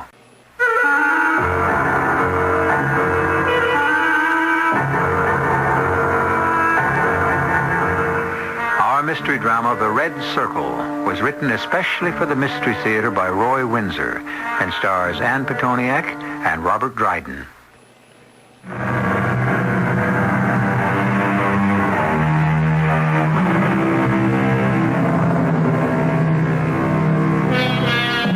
Conversation, you will admit, is usually limited to the exchange of ordinary information.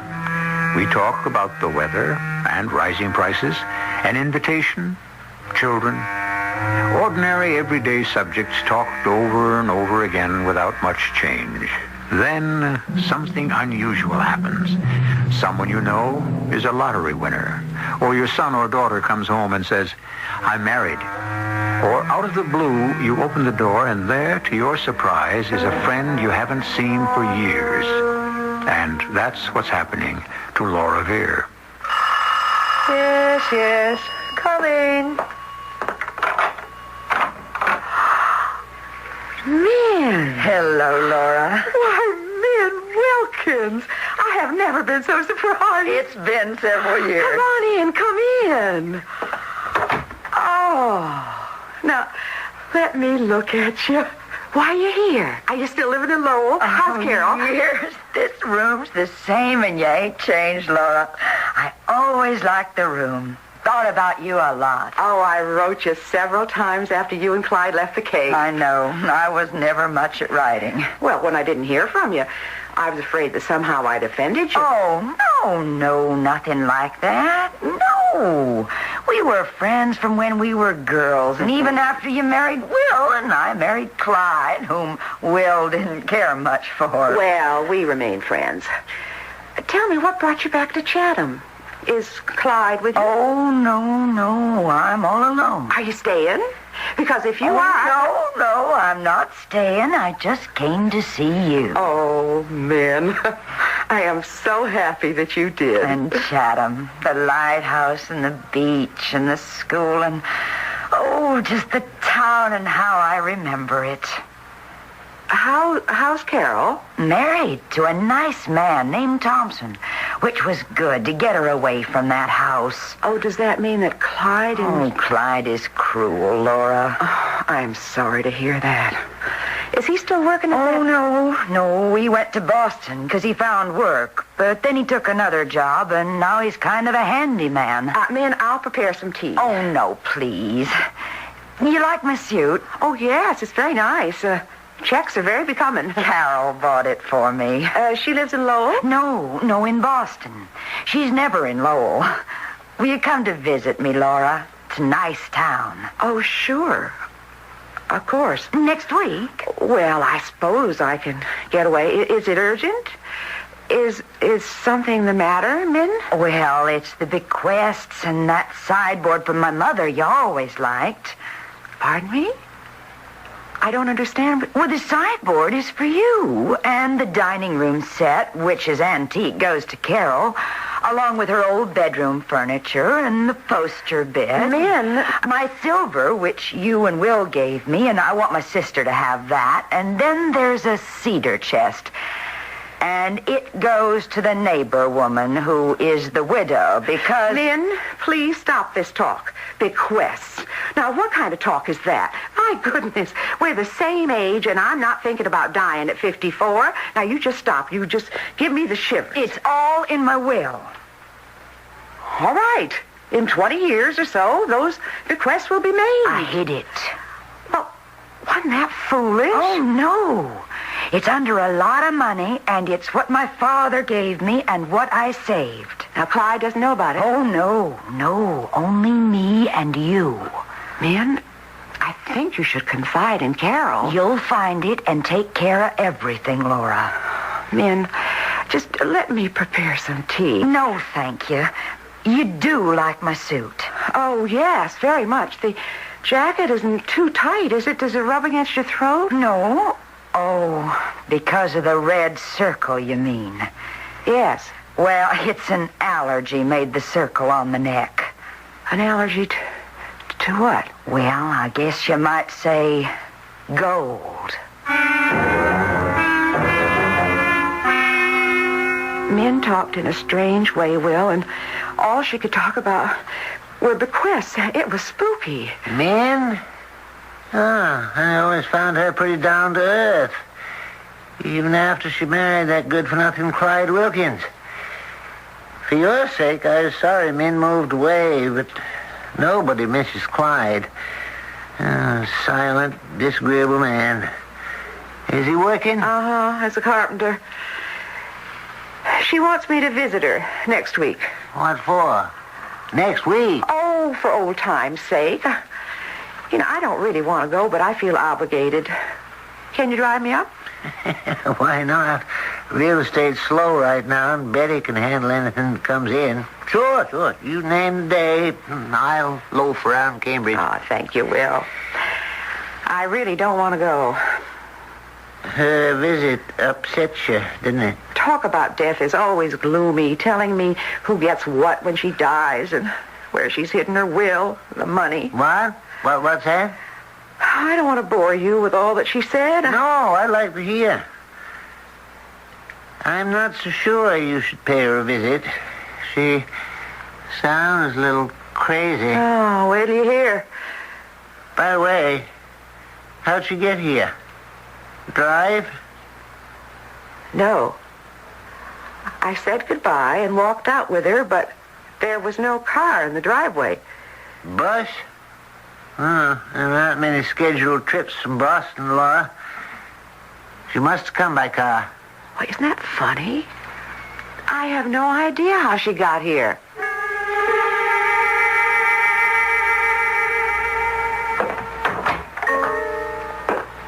Laura? Yes, Will? I work all day. Oh, come on. You played golf this afternoon, Will. Don't try to fool me. Now, let me see the mail. And you took a nap. And why not? I missed the postman, I admit, but it's mostly junk mail. Well, look here. Look at the return address. Carol Thompson. Who's she? Min's married daughter. Oh, sure. Carol. And married. She was a nice girl. Well, what does Carol have to say? Probably thanking me for her mother's visit. Min's no writer. Let me see. Dear Mrs. Vere, as a dear friend of my mother, she would want you to know. Will. What's the matter? Read what Carol says. Friend of mother's would want... You know that she died on the 2nd of the month and was buried privately 2 days later. I am married and... Wait a minute. Min Wilkins died on the 2nd of the month, and this is the 15th. And you say she visited you 3 days ago? She did. She did. She sat right here in this living room, and she remembered liking it and talked about bequests. Oh, Will. No. Take it easy. Catch your breath. You don't believe me.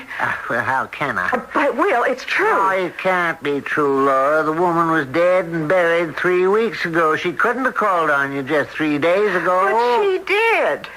I can see her now sitting right there in that chair in her new check suit. You dreamed it. No, Will, I did not. Darling, it had to be a dream or a nightmare or something. Will, I could see her sitting there and talking in an odd way, preoccupied with death. I swear it's true, Will. Now, makes sense, Laura. What you're saying is impossible to believe. Will, oh, my God, what am I going to do?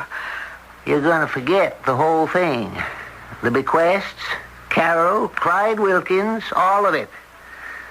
Oh, we'd better talk to Lem Regan. I don't need a doctor. Okay, then forget what you dreamed. I didn't dream it.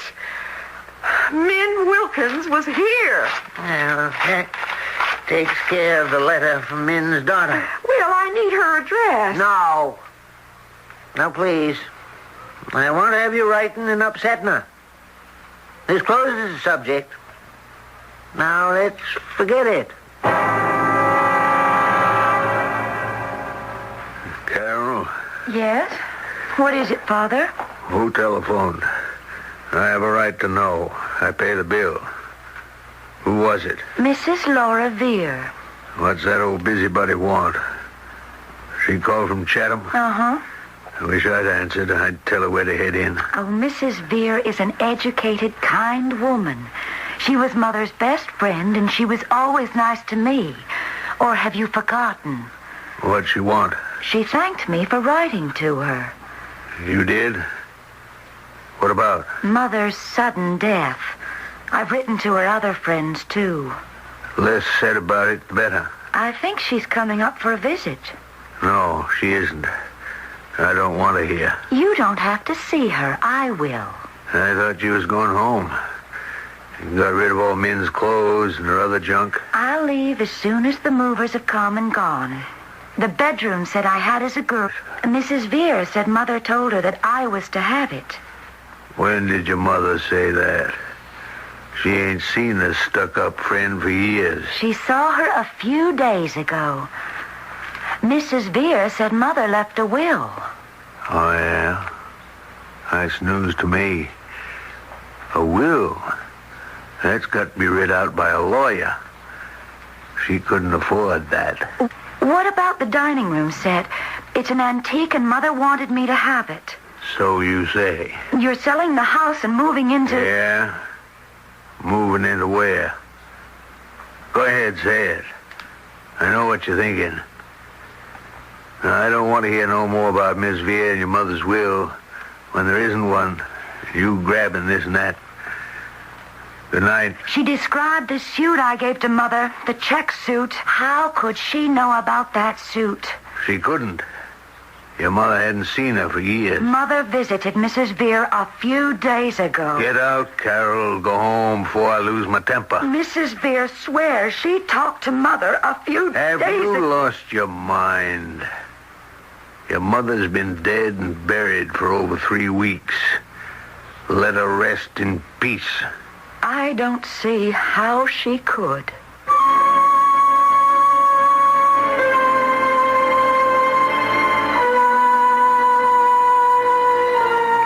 As Samuel Johnson said to Boswell, it is still undecided whether or not there has ever been an instance of the spirit of any person appearing after death.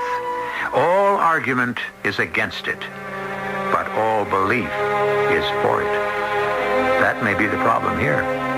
Did a woman 3 weeks dead visit a friend only a few days ago? We'll unravel the problem a little more when I return shortly.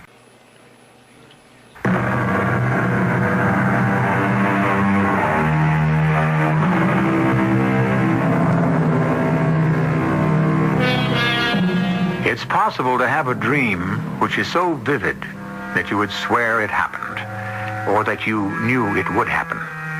That's why a person says to himself, I know that this has happened to me. I know I've been here before. Or, that face is very familiar. Mrs. Vere had a visit from her old acquaintance, Mrs. Wilkins. Or was it a visitation? It had to be the latter. But who could believe Mrs. Vere? Laura, I really wish you wouldn't go up to Lowell. I have to. Will you still drive me up? I don't have a choice, do I? Besides, now that you've talked to Carol, I don't want you going into that house alone. Wilkins is sure to be ugly. I am not afraid of Clyde Wilkins. You'd better be. Oh? Why? If you still insist that Min Wilkins came to visit... She did. I didn't dream it, Will. And you saw an apparition. The woman was dead, Laura. I suppose so. But I don't believe in ghosts. Neither do I, but say it was a ghost. Why did it appear to you? I don't know. Unless it appeared to tell me something. What do you think that might be? Well, a warning of some kind? Perhaps that Min didn't die a natural death. Will! I mean it. Min was murdered? Do you know what caused the death? Did Carol tell you? No. Clyde Wilkins is a mean, devious man. Will, but he'd never commit murder. You can't say that about anyone, my dear. Now, here's my point. If Min... Now, don't interrupt, please. If Min appeared to you, it was for a purpose. Well, all right. She invited you to visit in Lowell. Right. Where you'd become entangled with Wilkins.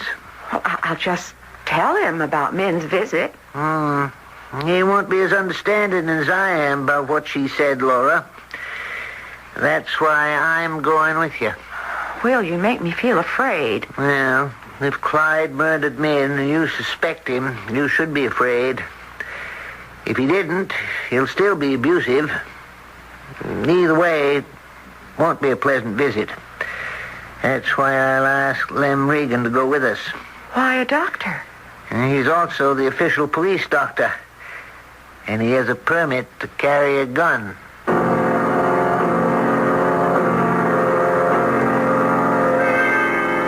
I must say, Laura, it's about as strange a story as I've ever heard. Lem, it's the truth. Well, let's say it's the truth as you see it. You doubt Min's appearance, Will?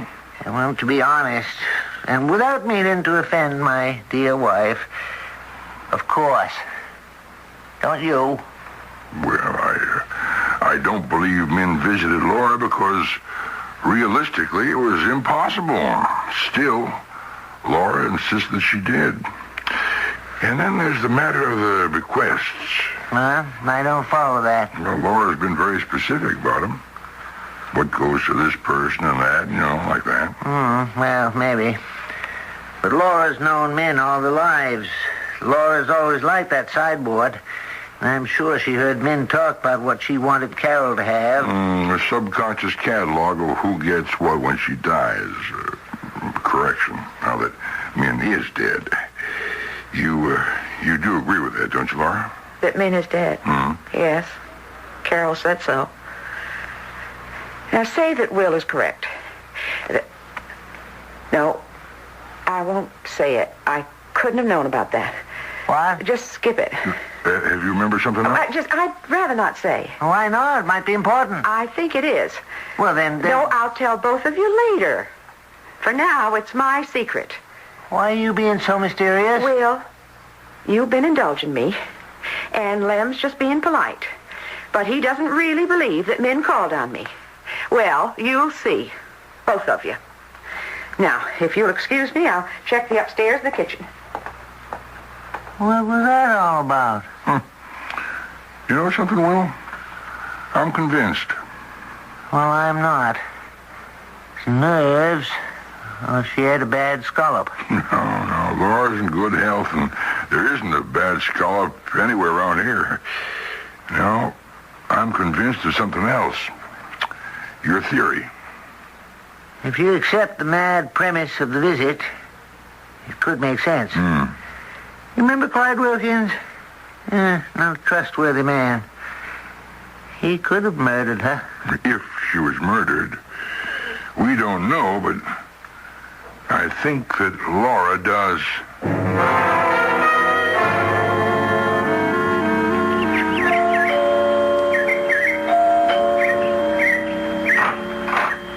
Carol, my dear. Hello, Mrs. Vere. Come in. He's not here. Thank you for seeing me, Carol. Oh, I'm so glad you telephoned and came up. I'm fascinated by what you told me. My father wasn't, of course. What a nice house Min had. Did you drive up alone? No, Will drove me. And, Dr. Regan, you remember him from Chatham? Oh, sure. Why didn't they come in? Well, if your father had been... Oh, I get it. Your troops. Will was afraid that... Sure. Father would be sure to be nasty, but he wouldn't harm you. Your father must think I'm deluded. Do you? Well, I don't know what to think. You can't have seen Mother in the past week. Carol, I did. If you don't believe that, why did you permit me to come up? Well, say it's because there's no way you could have known about that check suit. It was new. I bought it for her at Easter. A patterned green check on gray wool with a pleated skirt and a jacket with small notched lapels. That's it. And a white blouse with a plunging neckline. Min looked very nice. You have very good taste, Carol. And you saw her. You must have. May I ask what you talked about? Well, your mother did the talking. Was she sad? Yes. Strange, and yes, I thought she looked and sounded sad. Oh, it's been hard for her. There's a neighbor, a widow. Carol, let me ask you a question. Was your mother allergic to any kind of metal, say to gold? Not that I know of. Well, when she visited me, there was a red half circle around her neck. From a gold choker, she said. A red half circle? Angry looking. Can you explain it? Not so you'll believe it, Mrs. Vere. I am ready to believe anything. I even think I know what you're going to say. Did Min die an unnatural death, Carol? She was murdered. I thought so. Someone cut her throat. Yes. Your father? I don't know. You didn't read about it? Oh, no, of course you didn't. We hushed it up as best we could. The verdict was suicide. You don't believe that, Carol? Oh, I'd like to, but no. Mother'd never do that, and that way. No. Someone murdered her. If the police think that... Oh, they asked a lot of questions, of course, and picked up one hoodlum for questioning. The motive? I know. My father and the neighbor woman, but I don't want to think that. He'd been a miserable husband to her, but murder, that's too much. The widow could be one motive. And there's another, Carol. What is it? The will. Oh, the bequest. More than that. Oh? Much more than that. Now, I can't tell you until I've talked to my husband and to Dr. Regan. Why not? If your mother's secret became known, there could be more violence.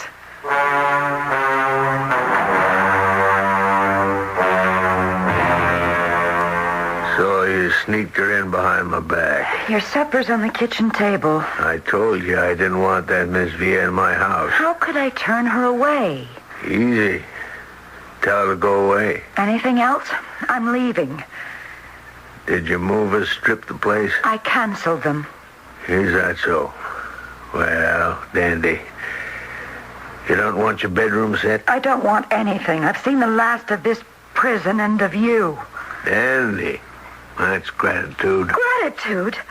You dare use that word after grinding Mother down to nothing, treating her like a poor relation, leading your double life? Watch your mouth, Carol. What? You'll take care of me, too? Don't tempt me. You admit it. I admit nothing. You murdered Mother.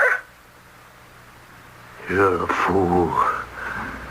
Who put such a notion into your head? That busybody, Miss Vere? She saw the red half circle on Mother's neck. She cut her own throat. I don't believe it. I don't care what you believe.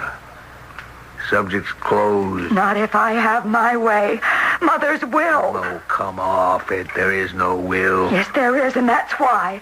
Night after night, you keep on searching the house from attic to cellar. Go away, Carol. And there's something else. Mrs. Vere said so. Some secret of Mother's. What secret? I don't know. She was afraid to tell me. She'd better be. You tell that busybody if she ever shows up here again, I'll cut her throat. I think you would. She knows that. That's why I think she'll go to the police. Let her. She'll make a fool of herself. Or have you arrested for murder. Ah, there's Laura, Will. No, I see her. Evening, my dear. Hello, dear. Did you have any luck? Well, thanks to Lamb, we had an audience with the police commissioner. And it was an audience. We explained that as friends of Min Wilkins, we had our doubts about her sudden death. Did you tell him about her visit to me? No, my dear. Even if Lamb and I are a little weak in the head and believe you, the commissioner never would. You know, we skipped Min's visitation and talked hard facts. What are they? Well, on the 2nd of the month, Mrs. Wilkins was found in her kitchen with her throat cut. Oh, who found her? Clyde Wilkins. Uh-huh, of course. Now, why didn't they arrest him? Well, he has an alibi. He was at the Copper Penny bar with a friend of his, Johnny Moe. That doesn't mean anything. Now, when was she murdered? Well, the police doctor places the time of death between 6 and 7 o'clock that night. Uh-huh, so she was up and around. That's funny.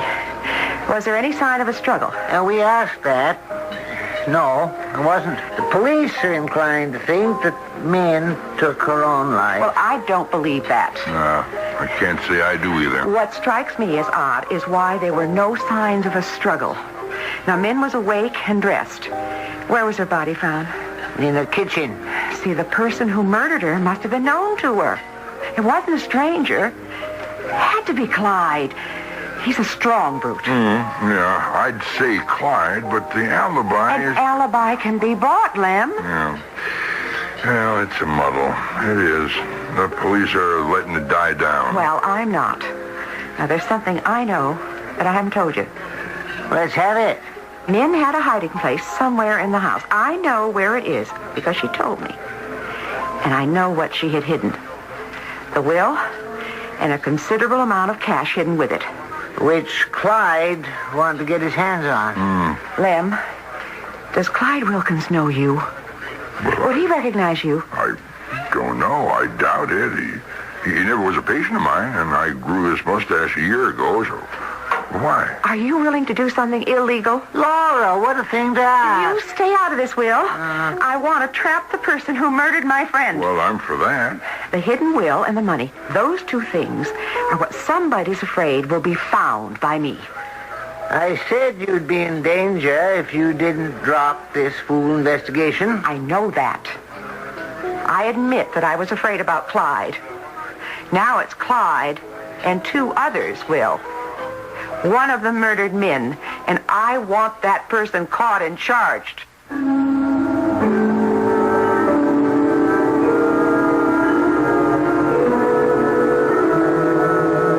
We're following a trail which may lead to the person who murdered Minnie Wilkins. What's unusual is that the pursuer, Laura Vere, insists that Minnie visited her weeks after Minnie was dead and buried. Is that credible? Ours is an age of science, and we have dismissed the idea of ghosts. But legends persist, and perfectly normal persons have seen things, heard them, felt a chill wind in a closed room. So, we will go on with Act 3 shortly. Sudden fame is like being shot from a cannon. It rattles the brain. This week in TV Guide, some young TV performers tell how they cope with the problems that accompany fame and talk about one of their colleagues who couldn't. It's a fascinating look at the dark side of success. In the same issue, Harriet Stratemeyer Adams writes about two of her favorite subjects, Nancy Drew and the Hardy Boys. The author of the successful books explains why her characters haven't come to life on television until now. This week's cover story looks at the growing pains on Walton's Mountain. Success has brought its own kind of problems to the Waltons.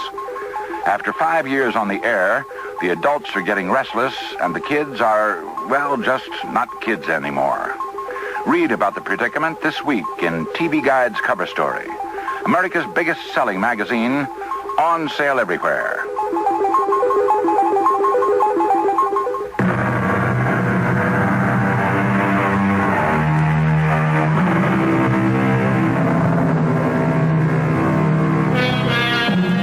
What is a ghostly presence?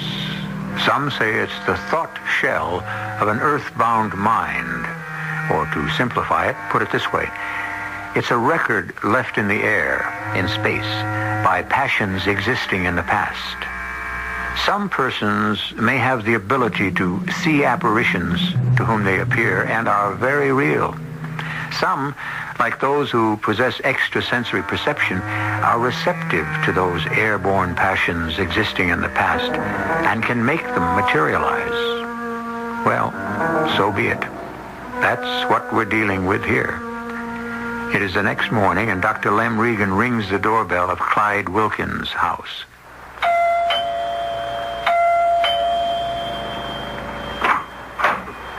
Yeah? What you want? Gas company.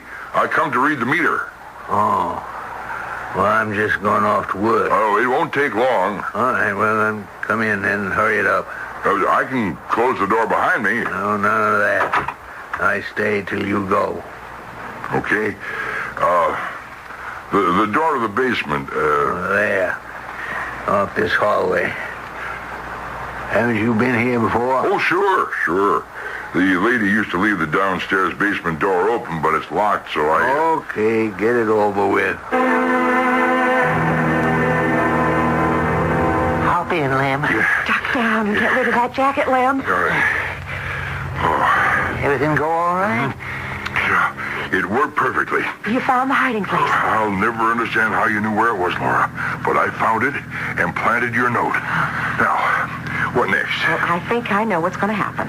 Not another visit from an apparition. No, this is just common sense. You'll see. I want to get to a telephone and speak to Carol. I hope she'll cooperate. She will. You can bet your boots Carol wants her mother avenged.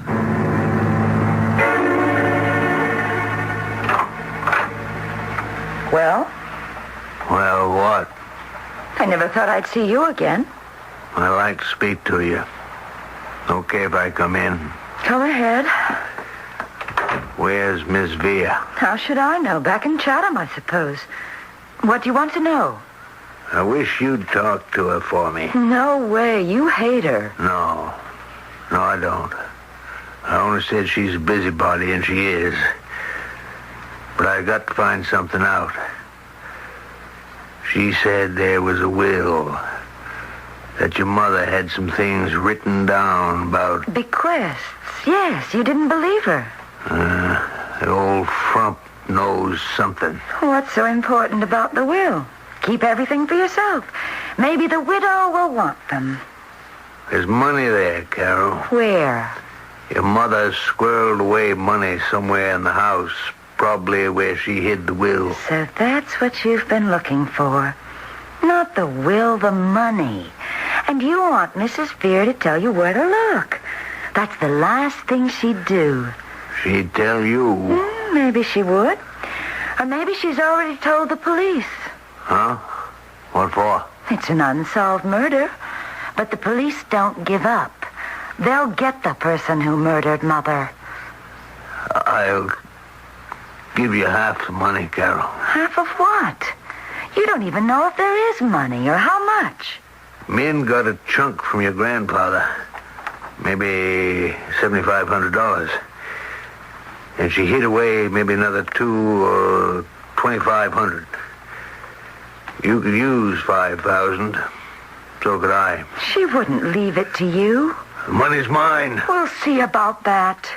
You won't even get into the house. The police can. Why do you keep bringing up the police? Do you think they're satisfied that someone unknown murdered Mother? Carol, look. Half the money, and you can have all that broken down furniture. You call Miss Via. There's cash money somewhere in the house. Your dowry for the widow. Oh, lay off. We're friends, is all. Oh, it's nice to have one, isn't it? You are a mighty bitter person. It's not natural. I think the shoe's on the other foot.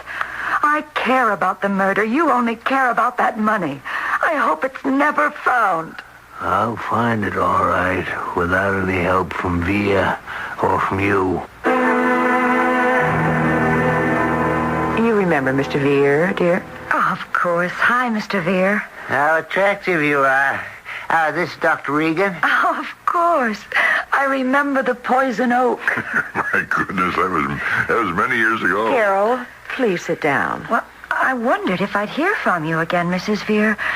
You were so mysterious the last time we talked. Yes, I was. It's dangerous to suggest that someone is a murderer. I did tell my father you thought maybe he'd murdered my mother. Someone did. We know that. I want to catch that person, but we need your help. I'll do anything. Now, you won't be in danger, Carol. Dr. Regan's a police official, and we've spoken to the police in Boston and in Lowell. We're cooperating with them. My father has an alibi for the night of the murder. So has Johnny Moe. Well, we know that, Carol, but somebody's guilty, and Mrs. Veer has worked out a scheme to trap whoever did it. It was the money, wasn't it? Yes, your mother hid a substantial amount of cash, and we know where it is. I know it's hard to believe, but your mother told me about the hiding place. And I confirmed it this morning and left a note in the hiding place. You did? Now, Laura, from the beginning, tell Carol what we wanted to do. I'm going to tell you where the money is hidden. But that's just what my father wants to know. He came to see me this noon, and he wants me to talk to you about... Of course. Now, listen carefully. Everything depends on you, Carol. You have to give a performance. Depending on how well you perform, we'll not only recover the money, we'll trap a killer.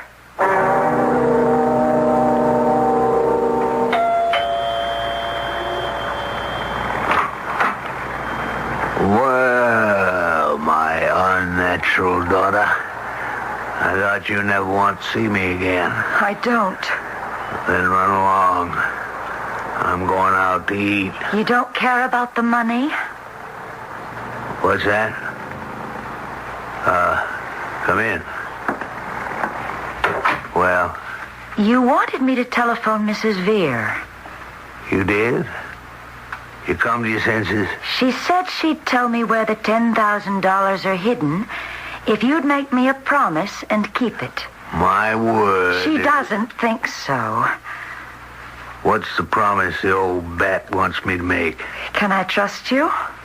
What a question. I'm your father. $10,000 is a big nest egg, and with the sale of the house... What do you want? I already offered you half the money if we found it. You don't get no more. I want your help to find out who murdered Mother. What are you talking about? That's up to the police, and they've dropped the investigation. Oh, no, they haven't. Someone who knew her smashed her on the head and cut her throat and left. Johnny Moe and me was at the Copper Penny. From what time on? Well, you read it in the papers. What is all this? Why are you raking it all up? Who got to the Copper Penny first? You and Johnny didn't come in together. Well, so what? Did you know that a neighbor of the widow's saw Johnny's car in her driveway around 5 o'clock? That's a lie. You don't know about the widow and Johnny? The handsome Johnny who's 10 years younger than you are? That won't work, kid. Johnny was with me from 5:30 on. Now you listen to me. The widow's a good woman. I'm going to marry her. You mean you're going to buy her? Why would she pick you when there's Johnny? Watch it. You think you're smart. The education? Yes. But you're dumb, Carol. Real dumb. That slap in the face is nothing. You tell me where that money is or I'll wring your neck. Not cut it. Where's the money hidden? Tell me, or so help me. All right. But I have to show you. Tell me where it is. I can find it. No, not until you promise to put up half the money as a reward to find the murderer. You're crazy. I mean it. Unless I tell you where it is, you'll never find it. And if you kill me, you'll never know. Okay. 5,000 for the reward. I don't mind. Nobody'll ever collect it. Now, talk. When he slapped Carol, I almost opened the door. He's a dirty brute. He'll break. You got your revolver, Lem? Yeah, ready. That was a good guess about Johnny Moore. Oh, shh. Not a sound. They can't see us. It's like a warehouse down here. Oh, there he is. All right. Now, where's the hiding place? Come on. Let go of my arm. You're lucky I don't break it. Where is it? Lift down that box up there. What? That's an old Christmas tree stand. Busted. Should have been thrown out years ago. That's where the money is. I got it. Cut the string. An oilskin bag. It's in there. Here, let me... Keep your hands off. Look, Carol. The money. What's that envelope? Huh? Oh, she's written on it. For Carol. Birth certificates and will. Junk. Here. How much is there? Buckets. Wouldn't her old man spin in his grave if he saw me now? His money, and it's mine. This envelope, it's got a note in it. To whom it may concern. I expect to die a violent death. Clyde, Johnny Moe, and the widow plan to kill me for this money. Clyde won't do it. He's yellow. It will be Johnny or the widow who does it. The one that don't have an alibi.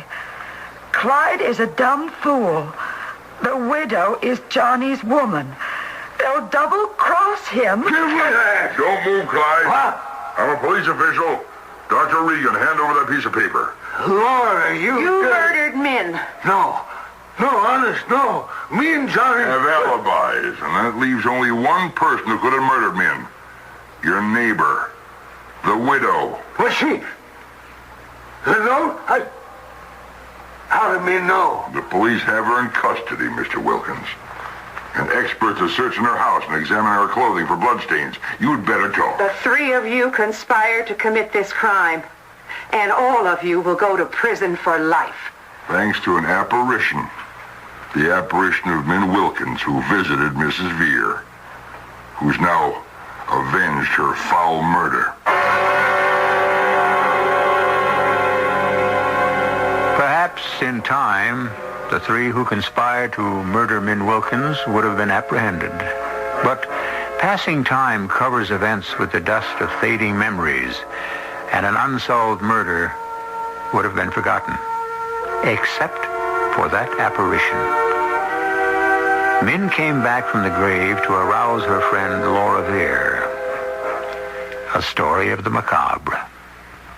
I'll return shortly.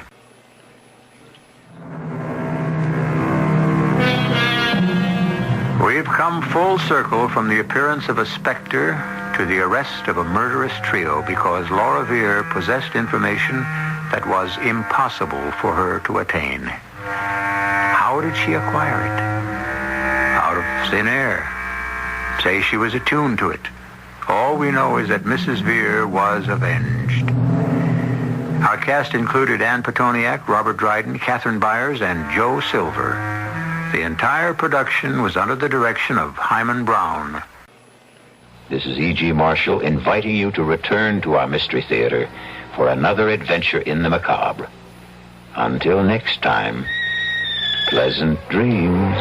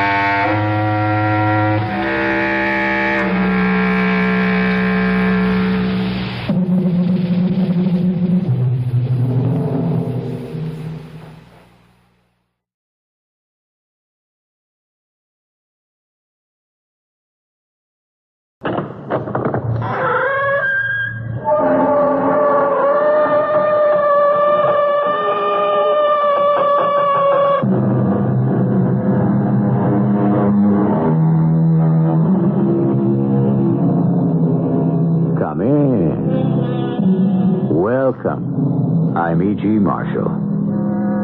Tell me the truth. Are you sensitive, impressionable, tender-hearted? Squeamish, maybe? Are your sensibilities easily offended? Are you fussy or persnickety? If you are all or any of these things, perhaps you had better not listen to what follows, for the tale we are going to tell you is aptly called a horror story.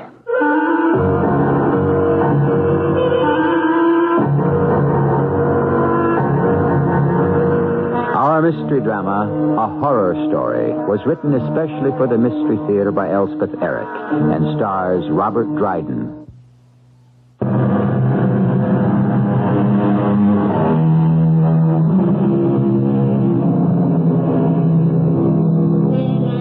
You have been warned. You're about to hear as dreadful a tale as has ever been told, appalling in its frightfulness. So pause a moment. Think hard whether you're able to endure it. If you have qualms about listening, turn to something sweet and soothing. But I urge you to gather your courage and listen. Nothing on the first floor, nothing on the second. Only the third floor remains to be explored. Why do I bother? Why do I persist? Well, if anyone cares, this place fascinates me. Has for 20 years. Ever since I first came to New Orleans in 1829 and saw a crowd of frightened people gathered outside this building on Common Street. By eavesdropping among them, I learned that they thought the place haunted by a collection of gruesome ghosts. Now, let's see what's in here. Oh, I declare, if the third floor yields no more than the other two, ooh, I say, what an exquisite fireplace. So delicate, pure Adam. As a world traveler, I've become something of a connoisseur. Still, Oh, what's this? Looks like a loose brick in the chimney breast. Oh, really, the town should take better care of... Let's see if I can pry it loose. Oh, yes, I can. Oh, why are people so neglectful? Still, no one comes here anymore. They're too frightened, I suppose. Imagine being afraid of ghosts. Got it. Good. Now, what may I find here? What could there be in the space behind the... Oh, yes. There's something. Yes. There's a little book. A little book bound in red Morocco leather. And then... Wait, what have we here? Oh, good gracious. A pair of shoes. Oh, how sweet, how dainty. Now, back to the little book. Oh, my word. It's a diary. And the name embossed on the cover is plain as day. Gaston Donnet. Gaston Donnet. Monsieur Sauvinet? Come here immediately. Something wrong, Monsieur Sauvinet? An emergency. The Count is coming for dinner. It's his first visit to the Palais Sauvinet, and what do you think has happened? The head chef has had an accident, and he's in the hospital. Oh, what a pity. Well, you know who the Count is, don't you? Oh, I know. What's to be done? There's nothing to be done but turn the whole thing over to you, Gaston. What? But I've been engaged as assistant chef. I don't have the capacity, the experience. My friend, there is no help for it. I'll tell you what. I'll give you Pierre all to yourself. Pierre? The scullery boy? Well, he's been with me for 2 whole years. Pierre, come here. You'll see Pierre is very knowledgeable. Yes, Monsieur le Chauvenet. Pierre, my boy, who do you think will dine with us tonight? The Count himself, friend to the king. But the head chef, he's at the hospital. Unhappily, but we must not let that affect us in the least. Monsieur Gaston Donnet here will be in charge. Oh. And you, Pierre, you are to leave everything else to others and devote yourself to him. Do you understand? I understand. Now, what shall we prepare for the Count, huh? Perhaps a leg of lamb Eslington with the proper vegetables? A Normandy sole before that. Oh, and for his particular pleasure, truffles served in the silver cocotte and wrapped in our finest linen napkin.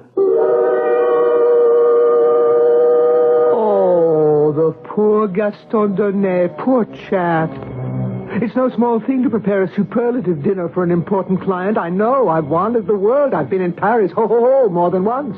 Well, let us read on in the diary what happens next. When the Count has eaten his dinner of truffles, of Normandy sole, of lamb Eslington, and all accompanied with the best wine, and all finished off with an exquisite plum brandy, what then? Success, Gaston. Oh, what a great success. I'm so happy, Monsieur Sauvinet. He raved about the soufflé. He was ecstatic over the leg of lamb. He all but kissed the vegetables. Oh, let the head chef stay in the hospital. You, Gaston Donnet, you are the best chef in all of Paris. Oh, Monsieur Sauvinet, surely not. Now listen, dear chap. The Count intimated to me just before he departed, he plans to come back soon. It's too much. Now, dry your eyes and get on home, because that's where I'm going. Pierre? Monsieur? You'll close the place, won't you, so that our heroic friend here can go home? Yes, Monsieur Sauvinet. Then good night, my valiant Gaston. Good night until tomorrow. Good night. Oh, what a glorious night it has been. Aren't you going home, Monsieur Donnet? What? Home? To tell your wife about your success.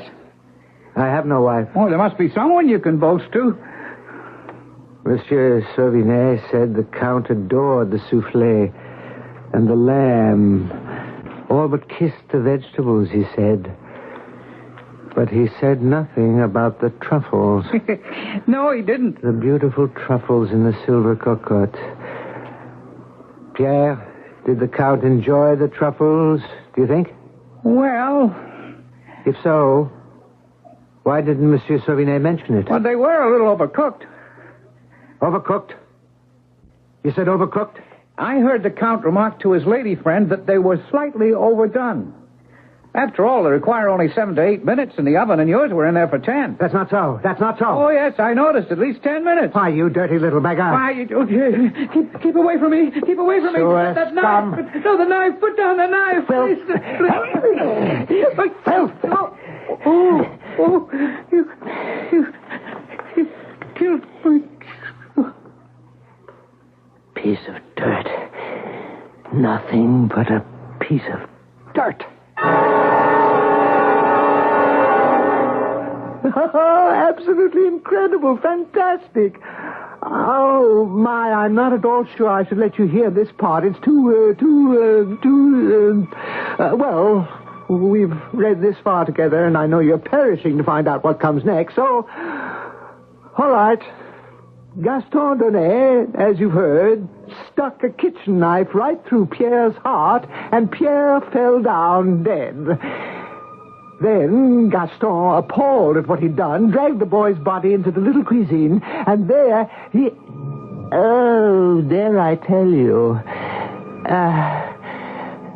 There, he removed Pierre's clothes and burned them in the small fireplace ordinarily used to incinerate discarded skin and feathers and other rubbish. Then he... Oh, this is fantastic. He dissected and dismembered the body and removed every last bit of flesh. And then... really, this part is superb. He prepared the flesh in any number of ways. Marinated, stuffed, gratinade, minced, pickled, smoked. Oh, you do have to admire the man's ingenuity. Oh, say you do. Then the following day, there was such an outcry in the kitchen. Where is he? Where is that boy? Where is that good-for-nothing boy? Gaston, heaven's name, what's the matter? Stupid upstart. Pierre never showed up, Monsieur Sauvinet. I've waited all morning. I've searched the place. No sign of him. No word from him. Nothing. Gaston, calm yourself. What am I to do without a scullery boy? I shall find you a scullery boy. Within the hour, you shall have a scullery boy, and a good one, too. Because you know what? The Count is repeating his visit. The Count? Yes. He's enamored of your cooking. Who knows? One day he might invite the king to be his guest. Would he come? Who knows? Now, what shall we serve the Count tonight, huh? Monsieur Sauvinet, is it true that the Count did not appreciate my truffles? I heard something to the effect... Oh, that was nothing. A trifle overcooked, he said, but it was nothing. Now, for this evening, first, some scampi, perhaps? Leave the menu to me, monsieur. I shall prepare something incomparable, something new. You don't want to tell me what you have in mind. I want to work from my own inspiration, my own invention. I want it to be a surprise. Oh, I don't have to tell you, do I? That evening's repast was a mad success, a wild triumph, start to finish. Such fragrance, freshness, such combinations of flavors, 8 courses, and each one better than the last. The Count and his dinner guests agreed to a man that never in their gastronomic lives had they enjoyed such a repast, and they sent a great storm of compliments to the genius chef. Oh, isn't it marvelous? Isn't it divine? For, of course, you know what they had eaten with such gusto. Oh, my dear Gaston, let me kiss you. Both cheeks. Oh, I kiss your hands. The Count and his friends enjoyed their dinner? Enjoyed.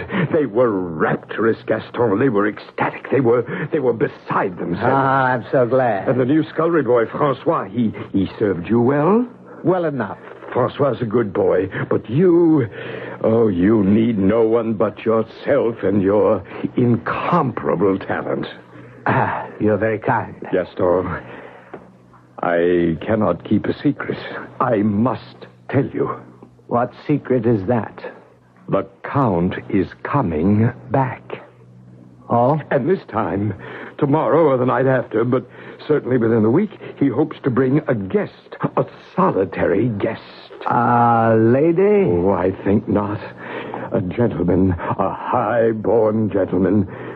The most noble gentleman of them all. What you mean? A royal gentleman, Gaston. Him? Of course, he will come disguised. It wouldn't do. Oh, no, of course not. No. And the Count wants you to prepare for this noble, this royal gentleman the same dinner you prepared tonight. The same? The very same. Oh, my reputation is made. Just wait till everyone hears.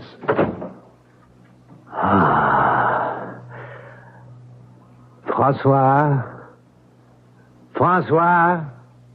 come here, my boy. Oh, and bring the large mallet with you. The one we use to hammer out the scallops. Oh, yes, that's the one. Hand it over. Thank you, Francois. Now, turn around. And now face the other way. Yes. That's it. Now stand very still. I'm sorry, Francois. But what else could I do? It doesn't say in the diary if the Count's guest was actually the king himself, although it does say that both gentlemen enjoyed their dinner immensely and sent the most effusive compliments to the chef. However, according to what it says here, shortly thereafter, great outcries were raised by the mothers of the two vanished boys, and Gaston Donnet suddenly left Paris, never to return.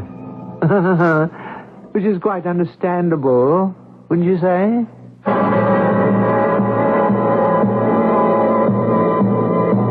Ready to continue?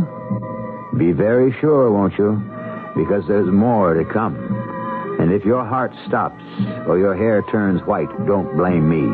I warned you, didn't I? Yes, I did. I told you from the very beginning, this is a horror story.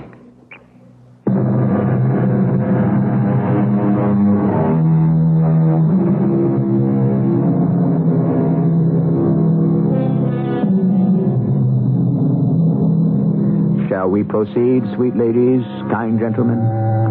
Remember, this tale has come down to us in the form of a legend, built little by little by one storyteller after another. Each one delighted in what he had been told and then added whatever provocative details he thought might captivate his audience and seduce it into listening longer. That is, after all, how legends have come into being since the world began.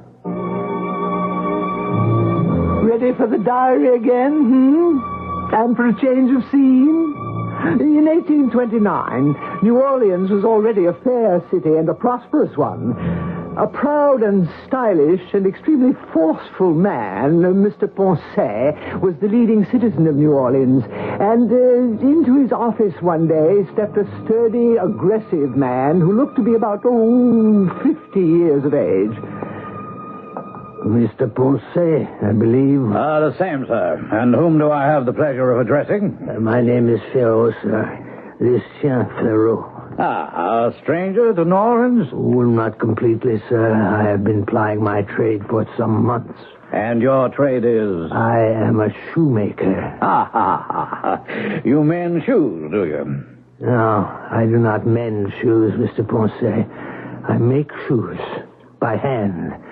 I cut every piece of leather. I sew every stitch with these two hands. I see. Well, now, what can I do for you, Mr. Ferraud? Everyone tells me you are the most influential man in New Orleans. I want to buy that building on Common Street. Which one do you have your eye on? The one with 3 stories, 6 chimneys.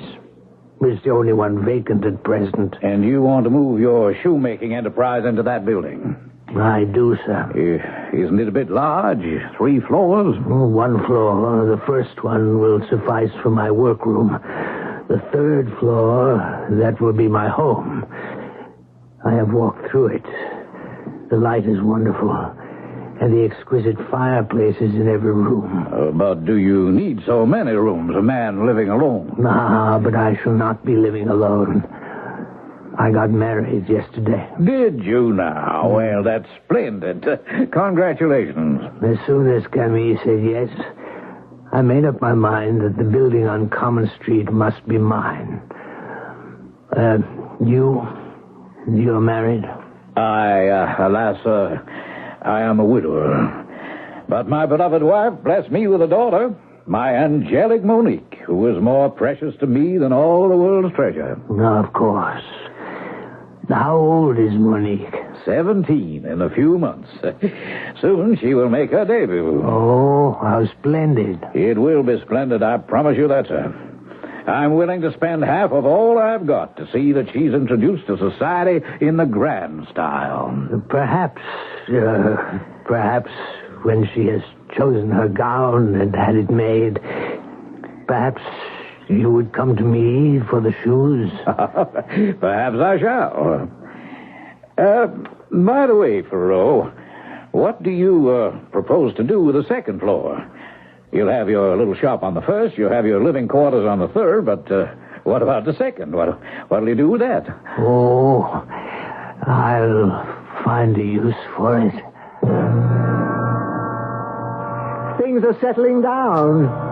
Quite a prosaic little diary, after all. There are lots of mundane details I won't bother to pass on to you, all about Pharaoh fixing up the top floor, this very floor which I stand on now, and moving in with his rather colorless wife, Camille.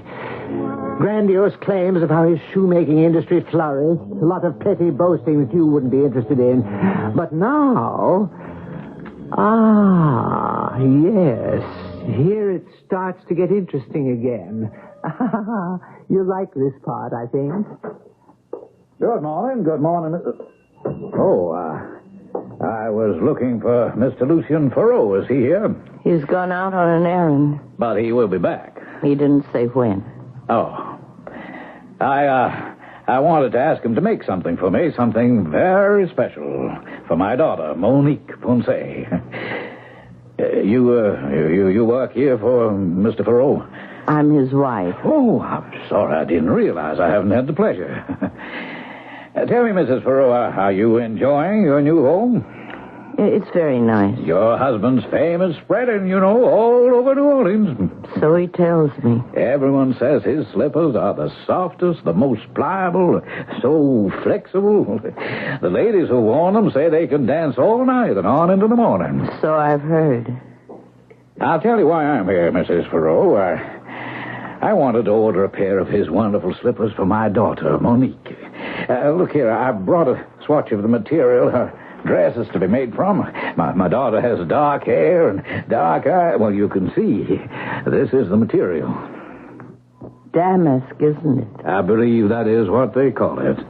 White damask, with just the faintest little thread of gold running through it. Beautiful. Beautiful. Now, if your husband can make shoes to match, will he be back soon, do you think? I've got no way of knowing. He never tells me anything. Oh, well, I'll wait a bit. Suit yourself. Tell me, your husband has rented out the second floor, hasn't he? Yes, he has. To a restaurateur, I believe. A private dining salon, they say. So they say. Small, but elegant. So I've heard. Oh, forgive me, Mrs. Thoreau, but you talk as though you'd never seen it. I never have. Well, I am surprised. Your husband makes an excellent investment, and you don't even care to see it? Oh, I care. It's grown famous all over New Orleans. The cuisine, everyone raves about it. So he tells me. But you have never dined there. Oh, no. Here's my husband now. Mr. Ponce. Glad to see you, Mr. Thoreau. Mr. Ponce wants to order a pair of slippers. Oh, fine. For Monique, for my daughter. I showed your wife the material her dress is being made from. You see, this is a small swatch. Very nice. I can get more if you'd care to make the slippers to match exactly. No, that wouldn't do at all. Well, I simply thought... I have my own materials. Well, if you insist. I do insist. My materials are 1,000 times more pliant than this damask. Oh, whatever you say, Thoreau. Well, good day, Mrs. Thoreau. Good day. How long was he here? Only a few minutes, Lucien. That's all? We chose to wait for you. What did you two talk about? Oh, your success for the most part. He mentioned a restaurant on the second floor. He asked if I'd ever dined there. He asked you that? Of course, I said I hadn't. I said I'd never even set foot in the place. Why can't I see it, Lucien? Because I say you can't. But why can't I? I'd like to so much, Lucien. I've already told you why you can't. Because you say I can't. Precisely. I see. But I'd certainly like to. I hesitate to tell you what the next few pages of the diary hold. Oh, I don't think I can read on. Yet I must, if we're ever to finish this macabre tale. So I'll just tell you straight out. The secret material Pharaoh used for his extraordinary slippers was human skin. There, I've said it. And the source of his supply was the slave market. Oh, my word, what a really terrible fellow he was. Yet you do have to admire his enterprise and his courage in setting it all down here. You do have to respect that, don't you?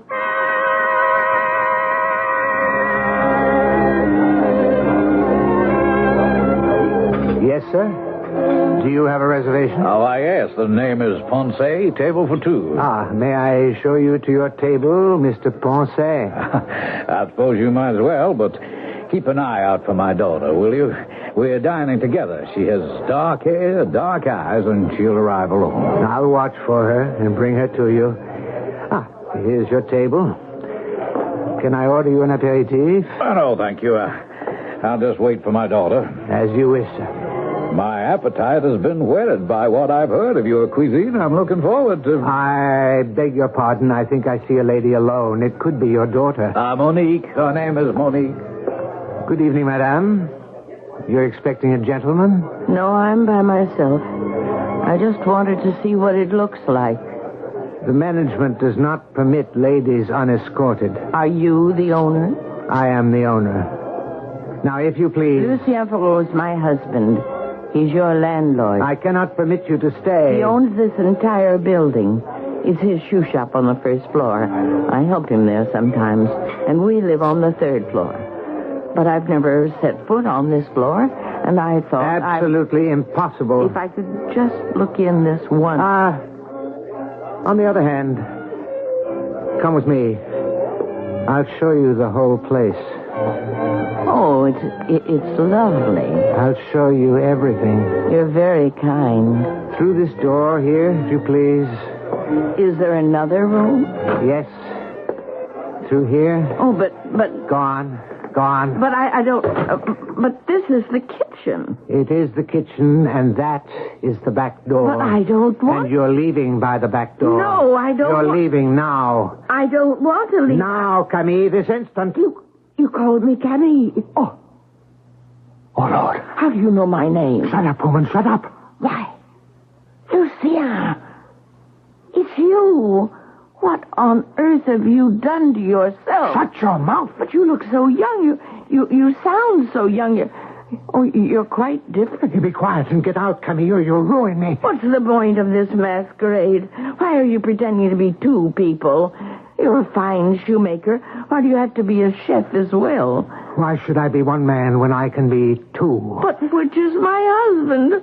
What is my name? You can't go on with this deception. You must stop. Never.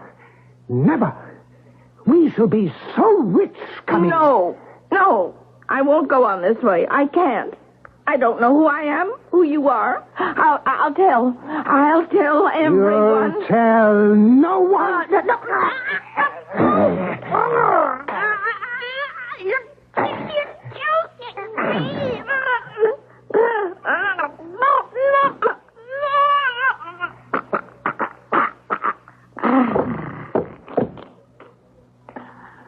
Oh, Camille. Poor Camille. Why did you do it? Why did you come here just when everything was going so well?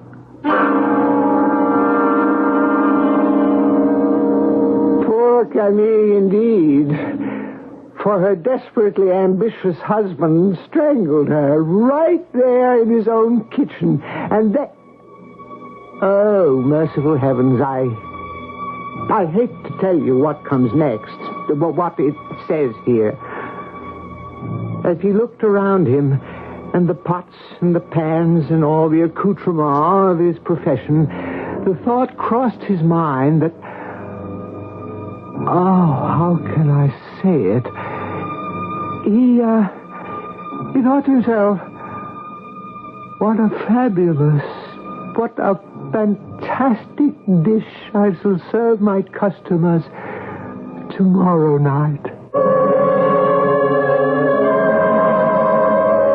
The strange, the weird, the grotesque, the bizarre. We so seldom encounter such things in our ordinary lives. They are confined to the world of fantasy, of fiction, of fable. And for my own part, I am perfectly content that such should be the case. I'll be back shortly with Act 3.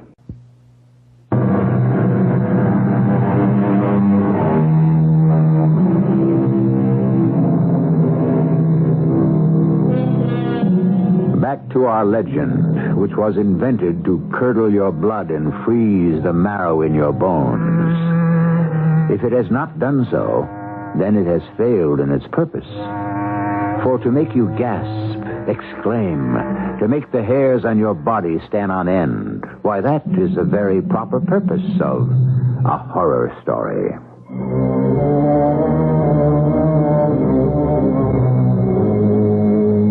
I'm feeling better now, able to read on, I think. There's a passage here that reveals what you must already have guessed. The proprietor of the restaurant on the second floor was not only Lucien Ferraud, he was likewise Gaston Donnet from Paris.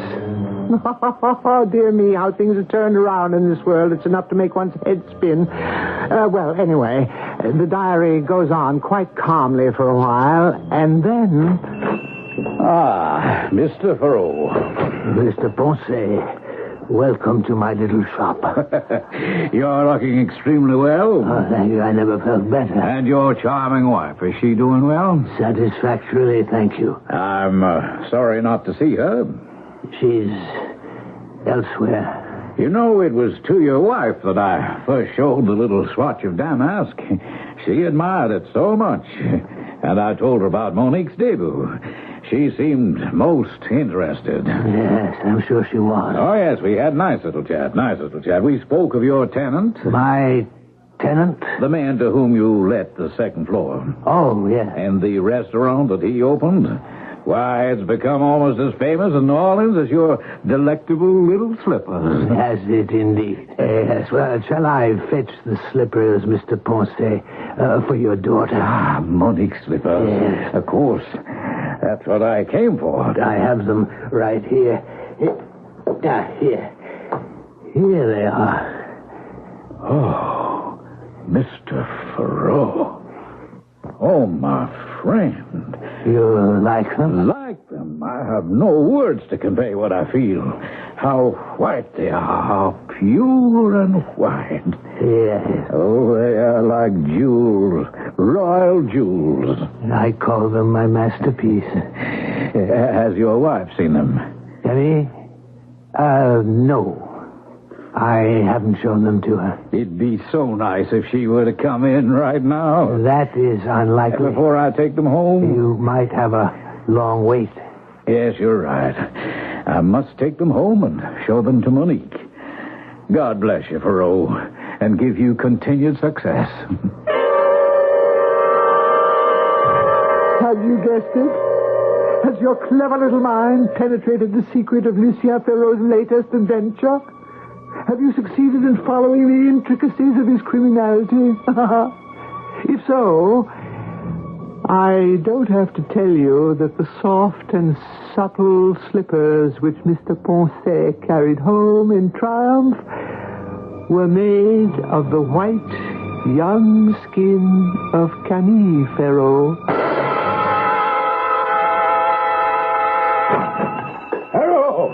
Ferraud! Are you here? Where are you, you rogue? Come out here! Mrs. Ferraud, are you here? I must see your husband at once. It is imperative. Well, I must see someone. I must see someone now. You were looking for me? You villain, you monster. Something is wrong, sir? Fiend, a devil. I, Mr. Ponce, bore what... Or are you a sorcerer, a wizard? Mr. Ponce... Or do you have the evil eye? Confess, you barbarian. But what is it? What must I confess to? Oh, you know very well. No, I don't. Mr. Ponce, you left here an hour ago with the slippers. You seemed happy. The slippers, yes, the slippers. You don't like the Those slippers? cursed slippers, the abominable Your slippers. daughter does not like the slippers. There are your slippers. Take them. You're bringing them back? You take them and never let me see them again. You don't want them? You unwrap them and you'll see.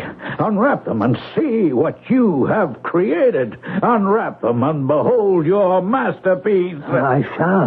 Not in my presence, you won't. Wait till I'm out the door and never come near me again. What in the world? What went wrong? What's that? What's that sound? Can it be? Is it in here? My slippers! My beautiful white slippers! What's got into them? What are you saying? Are you mad? Wait, no, come back! Stay still! Where are you going? What's got into you? No, don't touch me! Not me! Not me! Stay away from me! I'll go upstairs. They're following me. Maybe if I can get to my own floor, my own place. One more floor. To the top. I'll hide. Yes. I'll hide. I'll hide here. Fire! They're here! They got in! They're coming at me! They're on me! They're crawling up my back! My hair! On my face! Oh, no! They're sliding down my back! Good Lord! No! Heavenly Father, they're on my diary! No one must ever see my diary! No one would ever know what I have done! If anyone is to know... Oh, no! Heaven forbid! Where can I hide it so that... Yes. I'll hide it here behind this brick in the chimney. Yes, here.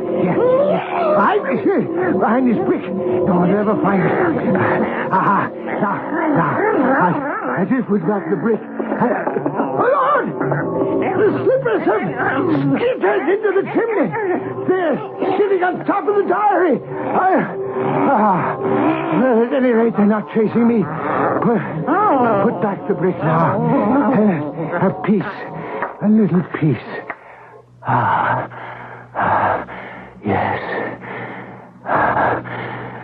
Quiet. No noise. All quiet now.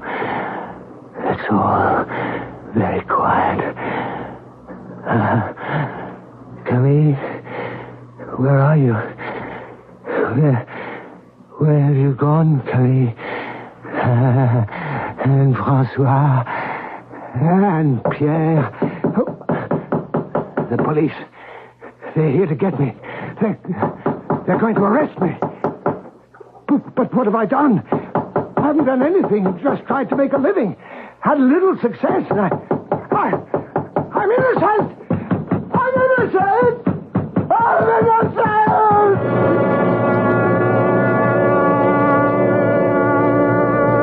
Dear friends and citizens, may I have your attention? I know you expect from me some explanation of what was found in the place on Common Street a few weeks back. The authorities have said that I might tell you all that is known, though how it all came about is a matter for conjecture. When the police broke in on the third floor of the Common Street building, they found... be brave, my friends. Be prepared for something horrendous. They found a dead man. They think they recognized him as the owner of the building, though, to be brutally honest, they could not be absolutely sure because the body, good people, had been skinned. Yes, my friends, they have concluded that this poor man went mad and flayed himself alive.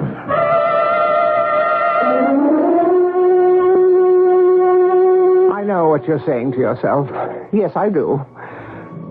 You're saying, how could he read all that last part in the diary? How could anybody have written it down with the slippers carrying on like that? It's impossible. Well, you're right. The reason I know what happened is that I am Gaston Donnet, later Lucien Ferraud. That is to say, I am his astral, his etherical body, vulgarly called a ghost. So I know all about it. Oh, and that banging at the door that poor Donnet Ferraud thought was the police? No, not so. It was two ordinary men who knocked.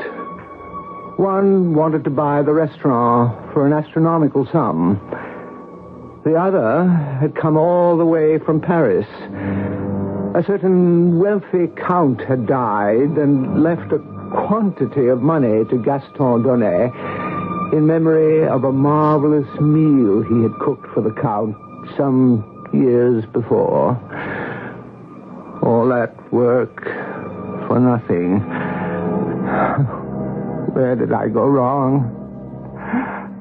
Where?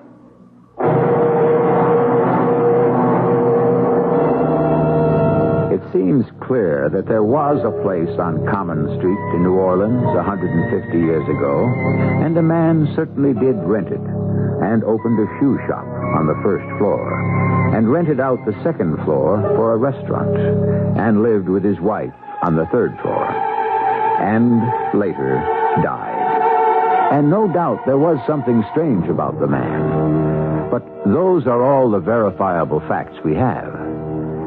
As for the rest, well, you know how people talk. And as they talk, legends are born. And legends grow. And legends never die. I'll be back shortly.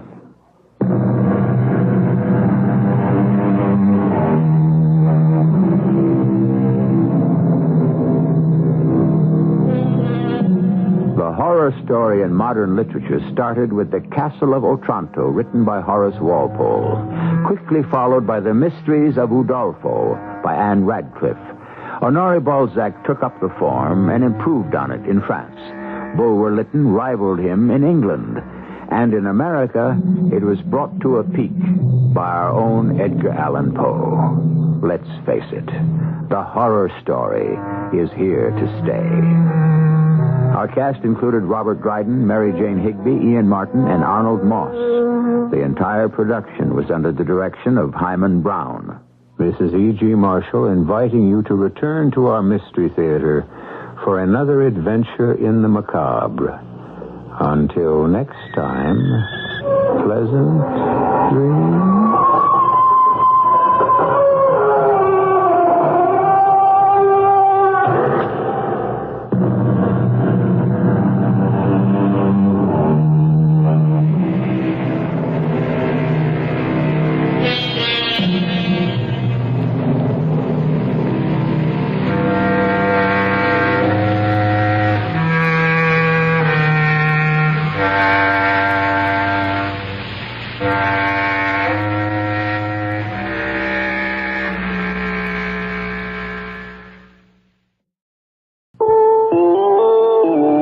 CBS News. Secretary of State Vance continues his trip to the Middle East, trying to find a way to resolve the problems holding up a peace treaty between Israel and Egypt. This is Doug Poling reporting on the CBS radio network.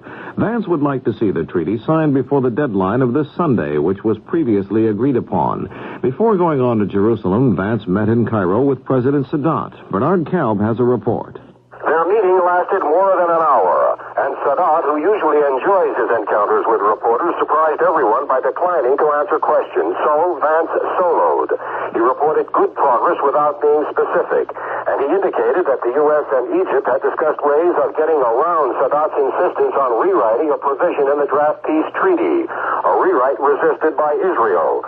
Vance saying that he and Sadat were considering the possibility of interpretive notes or the exchange of letters on a number of items. As for whether the December 17th deadline can be met, Vance was characteristically cautious, saying that while he was not making any predictions, the effort should be made. Vance then flew to Israel specifically for Golda Meir's funeral, but his trip here can also be seen in the context of unofficial shuttle diplomacy. He had an opportunity to meet informally with Foreign Minister Dayan at the airport, possibly relaying Egypt's latest thinking on a peace package. Bernard Galb, CBS News, Jerusalem. More news in a moment. This is Johnny Carson. You got a lumpy head from being hit with too many appeals to the old wallet? Well, keep your hat on for this one. It won't hurt. Just a reminder that every day is a holiday someplace in the world, and there's a good excuse to send someone a greeting card. Holy day or holiday, your best bet for the greeting card is from UNICEF, United Nations Children's Fund. They've got the cards, terrific cards for every occasion. So send your donation to UNICEF, United Nations, New York, 10017. The State Department said Monday the United States continues to hope that the Shah of Iran can maintain authority and retain control of his government. But officials in Washington refuse to say whether they think the worst is over for the Shah. In Tehran Monday, an estimated 2 million anti-Shah demonstrators staged a generally peaceful rally against his rule. Violence was reported in 2 other Iranian cities, with 5 people killed in one incident. In Boston Monday night, neurosurgery was performed on 83-year-old Arthur Fiedler, the famed Boston Pops conductor. Hospital officials say the operation was intended to correct problems which have been affecting Fiedler's mobility and gait. Henry Wilson, a spokesman for the Tufts New England Medical Center, had some information on the outcome of the surgery. Physicians report that Mr. Fiedler tolerated the procedure well and is now in the hospital's neurosurgical special care unit, where his condition is listed as fair. It will be several days before a full post-surgical evaluation can be made. Because of Fiedler's health problems, plans to televise his 84th birthday celebration on Sunday have been canceled. Explosions and fires were reported to have hit a storage depot used by 4 major oil companies near Salisbury, Rhodesia Monday night. Spectators watching the huge flames said they believed black nationalist guerrillas were to blame. The U.S. dollar has fallen sharply in Tuesday morning's trading on the Tokyo Foreign Exchange. The dollar lost more than 2.5 yen. The early morning armed robbery on Monday at New York's Kennedy Airport has turned out to be one of the largest in the nation's history. Masked gunmen burst into a Lufthansa Airlines cargo hangar and took about $3 million in cash, plus some gold and jewelry. Now this. Would you hire a person with epilepsy? Before you answer, consider this. Companies that do employ people with epilepsy say these employees often have better job performance, attendance, and safety records than non-handicapped workers. Employers also find that when employees are given the facts about epilepsy, they're most understanding. And even if a person has a seizure on the job, co-workers aren't alarmed. They're helpful. Accident insurance rates don't increase when you employ people with epilepsy. These rates aren't based on who's employed, but on the actual accident experience of the company and of similar companies in the area. Most types of epilepsy are controlled by medication. That's why people who've chosen not to reveal their condition can keep it hidden. Why hide? Well, that gets me back to the question. Would you hire a person with epilepsy? Epilepsy. It's not what you think. Get the facts. Contact your local epilepsy chapter or write Epilepsy Foundation of America, Washington, D.C., 20036. After setting attendance records at 5 other museums in the United States, the treasures of King Tutankhamun are about to go on display at the Metropolitan Museum in New York. Some 3,000 journalists on Monday were given a press preview of the exhibit, which opens to the public next week, although tickets, which were provided some time ago, are long gone. King Tut had a brief reign in Egypt more than 3,000 years ago. Being displayed are some 55 magnificent gold and jeweled treasures from his tomb.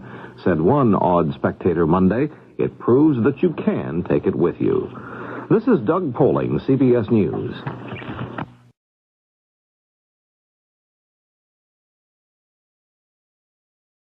The CBS Radio Mystery Theater presents...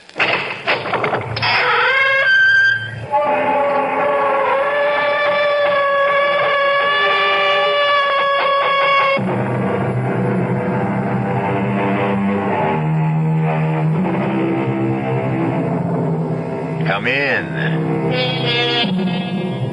Welcome. I'm E.G. Marshall. Join me for an interlude in suspense, laden with a chilling fear of the unknown and the unexpected. Out there, in what we are pleased to call the state of nature, the strong kill the weak. Fang and claw provide the only law. Well, man, as you know, is a natural animal. But for countless centuries, he's been trying to change all that, with indifferent success on the whole. But there is hope, because man, after all, has a thing called a conscience. And it works.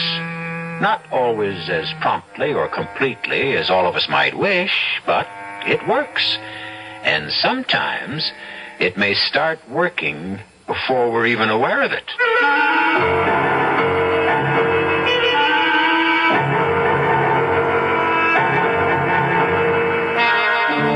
Our mystery drama, The Deadly Process, was written especially for the Mystery Theater by Sam Dan and stars Norman Rose and Ralph Bell.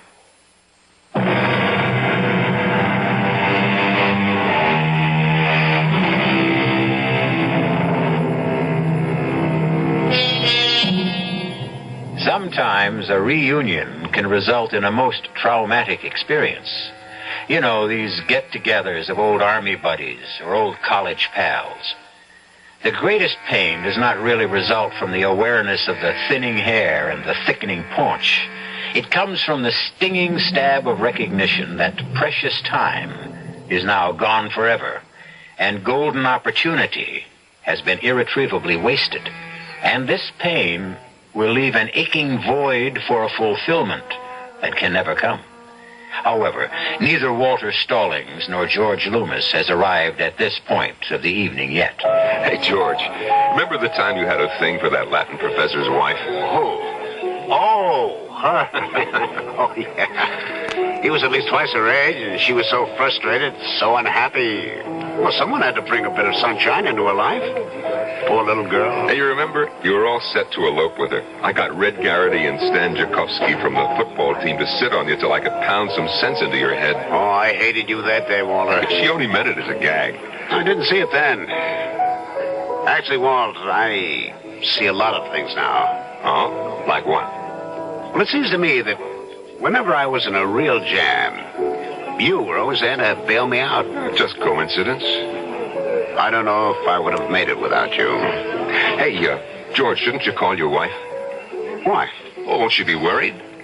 About what? I told Louise, an old college buddy I hadn't seen in 10 years, had dropped in, and we were going to dinner. You mean she buys a story like that? Well, sure. Louise is unlike any girl you or I ever knew. It's as if... well, she's not of this world. Oh? Well, which world is she a part of? Well, no world that you or I ever knew or thought about. It's a kind of a world of the spirit. The spirit? Sounds spooky. No. There's a quality to Louise that seems to see. It seems to sense things that are unsaid, unknown. Is that so? Oh, yeah.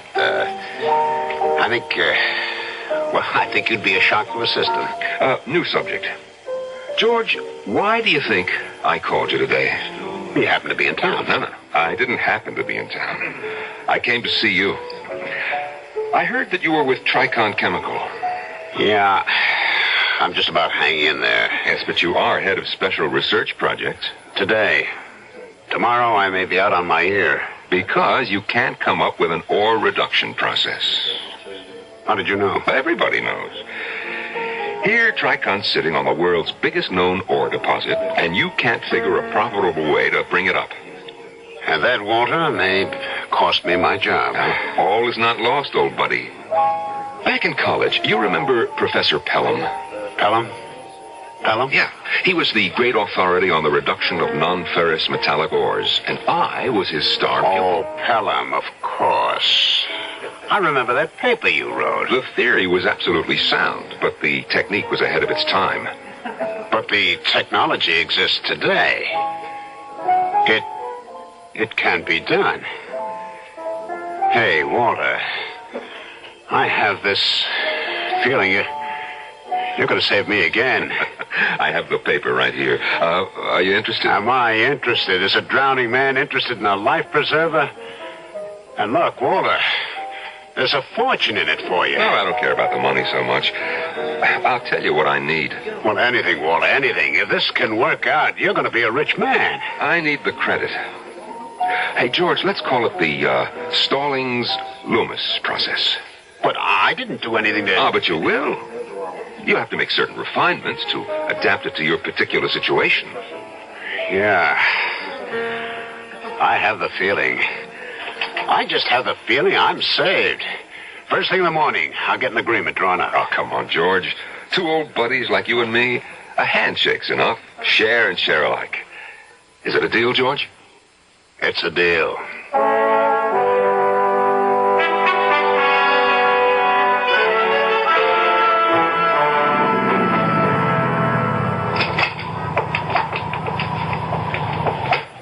Mr. Loomis? Sir? George Loomis? Who are you? Call me, Mr. Even. Even? Yeah. It's because of what I do. Well, what do you do? I even things up. I don't think I understand. Well, you borrowed some money from some pals of mine. I beg your pardon? And things are kind of shaky. See what I mean? I'm afraid Come on, it's late at night. You want to get home, I want to go home. So these pals of mine, naturally, it's a lot of dough when they feel concerned. I'll repay the money. These pals of mine, they keep an ear to the ground. They hear things. They hear you may be losing your job. Well, that's ridiculous. Well, that's not for me to say. My pals just want you to know that the dough has got to come through on time, one way or another.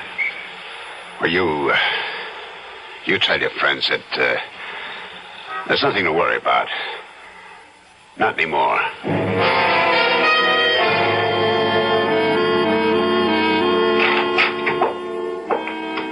George, darling. Louise. I didn't hear you come home. I didn't want to disturb you, my dear. Why are you sitting up so late? I'm working. Well, you can come to bed now, dear. Well, I haven't finished. George, dear. I know that you've just seen the answer. The answer? The answer to the problem that's been plaguing you for so long. How do you know? I know, dearest. I know. I can see it in your face. You have found the answer, haven't you?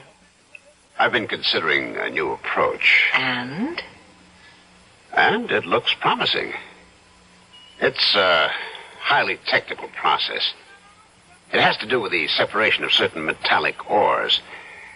Well, anyhow, I think I have it licked. I think I have the answer. The answer? Oh, George, that's what fascinates me. Now, how did you arrive at the answer? Was it a rearrangement of old elements? Or was it the addition of something new? Or was it a sudden flash of insight? Yes, a sudden flash of insight. Oh, darling, I'm so happy. I told you. You trust your subconscious. All the meaningful answers are hidden there. Now, tell me about this college friend of yours, Walter Stallings. Walter? Well, I would have been glad to join you for dinner. Why, no, dear. After all, old friends have a certain precious quality. We weren't exactly old friends. Oh? I thought you said that he was... Well, we were acquaintances, really. Nothing more.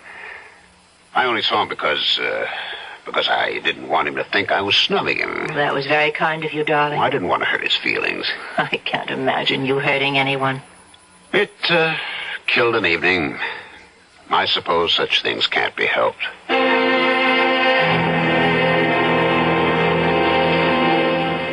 We can expect a production schedule to be set up for the period from the 15th through...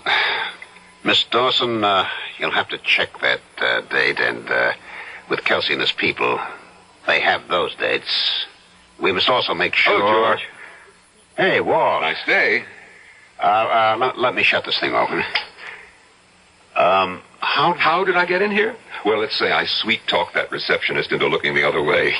Promise you won't fire her. Oh, I promise. You are a hard man to see, Georgie. Well, we're swamped here. Well, I sent my name in. Well, as you can see, I'm dictating. My regular girl is out sick. Yeah. Well, George, how we doing, process-wise? You know, the Stallings-Loomis process? It's in the works. The works? Well, as you know, the theory is 100% sound. Now, what manufacturing is doing, they're setting up the cost estimates. Well, how long do they sit on it? Well, a couple of weeks, a month, who knows? Yeah. Well, I just dropped in, you know. Sure, I know. And as soon as you get the word... You'll be the first to know. Oh, that's great. Hey, look, how about some lunch, huh? Oh, we're in such a hassle here, Walter. There's hardly time to grab a sandwich at the desk. As you said, George, it's worth a fortune. You know what I'm going to do with my half? What? Nothing. Just sit on the beach and count the waves. I'll have a couple of girls to help me keep score. And champagne. Well, you'll deserve it. I'll be in touch. Oh, it occurs to me, you don't know where I'm staying. I'm at the City Line Motor Inn. Oh, well, let me write that down. Yeah, okay. And, look, I really should meet Louise. I'll be on my best behavior. Well, let me check with her and find out what night she's free. Loomis, George Loomis, let me be the first to shake your hand. Mr. Barker. George, it works. It works. And when you see the bonus you're in for, well, we can talk about that later. The technique works, and we'll call it the Loomis reduction process. Hey, wait a minute. Who is this, George? My name is Walter Stallings, and... Well, if you're saying what I think you're saying, that's my process you're talking about. George, what is this man saying? Mr. Barker, he just broke into my office. He's been threatening. George, what are you saying? Well, who is he? Do you know him? Does he know me? We were roommates at college. What's going on here? I can explain everything, Mr. Barker. George, what are you trying to pull? I knew this man, Mr. Barker, a long time ago at school. He was He was always a little bit off. This process, this ore reduction process, it is mine. I created it. It belongs to me. Now, Walter, you simply can't go around having these tantrums. Let me call security. We'll have this man removed. But it's mine. It belongs to me. I discovered it more than 10 years ago. Sure. Now, Walter, you go home, rest. You'll feel better tomorrow. George, what are you trying to do to me? Look here, whoever you are, whatever your name is, you'd better leave now, peacefully and quietly, or I can promise you'll see the inside of a prison cell. Who do you think you're talking to, you fat old walrus? Walter. And you, too.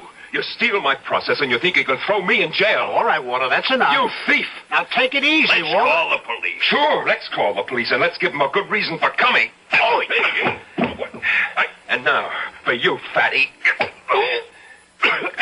Back to you, George. Now, you get up. All right. You haven't had enough. You're crazy. George, why? Why are you doing this to me? Why are you doing this to me?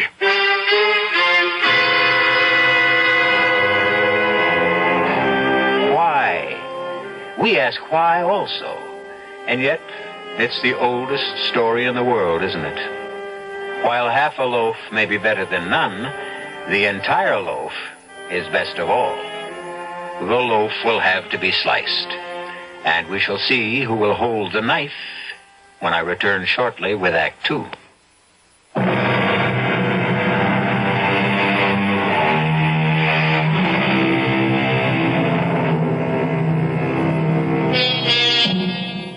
In a general way, one should have faith in humanity and trust in one's friends. It's when we leave generalities and come down to specifics that the rub comes in. Walter Stallings trusted George Loomis, and when the dust had settled, George had stolen Walter's valuable industrial process, and Walter was jailed for disorderly conduct when he protested such shabby treatment. Is there no justice? It all depends on what justice really is. More coffee, darling? Half a cup, maybe. I should be leaving for the office. George, what's this in the newspaper? What? Where, dear? Darling, it mentions your name. Chemical company executives in brawl? Oh, that, I should have looked at the paper and slipped that thing out. Why? What is it? Well, I know how upsetting things like this can be. George, what does this mean? It means, darling, that people in Mr. Barker's position, my position, can often be at the mercy of every nut, every crank that comes down the pike. Yes, I don't understand. It says that you stole that process from Walter Stallings. No, dear, it doesn't say that. It says Walter Stallings claims I stole it. But it says right here... There are 4 paragraphs in the story. 3 of them are concerned with what Walter Stallings claims. And notice the sympathetic tone. The 4th paragraph is a brief couple of sentences in which our company denies all of his allegations. That's because he's just one man and we are a mammoth corporation, and the public will sympathize with the underdog. But what are the facts, dear? I mean, you did meet with Walter, let's say, 10 days or 2 weeks ago. Of course. Well, what happened? We chatted. Was the process mentioned? Well... And did it have anything to do with the meeting you had with Walter? Yes, we were just sitting around trying to make talk. But did you talk about the process? Well, let me tell you how. He said to me, I hear your company is having trouble trying to reduce some ores. And I said, yes. And he said, I'll bet you don't remember. And I said, remember what? And he said, oh, you did a pretty good paper on that back in college. And suddenly... Well, suddenly... Yes, dear? Well, suddenly it all came back to me. Just like that. What did? A theoretical problem I'd once solved in an exam. Isn't it remarkable, darling, how quickly we forget so many of the basics? And that's the process that he's talking about. Yes, dear, that's the process. But why should he claim that... Oh, well, darling, he's a peculiar person. He always was. We were at school together. I got somewhere he didn't. Well, I think it's awful. Well, look, I'll tell you what I'll do. After he cools down, after a couple of days in jail, I'll put up his bond. George, that would be so kind of you. And I tell you, I think ethically he's entitled to something. Oh, I'm so happy you feel that way. Well, I admit I was stumped up against it. He did contribute something. He reminded me that I had the answer. In that sense, he helped me find it. And in that sense, morally, he's entitled to a finder's fee. When I get the bonus, I'll give him a few $1,000. Oh, George, I love you so much.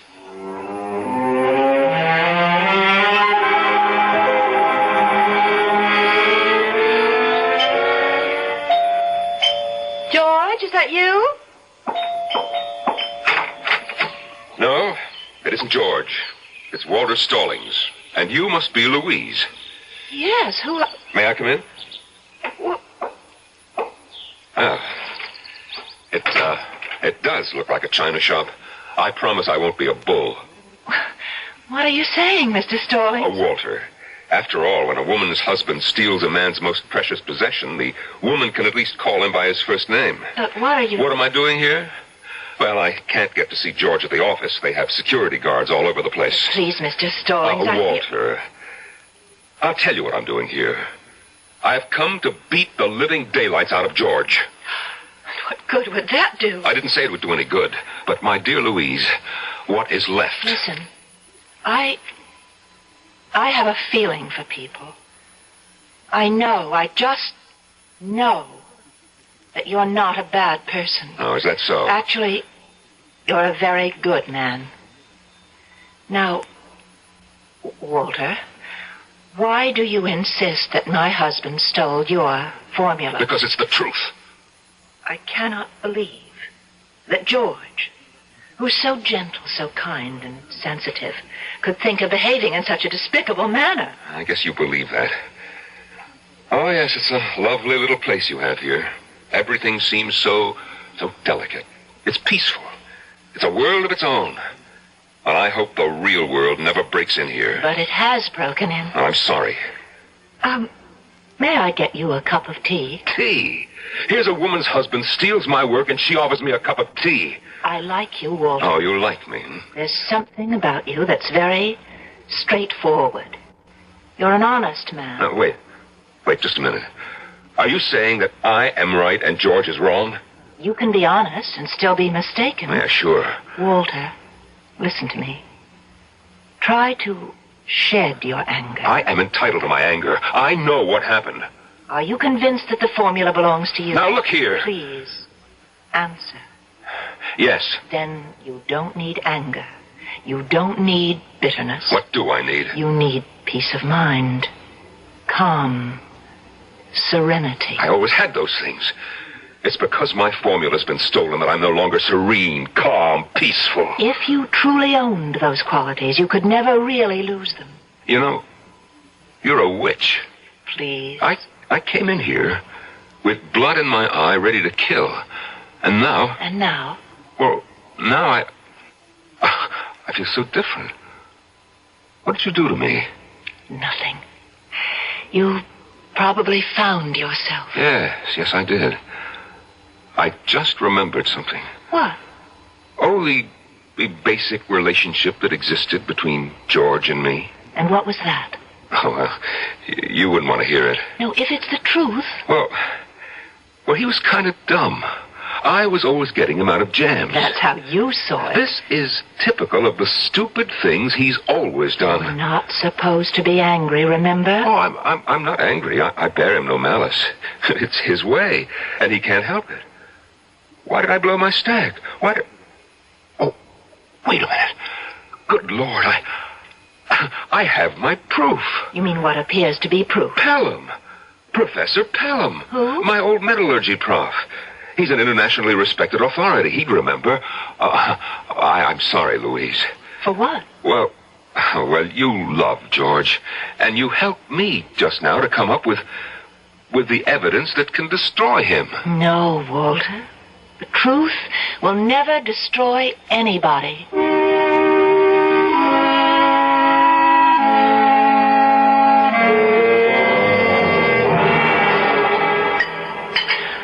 I had a visitor this afternoon. As a matter of fact, he just left. Oh?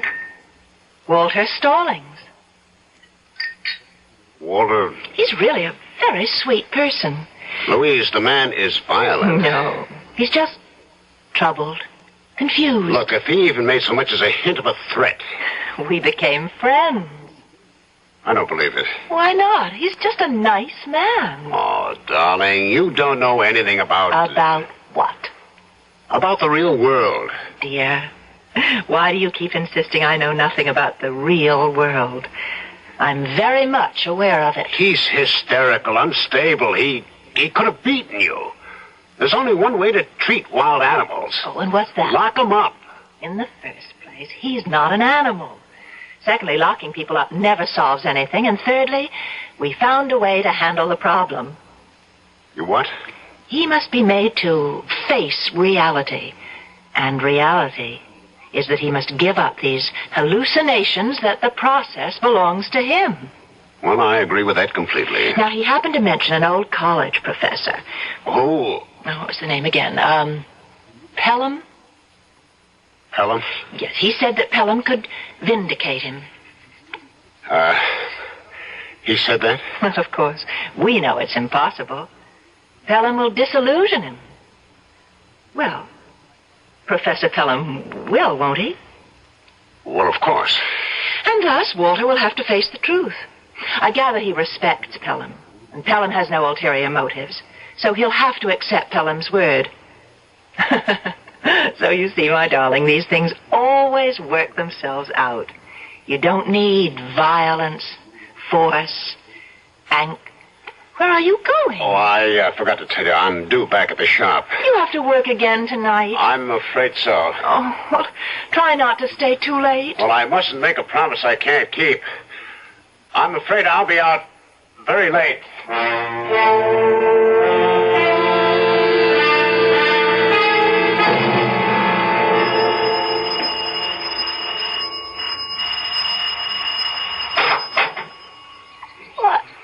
What? It's Mr. Stallings. Good morning, Morty. You're more beautiful than ever. Oh, how I longed for you all these years. You're still full of your old nonsense. Can I have a cup of coffee with the professor? What?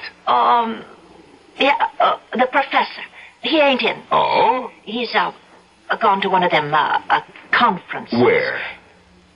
One of them foreign countries. Really? Yes, he'll be gone a while because he'll go on a sabbatical. Morty, why are you lying? Oh, honest, Mr. Stallings. You don't know how to lie, Morty. You make a horrible mess of it. Now, you tell the professor that I'm here. But he... Yes? Oh... He's in his study. Thank you, Morty. Come in. Hello, Professor. Why, it's, Walter Stallings. Walter. Sit. Find a chair. Now, what's this bit you're not in? I'm trying to write my book. Same book? Same book. It's good to see you, Walter. Professor, you are going to save my life. Do you remember a paper I wrote for you, 10, 11 years ago? It's going back a long time ago. Yeah, but you said that you'd never forget that paper. I did? Yes, it was all about new methods of reduction of non-ferrous metals. Walter, the years come and go. But you were so taken with it. You kept the original, and I had to make a copy for my own files.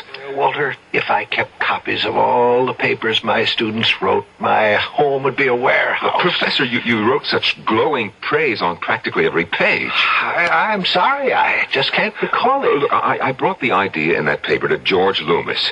You recall him, the class dummy? I don't see. Well, believe it or not, he is head of research at Tricon Chemical, and, well, he stole the process from me. Oh, I can hardly believe this. I guess he came down here to buy you off, huh? What? How dare you? How much did he offer you? I don't know what you're talking about. Yeah, well, I hope that your conscience... Walter, I really don't remember. Yes, George was here. He offered me a consultantship at Tricon, and... I'm getting very old, and I never made any real money. Yeah, sure. And Walter, I really don't remember. I really don't remember. Good night, Professor. Mr. Stallings. Yes, Morty. Forgive him. He's getting senile. That man in there is not the same Professor Pelham you used to worship. I used to worship. I know, Morty. I know. But what can be done? Oh, nobody can help me now. Don't say nobody. I can save you. And I can save him. How, Morty? I've got the paper. What? The paper? My paper? That paper. He kept it for himself because he liked it so much. And then the other day he says to me, Maudie, burn this. Well, I couldn't understand. It just ain't like him. Oh, Morty, how can I ever thank you? But why should you thank me? I'm only doing the right thing. Now I've got him. Now, Mr. George Loomis, look out.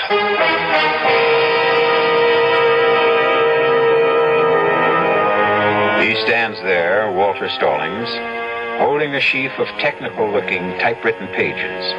A treatise written with youthful enthusiasm as part of a college exercise. And now... it determines the profits of $1 billion international corporation and the lives of at least 3 human beings. We'll see where the process leads us when I return shortly with Act 3.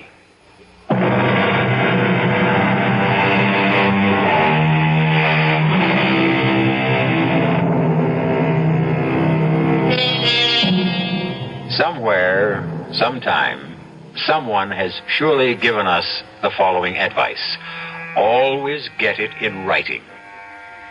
So much of the anguish of this world results because we fail to heed that advice. Walter Stallings had a problem because he didn't get an agreement from George Loomis in writing. However, luckily, miraculously, somehow, Walter has managed to come up with the most effective writing of all. Come in, George. Sit down. Yes, sir.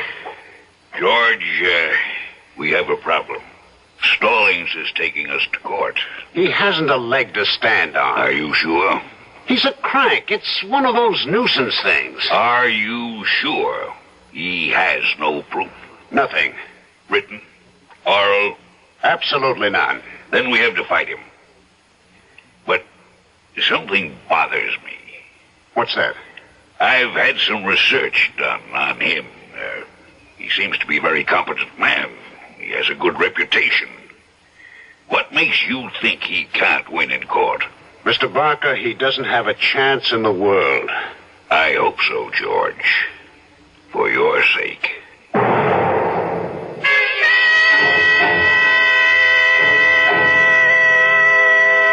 Oh, Miss Dawson?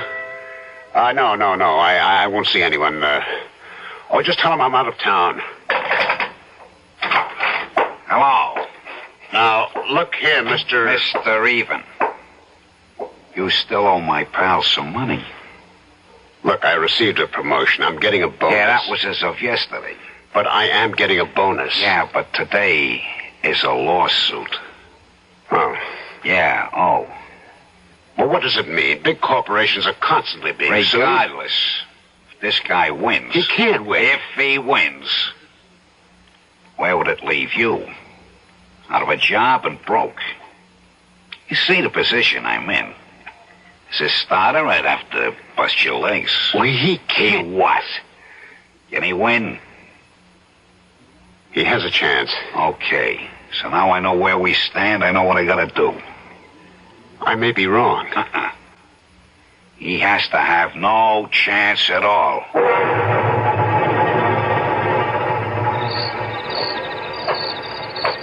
I hear somebody coming. I want to make sure it's the right guy. I keep in the shadow, you guys. I'll ask him for a light. If it's him, I'll cough. And then you guys step up and take care of him. Excuse me, pal. You got a light? Yeah, I think so. Thanks. Hey, what? Chester, hand me his briefcase. I'll see if he's got something interesting in it. Don't take any dough, nothing from his wallet. We gotta make this look like an automobile accident. Just let him lay there. Poor guy. He was crossing the street and some hit-and-run driver knocked him off.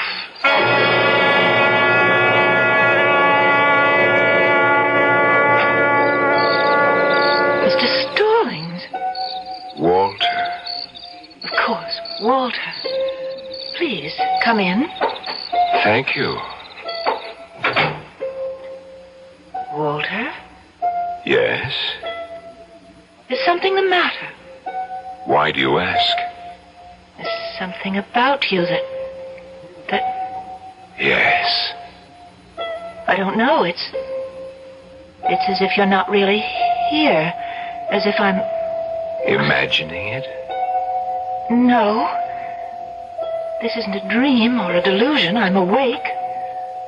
I know I'm awake. Look. Hold out your hand. I'd like to touch you. Walter, let me touch your hand. Walter? Walter? Where are you?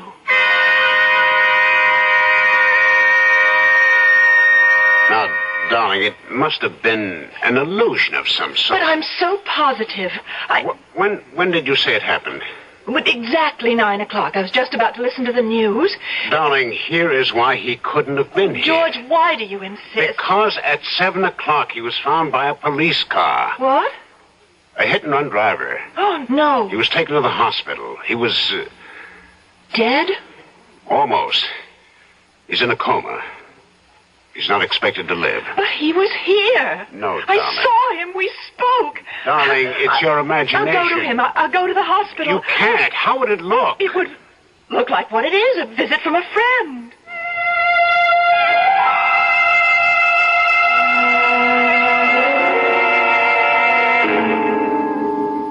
Walter? Walter?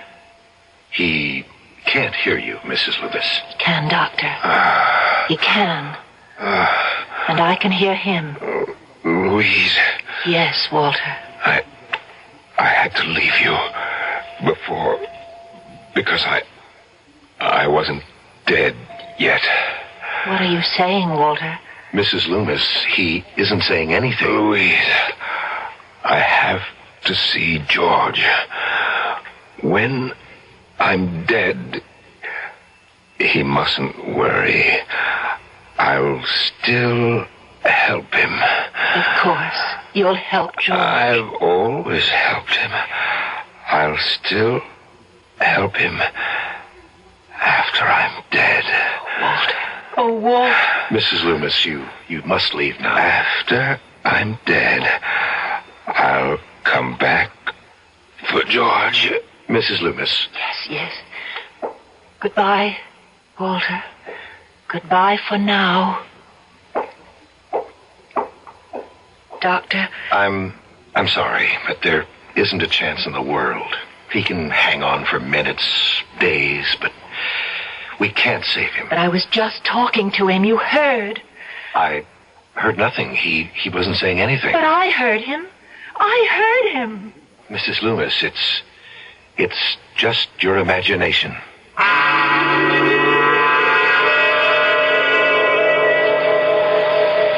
Taxi. You don't need a taxi, George. I got a car right here. Step inside. Where did you come from? We won't take up too much of your time. Let's drive through the park, Chester. It's such a nice day. What do you want? I've paid off your friends. I got lots of friends. I got a friend who tells me if he could get his hands on Tricon's proposed development program, it would be worth a fortune. Certain people. I dare say it would, but I have no use for espionage of any kind. When can you let me have the plans? I don't think you'll hear me. You're the one who don't understand. Isn't listening. You give me some papers. They describe that ore process. Nobody else knows but the two of us. You can't keep asking me to do anything like that. You can't. Now, sooner or later, I have to be caught. You know what that is, Georgie? That's life.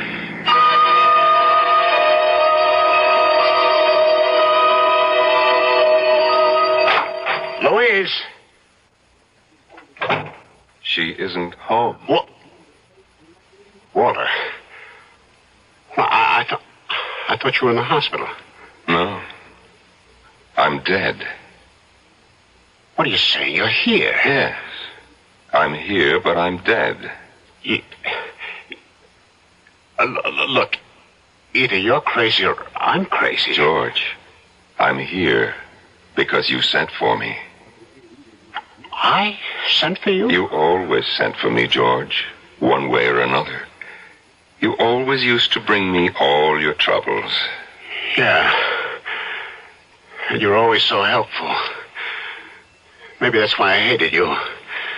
You always knew best. You were always right. I couldn't help that. Once, just once, I wanted to get the better of you. That's why I had to take your process. I had to. Yes. Oh, you need me, George. You're in trouble again. That's a lie. Look ahead, George. 6 months, a year from now, you'll be completely disgraced. That isn't true. It's starting right now. George, that's why I'm here. That's why you wanted to see me. I have to bail you out again. What can you do? Come with me, George. Come where? Where I'm going. Where's that? I don't know yet. Let's go for a little walk. A nice, pleasant little walk down along the river.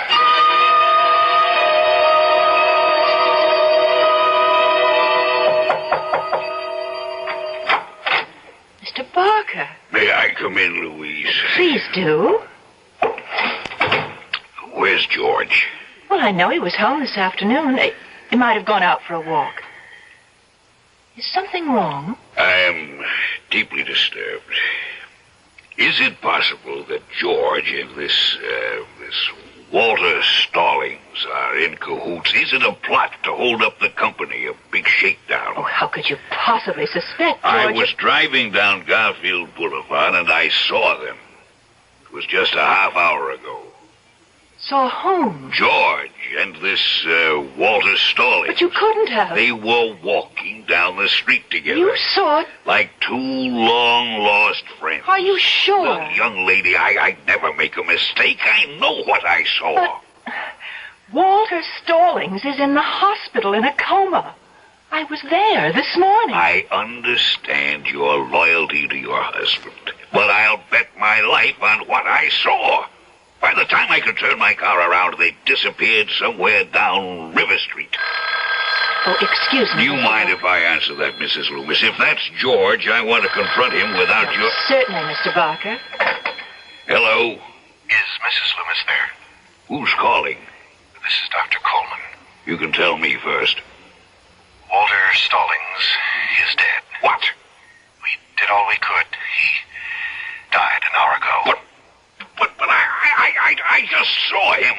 Garfield Boulevard. Oh, no, sir. You were mistaken. Will you tell Mrs. Loomis? Yes. Yes. I'll tell Mrs. Loomis. Walter Stallings is dead, isn't he? I guess I was mistaken. I understand, Mr. Barker. Funny.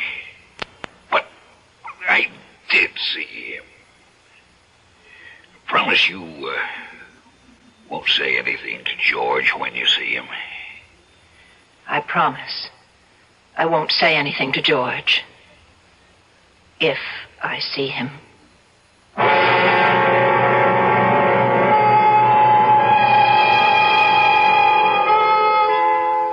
If I see him. At that point, she knew. She knew what you and I have already suspected. That she wouldn't see George again.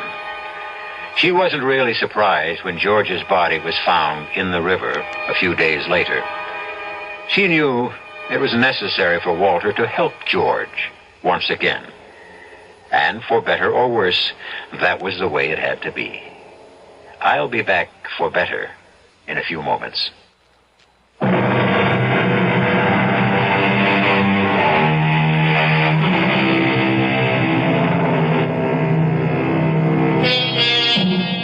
George Loomis, Walter Stallings. A bond, a mysterious, unbreakable bond forged between two men. Neither asked for it, neither even wanted it. But in life and in death, they would be inseparably linked. And talking about the bonds that link, we hope you'll be bonded to your set for the next mystery tale. Our cast included Norman Rose, Ralph Bell, Marion Seldes, Bob Maxwell, and Jackson Beck. The entire production was under the direction of Hyman Brown. This is E.G. Marshall inviting you to return to our Mystery Theater for another adventure in the macabre. Until next time, pleasant dreams.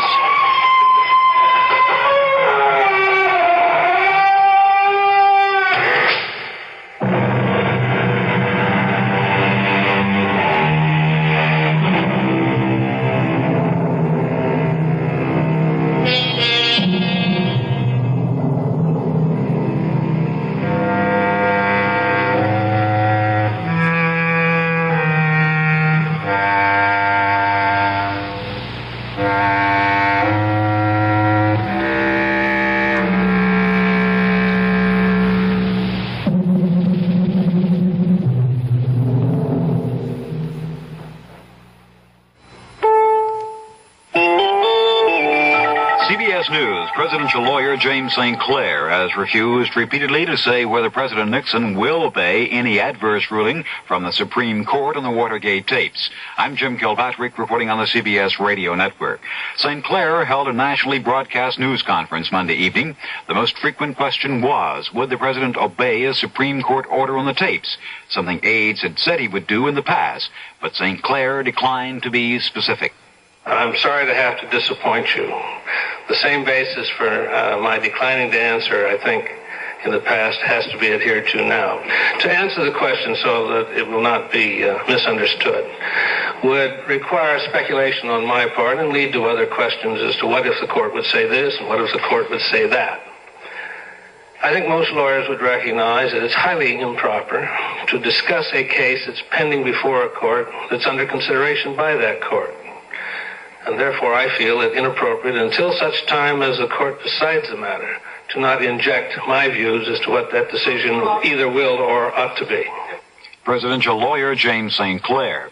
He also revealed that he had written to Judiciary Committee counsel John Doerr asking that he be allowed to present the president's case when the committee opens its hearings to radio and television Wednesday. Mariah McLaughlin in Washington has committee reaction.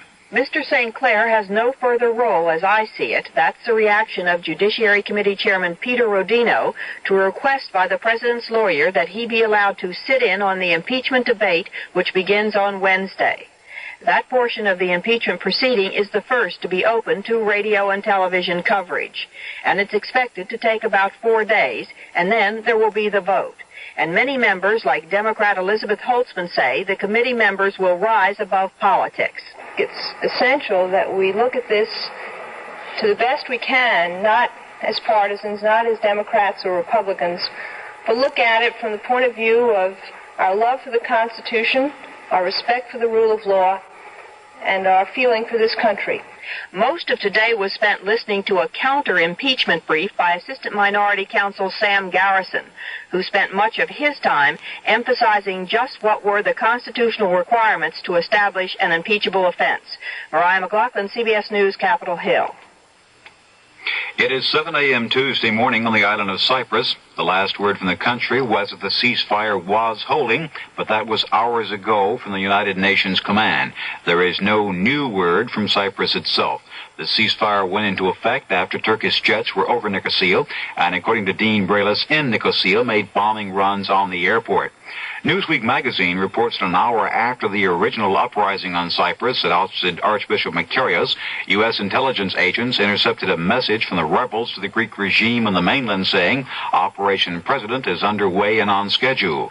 Newsweek said the intercepted message dispelled any doubts as to whether the coup had been planned in Athens. In Washington, the Pentagon spokesman declined comment on the report. Greek and Turkish leaders are scheduled to meet Wednesday to discuss the Cyprus situation, but reports from Athens cast some doubts on the success of the Wednesday meeting. More after this. Time Magazine. What's in it for you this week? Cover story. The Republicans' moment of truth. This week, as the House Judiciary Committee nears its historic vote on impeachment, the 17 Republican committee members face an agonizing dilemma. Should they succumb to the pressures of the party's velvet glove and lashing whip and show partisan support of the president? Or should they concur in the call for impeachment by special counsel John Doar? Of the critical 17 Republicans, Time tells you man by man who is certainly against impeachment, who is probably for, and the reasons why. World. Time correspondent's eyewitness reports of the landing of Turkish troops in Cyprus. Essay, some tough advice to the U.S. government on fighting inflation. These are just some of the stories in the current issue of Time. Part of a sweeping view of the whole world's week. For Time takes you to San Clemente, where Ron Ziegler has taken to a Honda. To Venice, California, for a look at nudity on the beach. To Newport for the America's Cup trials. And under the sea for a study of the riches to be harvested there. It's all in Time this week. Pick up a copy today. For Time makes everything more interesting, including you.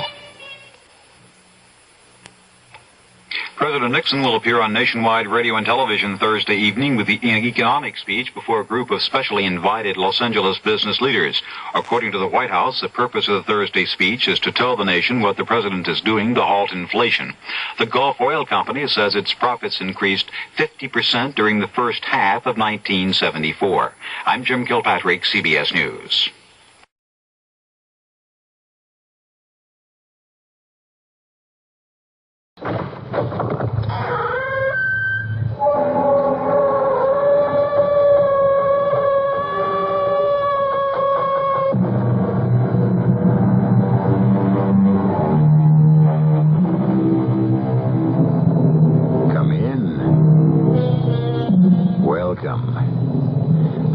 Marshall. If your nerves are steady enough, I'd like to be your guide into and through, we hope, a place and a time where things happen which we ordinarily think of as supernatural, where grisly events do not necessarily have their moment and go their way as time moves ahead, but may stay and stay and still stay. The home we enter first is not the sinister place I'm talking about. It's a well-appointed apartment, bright, cheerful, normal in every way, occupied by Ken Harris, who at this moment is reading a novel, and his wife Martha, who is working on a needlepoint project. Well, now, who can that be at this time of night? Only one way to find out. Oh, couldn't have waited 2 more pages. I was about to find out who done it. Oh, hello, Stu. Hey, come on in. Let me take your coat. No, I can't stay. I just wanted to let you know that I've been out to the lake. Shadow Lake? What on earth for? Well, the thing is, Ken, your cottage has been broken into, unless somebody you know is out there. Well, no, nobody. But what makes you think? I saw lights, and I saw a shadow move across the living room window. No question about it, Ken. There was somebody in your cottage.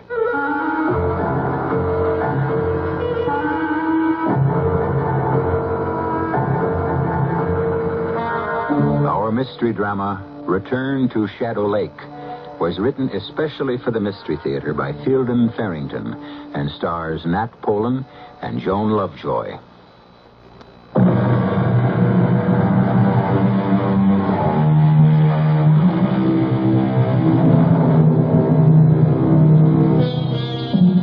When you come to think of it, there's something rather sad about a summer cottage in midwinter.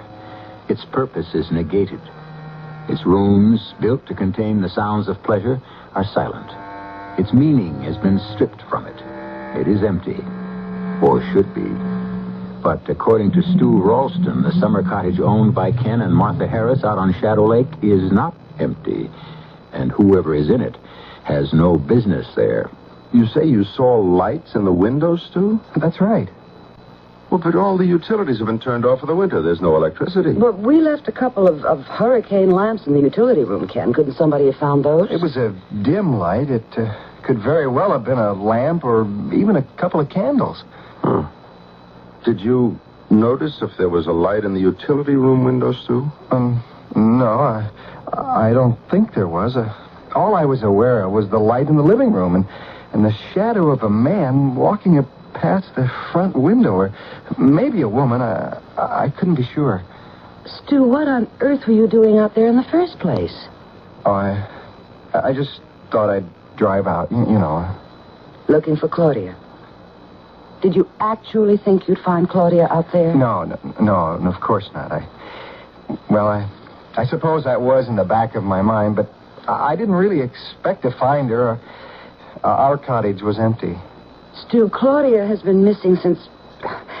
Well, it's almost a year now. Do you think it's healthy to keep on this way? I haven't thought much about what's healthy and what isn't, Martha. The police have Claudia listed as a missing person. Case closed. Well, that's all right for them. They weren't married to her. They didn't love her. I do. I can't just give her up that easily.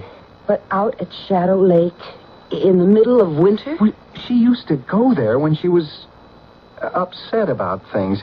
Even in the wintertime. She liked to be alone sometimes. Stu, I know it's a hard thing for you to believe, but don't you think it's likely that Claudia just took off on her own? She was always restless. Claudia might have left me, yes. But she would never have gone without telling me she was going. No, I wouldn't have thought so. So, what does that leave? She was abducted. Maybe killed. I don't know. If she could, I believe she'd have got in touch with me by this time. I just wanted to let you know about the cottage. How about a brandy, Stu? No, thanks. I have to get back to my place. Stu, don't let it just devour you this way. You're very sweet to be concerned, Martha. I'll be all right. Ken, will you come to bed? Are you going to spend the whole night roaming around worrying? Well, I'm disturbed about the cottage. I think I'll drive out there tomorrow. To Shadow Lake? Yeah. What in the world for? I want to see if any damage has been done. You know, just check up on things. Well, I think it's silly. You haven't been feeling too well. And I don't think going out there all upset would be any good for you. I'm all right. A drive into the country will do me good. But you don't have to go. Oh, I'll go if you insist on going. Well, I'd really rather you didn't. Why? Well, what if they should still be out there? I'll pick up a club and go for them. Same as you.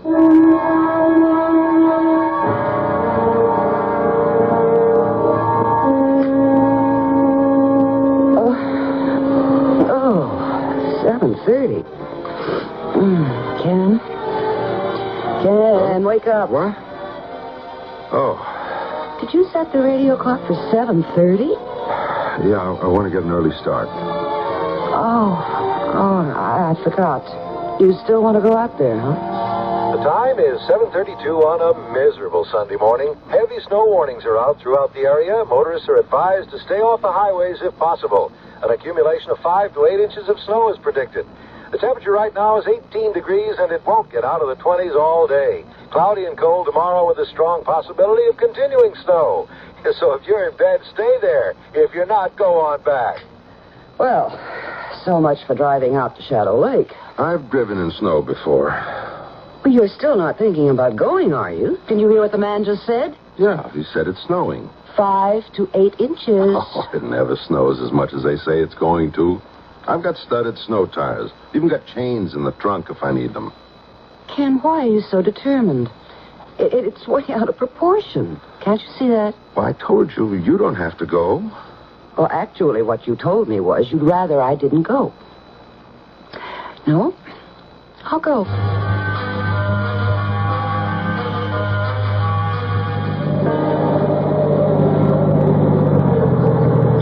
Come on, enough is enough. Let's turn back. I can't even see where we're going. That's all right, as long as I can. Now just be still and let me drive.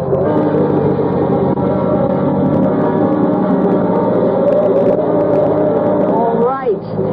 We've managed to get as far as Gibbsville, the last civilized outpost before the lake. Now look at it, Ken. It's practically buried under now, and the snow's coming down harder than ever. Now, will you be sensible for once in your life and let's turn around? I want to stop at Pot's Grocery. Why, for heaven's sake? I want to pick up a few things. Is that the store? Doesn't look the same as in the summer. Nothing does. What do you want to buy, anyway? Well, if it's really going to keep on snowing like this, we might be stuck at the cottage overnight. In that case... Oh, Ken. Well, if we should have to stay over, we'd better load up on food. Ken, I don't want to spend the night out there. We'll freeze. That's a summer cottage. We can't spend the night out there. Sure we can. We've got the fireplace. It'll keep the living room comfortable enough. We have to sleep over. There are plenty of blankets. And what are you going to burn? The furniture? For heaven's sake, Martha. There's a good half-quart of firewood in the utility room. There is? Funny, I never noticed it. How often do you go into the utility room when we're out there in the summertime? Well, just the same. Come on. Let's get those groceries. The roads up ahead aren't getting any better, and we sit here arguing. You know, I still can't understand how I could spend practically a whole summer in that cottage and never notice all that firewood. I guess you're just not very observant. Been there since the middle of last winter. Go ahead. Howdy, Mr. Harris. Hi. Miss Harris. I'm surprised to see you folks out this way, weather carrying on like it is. What can I do for you? Well, we want a box load of provisions, just in case we have to stay overnight at the cottage. Martha, you know what we'll need better than I do. Well, just take one of those baskets, Miss Harris, and help yourself to whatever catches your fancy. 150 degrees below zero and cooking over an open fire. Boy, this is going to be a lot of fun. You better get some candles, too, dear. The cottage, you're saying? Yeah. Stu Ralston was out here last night, and he thinks our place was broken into. I thought I'd better just check it out. Now, you ain't seriously figuring on going all the way out to Shadow Lake in this kind of weather, are you, Mr. Harris? Yes, I thought we would. Well, it ain't none of my affair, of course, but I sure wouldn't if it was me doing it. Not for love or money, I wouldn't. Oh, well, it won't be easy, I suppose, but I want to make sure nothing's been tampered with. Ain't going to let up for a spell. You can count on that. Not that I think for a minute you're going to make it out to Shadow Lake. You don't? Not for a minute. Not up that wagon track to the lake itself. Okay. Well, this ought to hold us. You want to add it up, Mr. Potts? Sure thing. Got everything you need now? I guess so, yes. All right, let's see. $1.76.43. If you ask me, I don't think we're going to need any of it. What did Mr. Potts say about going out to the lake? Took a dim view. And you're not going to pay any attention, I suppose. You know something, Martha? You're really getting a little tiresome about this. What? $12.97 it comes to, folks. Seems like an almighty lot. We're used to it. Let's see, 10. Let's see if I have 3 ones. 1, 2, yeah. Here you are. And here's your 3 cents change. I thank you. Come on, Martha. You take my advice, folks. You'll turn right around and go back. Gonna be a mess up there toward Shadow Lake. Please, Ken. He knows what he's talking about. He's a native. Come on. We may not not even be able to turn around if we go much further. I don't intend to turn around.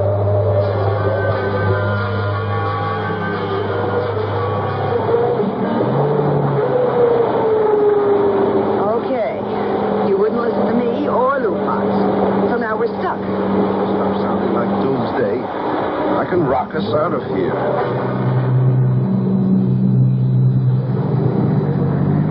There. Is that the turnoff to the cottage up ahead there? Yes, there's the old oak with broken limb. Are you actually going to try to drive up that ruddy little lane to the cottage? Doesn't look good, does it?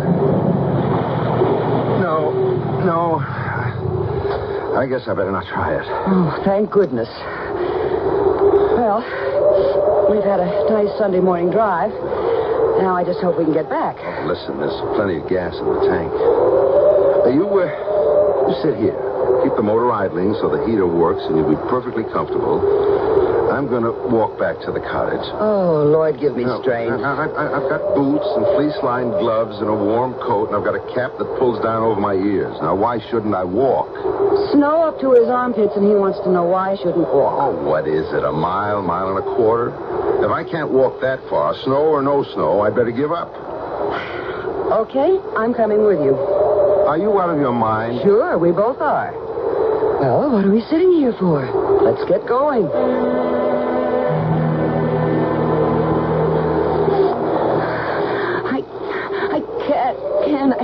I just can't. I told you that before we started. All right. Do you think you can make it back to the car alone? Will you go ahead to the cottage? Oh, thanks. I'll make it somehow.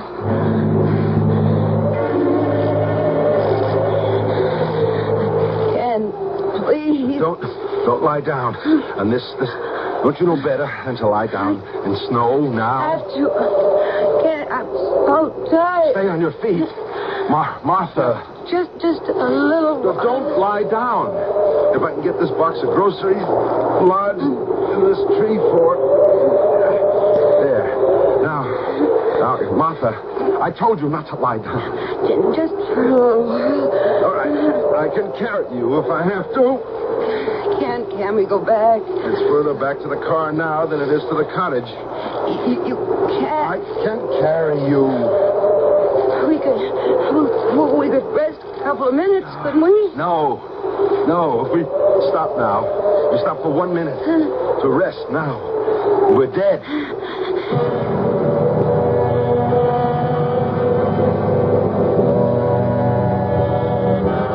They say it isn't a particularly unpleasant way to die, freezing to death. There's no pain. You simply drift off to sleep, and that's all there is to it. Seems to me the only people who can tell you with any authenticity what it's like to die, no matter what way, are the people who have died, and they don't come back to talk about it, do they?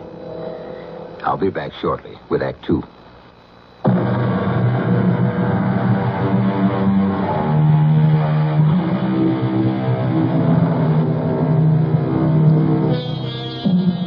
Ken and Martha Harris would seem to be in enough trouble, just as things are.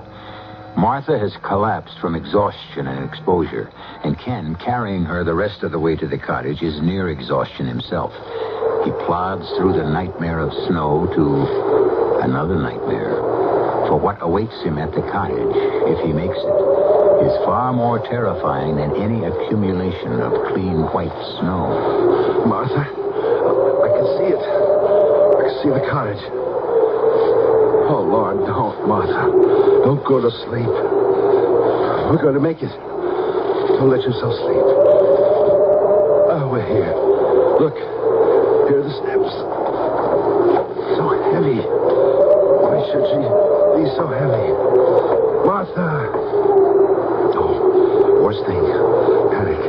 I'm tired, that's all. Keys.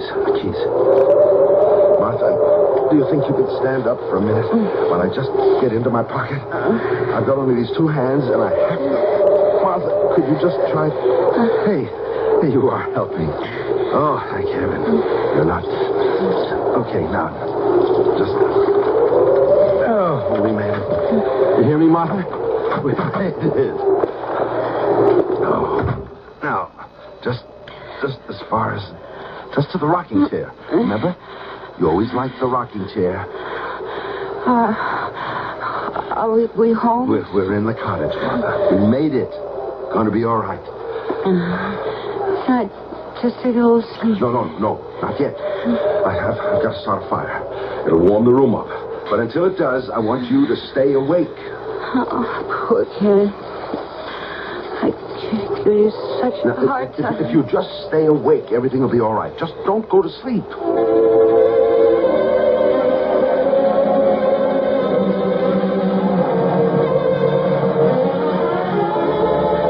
Okay. Good fire going.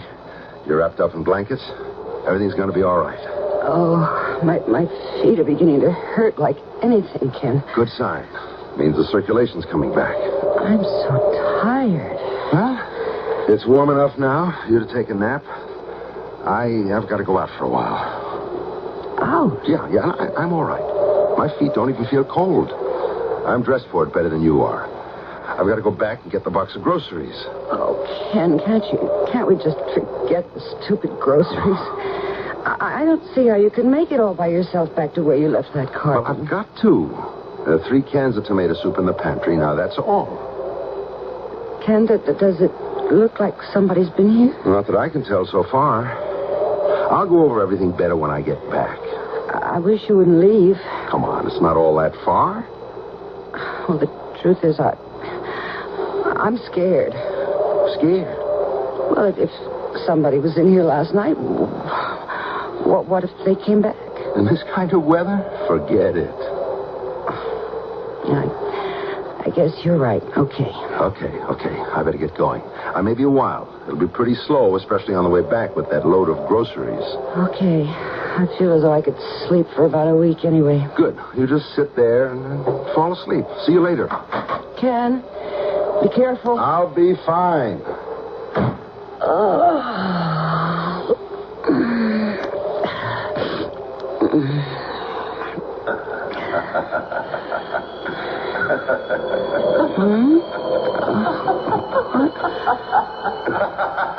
What? Who? Ken?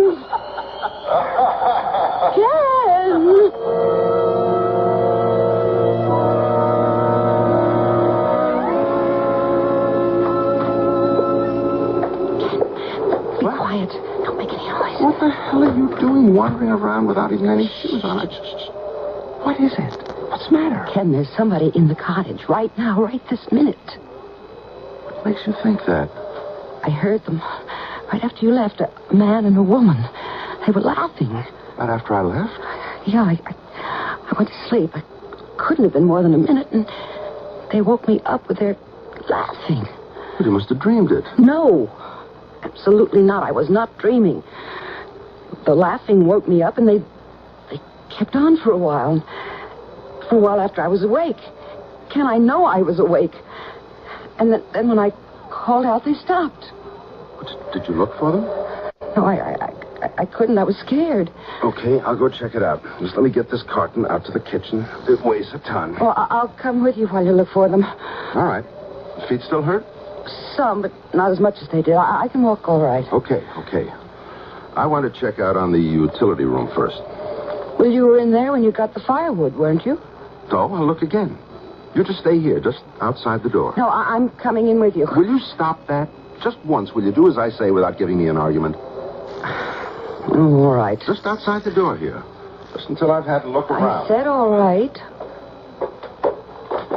Nothing's been disturbed in here. No, everything's normal in the utility room as far as I can tell. Well, what was all that stamping you were doing? Oh, just some snow I had left on my boots. Could you tell where the laughing was coming from? I mean, what direction? No, not really. It sounded like from kind of all around. All around, okay. Let's check the bedroom. Actually, it was sort of odd. It seemed to come from farther away than in the house. Silly, of course, but it had to be in the house. It could be a skating party from Gibbsville or somewhere. The lake must be frozen over. It came from inside the cottage. Well, you can see there's nobody in the bedroom. Where would it have come from? You were in the living room. There's nobody in the kitchen, the utility room, or the bedroom.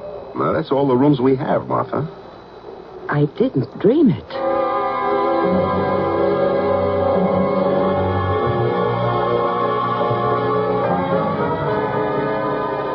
Do you want another hot dog, Ken? Good Lord, no. I've had 3, not to mention about a pound of French fries and 2/3 of that big can of baked beans. For a lady who doesn't know how to cook over an open fire, you whip up a pretty solid meal. I'm glad you enjoyed it. It would be kind of cozy, wouldn't it? With only the lamp and the firelight. Except that... Except that what? I didn't dream that, laughing, Ken. There was someone in here. You want to know what I think? I think you and Stu were both dreaming about last night and about today. Now, I've been over this place with a fine-tooth comb. There couldn't have been anybody in here. No locks were broken. There's not so much as a chair out of place. Everything is exactly the way we left it last fall. Well, I don't know about Stu. I didn't dream it. There's nobody but us in the house now. At least we know that. And I've got a full belly, and the fire makes the room nice and cozy. You know, Ken, I'm worried about Stu. He seems so lost without Claudia. Yeah. I feel sorry for him, too. But he's not the first guy whose wife walked out on him. No, that's just it. He can't believe she did. I mean, he can't believe she would, without at least telling him she was going. Yeah, well, she didn't tell him, did she? What more proof does he want? You've got it just backwards from his thinking. He thinks her not telling him is proof that something happened to her. Yeah. He also sees people in other people's cottages. Hey, I just had an idea. We left the Scrabble board out here, didn't we? We're up on the shelf in the bedroom closet. How about a game of Scrabble? I don't know. Okay, if I can keep my mind on it. Give me a chance to beat you for once. I'll go get it.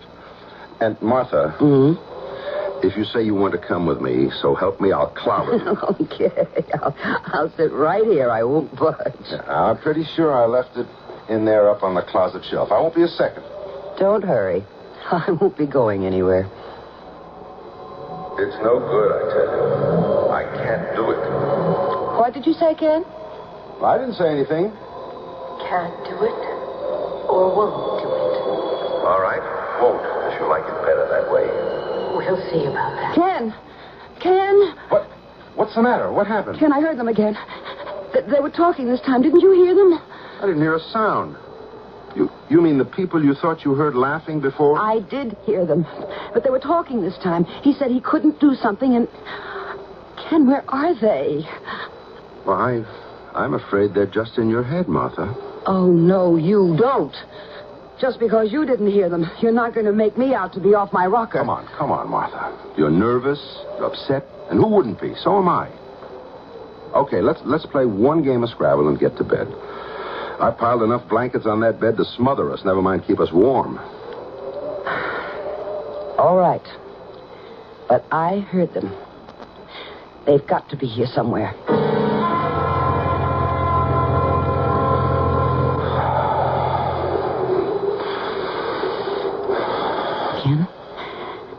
Ken, wake up.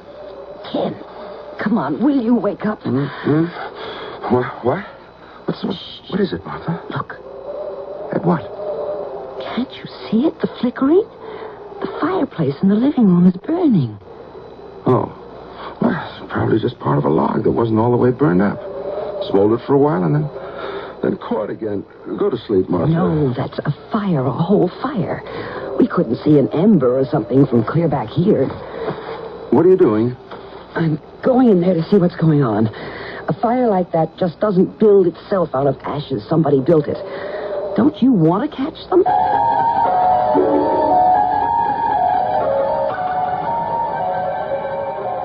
right. Now, don't talk. We'll just sneak up to the living room door and see what's going on, okay? Okay. Did you hear something? Not a damn thing. Don't talk anymore. Just let me get a look through the door and... My Lord. I can't understand why you're so glum this evening. You seemed happy enough this afternoon. It's Claudia. Can't you see her? She's come back. It's Claudia. Dear God. It's Claudia, all right. Be quiet, they'll hear you. I don't think so, Martha. I don't think they can hear us. It's not as if I'd dragged you out here or something. You might as well have. You knew I didn't want to come. It can't be. Ken, that man looks like you. Yes. But it can't be. Apparently it can be, Martha.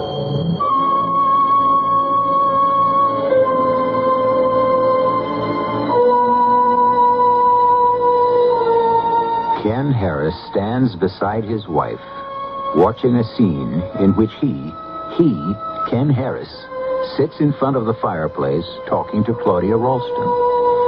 That adds up to 2 Ken Harrises in the same house at the same time. Impossible? Well, very unlikely, except that there it is. And Claudia, the long-absent Claudia, is she real? We'll find out when I return shortly with Act 3.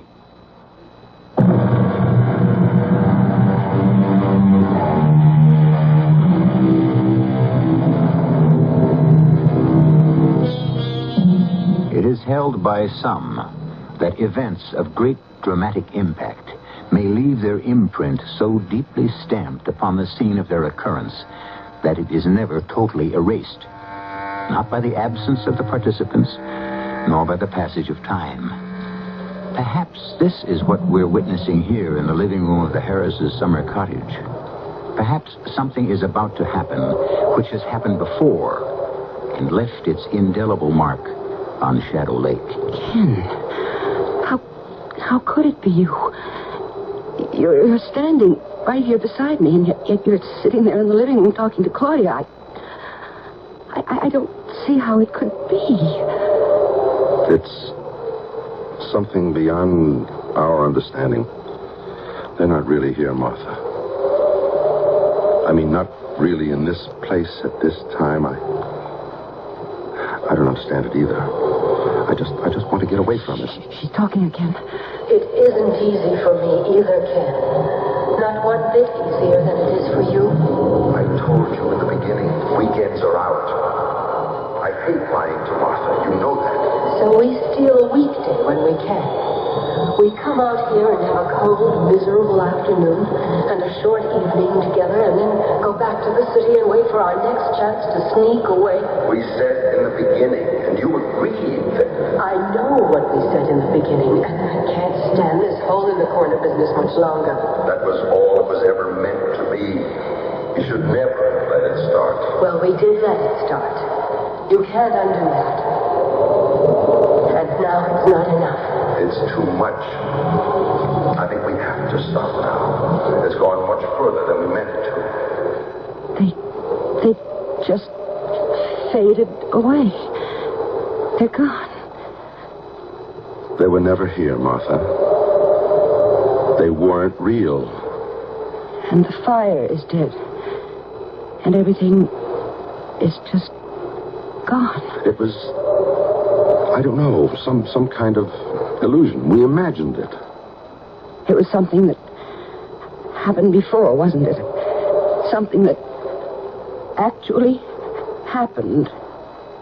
You and Claudia out here together. Martha, if you'll just... Which weekend was it, Ken?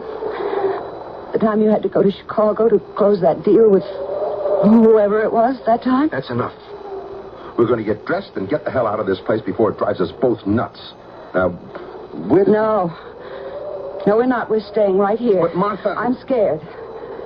But I have a feeling they'll be back. And I'm staying till the end. All right. If you want to see the end, we'll stay. You'll be sorry, but we'll stay.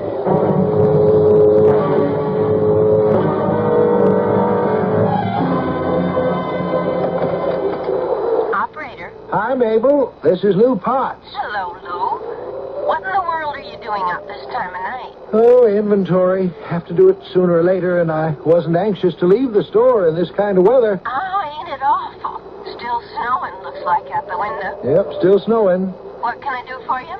Do you happen to know, is the sheriff still in his office, or did he close up and go home? In his office 5-10 minutes ago. Why?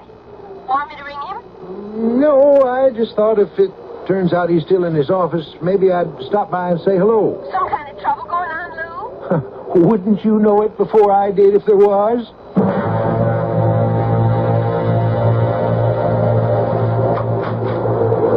Lou, what are you doing out on a night like this, for Pete's sake? Oh, got something bothering me.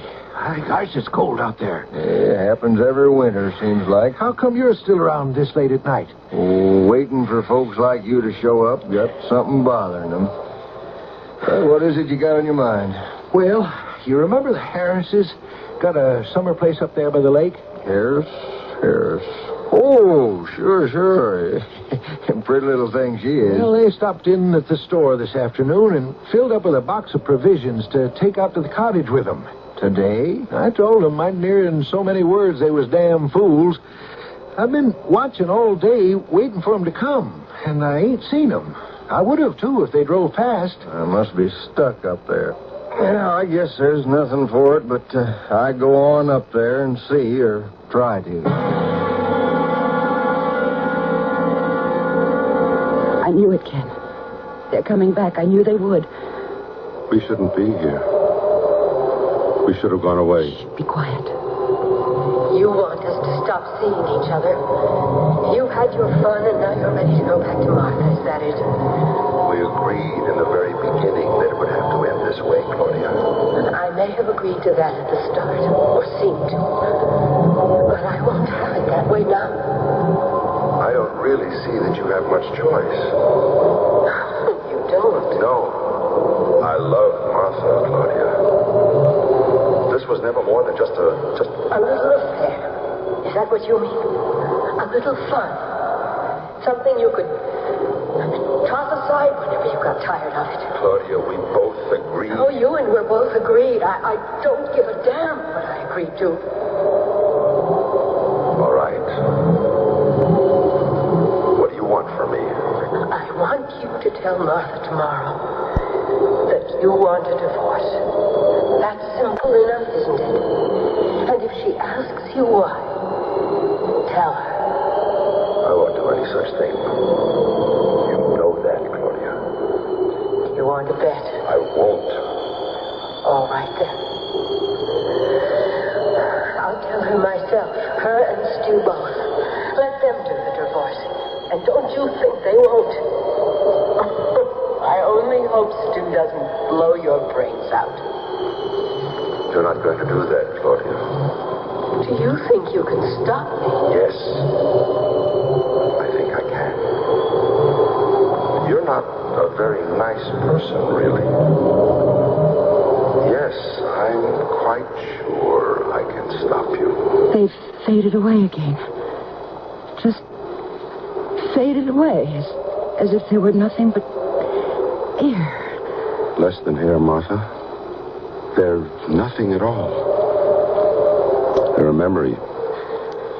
Okay, you've seen the end of it. Now, will you come away with me? Oh, no. That wasn't the end of anything, Ken, and you know it. Martha, I told her I love you. You heard me tell her that. Oh, yes, sure. After you and she Martha, had... don't. Please, don't. Don't what? Cry? Not for $1 million. I want us to leave this place now. You go if you like. I'm staying for the end.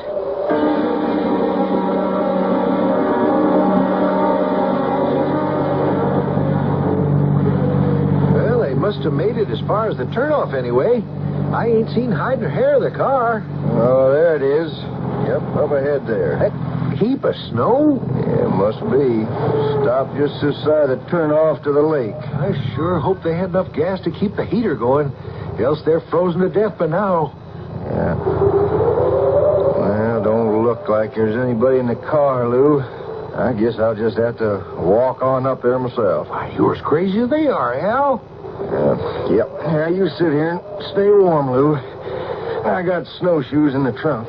Son of a gun. Now, who'd think of snowshoes? A night like this, a sheriff would. Don't know why I didn't open a grocery store instead of running for sheriff. It's weird. The way they just materialize. It isn't real. Why are you looking at me like that, Ken? If you have anything silly in mind, you can just forget it. Silly? Just don't look at me that way. What way, Claudia? As if you could... Almost as if you could kill me. I wouldn't, of course, if there were any other way. But there isn't. Come on, Ken. You're kidding. I won't have you telling Martha about you and me. I won't put her through a thing like that. If I have to kill you to prevent it, by then... Okay. Then I'm sorry. I didn't realize you felt so strongly about it. We'll just forget the whole thing, okay? Well, don't just sit there shaking your head at me. I won't say a word to Martha or to Stu either about us, Ken. I promise you. I don't believe you. But that's just the point, Ken. I'm telling you, you can believe me. I promise. A moment ago, you said you don't give a damn what you promised. That was just... Oh, you know it was just talk. Oh, Ken, you've got to believe me. I can't. But if you don't... Oh, no, Ken. Please. It's only one alternative. No. I'm sorry, Claudia. Keep your hands off me. Don't touch me. If you fight me, Claudia, it's only going to make it worse. Now, what's the good of that? Just a little more now. It'll all be over in just a minute. Just a little while, and the whole thing will be behind us. Ken, you killed her. That was the weekend she disappeared. You killed her. Yes. I couldn't figure anything else to do. But... Oh, God. A murderer. Martha, don't say that. Adulterer and murderer. Oh. What did you do with her? What did you do with her body? I tore some boards off the floor of the utility room and buried her under there. The utility room? You mean she's under there now, under that floor right this minute? Yes. All last summer. Every weekend, all last summer, we were out here laughing and having fun, and she... I wasn't having much fun. So, well, what do we do now? I'll go to the sheriff's office and give myself up. You intend to confess? What else is there to do? I'm glad it's over. I don't think I can walk to the car. I'll carry you. We can make it. There's nobody else who knows about this, is there? Just me. Nobody else even suspects. It doesn't matter. I told you. I'm going to give myself up. I know what you told me. It would be so easy. What would be easy? You carry me part of the way. Far enough so I can't get back, and then just leave me in the snow to die. The way you might have done Yesterday. Martha. You're a murderer. You killed Claudia to save yourself. Why not me? I wouldn't. Martha, you know I wouldn't. Well, there's only one way to find out for sure, isn't there? Let's go.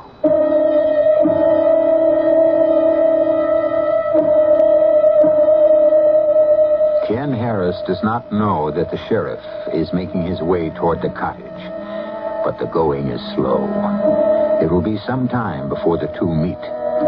If Ken chooses to leave his wife to die of exposure, he can do it and get away with it. But will he? You may have it either way you want it, or can believe it. Whatever you decide, I'll be back in a few minutes.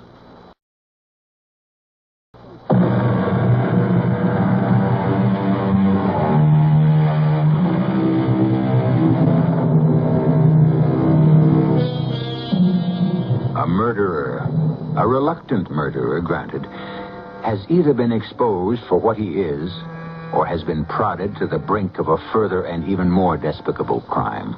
And the force that brought him to this plight was supernatural, according to our present standards of what is and what is not natural. Could it be that there is a department of criminal investigation operating on a level not yet recognized by our very exact sciences? Our cast included Joan Lovejoy, Nat Polan, Joan Loring, Bob Caliban, and Robert Maxwell. The entire production was under the direction of Hyman Brown. This is E.G. Marshall inviting you to return to our Mystery Theater for another adventure in the macabre. Until next time, pleasant dreams.